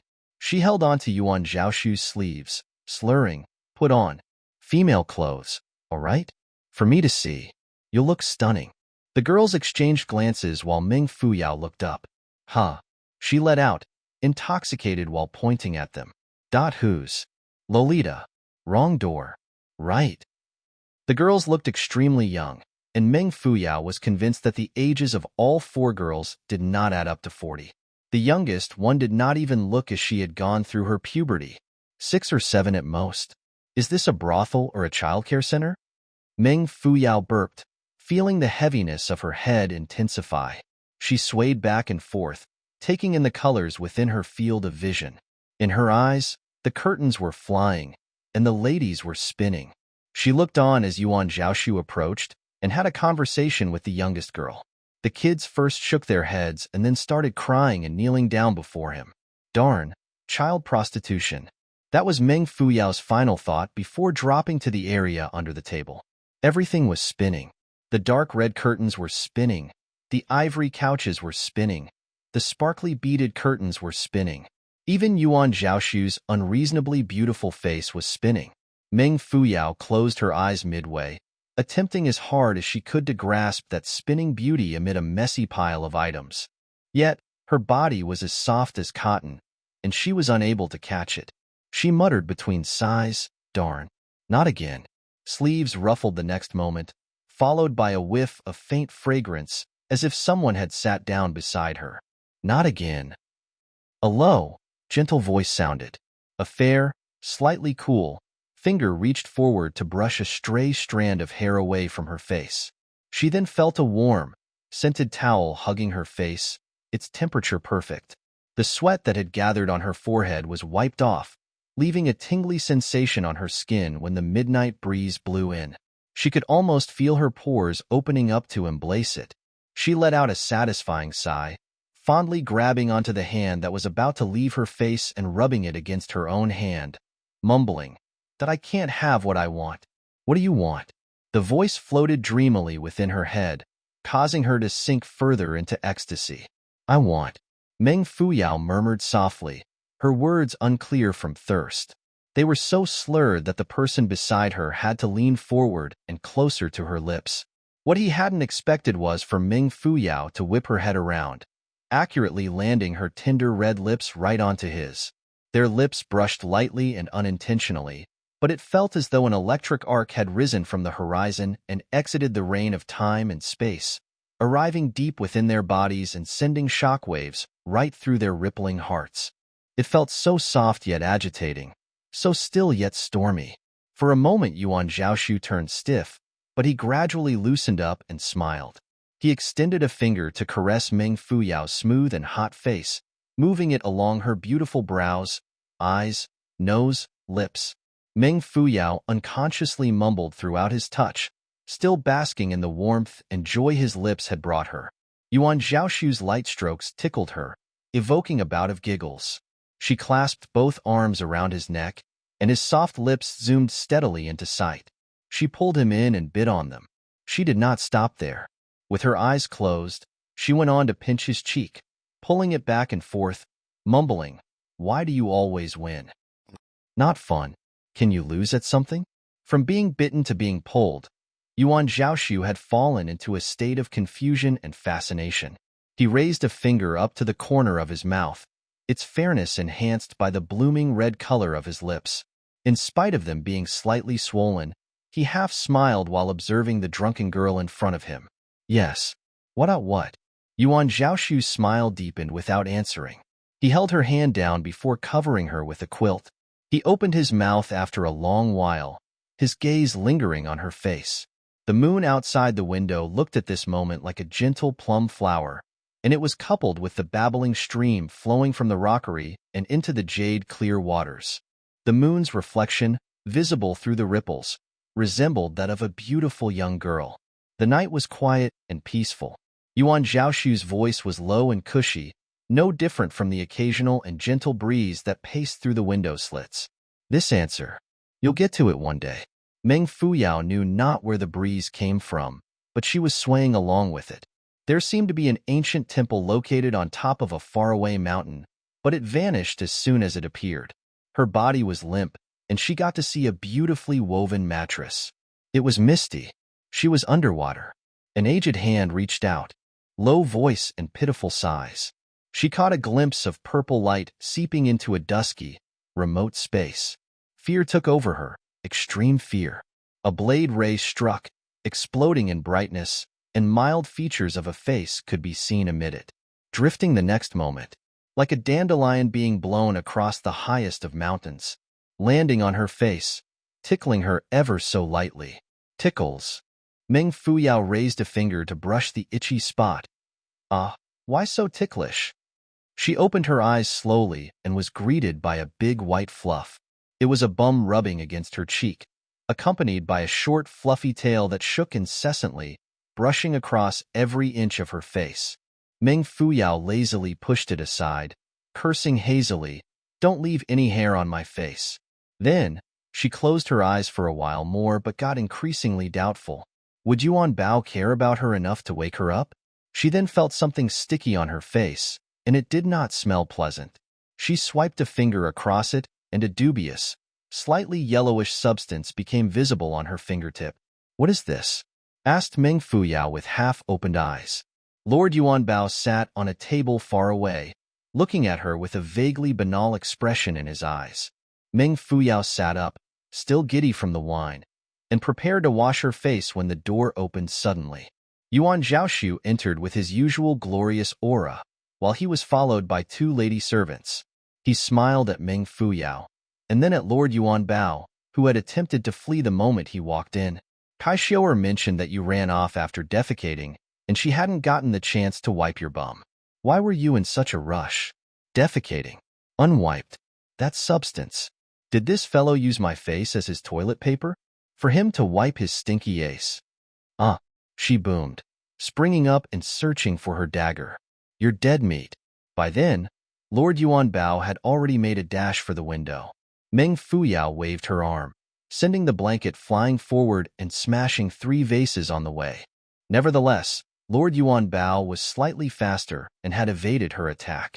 Still boiling in anger, Meng Fuyao jumped off the bed, ready to make chase, but was stopped by Yuan Zhaoxu. "Careful." She immediately felt her body weight lifted completely. Yuan Zhaoxu had swooped her up and back onto the bed in a split second. In the same moment, she realized that she was dressed in sleeping attire, consisting of a singlet and underpants that wasn't appropriate to be seen in public. Her singlet was alluringly tight-fitting while her underpants were oversized and cooling. Attire like that would be considered insolent even in modern times. Unfortunately, the situation took a turn for the worse when a certain someone shamelessly wrapped his arm around her waist, leaving a burning sensation on her skin wherever he touched. There was a burning flame in Yuan Zhaoxu's eyes as well. The girl before him had a body to die for. It was plump yet delicate, and she had a slender neck and legs that went on for days to match. There was nothing to nitpick since no parts of her body had not been exquisitely carved. Not only did the strange clothes had not robbed her beauty, but they had also actually accentuated her curves at all the right places. While appreciating the arc of her pretty and the spotlessly fair legs under her oversized shorts, Zhaoxu could also feel the softness and flexibility of her bare waist. With regard to a body so fresh and pure, it wasn't a wonder that even the calm and honorable man couldn't help but let out a somewhat hurried breath. Her beauty had struck him head-on, as a warm gust of wind on a winter night would, and he was enticed. He smiled gently, grazing a finger across his own lips as if reminiscing about a fond memory. Meng Fuyao caught the expression on his face, but couldn't understand his action. Of course, she had no recollection of how she had lovingly assaulted him, but it did not stop her face from turning red. She quickly reached a palm out to push him, but before she could fall onto the ground, he caught her again. At that moment, his eyes had already cleared up. "There are fragments on the ground. Be careful." In spite of his calm tone, his eyes righteously scanned over every bare part of Meng Fuyao's skin, instantly prompting her to slip underneath her quilt. Leave, I need to change," she waved forcefully. Zhaoxu laughed and took his leave. As his sleek silhouette drifted past the window, a light tap could be heard from outside. Next, the window panel was lifted with a clap, and a ball of fur was tossed in. "You're tarnishing my reputation by sneaking around outside. Do it openly if you want to look," a voice floated from the outside, so noble, charming, and calm. The pitiful furball had been betrayed by his owner once more. His eyes opened wide in midair, but there was nothing he could do except to allow the momentum to fling him toward Meng Fuyao's bed. On it laid his mortal enemy with a sinister smile on her face and wide open arms, waiting for his descent. Images of the 10 biggest tortures flashed past his mind. Squeak, squeak. A desperate screech burst forth from the noble little creature as Meng Fuyao wiped off the mucus, built up from the tears of laughter, and rubbed it on his snow-white fur. Early in the morning, the streets outside of King Da's residence were empty and still. The sunray hit the southern perimeter wall, and on it rustled a clutter of grace before a head popped up midway. The individual looked left and right before noticing that the window shutters below were shut tight.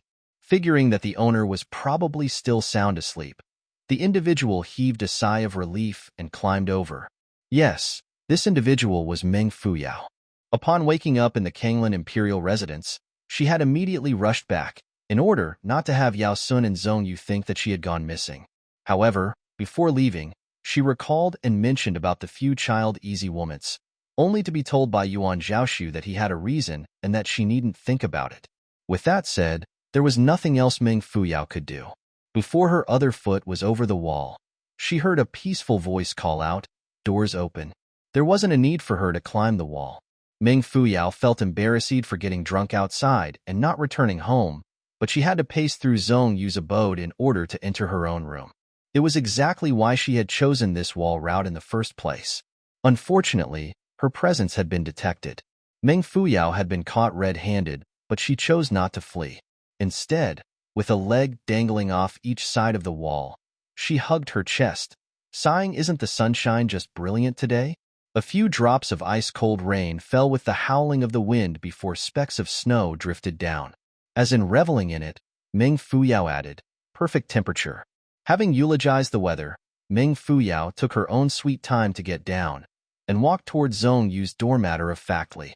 However, she stopped before his door and sniffed around. "This herb smells horrible," she commented. When Meng Fuyao turned her head, she caught sight of Zhongyu sitting on the ground in a lotus position. His face was slightly pale, and there was an empty bowl on the table beside him, from which the smell was spreading. Noting that Meng Fuyao had seen it, Zhongyu withdrew his gaze. With a wave of his sleeve, the window closed, almost slamming onto her nose. Meng Fuyao retreated while touching her nose. She could not help but wonder if Zhongyu was prescribing mixed herbs, or if he was injured. Eventually, she decided to stay away from the secretive man. She proceeded into her room to freshen up, and Yao Sun brought in a tray of food for breakfast. Reminded of her hunger, Meng Fuyao dashed to the table and started gorging herself. She wiped her mouth clean and then asked, "This green congee tastes really special. Is it made from aromatic herb-infused grains?" Yao Sun shrugged. "No idea. Sir Zong had me bring it in for you." Meng Fuyao jumped, quickly operating a circulatory cycle to test her energy flow. Neither sensing any anomaly nor trusting Zong Yu's character, she sat back down, racking her brains. "Have you given him the fake herbs?" "Yeah," replied Yao Sun, somewhat pleased. "I had planned to get the real leaves, but those were tough and difficult to pound. The fake ones were much easier to smash, so I gave those to him, and he didn't seem to notice." "Holy doctor?" "Uh-huh." Halfway through his explanation, Meng Fuyao had already sprinted out of the room. Puzzled, Yao Sun followed behind, only to see her squatting before the grace and wailing.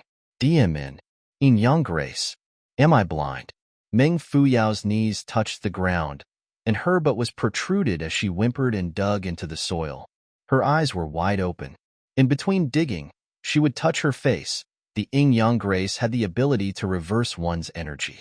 For a young person, it could cure diseases involving deficiencies, but for a yin person, the grace would cause a spike in yang energy in the form of acne, which would keep growing in size unless treated with medicine. She had injured her foot while lifting a rock and dropping it accidentally.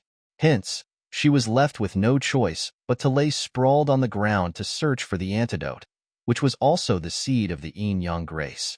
The seeds were extremely tiny and well dispersed, so she wasn't able to gather enough for a single application. Meng Fuyao sighed, straightening her back before turning toward Zong Yu's house. She gritted her teeth and shot 1,000,000 daggers into his house, only to remember that he had gone out to cure King Da's illness and wasn't in to see it. As she was looking down in anger, Meng Fuyao remembered an abandoned garden that she had passed by a few days ago. In that garden was an abundance of yin-yang grace, and she figured that it would be easier to gather seeds. She dragged Yao Sun to the northwestern corner of King Da's residence, where the abandoned garden was situated. From afar, the walls appeared to be peeled off while its roof was torn and tattered. Nevertheless, they were well constructed, enough to attract spiders to lay their webs. The dried tree branches dangling over the walls swayed in the winter breeze, producing a gloomy and heavy atmosphere. The duo quickly located the yin-yang grace and got to work. A long while later, as they were about to leave with a sufficient amount of seeds, Yao Sun stopped. "There seems to be someone living in this garden, Miss Meng." Meng Fuyao turned around and was shocked to spot a white garment hanging off a branch. The strong winds must have blown it over.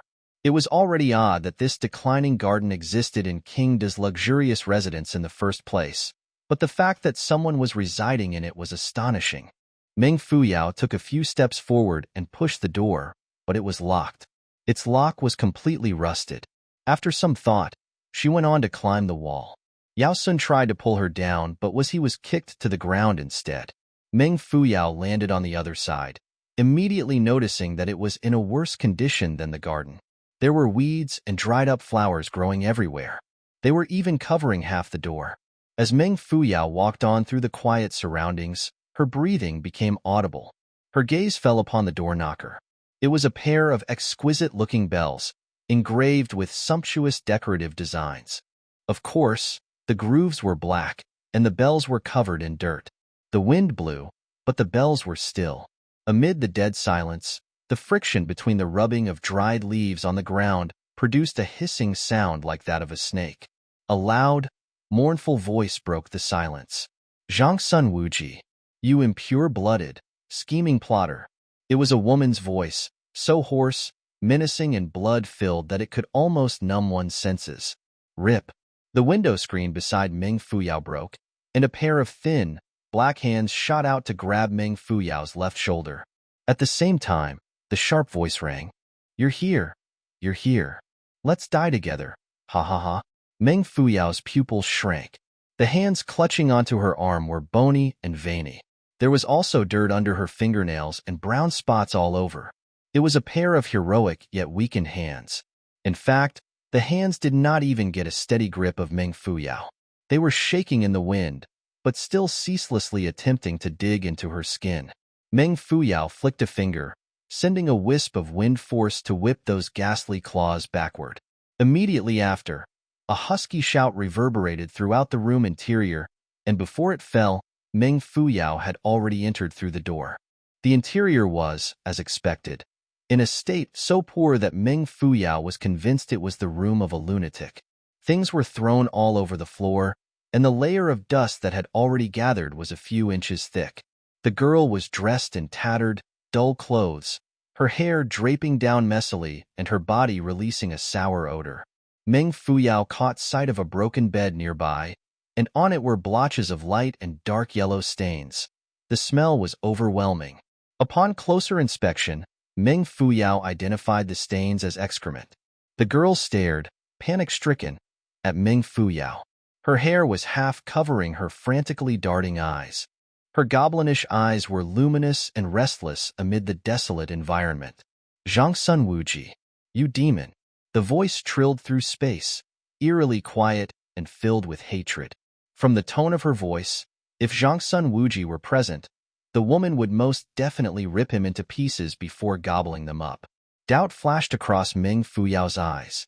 Who was this woman, and why was she confined in an abandoned garden?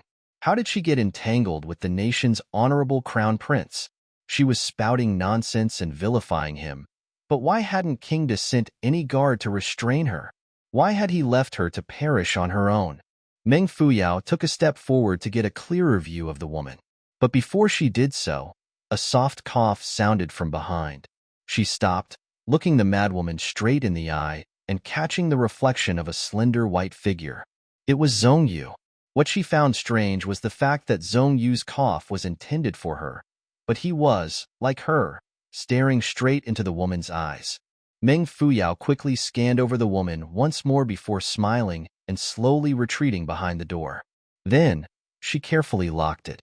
Turning around, she saw Zhongyu calmly looking at her. Although you're just a servant, you should understand basic etiquette, like not running about in someone else's home. His tone was calm, but his words made Meng Fuyao's blood boil. Her eyes lit up, blade-like, and she clenched her teeth harder than the madwoman. Although you're just an egotistical swine, you should understand that certain behaviors are despicable, like following and spying on a woman, she retorted. Zhongyu kept his eyes on her, responding, "You're a woman? Oh, sorry, I keep forgetting." With that, he made an apologetic bow. Smoke was almost shooting out from Meng Fuyao's nose. A moment later, she puffed out her chest and ducked in her waist, choosing to walk past him without a word. As Meng Fuyao brushed past him, she slammed her shoulder to the left, catching Zhongyu, who seemed to be in a daze, off guard and effectively knocking him to the side. She quickly put on a smile, lifted her head and basked in the warm, soothing sunlight. Her eyes were radiant and lively. "Losing your balance this easily? Are you really a man?" "I'm sorry. I had always thought you as a man, but I guess I was wrong." She bent her waist, acting apologetically, but before she could finish her bow, she burst into maniacal laughter and walked off, leaving Zhongyu deep in thought. The winter breeze was cutting, and a lady's fragrance, faint but delightful, drifted along with it. After some time, Zhongyu smiled. He thought about the way she had puffed her chest and how the sunlight had enhanced her beautiful silhouette. Indeed, he had been captivated and lost himself for a moment, causing him to stumble for the first time ever. His smile was like the flowers in winter time, subtle yet dazzlingly bright. "You're actually very feminine." Night fell, but few stars came out to play. The moonlight was dim and being overpowered by the lights radiating from a brothel situated in the eastern alley corner. Cast onto the street was Meng Fuyao's long, slender shadow. Meng Fuyao was returning from the market with a bag of herbs Zhongyu had ordered her to get. She wore a veil that concealed her lifeless gaze. She seemed to be lost in thought. She was thinking about what Yao Sun had mentioned regarding Zhaoxu Wuji. Immediately after her encounter with the madwoman, King Da's men had arrived and spoken to Zhongyu. Zhongyu had warned her multiple times not to enter the abandoned garden again, but that had instead piqued her interest even more. Then, she had brought it up to the well and informed Yao Sun, hoping that he had some inside news about the relationship between Zhaoxu Wuji and the madwoman. Yet, The name Zhangsun Wuji had triggered Yao Sun to start a whole lecture on his glorious achievements, which had, unfortunately, lasted the whole night. At the age of 7, Zhangsun Wuji had drawn out a map of Wuji Nation's military borders. He had even revised the soldiers' strategies and positions before expanding the army's strength from 100,000 to 700,000, which had successfully led them to suppress 3 neighboring nations. At the age of 10, he had witnessed an armed rebellion that had risen in the southern boundary of Wuji Nation. The southern and northern tribes had been fighting over a fertile graceland, and it had been an event that had led to the death of countless citizens living nearby. In response, Zhangsun Wuji had embarked on a far yet fast journey, leading 10 guards deep into the chaotic region. No one had expected him to survive, but everyone had been proven wrong 3 days later when he returned hand in hand with both tribe leaders. Before hundreds of thousands of soldiers, the 2 formidable leaders had bowed and turned from sworn enemies into sworn brothers. The 10-year-old boy, who was a few heads shorter than the rest, had only smiled in response with hands cupped behind his back, automatically sending the soldiers to their knees. Nobody had dared to stand taller than he was. At the age of 13, he had been subjected to an assassination attempt plotted by the king of Linjiang. He had been invited to a feast arranged by the latter. Upon his arrival at the feast, the king of Linjiang had made him a toast with wine, or rather, colorless and odorless poison, with a well-disguised assassin standing behind. Zhangsun Wuji had accepted the wine and placed the cup back onto the tray, immediately piercing his hand through the smirking king's chest and reaching for the assassin's heart. Amid the shock spreading throughout the hall, Zhangsun Wuji had unhurriedly retracted his hand and spat the poisoned wine he had kept in his mouth onto the king's face. "I've saved you the trouble since you're literally unable to face my deceased grandfather now," was what he had said with a smile while pointing at the king's putrefying face. After that, he had removed his skin like glove, throwing to the ground. Not once had his skin been stained with blood. Since then, no one in the whole of Zhangsun imperial family had dared to act treacherously. At the age of 15, Zhangsun Wuji's visit to Fufeng as an ambassador had somehow led to a sudden war between 2 major tribes.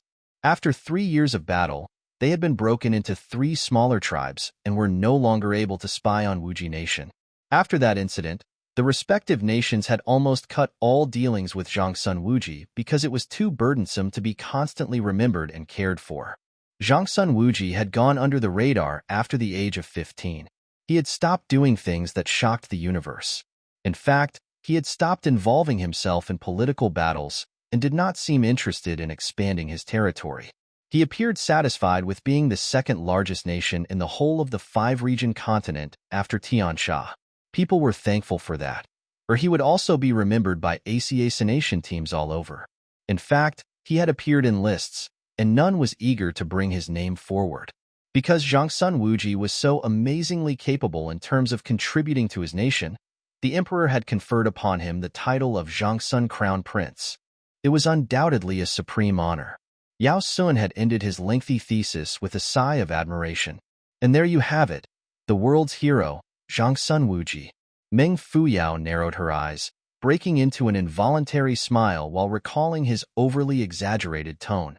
Suddenly, black took over her vision. She had bumped right into someone's chest. It was a strange feeling, somewhat soft yet hard, and a vague squeak could be heard.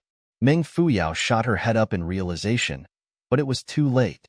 A fluffy white furball had shot out, rubbing its tummy before launching a ferocious attack with its claws.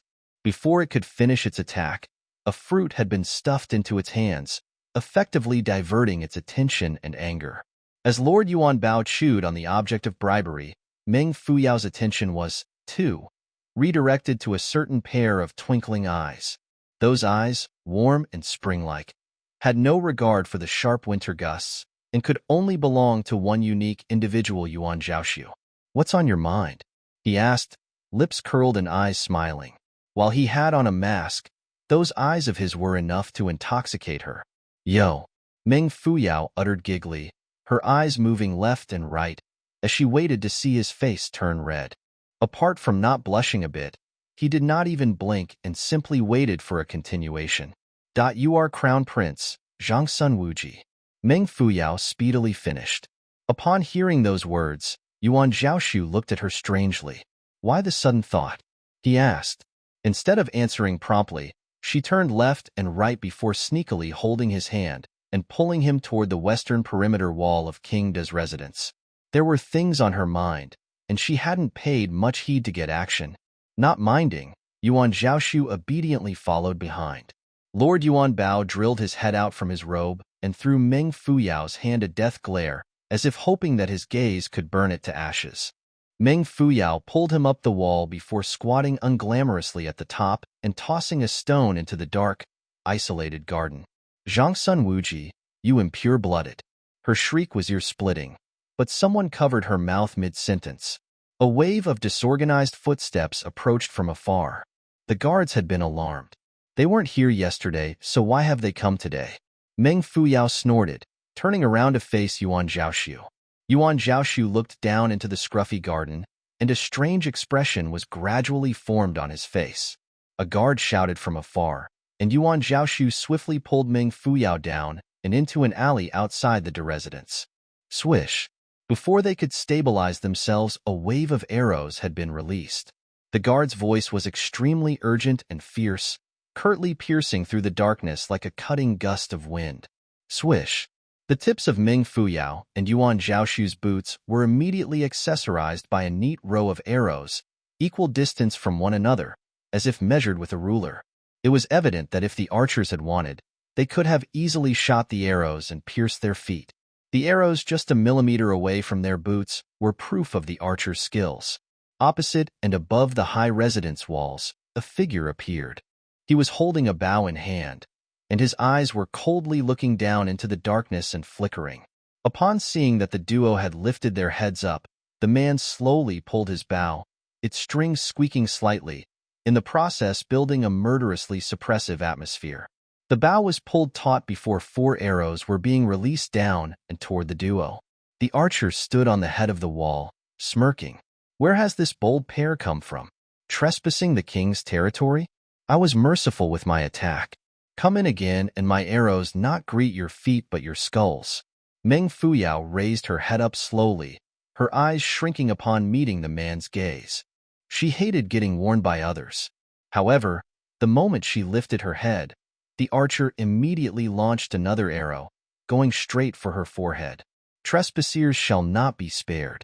Not only was his sharpshooting skills and control apparent, but his condensed voice was also evidence that he possessed an extraordinary level of internal energy. Even then, Meng Fuyao felt it unnecessary to accept his hostile attitude. She executed a move from the Matrix, bending her back backward in an arc as the arrow brushed past the tip of her nose. As her body was halfway to the ground, she whipped her waist around and kicked the arrow up. The arrow made a directional change in midair before whizzing like the wind toward the figure behind the wall. The archer's eyes flashed in the darkness. Meng Fuyao's kick appeared like an easy move, but it was, in fact, difficult to execute it since almost half the arrow had penetrated the ground. How much power and precision must she have utilized in order to kick the arrow off the ground without bending it and getting up from her arched position? The archer let out a grin, his desire to win brewing. He extended a hand, instantly snapping the incoming arrow into 2, before launching another arrow at her. Meng Fuyao sprung back up, spitting forcefully, twice. Bah! The arrow that had broken into 2 was further split into 4. She had unleashed puffs of inner energy to do so, which again redirected the sections back toward their owner.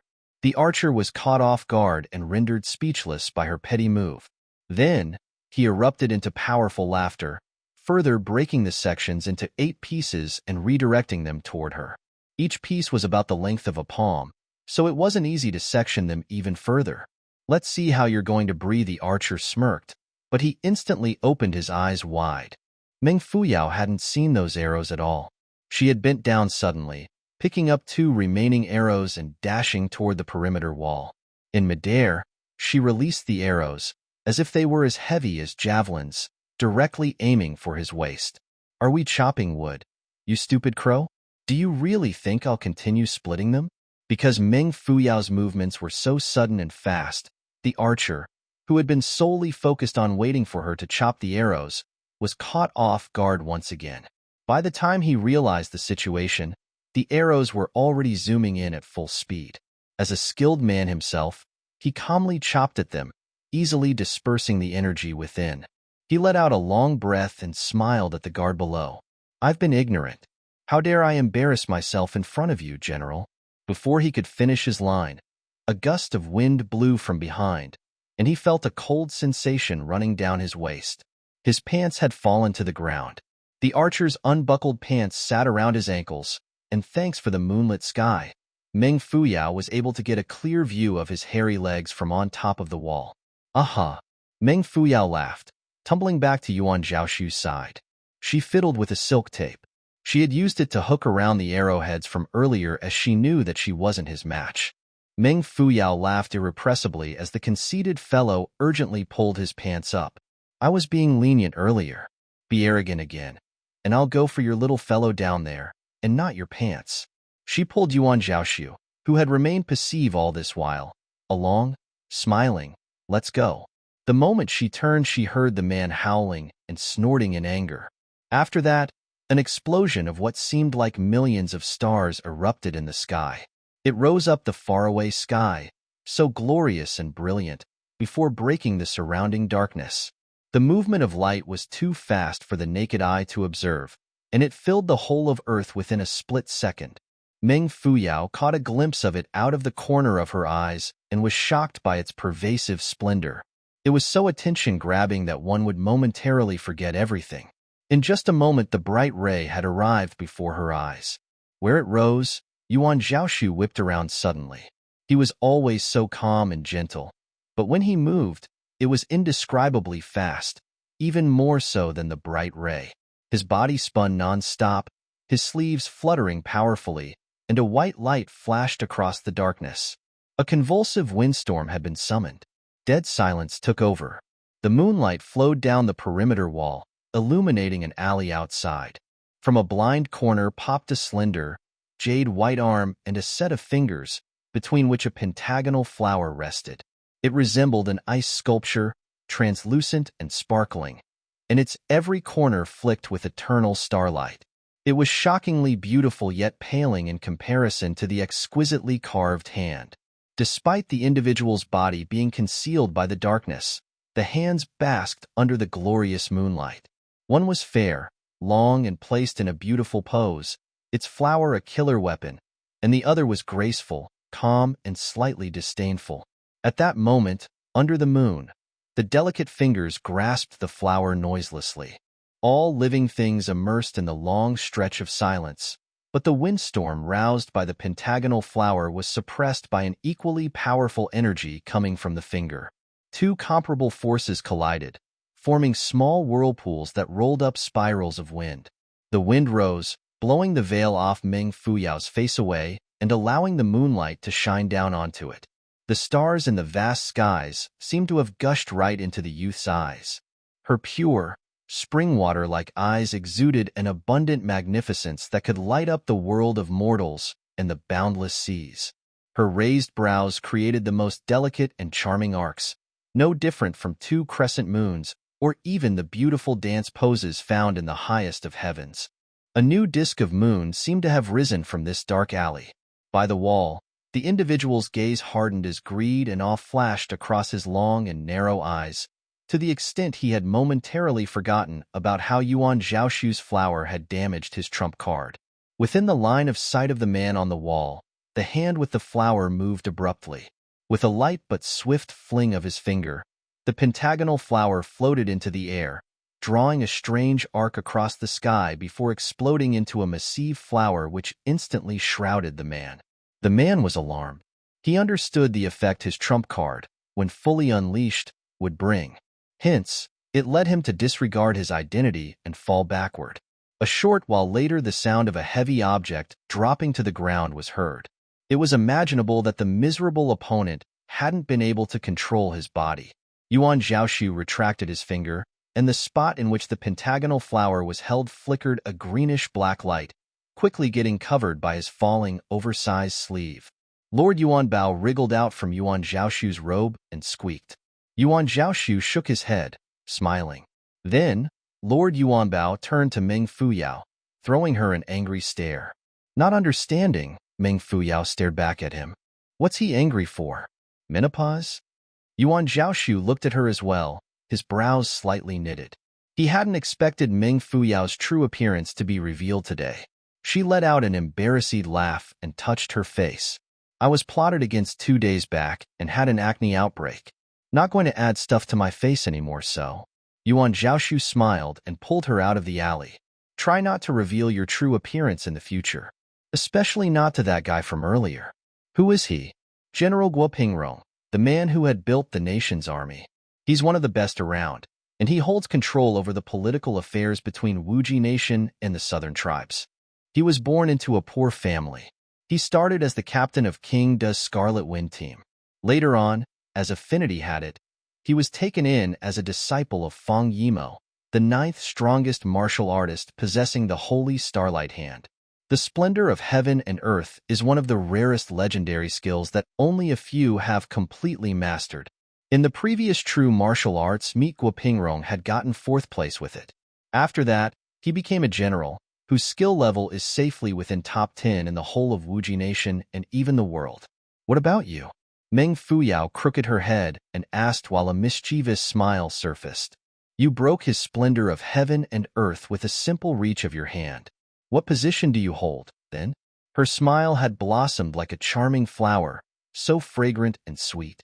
Mixed in it were pureness, cuteness, and maturity. Yuan Zhaoxu looked at her. His usually deep eyes were noticeably brighter and softer, but he remained quiet as he held her hand. Meng Fuyao was stunned. Upon looking at their hands, she couldn't help but blush, temporarily forgetting what question she had just raised. Yuan Zhaoxu's gentle breeze-like voice drifted into her ears. Be careful. Guo Pingrong's a petty and lecherous fellow. Lecherous, Meng Fuyao repeated sluggishly, recalling what the finger from before was, but she had yet to process and react. It's late now. Shall we sleep? The nasty man leaned closer and spoke in a suggestive tone. The midnight alley was dead quiet, but a cheery yet slightly angered growl broke the tranquility. Gangster!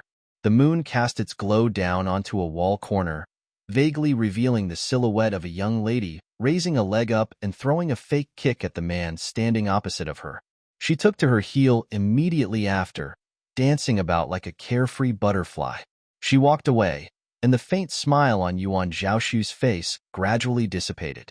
A black figure appeared suddenly, from behind him, and bowed. Master, your injury.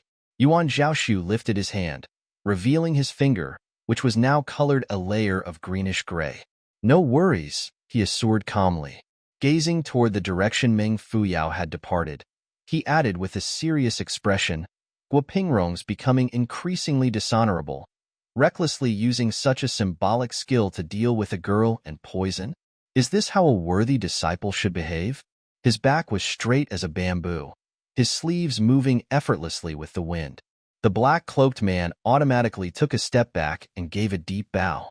His master rarely got angry, and he had even speculated that there was nothing in this world that could agitate him. Now that his master was radiating such a solemn aura, he could be certain that Guo Pingrong's move had effectively triggered him. After some thought, he let out a forced smile, adding, he was born into a poor family after all. His rowdiness is innate, and his inclination toward evil is destined. He is otherwise capable and, like the rest of King Da's subordinates, loyal toward the imperial court. Simply smiling as a response, Yuan Zhaoxu only spoke some time later. Send someone to protect her as much as possible. Yes, but let her handle whatever she is able to. Yes, I'll be in isolation these few days. Fang Yimo's splendor of heaven and earth is no small matter. I can't let my guard down, so I'll leave the other matters to you guys. Yes. Yuan Zhaoxu turned back to where Meng Fuyao had left, before getting on his way. The black-cloaked man stood still for a long while, directing a complicated gaze forward as he recalled a line his master had said a long time ago.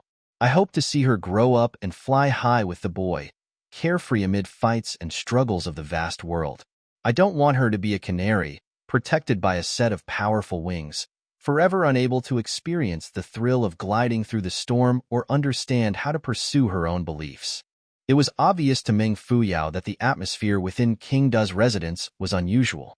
Since the night of Guo Pingrong's appearance, upon a brief exchange between himself and King Da, the latter had ordered men to bring him around the residence, where he scanned his shiny pair of long, narrow eyes across everyone. Because of that, Zhongyu had ordered Meng Fuyao not to leave the house. From that, it was clear that the matter was serious. Not only did she heed his warning, she even disguised herself as a yellowish, flat-chested fellow. She was so unremarkable that Guo Pingrong hadn't bothered throwing her a glance at times they had paced by. One day, Meng Fuyao headed to Zhongyu's herb garden to gather some ingredients. She pondered over Guo Pingrong's determined attitude on the way down, almost certain that the man whose pants she had pulled down was in the residence. She figured that leaving as soon as possible was the best option, and she had known it for a long time, but free food and accommodation were too good to pace. Of course, there was another reason that she wouldn't admit: Yuan Zhaoxu. He hadn't shown himself for the past few days, and she was worried that it was due to her abrupt departure that night. She knew that he was a man of remarkable knowledge and abilities, and wouldn't normally get into an accident, but what if? Amid her mental journey, Meng Fuyao proceeded to grab a shovel, but before she could uproot the plants, a crisp shatter filled the air. Following it was a lady's panicked cry that traveled from the flower pavilion outside of the herb garden. Meng Fuyao extended her head out and caught sight of a female servant, Xiao Ling, through the flower shade, squatting on the ground and frantically picking up fragmented porcelain pieces. Guo Pingrong was sitting on a chair behind and opposite of King Da, berating, "What a stupid girl! Get lost!" Shivering from fear, Xiao Ling quickly retreated. Meng Fuyao sighed noiselessly. Guo Pingrong had been in a jittery mood recently, and it was anyone's bad luck to bump into him. Come to think of it, it was Meng Fuyao who had implicated Xiao Ling. Xiao Ling discreetly wiped her tears away as she flashed past Meng Fuyao's field of vision. The latter observed her, but suddenly stopped in shock. The lady was pretty, her face the size of a palm, and her eyes no different from a set of crystals. She hadn't noticed them on usual days, but now that they were tear-washed and glossy, Meng Fuyao actually found them familiar.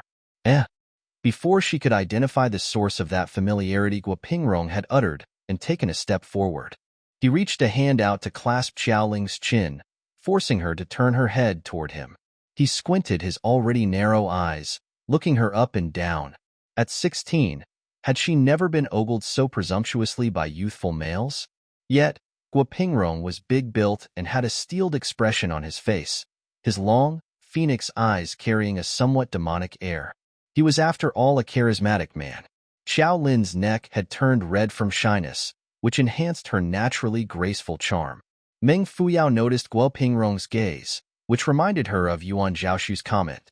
That man was a lecherous fellow. Not good, she uttered inwardly, a thought made worse by the sudden epiphany. Xiao Ling's eyes. They resembled her own. Though not as bright, those eyes did share a similar gaze when moist, which must have been the cause of Guo Pingrong's interest. Her guess was right indeed. He had unveiled her on that fateful night, but it was too dark to make out her features. All he could register was a pair of resplendent eyes, somewhat willful, menacing yet elegant at the same time. In that moment, Guo Pingrong had almost forgotten all anger, as his mind was thrown into shock. He had almost abandoned his plan to destroy Meng Fuyao, and seriously considered taking the bold and crafty girl captive. How much ecstasy could he derive from having her under him, with her intelligent eyes looking only at him, her clear yet delicate moans drifting only into ears, and her lithe thighs wrapping tightly around his waist? Didn't men climb up the status ladder in order to wake up, intoxicated, to a bed of beautiful women? As for the man who had taken on his concealed weapon and compelled himself to fall off, Guo Pingrong could only sneer. Did he really think that the splendor of heaven and earth could be challenged this easily? The highly poisonous substance on his skin was Guo Pingrong's main weapon, and that fellow was probably already dead, if not reduced to a state worse than death. If he could seek that fellow out, he would most definitely dismember his corpse. He must know, even upon death, that a disciple of one of the most powerful men in the continent, wasn't one to be provoked by any Tom or Harry. Guo Pingrong's expression changed as he subconsciously tightened his grip around Xiaoling's chin, evoking a soft cry from her. Only then did he release his hand and lewdly sized her up once more, before turning back to Qingda, commenting, "Can't believe that even a clumsy servant has such good looks."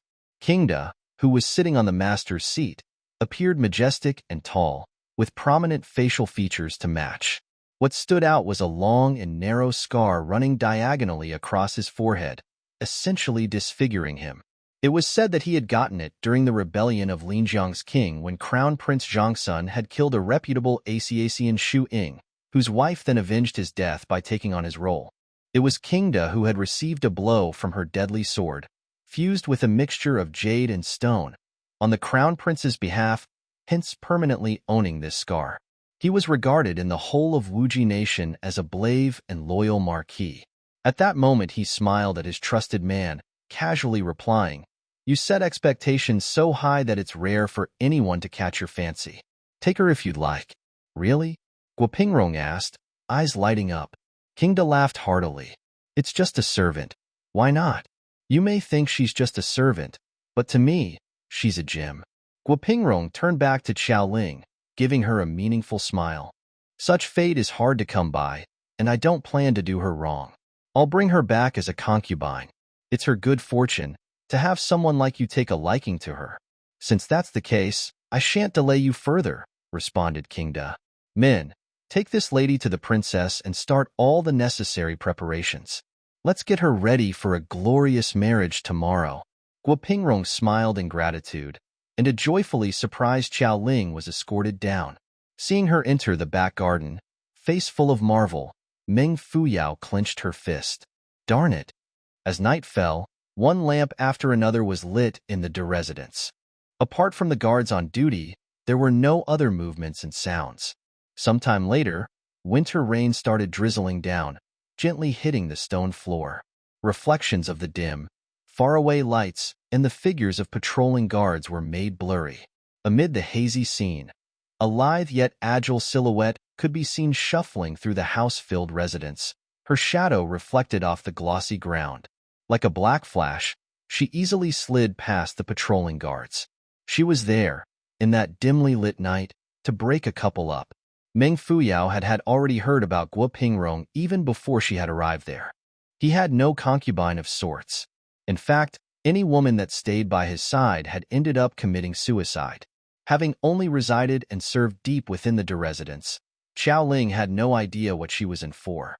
On the other hand, the people on the outside were well aware of it, and every daughter was ordered to go around the doors of the Guo residence. Now that Xiaoling had, through eyes that resembled Meng Fuyao's, piqued the interest of Guo Pingrong, there was no way she would be treated kindly. Dressed in black and well-veiled, Meng Fuyao utilized her memory of the layout and martial arts footwork to get her into the back garden quickly. Xiaoling had, in one night, been transformed into a phoenix and moved to the Lotus Fragrance residence, located in the back garden. The bride-to-be was ready for the ceremony the next day, but perhaps due to the jitters, the lights within the house were still on. Meng Fuyao made her move, swiftly crossing over the half-opened window before landing lightly like a ball of cloud. The girl sitting before the makeup counter was startled. She shot her head up, the light shining down on hair, giving it a radiant color. It was Xiaoling, who was already dressed in a madame's outfit. She was about to scream, but Meng Fuyao darted forward like an arrow to cover her mouth. "I'm here to save you, don't shout," she informed in a low voice. Xiaoling opened her eyes wide. Meng Fuyao's words seemed to have jolted a certain idea in her head, and she started trembling. Hey, why are you afraid?" asked Meng Fuyao kindly. "I'm not here to deflower you. You're not a beautiful man." She patted Xiaoling's shoulder, adding, "Let's make it short. Come with me, quick. You can't marry that man." At that, Xiaoling pushed her hand away, glaring. "Why not? How do I explain this?" Meng Fuyao muttered urgently. "He's up to no good," she highlighted. "I'll serve whoever I marry. Plus, General Guo is a prominent figure. How could you defame my husband like that?" she retorted, pricking her brows up. She was angered. "Your husband?" Meng Fuyao raised a brow. "No way. Aren't you getting into character too quickly? Don't tell me you're ready to follow by his side just like that. You've seen him only once. Why not? She waved, lifting her brows. I'm the lowliest of servants and a clumsy one at that. I was sold into this house when I was 5 and have been working day and night since. How much do I get? 3 silvers a month. I'll need to save for a long, long time before I can even think about going home. What do I do then? I starve myself even while working. Do you know how many times I've mended my old clothes? In the house, master orders me around, sister bullies me, the senior servants rip me off, and even the little servants in the courtyard look at me with contempt. Then, bared her forearm, revealing a scar on her wrist. See this? Sister gave it to me. Now that I'm able to leave all this misery behind, to become a high-grade general's first wife, am I crazy enough to forego it? Meng Fuyao remained silent, briefly at a loss as to how she could clarify things with that girl as she wasn't wrong. The life of a lowly servant was tough, and now that a life-changing opportunity had presented itself, did it make sense for her to give it up? Of course, while Xiao Ling appeared eager and full of hope, Meng Fuyao simply couldn't watch her marry a lecherous tyrant. She wouldn't be able to forgive herself if she were to allow such an unpredictable and tragic fate befall that girl. After a long time, Meng Fuyao went for what she believed would be effective. Do you know that Guo Pingrong is a heathen? Heathen? Xiao Lin repeated, opening her eyes wide, roughly figuring out what this rather modern term meant. Suddenly, she lowered her head, as if abashed, and started twirling her waist ribbon. Mother taught me that whatever a husband does in bed, a girl should just comply and endure. It will be over in a bit. Meng Fuyao threw her head up, frustrated and helpless. She had forgotten that women in ancient and modern times had absolutely different concepts of family and marriage. I don't care anymore. Meng Fuyao clenched her teeth. What was the point in talking nonsense? Wouldn't it be easier to knock and drag her out? Xiao Ling might hate her, but it was better than leaving her to suffer. Plus, rescuing her would feed her own conscience. As Meng Fuyao was about to reach for her acupuncture point, she heard her ask, "Your brother Meng, working under Sir Zhong?" Meng Fuyao uttered, looking herself up and down in shock. Is my disguise that bad? I'm accustomed to identifying voices, explained Xiao Ling. I can tell that you're deliberately lowering your voice, she added, sighing. Brother Meng, I know you like me, but it's not possible between us. In an instant, Meng Fuyao felt her body, as well as the finger she had reached out, turn to stone. What is going on? You're always visiting the kitchen and striking up conversations, and you often smile at me. I know these much, Xiao Ling added regretfully, not looking at her. I do like you. If not for the general, I would have considered. But please give up, Brother Meng. Mamma mia. I drop by the kitchen to steal food when you're not looking. I smile at everyone, not just you. It was a rough night for Meng Fuyao, and she had no words for Xiao Ling. She looked up and let out a prolonged sigh like a sorrowful servant would upon seeing his beloved marry another man. Xiao Ling knitted her brows and raised her pitch a little, resolute and decisive. It's my fortune to be able to marry him, Brother Meng. Don't stop me or I'll hate you. Oh, mother. Hate me then. Meng Fuyao mumbled under her breath, immediately shooting her palm out and deactivating Xiao Ling's acupuncture point. Amid the latter's panic-stricken face, there seemed to be a tinge of hidden admiration in her eyes, which caused the former's heart to jump a little. Something was amiss. Why wasn't she asleep at this time? Why had she tied her hair up like that of a married woman? And that raisin pitch. Clap. Meng Fuyao sprung up into the air and made a 360 swallow flip, exiting the window in the blink of an eye. Where are you running? A low growl rose from within the room. The door curtain was pulled aside, its brilliant stringed pearls unveiling like a waterfall before an invisible force pulled one tight to form a whip and flung it toward Meng Fuyao's back. However, before the whip reached Meng Fuyao, Guo Pingrong had already appeared right behind her. Even without turning her head, Meng Fuyao reached for her whip and did the same, causing the pearls to break and scatter onto the ground. As the pearls rolled about, some guards who had arrived immediately stumbled to the floor. Watch me. Meng Fuyao howled, full of hatred. She no longer wanted to escape. She turned around to face Guo Pingrong, waving her fist and getting him excited. He had always been good at fistfights and naturally was more than happy to accept her challenge. Yet, a few black needles appeared from between her fingers.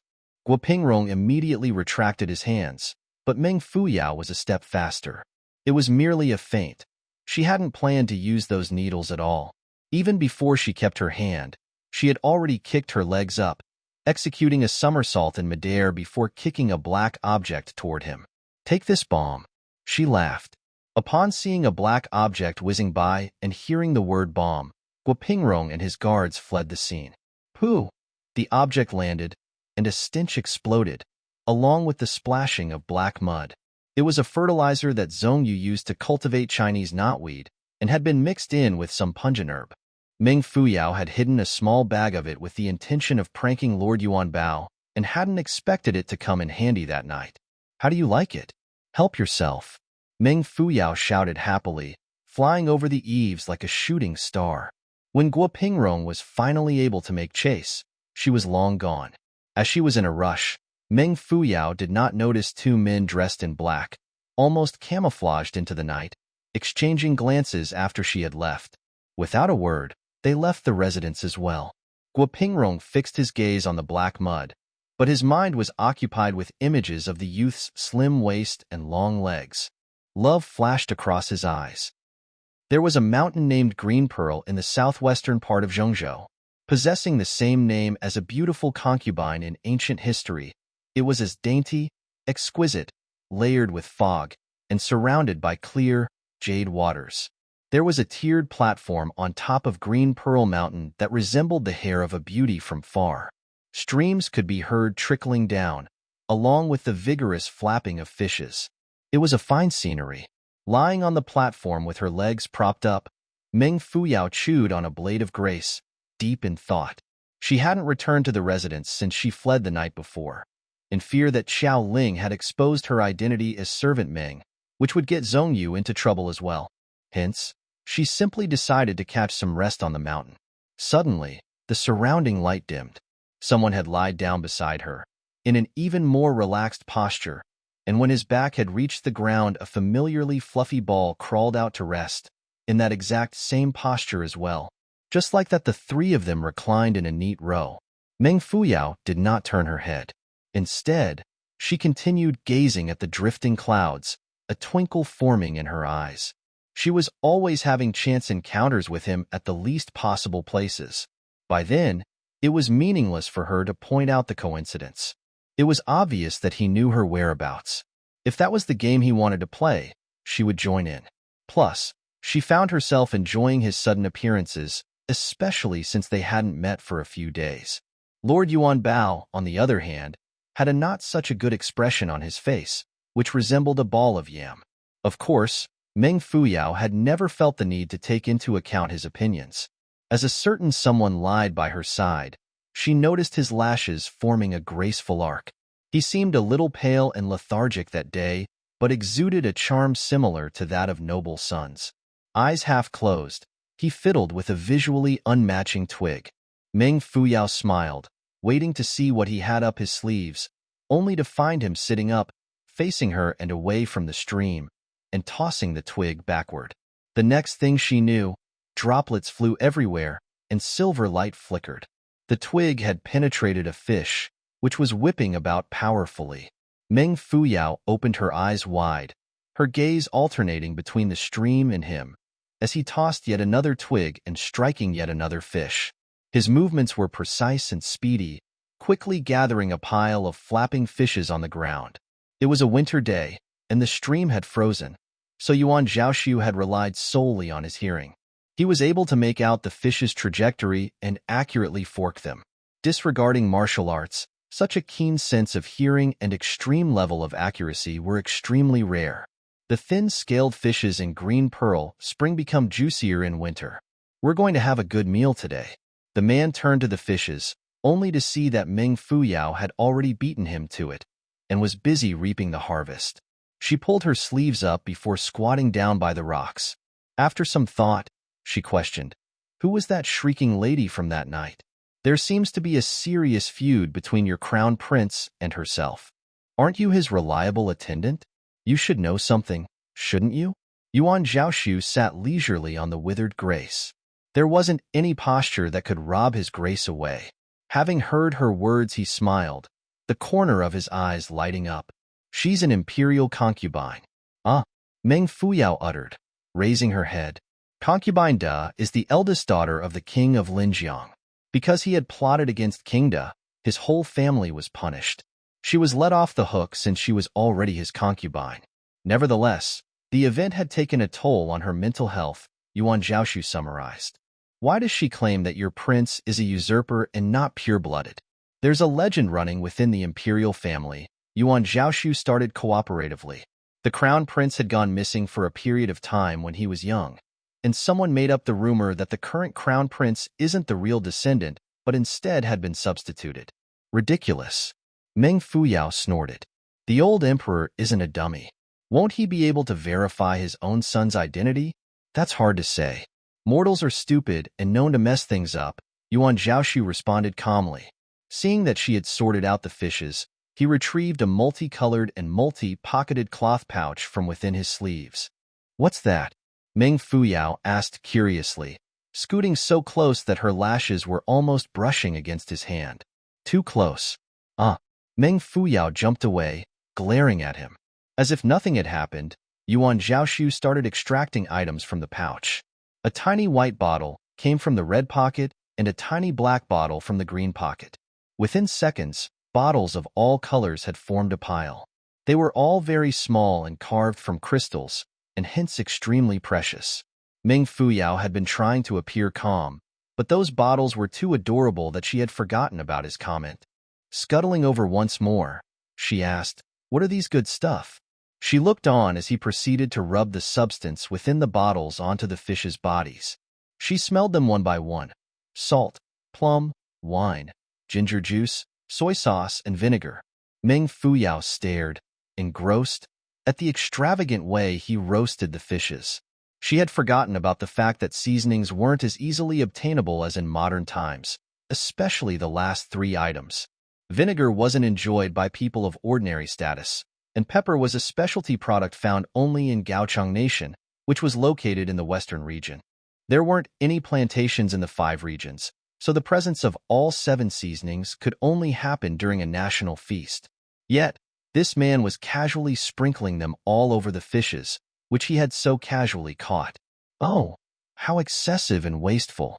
Reckless man. Which wanderer carries things like these? And what's that palm-sized thing? Meng Fuyao picked up the gown-like object, a big question mark evident in her eyes. It's Yuan Bao's robe, Yuan Zhaoxu explained kindly.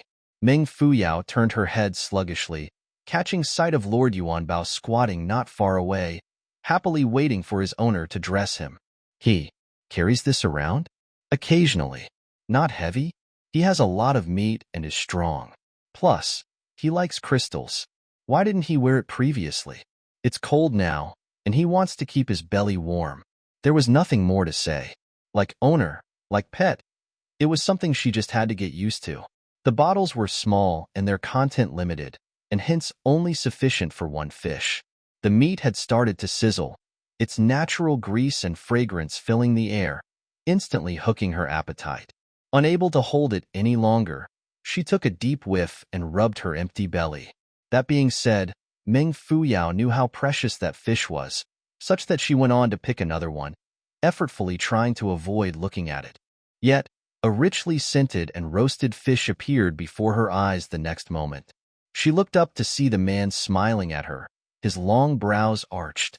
His deep-set eyes, high nose, and slightly curled lips were so tear-jerkingly exquisite that it was ridiculous. His beauty was like that of an unripe maple leaf.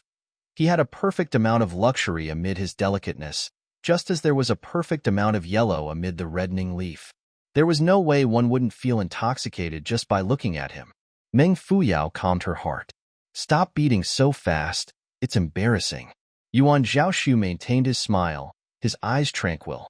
Meng Fuyao cleared her throat and proceeded to roast more fish, all while attempting to hypnotize herself. Look at him, an extravagant fellow unlike me, roaming and destitute and tasting nothing but salt. All this salt is killing my taste bud.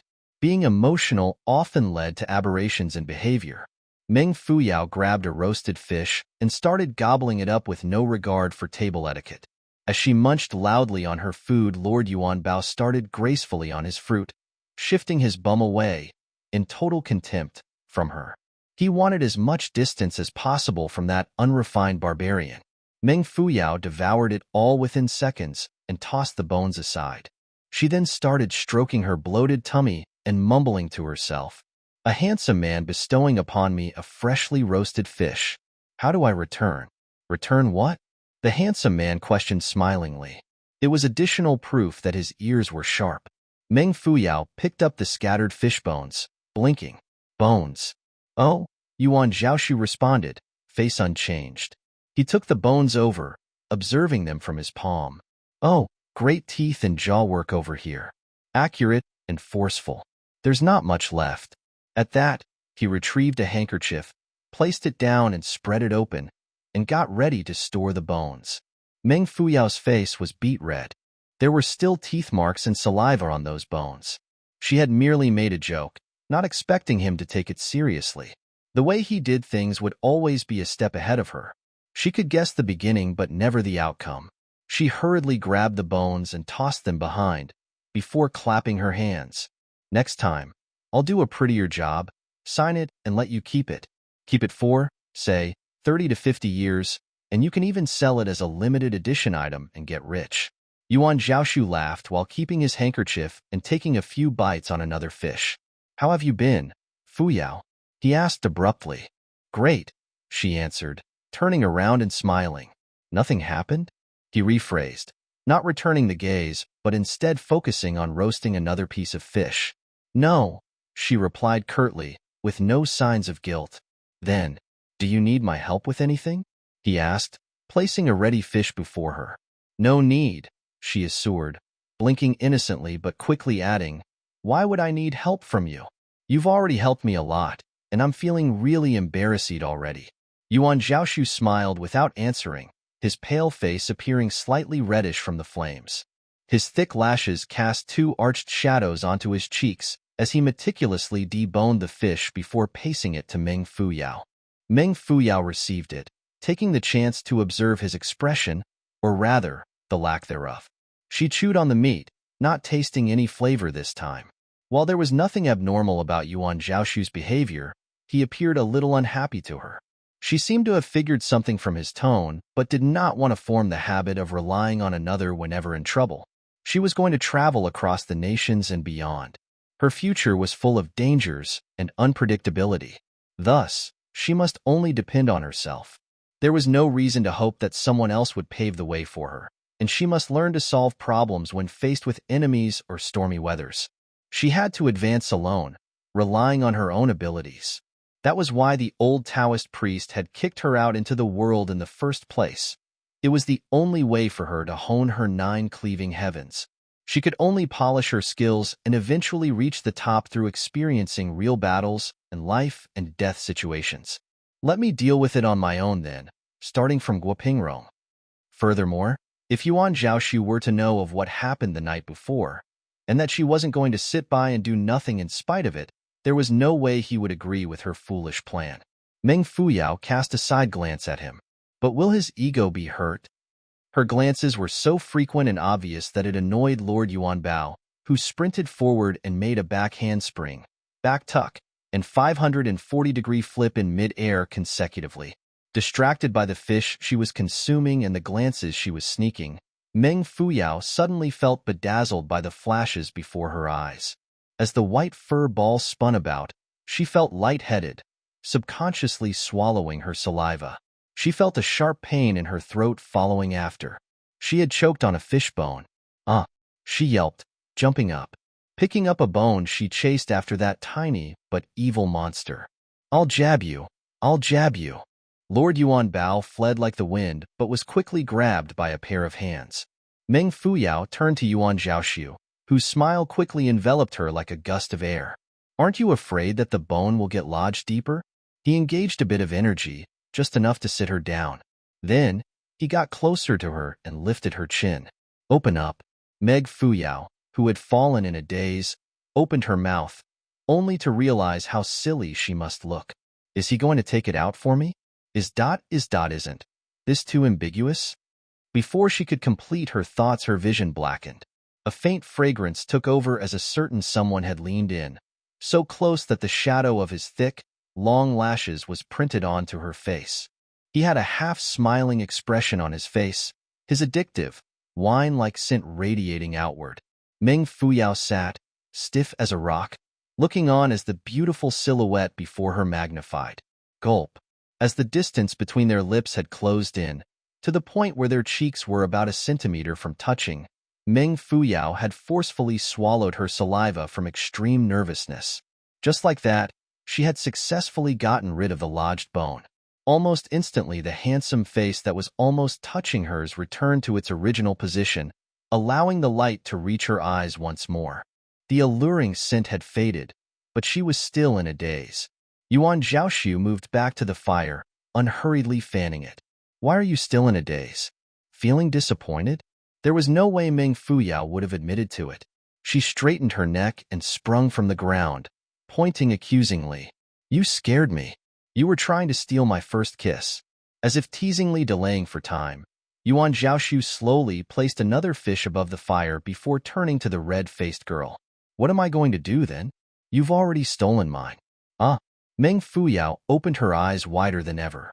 No, when did I do that? Wouldn't I have known if I did? Are you lying to me? Look at this fellow. He doesn't seem to be lying. No way. Zhaoxu was no longer interested in pursuing this topic. Instead, he focused on removing the bones of the fish he was working on. Only when he was certain that it was safe for a certain clumsy girl's consumption did he open up. Still yet to calibrate her emotions and process what was going on, she did as told. Before she realized, her mouth had already started savoring a piece of soft, crispy skinned fish. Upon seeing the blessed look on her face, he added, amid the fluttering of his robe, since there's no need for me to get involved in your big affair, at least allow me to assist with something small like this? Meng Fuyao hid atop a wall outside the general's residence, her face full of frustration. Reason number 1. Someone appeared and disappeared whenever he wanted. Why else would he leave immediately upon feeding her a mouthful of fish that day? Even Lord Yuan Bao had intentionally peed before her eyes, expressing complete disdain. Reason number 2. Xiao Ling had been married for 3 days now, and she meant to butt out of it, thinking that Guo Pingrong might perhaps treat her differently. Who was she to care, anyway? Moreover, Guo Pingrong was already suspicious and vigilant. Making any risky move would be no different from digging her own grave. She wasn't that foolish. Yet, as fate had it, she found out from the grocery ladies out on the streets that the general's new wife was in a tragic plight. Upon hearing the news, she had retreated to a corner, drawing sad circles for half a day. Finally, she let out a decisive sigh, proceeding to make the necessary preparations. That was how she had landed back at the Guo residence. It wasn't midnight yet, as she made her way onto the roof of the inner hall. The wind howled incessantly, hinting at the arrival of a snowfall, but there she was, bearing herself amid the overpowering cold with neither a heater nor wine to keep her company. Sometime later, snow specks started flitting across the sky as the heavy wind attacked from all directions, quickly coating her eyelashes with a layer of fresh, white snow. The brightness of Meng Fuyao's eyes amid the darkness was comparable to that of the stars above as they sparkled tirelessly and boldly, and even somewhat excitedly. From under the roof floated indistinct sounds, low but penetrating, especially in that cold, still night. It was the melancholic weeping of a girl, blended with a man's aroused panting. Through the faint red, muslin window screen, the intertwined silhouette of 2 human bodies could be seen, blurry and ambiguous. Nevertheless, one could easily imagine the scene unfolding within the room. The meticulously embroidered canopy was swaying along with the wave-like motions of the bodies. The burning stove, warm as spring, was contributing to the beads of sweat that dripped down their skins and mixed in together, and the gushing odor of rouge and fluids added the final touches to their restless yet catchy rhythm, successfully disrupting the gentle pulse of the night. 2 bodies moved the whole night, and Meng Fuyao sat through the motions jocularly. She had on thick clothes, a body-fitting fur coat to be exact, that were given to her a few days back by Zhongyu. While the coat seemed thin, it was actually very warm, and the only issue was the faint herb scent that lingered on its collar. Then again, as a holy doctor, everything he possessed contained similar scents, and Meng Fuyao wasn't going to complain. Deep into the night, the snowfall intensified. Plum flower-like snowflakes fell continuously from the endless black dome, coating a particular human with a layer of snow in no time. From afar, she highly resembled a snow sculpture. It was between 1 to 3 in the morning when the door beneath opened, and Guo Pingrong exited. Dressed in a brocaded fur coat, he was immediately attended to by a guard, who brought up an umbrella and escorted him away. Looking on as a meandering pair of footsteps emerged on the snow-filled ground, extending further and further away, and hearing as her surroundings returned to its original silence, Meng Fuyao picked up a few roof tiles before floating down from where she was. The moment she landed, she shook off the snow and greeted the girl, who was crying on the couch, under a blanket. "Here I am, again." Xiao Ling raised her head and glared at Meng Fuyao with tears in her eyes. The latter shrugged. "It was my bad luck that night, bumping into your man. Now that he's gone, I don't think we'll meet again. Will we?" Xiao Ling straightened her body, stonily looking at her. After some time, the waterworks exploded. Meng Fuyao sighed, not wanting to speak anymore. She gazed, sharp-eyed, at the appalling bruises and scars on her hands. One could only imagine what she would see under the blanket. Instead of approaching the girl, Meng Fuyao walked to the makeup counter and picked up a blaze mirror. Upon looking into it, she placed it back down and smiled. "My face is all wet from the snow." At that, she conveniently retrieved a handkerchief from the table to wipe her face and neck. When she was done, she turned and walked over to Xiao Ling and lifted the blanket, immediately drawing a deep breath. Then, she took a cloak and draped it over the girl's body before squatting down, back toward her. Xiao Ling held onto the cloak, confused, and Meng Fuyao asked impatiently, "Still don't want to leave?" Through the blaze mirror, whose angle had been adjusted earlier, Meng Fuyao could see the genuine shock on Xiao Ling's face. Meng Fuyao was not a fool. As she had roamed about and seen most things, she knew that turning her back to anyone definitely wasn't a faith to live and die by, even if the person behind might be powerless. Her mission that night was no different from entering a tiger's cave, well aware that the tiger was still inside. She had advanced slowly since there was no sense in sabotaging herself while trying to save someone else. Yuan Zhaoxu would look down on her if he were to know of it. Finally, Xiao Ling timidly crawled onto her back, sniffing. "Brother Meng, that I was wrong. Who hasn't been wrong in this world? There's a chance to make it right, so don't be too hard on yourself." Meng Fuyao steadied herself and used a silk ribbon to tie Xiao Ling tightly to her body. As Xiao Ling's tears started to stain Meng Fuyao's clothes, she choked, in a low voice, "He's not human. He's not human." Meng Fuyao was speechless, while her heart was wrenching in pain.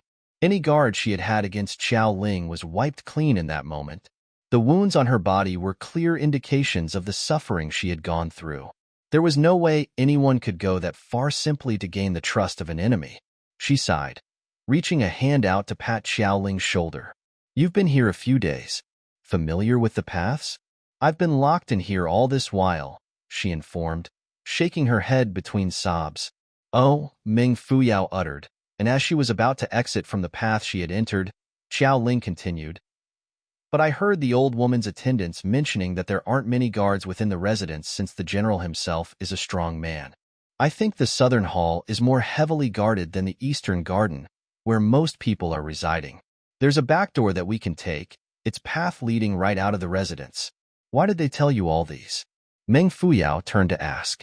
"I don't know," she whimpered, "but they were looking at me with sympathetic eyes. Brother Meng, I've been waiting every day for you to come." "Oh," Meng Fuyao uttered again, before adding, "I heard from the streets that General Guo had once mentioned that anyone who is able to beat him can raise any request." Before Xiao Ling could respond, Meng Fuyao jabbed her acupuncture point, turning her body limp.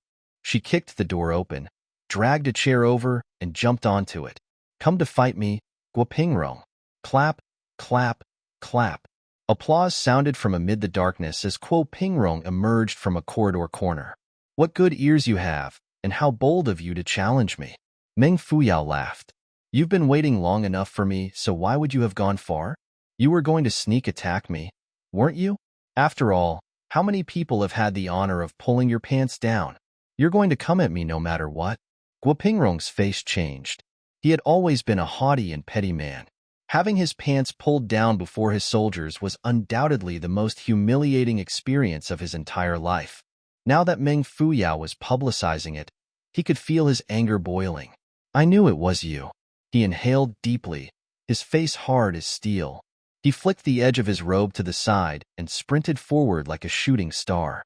Meng Fuyao lifted her leg, kicking the chair up and toward him in a swift, tornado-like motion. As expected, Guo Pingrong easily chopped it into countless pieces with a simple punch, but it had already provided sufficient time for her to leap out of the window. Upon jumping out, she was greeted by a surge of guards, kneeling in position as they pointed their longbows at her. "Ah!" she yelped, stumbling a little. "So many?" she cried out, panic-stricken. During the stumble, a bundle had dropped out from her robe and opened up, causing a handful of golden pearls to roll toward the guard's feet. Meng Fuyao then shrieked, even more miserably, as she ran over with her hands out. "My life support. Don't touch." The pearls sparkled generously, and their moistened appearance was enhanced amid the snow-covered floor. As if contagious, the bowman's eyes, too, started glowing. They were given only 5 silvers per month, and this fellow's pearls were worth a fortune. They knew not what he was here for, but he did appear to be rescuing a new bride, in an attempt to elope. Also, they knew not where these precious pearls had been obtained or even stolen from. If not now, then when? By then, Guo Pingrong had arrived at the scene, his attention solely fixed onto Meng Fuyao. Not noticing the bribes rolling on the ground, he bellowed, "What are you guys waiting for? Shoot! Shoot her down." The guards' eyes alternated between the ground and one another. After some hesitation, a lean guard, no longer able to resist the temptation, started the ball rolling by curling a hand around a handful of pearls. Within a flash, he had triggered the others to do the same. It was then that Guo Pingrong finally realized the situation. His face blackened as he ordered, "Down!" Pop! A mini explosion blasted through the white-specked sky, not much louder than the sound of snowfall, causing everyone's face to change in an instant. The explosion started from the first bunch of pearls that had been picked up. Because the guard had been too agitated when grabbing them, he had actually smashed the golden pearls. Snap! From the broken pearls, a black liquid was hot out high up into the hazy, snow-filled sky, drawing an alarming and deadly arc across it. The guards around quickly got splashed by the black water, which abruptly erupted into flames. The burn penetrated their clothes and skin, causing some to let out their last cry before collapsing. Their charred skin came into contact with the ground, instantly exploding and painting the snow a blood red. More and more guards started screeching and piling together, turning Guo Pingrong's face ashen-colored. He caught the smirk on Meng Fuyao's face as she leaped away. "Money is the most invaluable poison. Give one, take one, no loss. Can you stop a human from being greedy? Don't be naive, Guo Pingrong. You must have been underpaying them, or my poisonous golden pearls wouldn't have worked so effectively." Ha, ha. Her silhouette could be seen swaying about on a spot before a tree.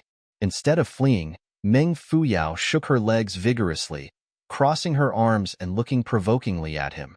Guo Pingrong let out a low groan, his metal-colored robe rolling in midair, amid the fluttering snow, like a solid piece of iron.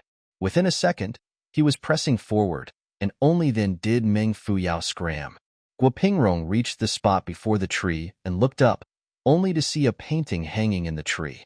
It was of a banal-looking man, dressed in a brocaded robe, bow in hands while standing atop a high wall.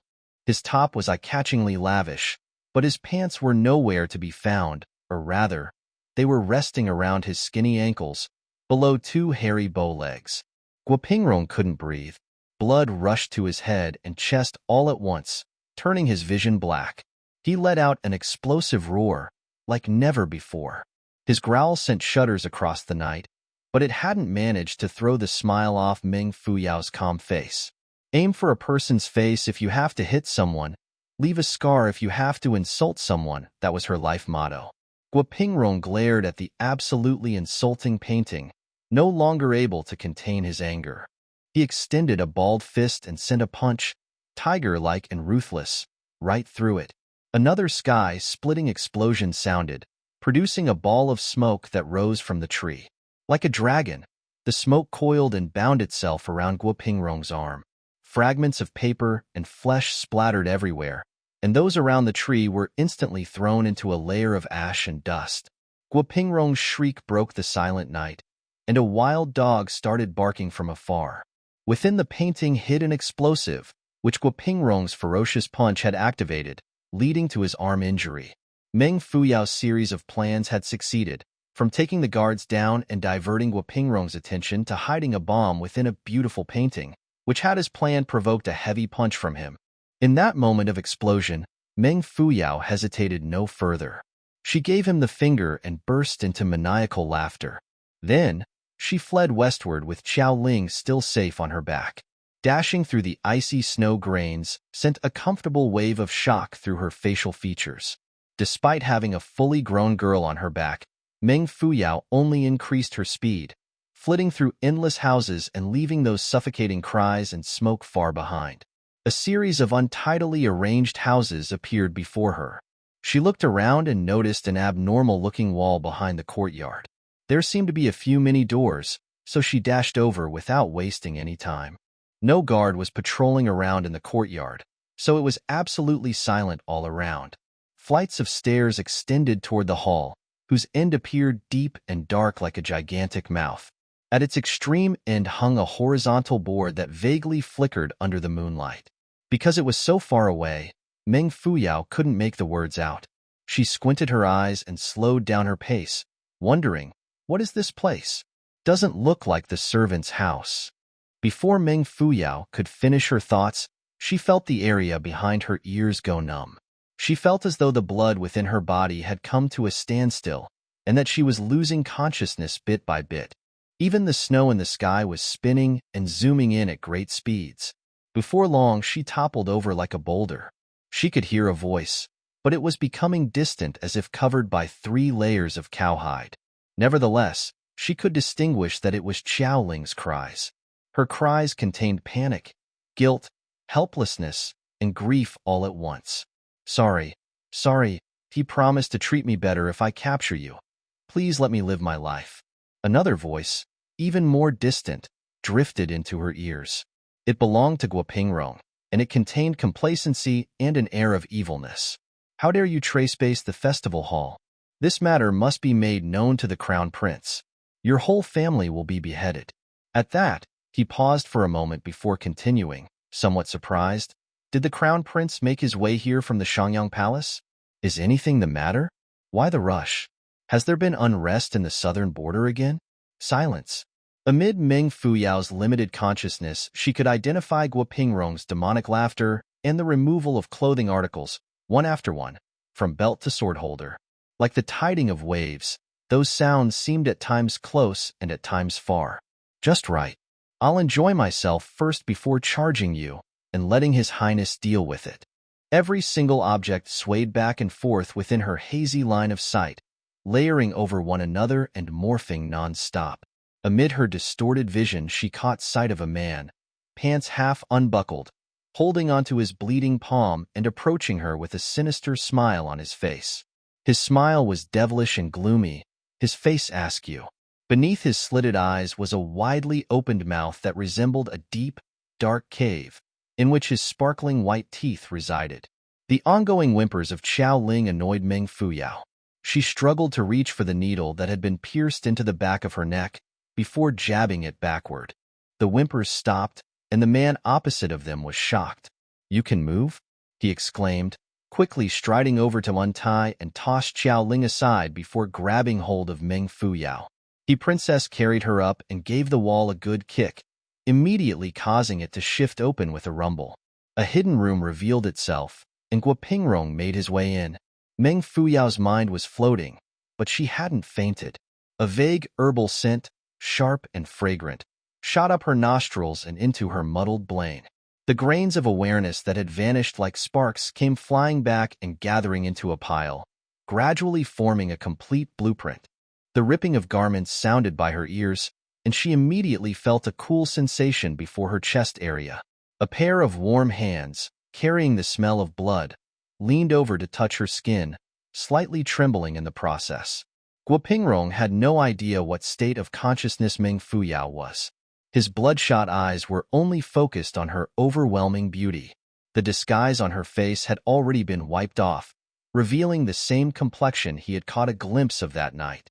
Her long lashes moved gently above her delicate nose and plump, pomegranate-red lips. He let his gaze slide downward. Meng Fuyao's clothes had been ripped open, exposing skin that was even brighter than the snow outside. It carried a moistened lover like that of jade and exuded a fragrance and visible softness. The hand, stained with blood, rubbed against her skin, smearing it red and painting a jarring image of the last of frail autumn leaves separating from their branches. It was, disturbingly, as though she was timidly inviting him to ravage her. Such a silent invitation could best arouse a man's primal instincts. Guopingrong let out a low groan, and with a wave of his hand extinguished every candle in the room. He then leaned his body over while breathing loudly. The room dimmed significantly, as the only light came from a lamp someone had lit outside. Its color was a rare, faint purple, and it seeped through the wall creak and into the room, making the narrowness of it even more noticeable. Meng Fuyao shook suddenly. Confined room, penetrating purple light. It was a scene so foreign yet so familiar, as if she had seen it every day from a long, long time ago. As if her brain had been sliced into two by a blunt sword. Meng Fuyao felt a searing pain shooting through her consciousness. Her flickering vision jolted as though some deeply hidden and old memories, long repressed, had been peeled from a corner and was spiraling outward. In that narrow space, a purple palace lamp suspending from high above, a middle-aged uncle's smiling face extending a veiny hand. The event replayed like a bad dream, rousing the buried memory from deep down. The last traces of slackened consciousness gathered in that moment, setting off a wave of indignation and resentment, which surged straight out of her chest. Meng Fuyao sprung up and lifted her head, a fresh mouthful of blood spraying out of her mouth like rain, before dripping down Guopingrong's body. Guopingrong shot up, holding onto his half-loosened pants and retreating. He was beyond shocked. How had she managed to recover from his soul-locking needle? Meng Fuyao leaped up, still spraying dark red blood, in which her fury burned like a raging inferno.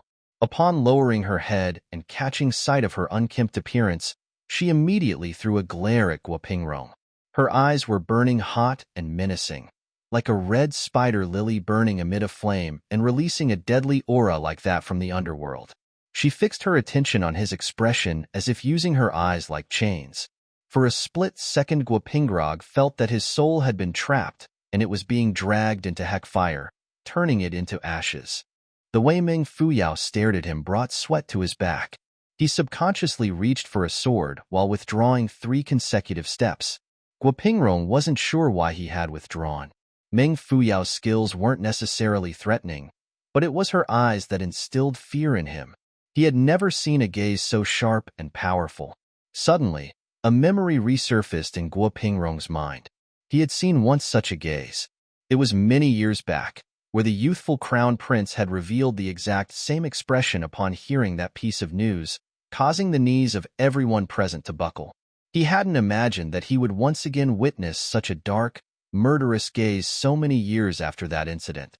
Guopingrong readied his sword, and just as he was about to execute his splendor of heaven and earth, he saw Meng Fuyao, hair draped over her shoulders, pouncing onto him like a starving tiger. As she moved, her inner energy surged so powerfully that the table and chairs within the room started overturning. The canopy fluttered, putting out the candles on the table. In the darkness, Meng Fuyao flew forward like a ball of black cloud, her hands conveniently grabbing a brocaded chair and smashing it onto Guopingrong's head. Guopingrong's pupils shrank to the size of a needle tip. When had she gotten so strong? Her strike had the ability to split the sky. And, as a disciple of one of the 10 strongest men to roam the earth, how could he have cowered in fear from a girl's angry punch? Guopingrong twisted his long sword angrily, forming a sheet of raging waves that stacked into a high crystal wall that stood before himself.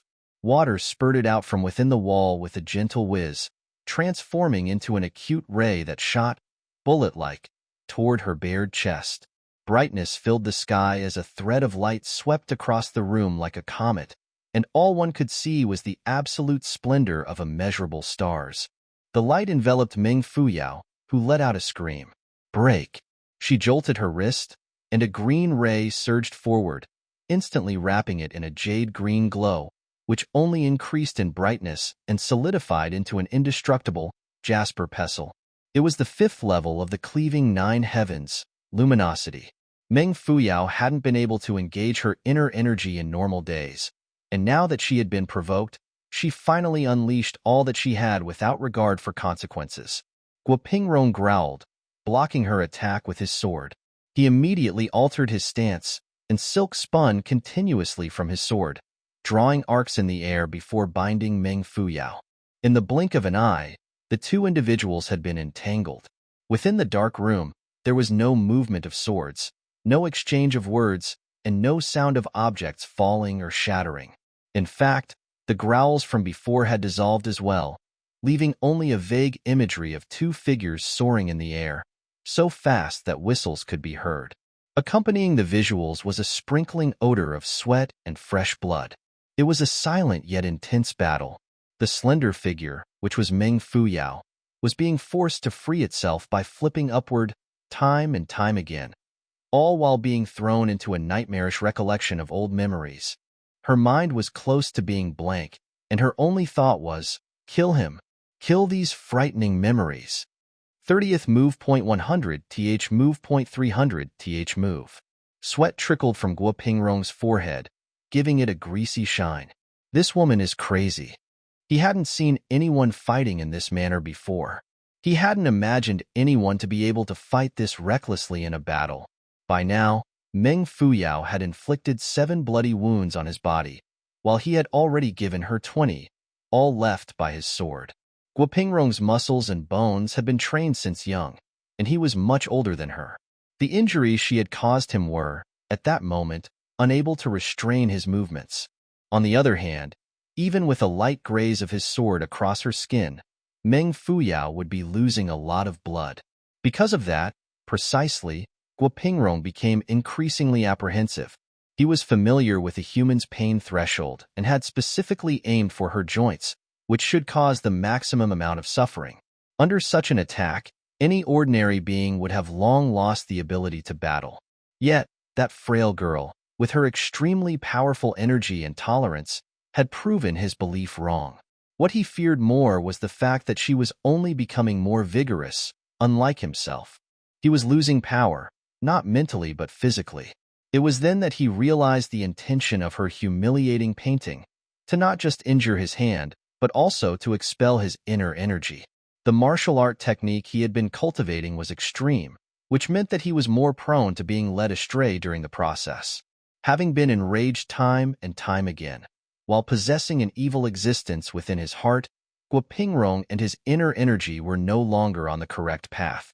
If their fast and furious battle progressed, the situation on his side would only get worse. The girl had, amazingly, determined his internal state just from his archery attack, and had even calculated everything from his personality to his every move. Guopingrong's vigor was faltering, and he was astonished to see Meng Fuyao smirking. What was this little bit of pain to her? If one had been undergoing harsh training since young, experiencing a pain similar to that of flesh being corroded away and experiencing battles with all kinds of mountainous beasts every single day, would this bit of injury hurt her? If one had isolated him or herself in a pit for months on end and been resorted to eating earthworms, all for the sake of cultivating pure inner energy for the 9 cleaving heavens, would this bit of suffering stop her? It was during a life and death mental battle between 2 strong players that one could easily break through. What was the point of being the #1 martial artist? If their internal state and vulnerability were to be exposed, A weaker enemy could still take them down. Let your sword and my blood take me into the next realm. 500th move. Meng Fuyao's body was covered in blood, but she suddenly advanced, casting her arm horizontally and blocking down Guo Pingrong's explosive sword attack. The tip of his long sword pierced into the tummy area and exited through the elbow. The produced sound evoked a cold, aching sensation. Guo Pingrong was startled by this cold-blooded retaliation that involved the flesh and sword. At that moment of hesitation, Meng Fuyao no longer gave him the chance to pull his sword. She strode forward and twisted the sword that had penetrated his arm, effectively turning it 180 degrees. Snap! The broken sword flew up, along with the splattering of fresh blood. Meng Fuyao shot up like the hissing wind, her head facing upward. The hissing of the wind against her movement was bright and clear. She penetrated the dark clouds and scattered electricity, entering the blue dome of heaven before lifting a leg and kicking the broken section down and toward Guo Pingrong's lower body. The bloodied sword ray was no different from a bolt of lightning, zooming into Guo Pingrong's line of sight in a split second. He had already sensed Meng Fuyao's intention by then, but it was too late. The broken section had closed in, and despite his final attempt to leap and twist his body, a soft ripping sound could be heard as blood, along with a clumped object, flew out from his body. Guo Pingrong plunged from mid-air, floundering about on the ground like a dying fish. He raised the trembling hand that he had used to cover his crotch area, and all he saw on his palm was fresh blood. Mother, why only one egg? Meng Fuyao cursed. She readied her sword for another attack, but as she took a step forward, lightheadedness took over her, causing her to stumble. She had lost too much blood, and it was no longer possible for her to launch a fatal attack. She staggered to her feet, sword in hand, ready to strike him once more. If he were to struggle, she would be prepared for another round of battle. The Crown Prince has arrived. The announcement sounded from a distance, but almost noiseless footsteps were approaching at an extremely fast speed. A powerful martial artist, she thought. Covered in blood and sweat, Meng Fuyao swayed back and forth, almost falling into unconsciousness. The medicated needle had affected her mind and body control, causing her to make out only the last two words. All she could tell, from the footsteps, was that the strong player whom she couldn't fight against was close by, and more people were closing in. Meng Fuyao took a deep breath. Then, she stomped her feet and kicked open the hidden room door, quickly throwing herself out of the window. Immediately upon her escape, the hidden room door was once again kicked open, and a beam of sunlight surged through the gap. It was daytime. Together with the sunlight entered 2 rows of heavily armored guards. They were dressed differently from ordinary residence guards and had a stern expression on their faces. Their gazes were sharp and imposing, and it was clear that they were all powerful. They had a gilded jade tablet with the word Shangyang on it, hanging from their robe. They were Wuji Crown Prince's personal palace guards, famously known as the Flying Horses.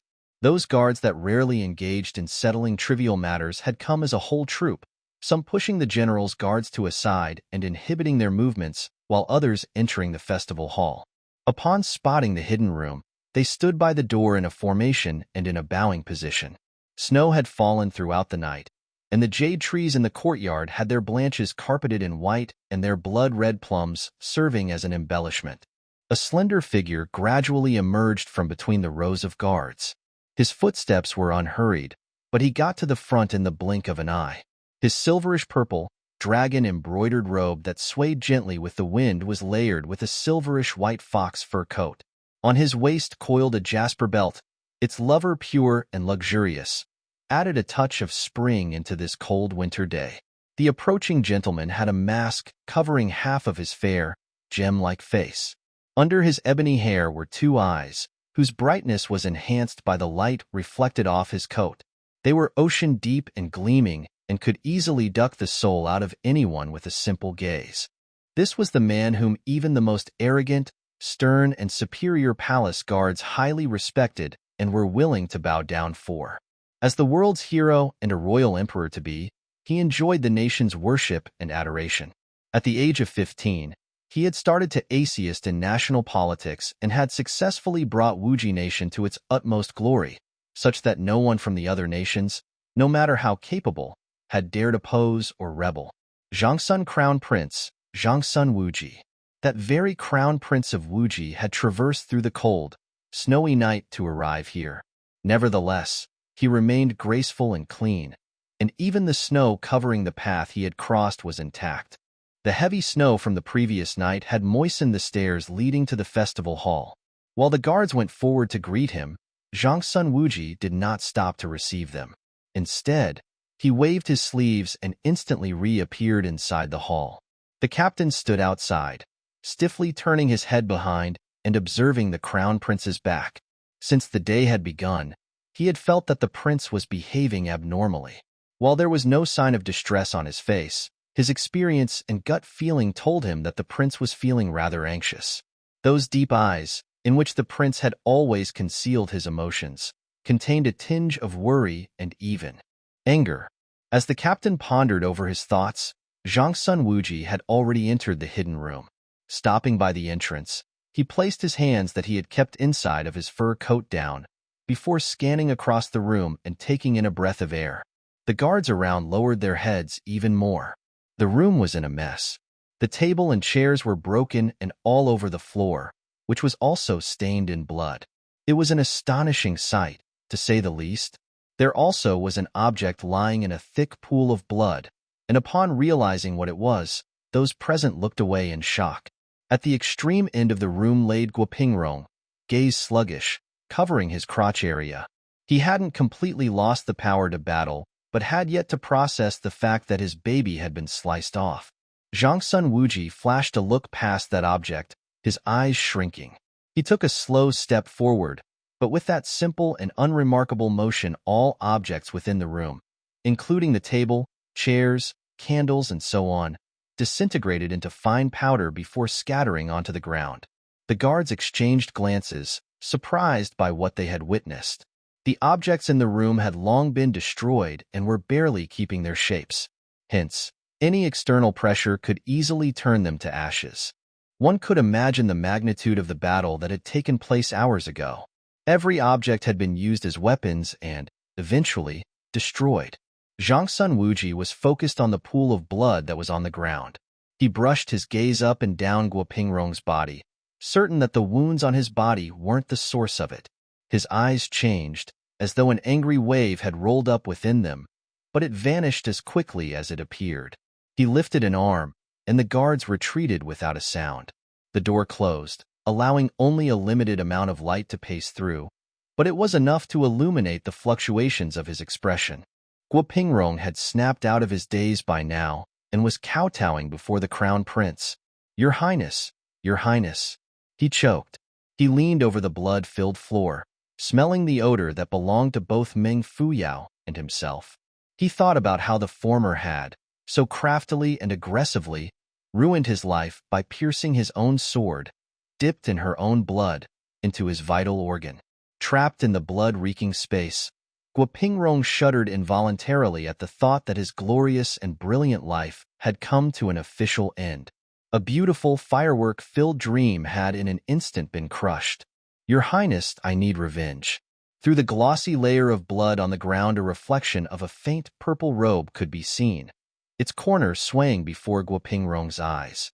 Hopeful, Guopingrong looked up at his venerable crown prince. A familiar pair of eyes, breeze-like, deep but perpetually smiling, greeted him, but the feeling it evoked in him was completely foreign. The way he looked down at Guopingrong was no different from how a wyvern would, from the highest of heavens, at a mere mortal who had dared intrude upon his territory. It was distant, compelling, cold, and deadly. Guopingrong's desperate call for revenge had instantly cracked within his throat, and his body started shaking uncontrollably. In front of him, Zhangsun Wuji bent down and squatted in the pool of blood. There seemed to be flames burning beneath the eyes that were fixated on the hot blood. "You've done wrong, Pingrong," he stated dully. Guopingrong jolted his head, not understanding why His Highness had said that. Also, why hadn't he called for the physician? "You're wrong for being conceited. You were born into the lowest rung of society and have suffered too much in the beginning, to the point where you have lost control of your temper and become petty and narrow-minded. You spent a night traveling over 100 kilometers to wipe out the family whose member had once spat on you. You ordered men to gang or pee your aunt, only because she hadn't thrown you a single compassionate glance. You drunk stabbed a man who had accidentally bumped into you in a small alley, and even killed his innocent and good-willed friend. Guo Pingrong listened as the crown prince listed his doings, which he hadn't expected to ever be divulged. His whole body was trembling as he looked up at those unfathomable eyes. Why was he bringing these up, and why hadn't he mentioned anything about them thus far? I need generals, not saints, Zhang Wuji emphasized, and upon seeing the doubt in Guo Pingrong's face, he continued, generals need no virtues. They just have to be good killers and brave warriors. As long as you're able to guard the 18 restless tribes in the southern border and work hard to build up Wuji Nation, I have no reason to get involved in your personal matters. They have nothing to do with my court. Hands behind his back, Zhang Wuji stood up, his robe moving slightly and releasing an exotic scent. But today, Pingrong, you have done something I cannot tolerate. In response to Guo Pingrong's increasingly apprehensive look, Zhang Wuji's smile disappeared as he bent down to whisper something into his ears. Guo Pingrong's face instantly changed. It was as though he had just swallowed a burning clump of coal, and his whole face was beyond distorted. He opened his mouth as if gasping for air, attempting to say something, but no matter how hard he tried, he simply couldn't utter a single syllabus. He stared, wide-eyed, at Zhang Wuji, while his whole body was shaking. The initial shock on his face had gradually morphed into regret, confusion, despair, and so on. Ultimately, he cried out. Both of his knees were on the ground, crawling over to tug at the corner of Zhang Wuji's robe. Pardon me, Your Highness. Hands hidden in his sleeves, Zhang Wuji gazed at his capable general, whose temperament had been warped by what he had had to go through as a child, his eyes expressionless. One more thing, the child prostitution in Deep Spring brothel. It's because of you, isn't it? Zhang Wuji smiled faintly. You sure know how to play. And you play without the slightest scruple, don't you? Do you really think these girls are poor kids from Zhongzhou villages? They are the daughters of the 18 tribes, dragged over by Tory. You're the general in charge of assuming control over the southern border, and yet you went on to provoke its already unruly inhabitants? Pingrong, you have really disappointed me. Guo Pingrong loosened his blood-filled palm and stared at Zhang Wuji in disbelief. He couldn't understand why the crown prince, who should have been busy with big governmental affairs, would even know about the child prostitution going on in the brothel. Worse, he couldn't understand why Tory would lie to him. Guo Pingrong looked in utter despair at Zhang Wuji, but was unable to seek the answers from his eyes. No. Guo Pingrong jumped to his feet, howling and making a dash for the door. I can't die like this. I am a military leader. I came in 4th place in the true martial arts meet. I'm the disciple of the 9th strongest man. His voice was stuck in his throat. Snow was falling outside, and fine specks drifted into the room through the creaks in the window, and toward the body that was releasing a significant amount of heat.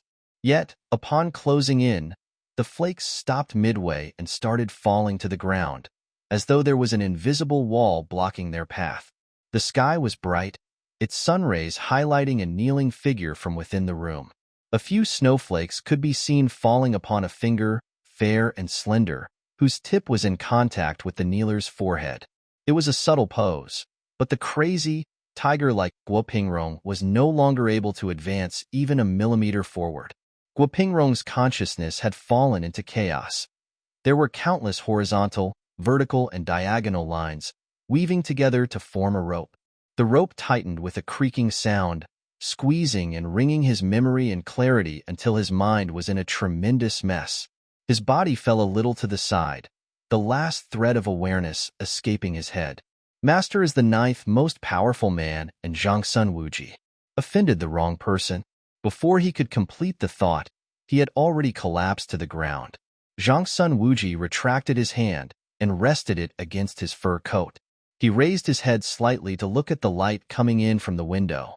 The expression in his eyes was unreadable, but it seemed almost as though he had seen a precious flower getting beaten by the strong wind and rain and had reached out to protect it only to get pricked.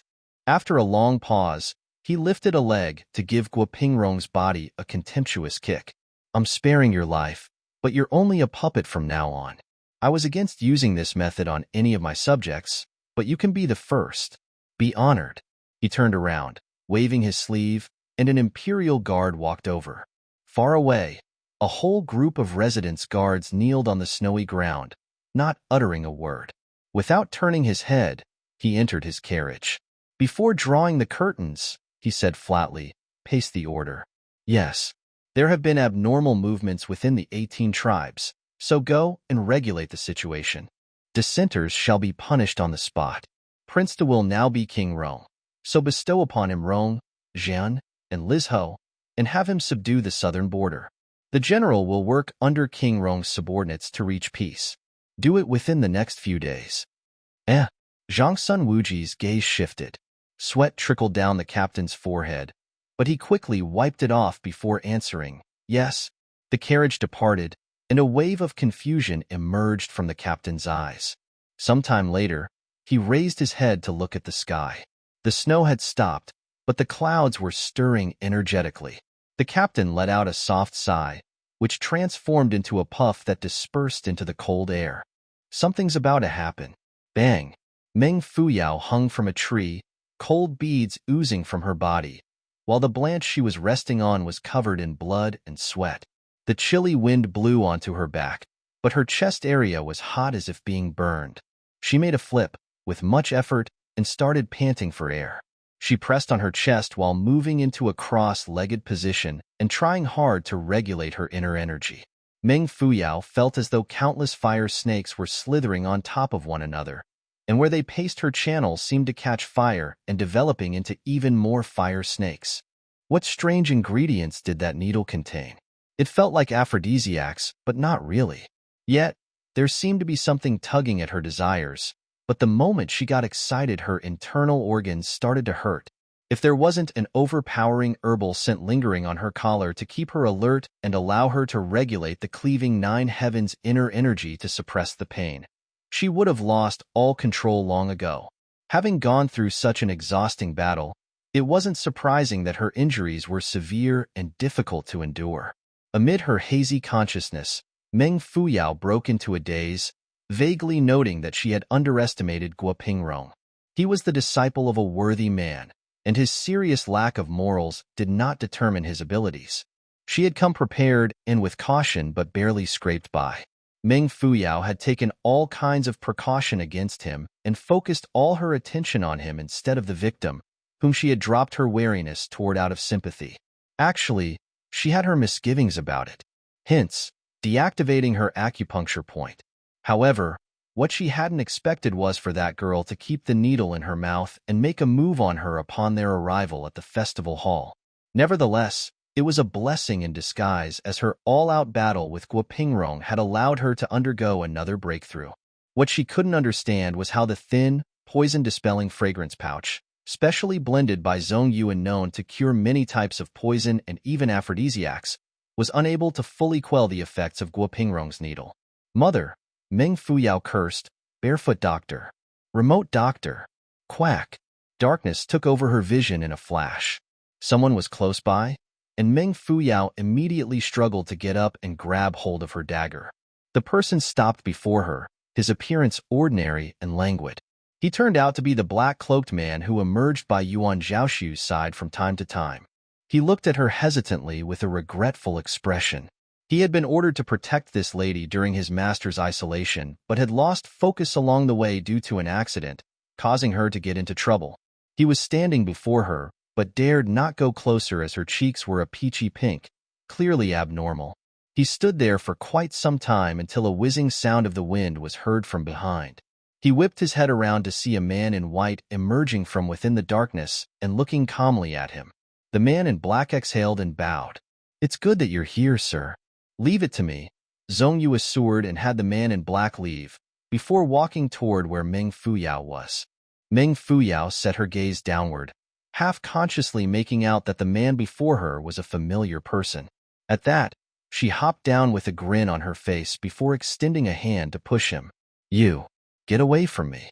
Zhongyu remained quiet and went over to feel her pulse, only to be shunned by her. Quack. I think I have been given aphrodisiac. Only beauties are targeted by aphrodisiac. So why you? Meng Fuyao laughed weakly, lacking in energy to bicker. Is it treatable? If not, leave now. Don't tell me about yin and yang. Neutralizing. If it has to be that way, I'll despise you for life. Zhongyu smiled. While he appeared gentle, he wasn't one to smile. Now that he did, it was as if the sun had sprinkled its rays from behind the clouds so compassionately and warmly. I don't actually mind that, he added lightly, reaching forward to carry her, only to have her jolt and ready to struggle free. In response, he added, we're at the back entrance of the Kingda residence. You've been through so much already, so can't you persevere until we get in? That you can deactivate my acupuncture point, but you choose to let me suffer. She cursed lowly. Zhongyu lowered his head, observing the redness on her cheeks and her droopy lids.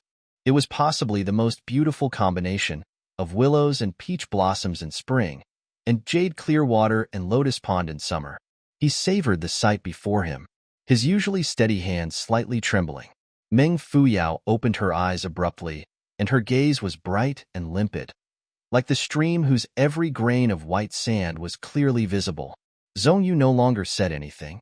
He carried her into his own garden, deactivated her acupuncture point, and fed her a pill before treating her wounds. He did everything himself and, upon completion, stood by the window for a long time, muttering to himself with his hands cupped behind his back. When Meng Fuyao regained consciousness, she first checked her clothes to see if she had loved with anyone during the time she had been burning with desire. The fire snakes, which had been roaming within her whole body, seemed to have returned to their cave and were no longer wreaking havoc. However, there also was a hot sensation lingering deep within her pubic region. She attempted to regulate her energy, and as if realizing something, she sat, cross-legged, and asked, You can't eliminate it completely? Zhongyu turned around, knitting his brows. It isn't an aphrodisiac, but something more potent called the emotion lock. It's made from the essence blood of female brothel keepers, which has been stored for thousands of years. The victims will feel an overwhelming loveual desire day and night, but excessive love will only lead to internal injuries. The victims can only stand such a deranged, promiscuous lifestyle only 3 months at most. Death is certain. Igniting desire at the expense of life? Meng Fuyao mumbled. What a wicked invention. Guopingrong's master is Fang Yimo, also known as the Starlight Sage. Zhongyu's expression seemed a little peculiar as he continued. It was said that Fang Yimo had fallen in love with a girl when he was young, but the girl eloped with another man when he was journeying around. He concocted this thing upon his return to punish the adulterous couple. They went at it all day and night until one died from excessive outing and the other from withered blood vessels. Meng Fuyao drew a deep, cold breath before sighing. It's no wonder Guopingrong became this immoral. His master is not a good person either. Zhongyu added faintly, Guopingrong has been indulging in women and wine so much these past few years that his cultivation progress is not even a third of his master's. Sir Fang shields him a lot as well. Upon noticing that there was not the slightest trace of fear in Meng Fuyao's eyes, Zhongyu sighed. Your fur coat, dipped in poison-dispelling fragrance, should be effective in most cases. You should have been fine, if not for the fact that your body already contains a poison like that in the emotion lock. It's traceless and symptomless but fatal when mixed with certain types of poison. Fortunately, you have yet to come into contact with any of those in the past 17 years. If not for the poison-dispelling fragrance, just the emotion lock alone would have been enough to kill you on the spot. Having said so much, you're just afraid that I'll call you a charlatan. Why else would you blame me for the ineffectiveness of your medicine? Seems like you're unable to do anything about this poison? Meng Fuyao raised her brow, asking. No way. Holy doctor? If I can't find a way, no one will be able to, answered Zhongyu. He was certain and somewhat haughty. But I have a way to reduce its potency. How? By medication. You can transform the poison into a real aphrodisiac, as long as you're willing to.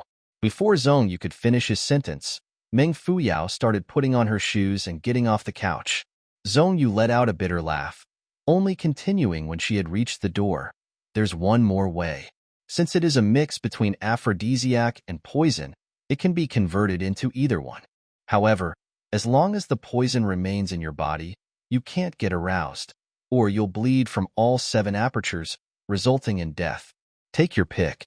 Meng Fuyao walked back and sat down, cross-legged and carelessly.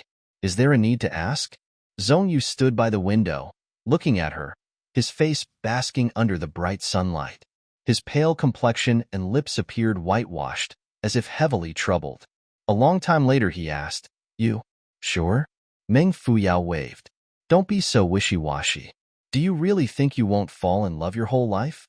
Asked Zhong Yu. You're in the prime of youth. What makes you so sure that you'd be able to resist any temptation? Love shouldn't even be in my life equation. Meng Fuyao pursed her lips, a slight distraction apparent in her face. Now that I'm thrown into this situation, I'll just take it as a reminder not to stray from my intended goals. Hey, it's actually great. She lifted her chin up slightly and smiled, with a tinge of regret and resignation. After a short pause, she spoke with finality. This is it. Wuji Nation, winter, the 15th year under the emperor's reign. A rebellion took place in the southern border of Wuji Nation, to which the crown prince passed on a decree. Prince Da, Zhangsunjia, shall be crowned King Rong and shall lead his troops to put down the revolt in the southern border, with General Guo Pingrong serving at the front line. As King Da had yet to recover from a former affliction, he spent a significant amount of money to invite Zhong Yu along. Upon hearing that there were all kinds of rare plants that could be used for medicine, Zhong Yu had naturally agreed. As Sir Zhong's little servants, Fuyao and Yao Sun followed the army as well. While leaving the city, Meng Fuyao paced by the Deep Spring brothel, only to realize that the money-squandering establishment had been seized. Its former reputation and glory were gone like the wind. Meng Fuyao stood before the empty building, and as if having thought of something, a small curl made its way to the corner of her lips before gradually disappearing the next moment. Some time passed, in silence, before she finally turned around. Suddenly she heard a soft breathing sound coming from behind the back wall. She reached a hand out and grabbed hold of a small person. It was a child of not more than 7 years old. She had on a thick slab of makeup, which had already been smeared significantly. Upon being pulled out, the girl opened her eyes wide in panic, but did not cry. Meng Fuyao found her familiar, and after some thought recalled that she was the child-easy woman Yuan Zhaoxu had spoken to that night. Meng Fuyao knitted her brows and asked, Isn't the brothel being sealed for the kidnapping of southern tribal girls? Hasn't the court provided a place for you girls? Why are you here, alone? The little girl's eyes were fixed on Meng Fuyao. Xiaodao wants to go home. The child spoke simply, her voice containing a rarely heard metallic quality that was unavoidably sharp. Meng Fuyao was somewhat worried that the child had become mentally unstable from the trauma and stress. Xiaodao held onto Meng Fuyao's sleeve, tugging at it firmly and repeating, Xiaodao wants to go home. Meng Fuyao tried to leave a few times, but she simply couldn't bear to swing the girl's frail hand away. Neither was she willing to use martial arts to pull herself away. Eventually, she dragged Xiaodao all the way back to where the rest were. Upon catching sight of a kid following behind Meng Fuyao, Yao Sun pricked his brows. Xiaodao wants to go home, Meng Fuyao answered before he could even ask. Just like that, an additional little servant had been added to the troop. Xiaodao remained quiet, her eyes fixed on the southern direction. Meng Fuyao turned around, toward the direction of the Kanglan Temporary Imperial Palace, a smile forming on her face. Is that particularly handsome man and his narcissistic guinea pig basking in the rare, golden warmth at this very moment? Is the fat guinea pig fast asleep with its pink belly exposed on his owner's palm? What about the first snow on the roof? Has it melted and flowed back into the crystal-clear lake? Meng Fuyao hadn't bid farewell to Yuan Zhaoxu. She had decided to follow King Da for a few reasons.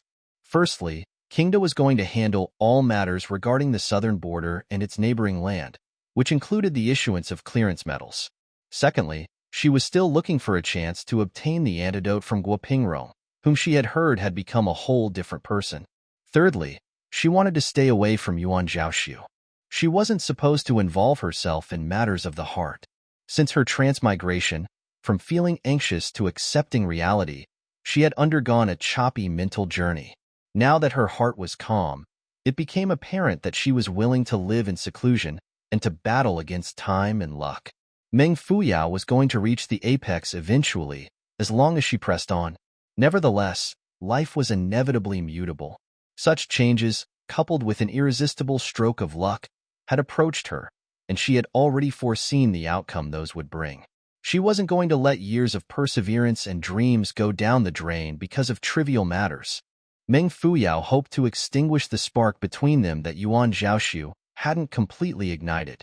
As such, there wouldn't be a need for her to hesitate at the most crucial moment just because of longing and the what-ifs. She hoped to live this life without leaving any trace. The last thing she would want was for her to alter the destiny of others and her own, as she did not belong in this world. The battle against Guo Pingrong had led to Meng Fuyao's breakthrough, cultivation-wise, but it had also infected her with a strange poison. Meng Fuyao believed it was fate that had strengthened her abilities and determination. The sword of destiny had slashed some threads that had been entangled within the deep corners of her consciousness. She paced back and forth before the city entrance. Zhongyu cast a somewhat meaningful backward glance before whipping his horse. It was then that Meng Fuyao snapped out of it and caught up. Her sesame black hair swayed in the wind as a fresh red sun descended behind her delicate back. The sky was layered beautifully, and the silhouette of a girl ascending her horse and setting out gradually faded into the sunset glow. But she wasn't aware of something. In the direction where she had been gazing, an elegant man was standing on the Springfold Pavilion, also the highest point of the Kanglan Palace, overlooking the scene before him. He stayed for a long time, allowing the wind to brush against his robe and hair. As the fluttering strands of hair covered his eyes, only a deep, meaningful smile could be seen on his lips. He looked toward the city entrance, turning around to face a certain animal after a long time. She's always leaving without saying goodbye. How cruel. The animal happily clapped his paws together, quickly taking the chance to confess, "I won't ever do that to you." However, before he could finish, his owner started mumbling, half smilingly, "It's all right. I'll go to you if you don't come to me." The winter wind blew in tandem with the battle drums, as the heroic men of the 18 ethnic groups in Nanrong prepared to fight. The northern and southern Rong people, whose god, Garisen, was human-headed and chicken-bodied, had served separately under Wuji Nation for the longest time. Somehow, after 20 years, they had decided to stroke the tiger's whiskers by joining forces and starting a revolt. The courageous fellows surged from the mountains and valleys like a humongous tide, speedily subjugating their neighbors, Pingqing and Huangxian. They were headed for Zhengzhou, with the intention of getting Zhangsun Wuji out of his palace. King Rong sent Guo Pingrong's troop to be stationed at Jingchen, while his main camp was situated in Suishui, which was about 15 kilometers away. Both troops worked well together to surround Pingqing and Huangxian. Meng Fuyao and Zhongyu departed from the army and headed for Yaocheng, the closest city to Pingqing. It was said that the dense forest seated between Yaocheng's countryside and Rong ethnic group contained only the rarest of herbs and beasts. For a physician like Zhongyu, it was an opportunity that could not be missed. As for Meng Fuyao, she simply hoped that he would make a breakthrough and create an antidote for her. Yaocheng was the city closest to the Rong ethnic group. Rong and Han's people resided within the city, and the imperial court had always maintained a pacifying stance. For example, they had 2 people in charge, 1 main and 1 assistant, had been appointed. The main officer's title was recorded in official documents as county magistrate, but he was known as the city owner in the eyes of the locals. He was in charge of the population, taxation, feudal system, irrigation works, agriculture, civil administration, and finances. The assistant officer, a Han man from Zhengzhou, was in charge of warehouses, prison affairs, and official documentation.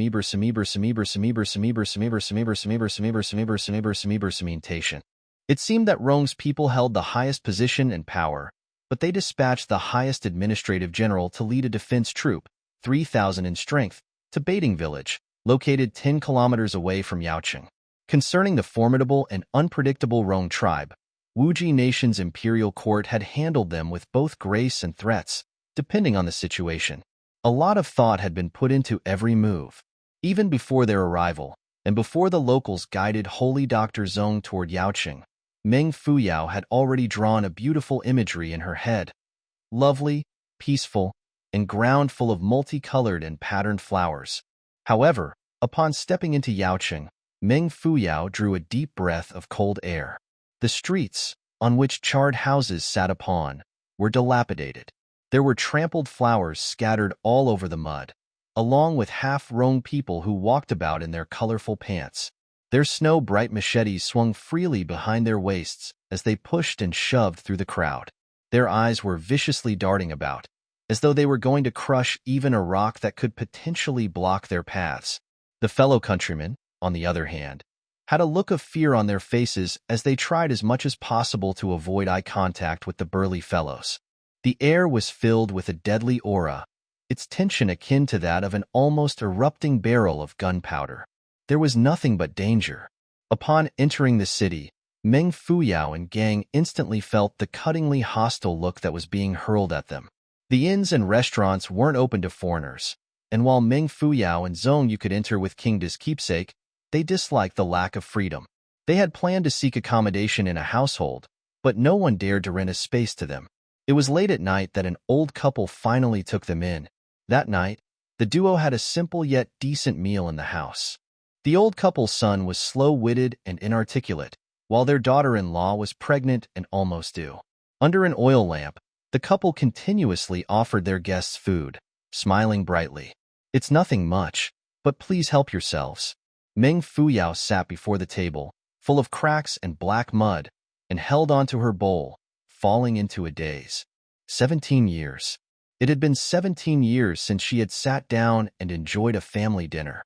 She hadn't experienced such an ambience before, hadn't had anyone put food on her plate, and hadn't had a simple meal with people by her side.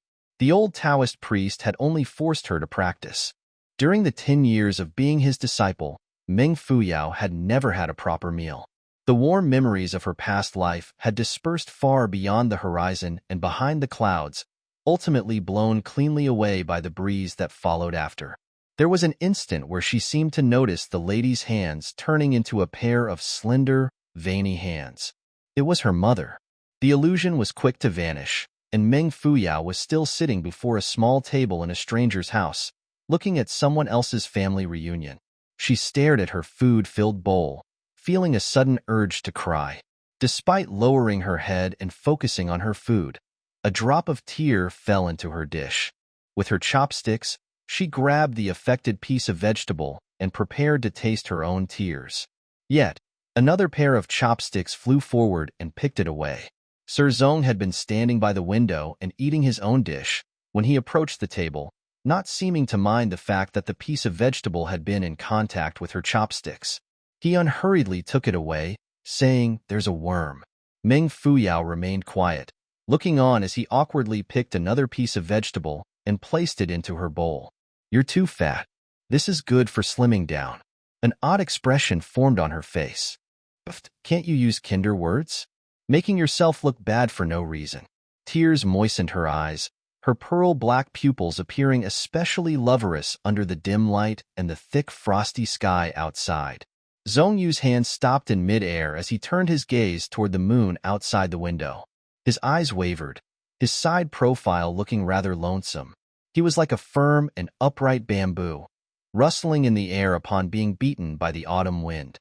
Looking at this young, mysterious holy doctor, Meng Fuyao fell into a daze once more.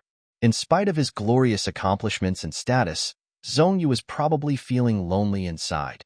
Because of that, he understood her loneliness. Meng Fuyao pursed her lips, picking some garlic chives and placing them into his bowl. She continued doing so as a prank and smirked. This is good for boosting love drive.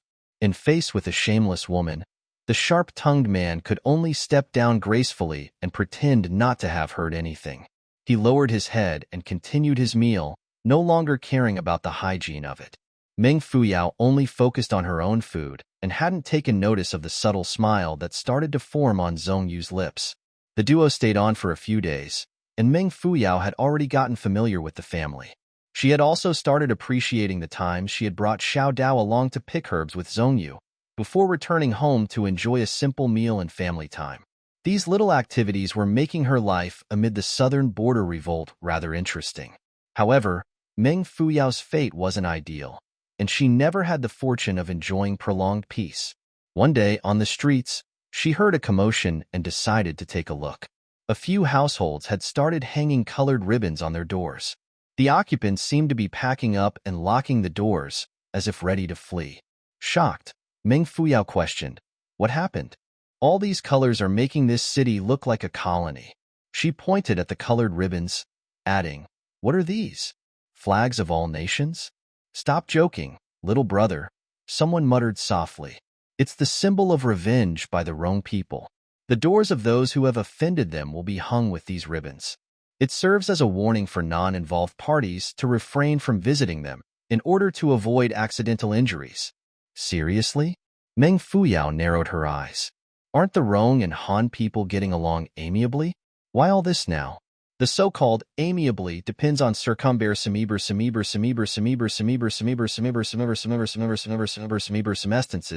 Yao Sun took over. The Rong ethnic group is a belligerent and haughty one, born to pursue freedom and power. They will acknowledge a tribe more powerful than them but will not stay loyal for long. When a chance arises, they will rebel and protest. Throughout Wuji Nation's history, this tribe has revolted a total of 13 times and had almost been destroyed 7 times. In spite of that, they never changed their ways. Their hostility is innate, and they are known as a roving war chariot, together with the Nanxiang tribe, which is already under Shangyuan Nation's control. He pointed at the ribbons, stating, "The Rong and Han people have been co-living in this city for many years. While things appear positive on the surface, the Han group, a big tribe, possesses an inherent sense of superiority, which will inevitably offend the proud and almost psychopathic Rong people, who are more than willing to fight over trivial matters. Things appear fine on the outside, but the Rong people bear grudges and are aware that the imperial court has control. Now that the 18 ethnic groups have joined forces to start a revolt, it is their chance to take revenge." Meng Fuyao shook her head, cursing, "Proud and unruly? More like bullying the weak and fearing the strong." Nevertheless, she no longer paid much attention to it and followed Zhongyu up the mountains. When the sun set, they made their way down. As they were still a distance away from the old Han couple's home, Zhongyu, who was leading the way, stopped suddenly. From afar, they could hear cries traveling from the old couple's house. The cries were sharp and mournful, and the next moment, sounds of drawers flipping and collapsing could be heard. Bodies were banging against furniture, producing dull thuds amid crude laughter and words. Women and children's frightful weeping blended together awfully as the surrounding neighbors listened on with rapt attention, their faces full of sympathy and anger. Yet, when that was done, they scuttled back into their own houses and secured the locks. Rong men were howling with laughter, and someone conveniently grabbed a wine pot from a tavern, greedily gulping its content down. With still some remaining wine left within, he slammed it onto the couple's roof, cackling, "Burn, burn." As if awoken by his voice, more people gathered around, pulling up their sleeves and dancing and shouting excitedly, "Burn, burn." Meng Fuyao stood in the center of the street, her pupils shrinking. A colored ribbon had been hung on the old Han couple's door. The couple was honest and kind. So how did they have offended the wrong people? Meng Fuyao quietly stopped a neighbor and asked, "What happened?" 3 years ago, a wrong man bumped into the young fellow in that family and was called a fool. Look now, they're here for revenge. The neighbor answered furtively before running off. "DMN, is that a valid reason?" Meng Fuyao uttered. "Looks like the wrong people in this city are out of control and looking for trouble," Zhongyu commented, approaching her. "You're not fully recovered, so don't butt in. If their house gets burned, we can gather some silver and find new accommodation for them. The wrong people here are powerful and merely seeking reasons to start a fight. Don't cause more trouble." Meng Fuyao ducked in a deep breath, tightly clenching both fists and reluctantly suppressing the urge to take action. Historically, The struggles between different ethnicities brought far-reaching repercussions, but it wasn't something that could easily be resolved. She was familiar with history and understood that loyalty would not work, especially in situations like these. Rescuing someone on impulse might be all right, but if she were to agitate every wrong man in the process and blow things up, more deaths would be inevitable. She gripped Xiao Dao's hand tightly and took a step back, causing the child to turn around. Her lips were pursed tightly, and a zealous sort of excitement was evident in her eyes. Meng Fuyao lowered her head and looked into the girl's eyes, frowning. Xiao Dao. Xiao Dao's eyes were devilish. When she enunciated her words clearly, they deserve it. Stunned by her words, Meng Fuyao clarified, somewhat unbelievably, who? All, she stated, pointing at the old Han couple's house. Her voice contained a viciousness that shouldn't belong to any child her age. It sounded like a steel nail being hammered into a crow-black coffin, bloody and hardened. SSS, Yao Sun let out. What doll? Zhong Yu shot Xiao Dao a faint glance, his expression pensive. Oh yeah?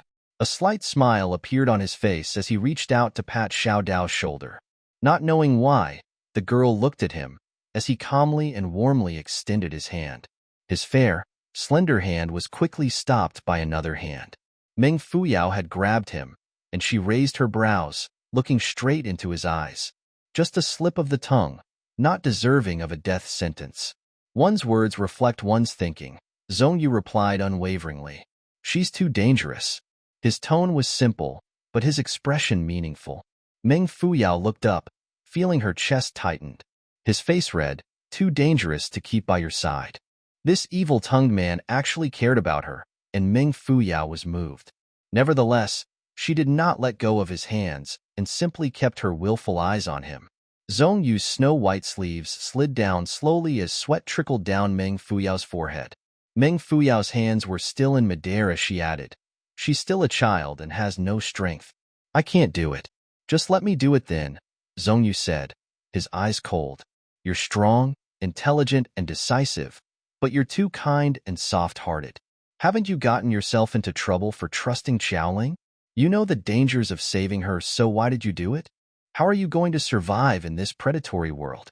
After a long pause, Meng Fuyao responded, some things must be done and things that mustn't be done. For this, I'll die without regrets. The streets were quiet, and the girl's back was straightened. The wind blew through her hair, taking her metallic voice far away with it. Like an awl, the words belonging to the hot-blooded, the faithful and the unyielding, penetrated the solid cold and the bright sunlight. Zhong Yu waved his sleeves a little as he gazed into her eyes, lost in thought. With a layer of ceramic glaze in his eyes, he half smiled and put his hand down. I hope you don't regret this one day. Meng Fuyao brought her hands down as well, before turning to look at Xiao Dao. She smiled. I believe that people are kind in nature. Fate might lead them astray, but if given a chance, they will be guided back onto the right path. If we don't even give them this opportunity, and only use violence as a solution, won't we be the ones turning evil? She extended a hand out to give Zhong Yu a pat.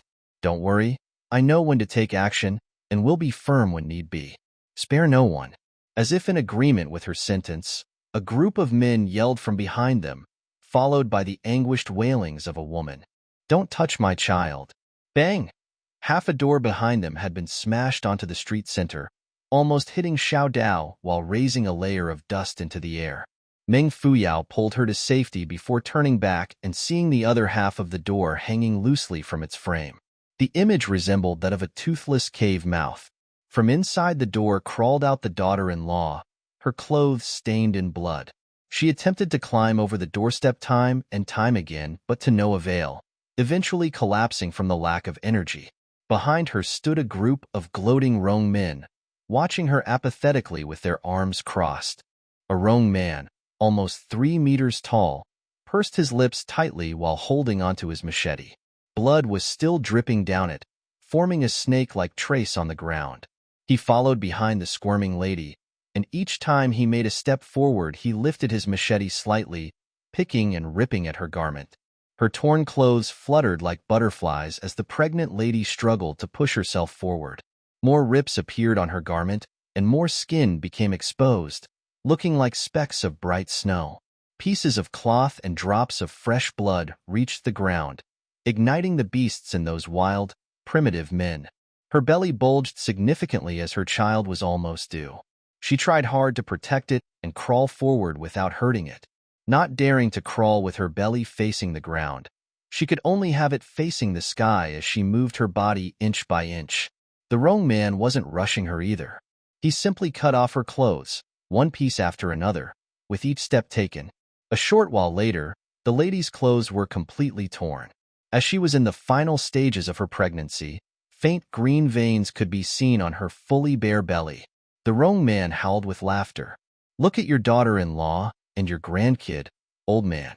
With just a slip of my hand, the stupid fool in her tummy will be gone." He smirked disdainfully. A light ray flashed by as he pricked his machete toward the lady's belly. Unable to watch, the neighbors turned their heads, sighing. The old man and his son, who were held down by a few wrong men, yelled at the top of their lungs, "Huaner!" Their voices shot through layers of clouds, only returning as mournful echoes that filled the quiet surroundings. A merciless and deadly aura shrouded the streets the next moment. The pregnant lady's belly button was about to be ripped off, and 2 lives were about to be lost. Clang! The sound was made 10 times crispier by the still silence. Unexpectedly, a similarly crisp voice sounded. A man abusing a pregnant lady in public. Is this what you Rhone tribesmen are proud of?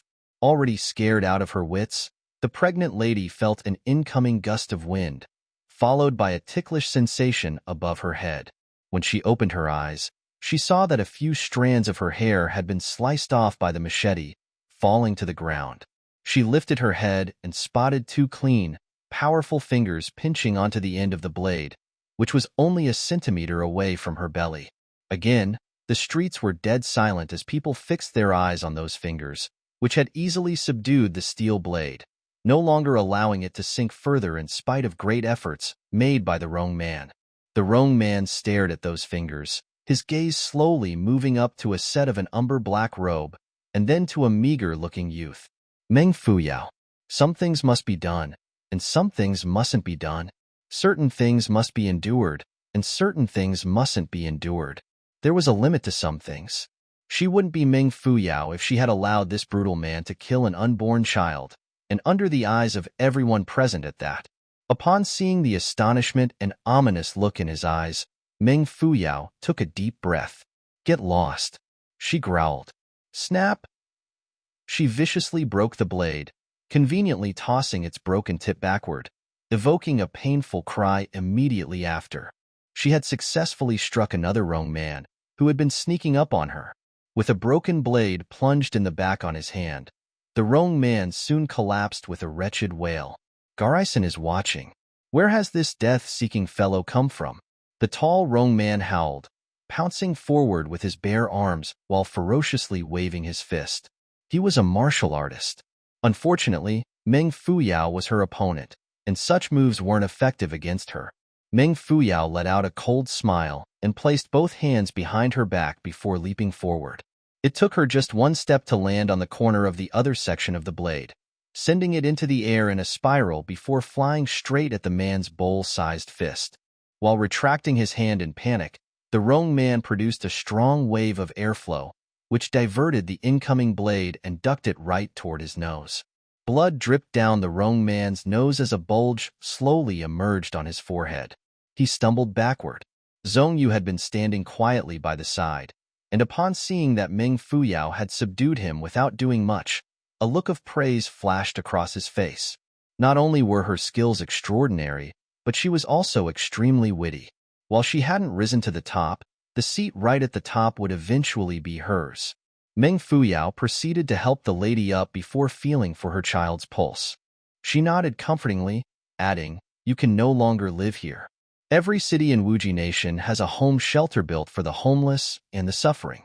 You guys should look for the officer there and seek protection." The frightened pregnant woman choked, tears streaming down her face. "Thank you." The old man and his son half dashed and half stumbled toward them, their faces moist. They thanked Meng Fuyao, bowing with her hands cupped in front, inwardly glad that they had kept them in out of kindness. Meng Fuyao waved casually before turning to Zhongyu. You go ahead first. I'll bring them to the shelter. A strange expression appeared on Zhongyu's face, but he said nothing, simply standing still. Meng Fuyao cast a glance at him, and as she was about to leave, a gust of wind surged from behind. Without even turning her head, Meng Fuyao threw a back kick, her long leg drawing a flexible and beautiful arc before landing on the sneak attacker's chest. Meng Fuyao's floating kick sent him flying right out of the door and onto the ground. After releasing a sky-splitting cry and twisting about on the floor, the man stopped moving. After some time, fresh blood poured out from his body, gradually piling up. The thick scent was nose-piercing. Murder!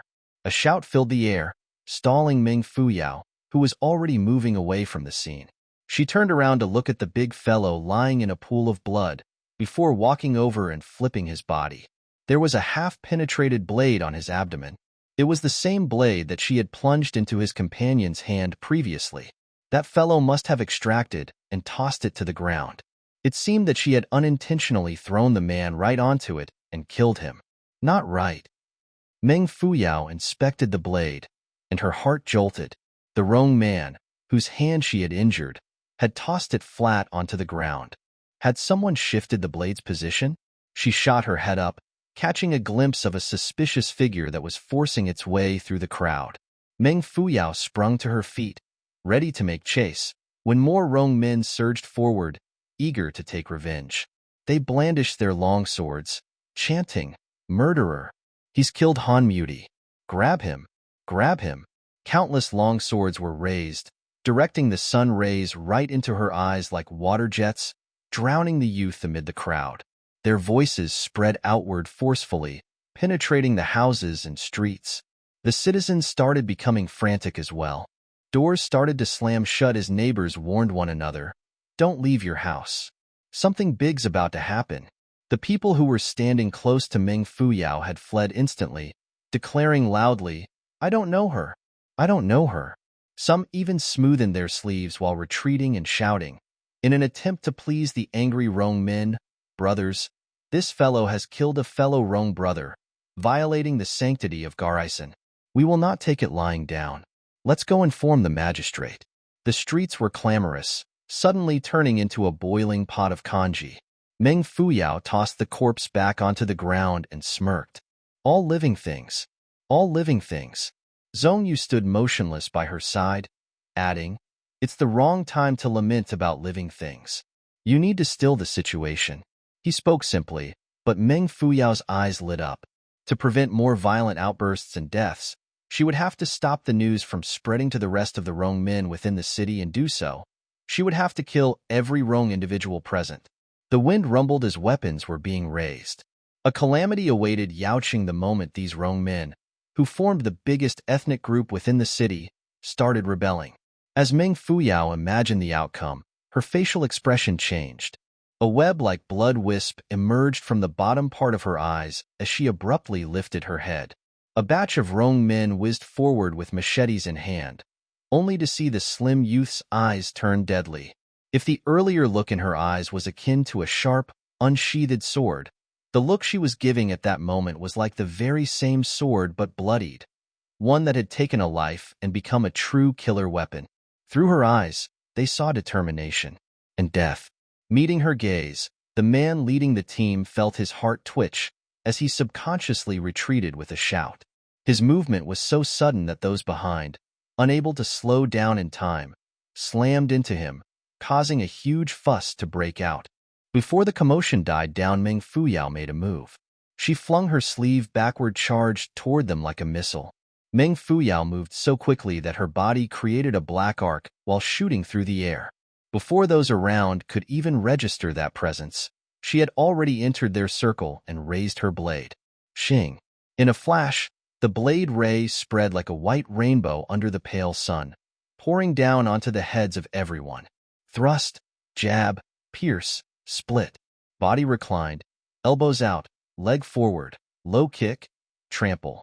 The contact between bodies was temporary and spark-like, but each touch blossomed into a huge blood flower, one after another in different spots.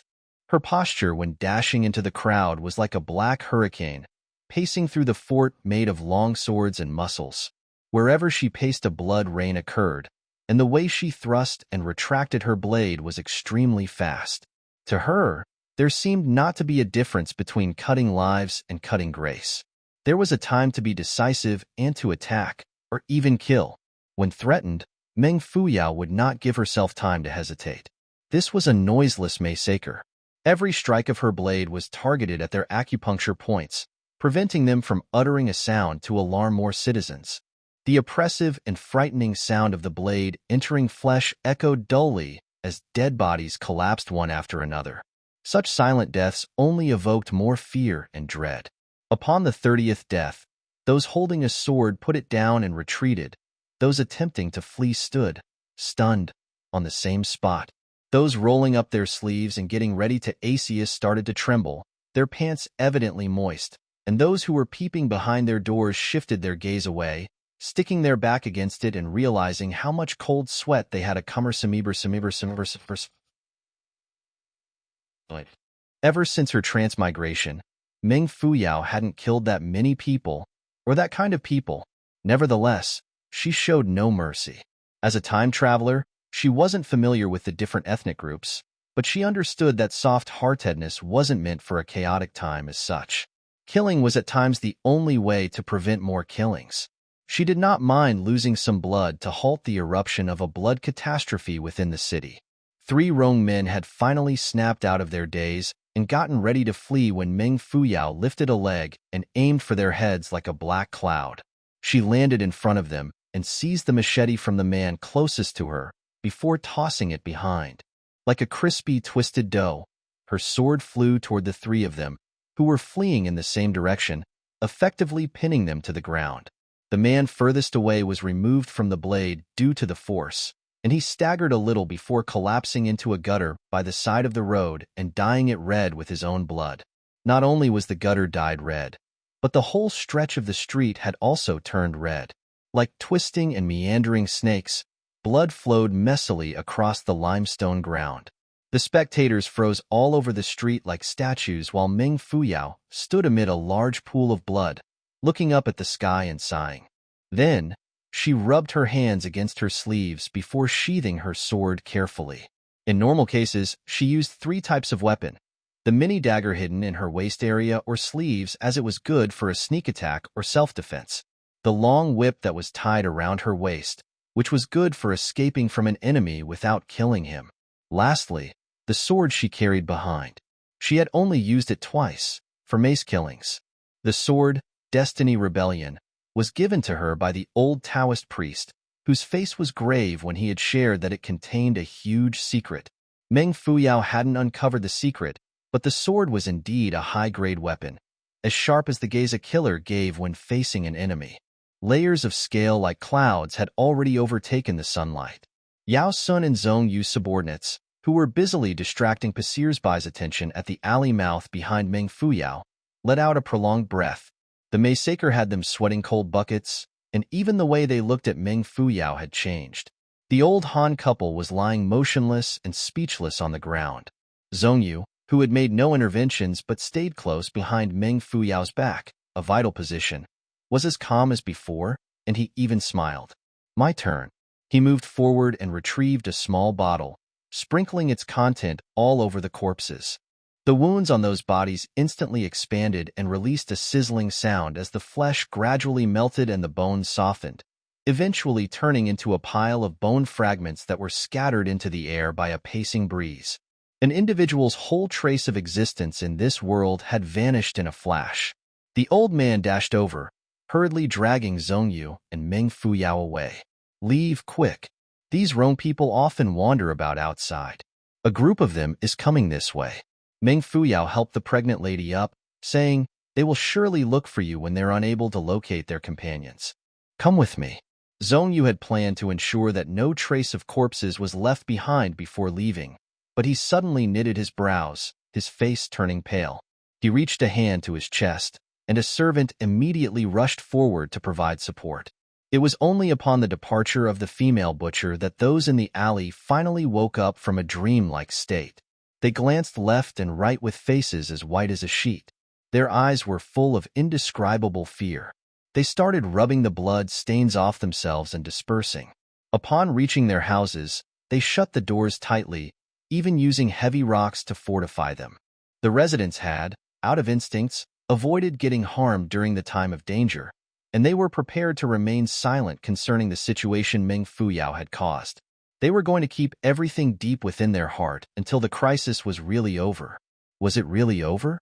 The sun set, and the moon rose dimly. The moon that night seemed to be shrouded by a layer of mist. The haziness of it reflected itself onto the streets, roads, trees, buildings, and so on. The blood gathered in the gutter in the small alley had faded and was taken over by a layer of crystal light. By the gutter grew a wild, dark brown grace that was weirdly shaped. The corpse, whose body had been penetrated by Meng Fuyao's sword, moved suddenly. His face was pale green in color, like that of the contaminated water in the gutter. Wild grace had filled the sides of the gutter and concealed the body from view. A long time later the corpse's finger curled up and held onto a bunch of wild grace as the man struggled to stand up.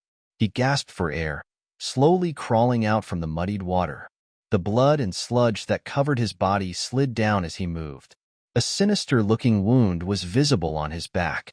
It was a massive hole, within which flesh and bone could be seen. The sight was made more terrifying by the denseness of the night. The wound had been left by Meng Fuyao when she stabbed her sword through all three Rong men. It wasn't a big hole, as he had made use of the incoming force to launch himself into the gutter and prevented a fatal blow from being inflicted upon himself.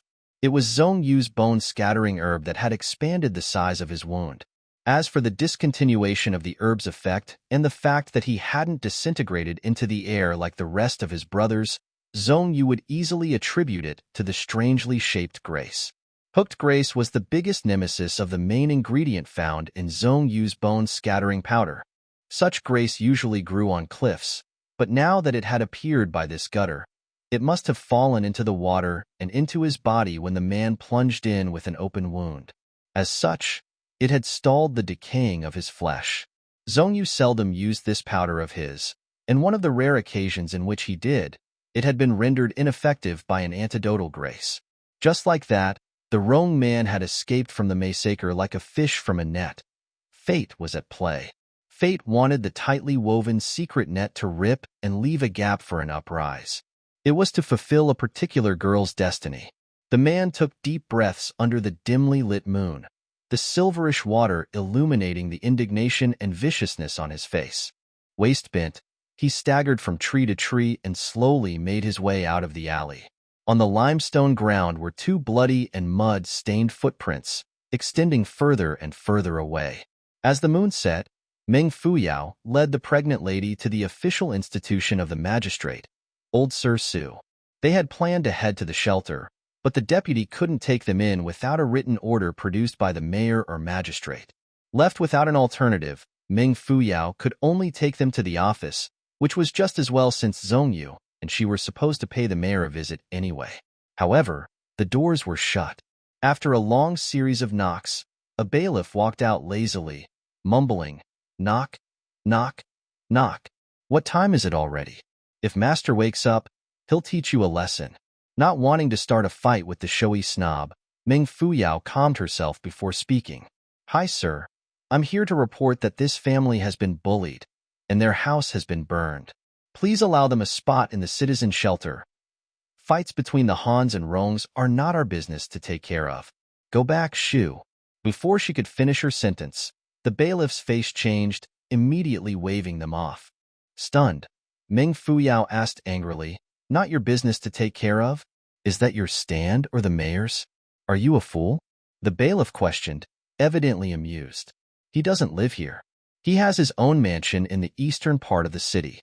Only the magistrate lives here, and this is his stand, naturally. Let me see him then. What are you?" The bailiff lifted his chin, asking, "Think you can do whatever you please? Let me tell you, Master Su will not manage things like these, so stop wasting time and get lost." Meng Fuyao met his eyes and broke into a sudden smile. It was a familiar smile that turned the couple's face pale. How dare this fellow provoke the killer's spirit in her? Meng Fuyao jerked and in the next moment appeared before the announcement gong. She grabbed the stick and slammed it down without hesitation. Dong! It was earth-shatteringly loud, like the rolling of thunder, instantly piercing through the layers of clouds amid the darkness. Bang! Yet another hit occurred when the gong's stick, which had pierced through the gong and flew toward the entrance, smashed right into it. Amid the gongs, Meng Fuyao's crisp voice could be heard declaring, 3 knocks and blood will pour. This lousy gong lasted only 1 strike, so I had no choice but land the second knock on your door. I'll be going for a head for the 3rd knock, and as for whose blood will stain my clothes, I can't say for sure yet. The bailiff stood rooted to the ground, his once sluggish look immediately turning muddle. Turning to see a big round dent on the entrance door, he stroked his head with a trembling hand and stuttered, I'll go inform him. I'll go. No need. A cold shout came through as the door opened. An old, sharp-chinned man stood behind it, a big batch of bailiffs following behind. The door guard hurriedly rushed over to greet him. Ashen-faced, Master Su waved his sleeve, howling. Who dares to cause such a scene? Destroying property and insulting me? Do you really think I have no place in this court? Meng Fuyao cast a glance toward him. That's old Sir Su, the assistant official? A Han man himself, but unwilling to help his brothers? The old Sir Su that would rather throw his men out to the wrongs? She glared at him, subconsciously gritting her teeth. After some time, she let out a beaming smile and clasped her hands sweetly together. I lack in manners, Sir Su. Now you know it? What a pity. That's not enough to get you out of trouble. Sir Su stared furiously at the fellow before him, convinced that the latter's switch from arrogance to deference had everything to do with his authoritative powers. Confident, he flung his sleeve, shouting, Men, take him down, use the Kang on him for 3 days, and leave the citizens hanging dry. The bailiffs responded immediately, rushing forward to grab Meng Fuyao, who obediently let them tie her up. Zhongyu stood by the side, watching calmly with no plans of intervening. Only when a bailiff clumsily slammed into her shoulder did his eyes twitch a little. Upon seeing that Meng Fuyao was dragged away by a bunch of men, whose hands were clamped against her shoulders, Zhongyu could no longer control the twitching of his brows. Hold on. Meng Fuyao turned around grumpily. You're too impatient. I'm not done playing. Ignoring her look, he stated simply, It's not convenient to Kang this person. Sir Su knitted his brows. Who do you think you are to tell me what and what not to do? Sir Su's nose was high up in the air, and without even giving Zhongyu a glance, he continued impatiently. Take away, he stopped abruptly. Opposite of him, Zhongyu had extended a palm out, revealing a black tablet. On it, a glistening and golden Da had been embossed. It was King Da's command tablet that symbolized the descendants of the imperial family, and it was as good as having the prince with them at that moment. Zhongyu, he introduced politely and amiably. I'm just an ordinary person whom the king had very kindly been favoring. I have been given the right to travel between the mansion and the fiefdom. There's no need to say, but this hall your 7th grade self is residing in is, in fact, the king's hall of the Tiger's Might. There shouldn't be a problem for me to speak a few words here, then. Sir Su stood still. Zhongyu, the legendary man. His origins were mysterious, and he had studied under a doctor in the mountains. He was naturally talented and intelligent, and had started journeying when he was 20. Across the 5 region continents, martial arts were commonly practiced, and the imperial family was no exception. Injuries and illnesses were inevitable parts of life that did not pick and choose victims. Even high-status people were not safe from them, so physicians had always been highly regarded. Needless to say, a godlike figure like Zhongyu was a man that monarchs from respective nations hoped to win over. He had long been licensed to move about freely, without the need to pay respect to monarchs upon encounters. Kings who wished to see him would need to make formal invites.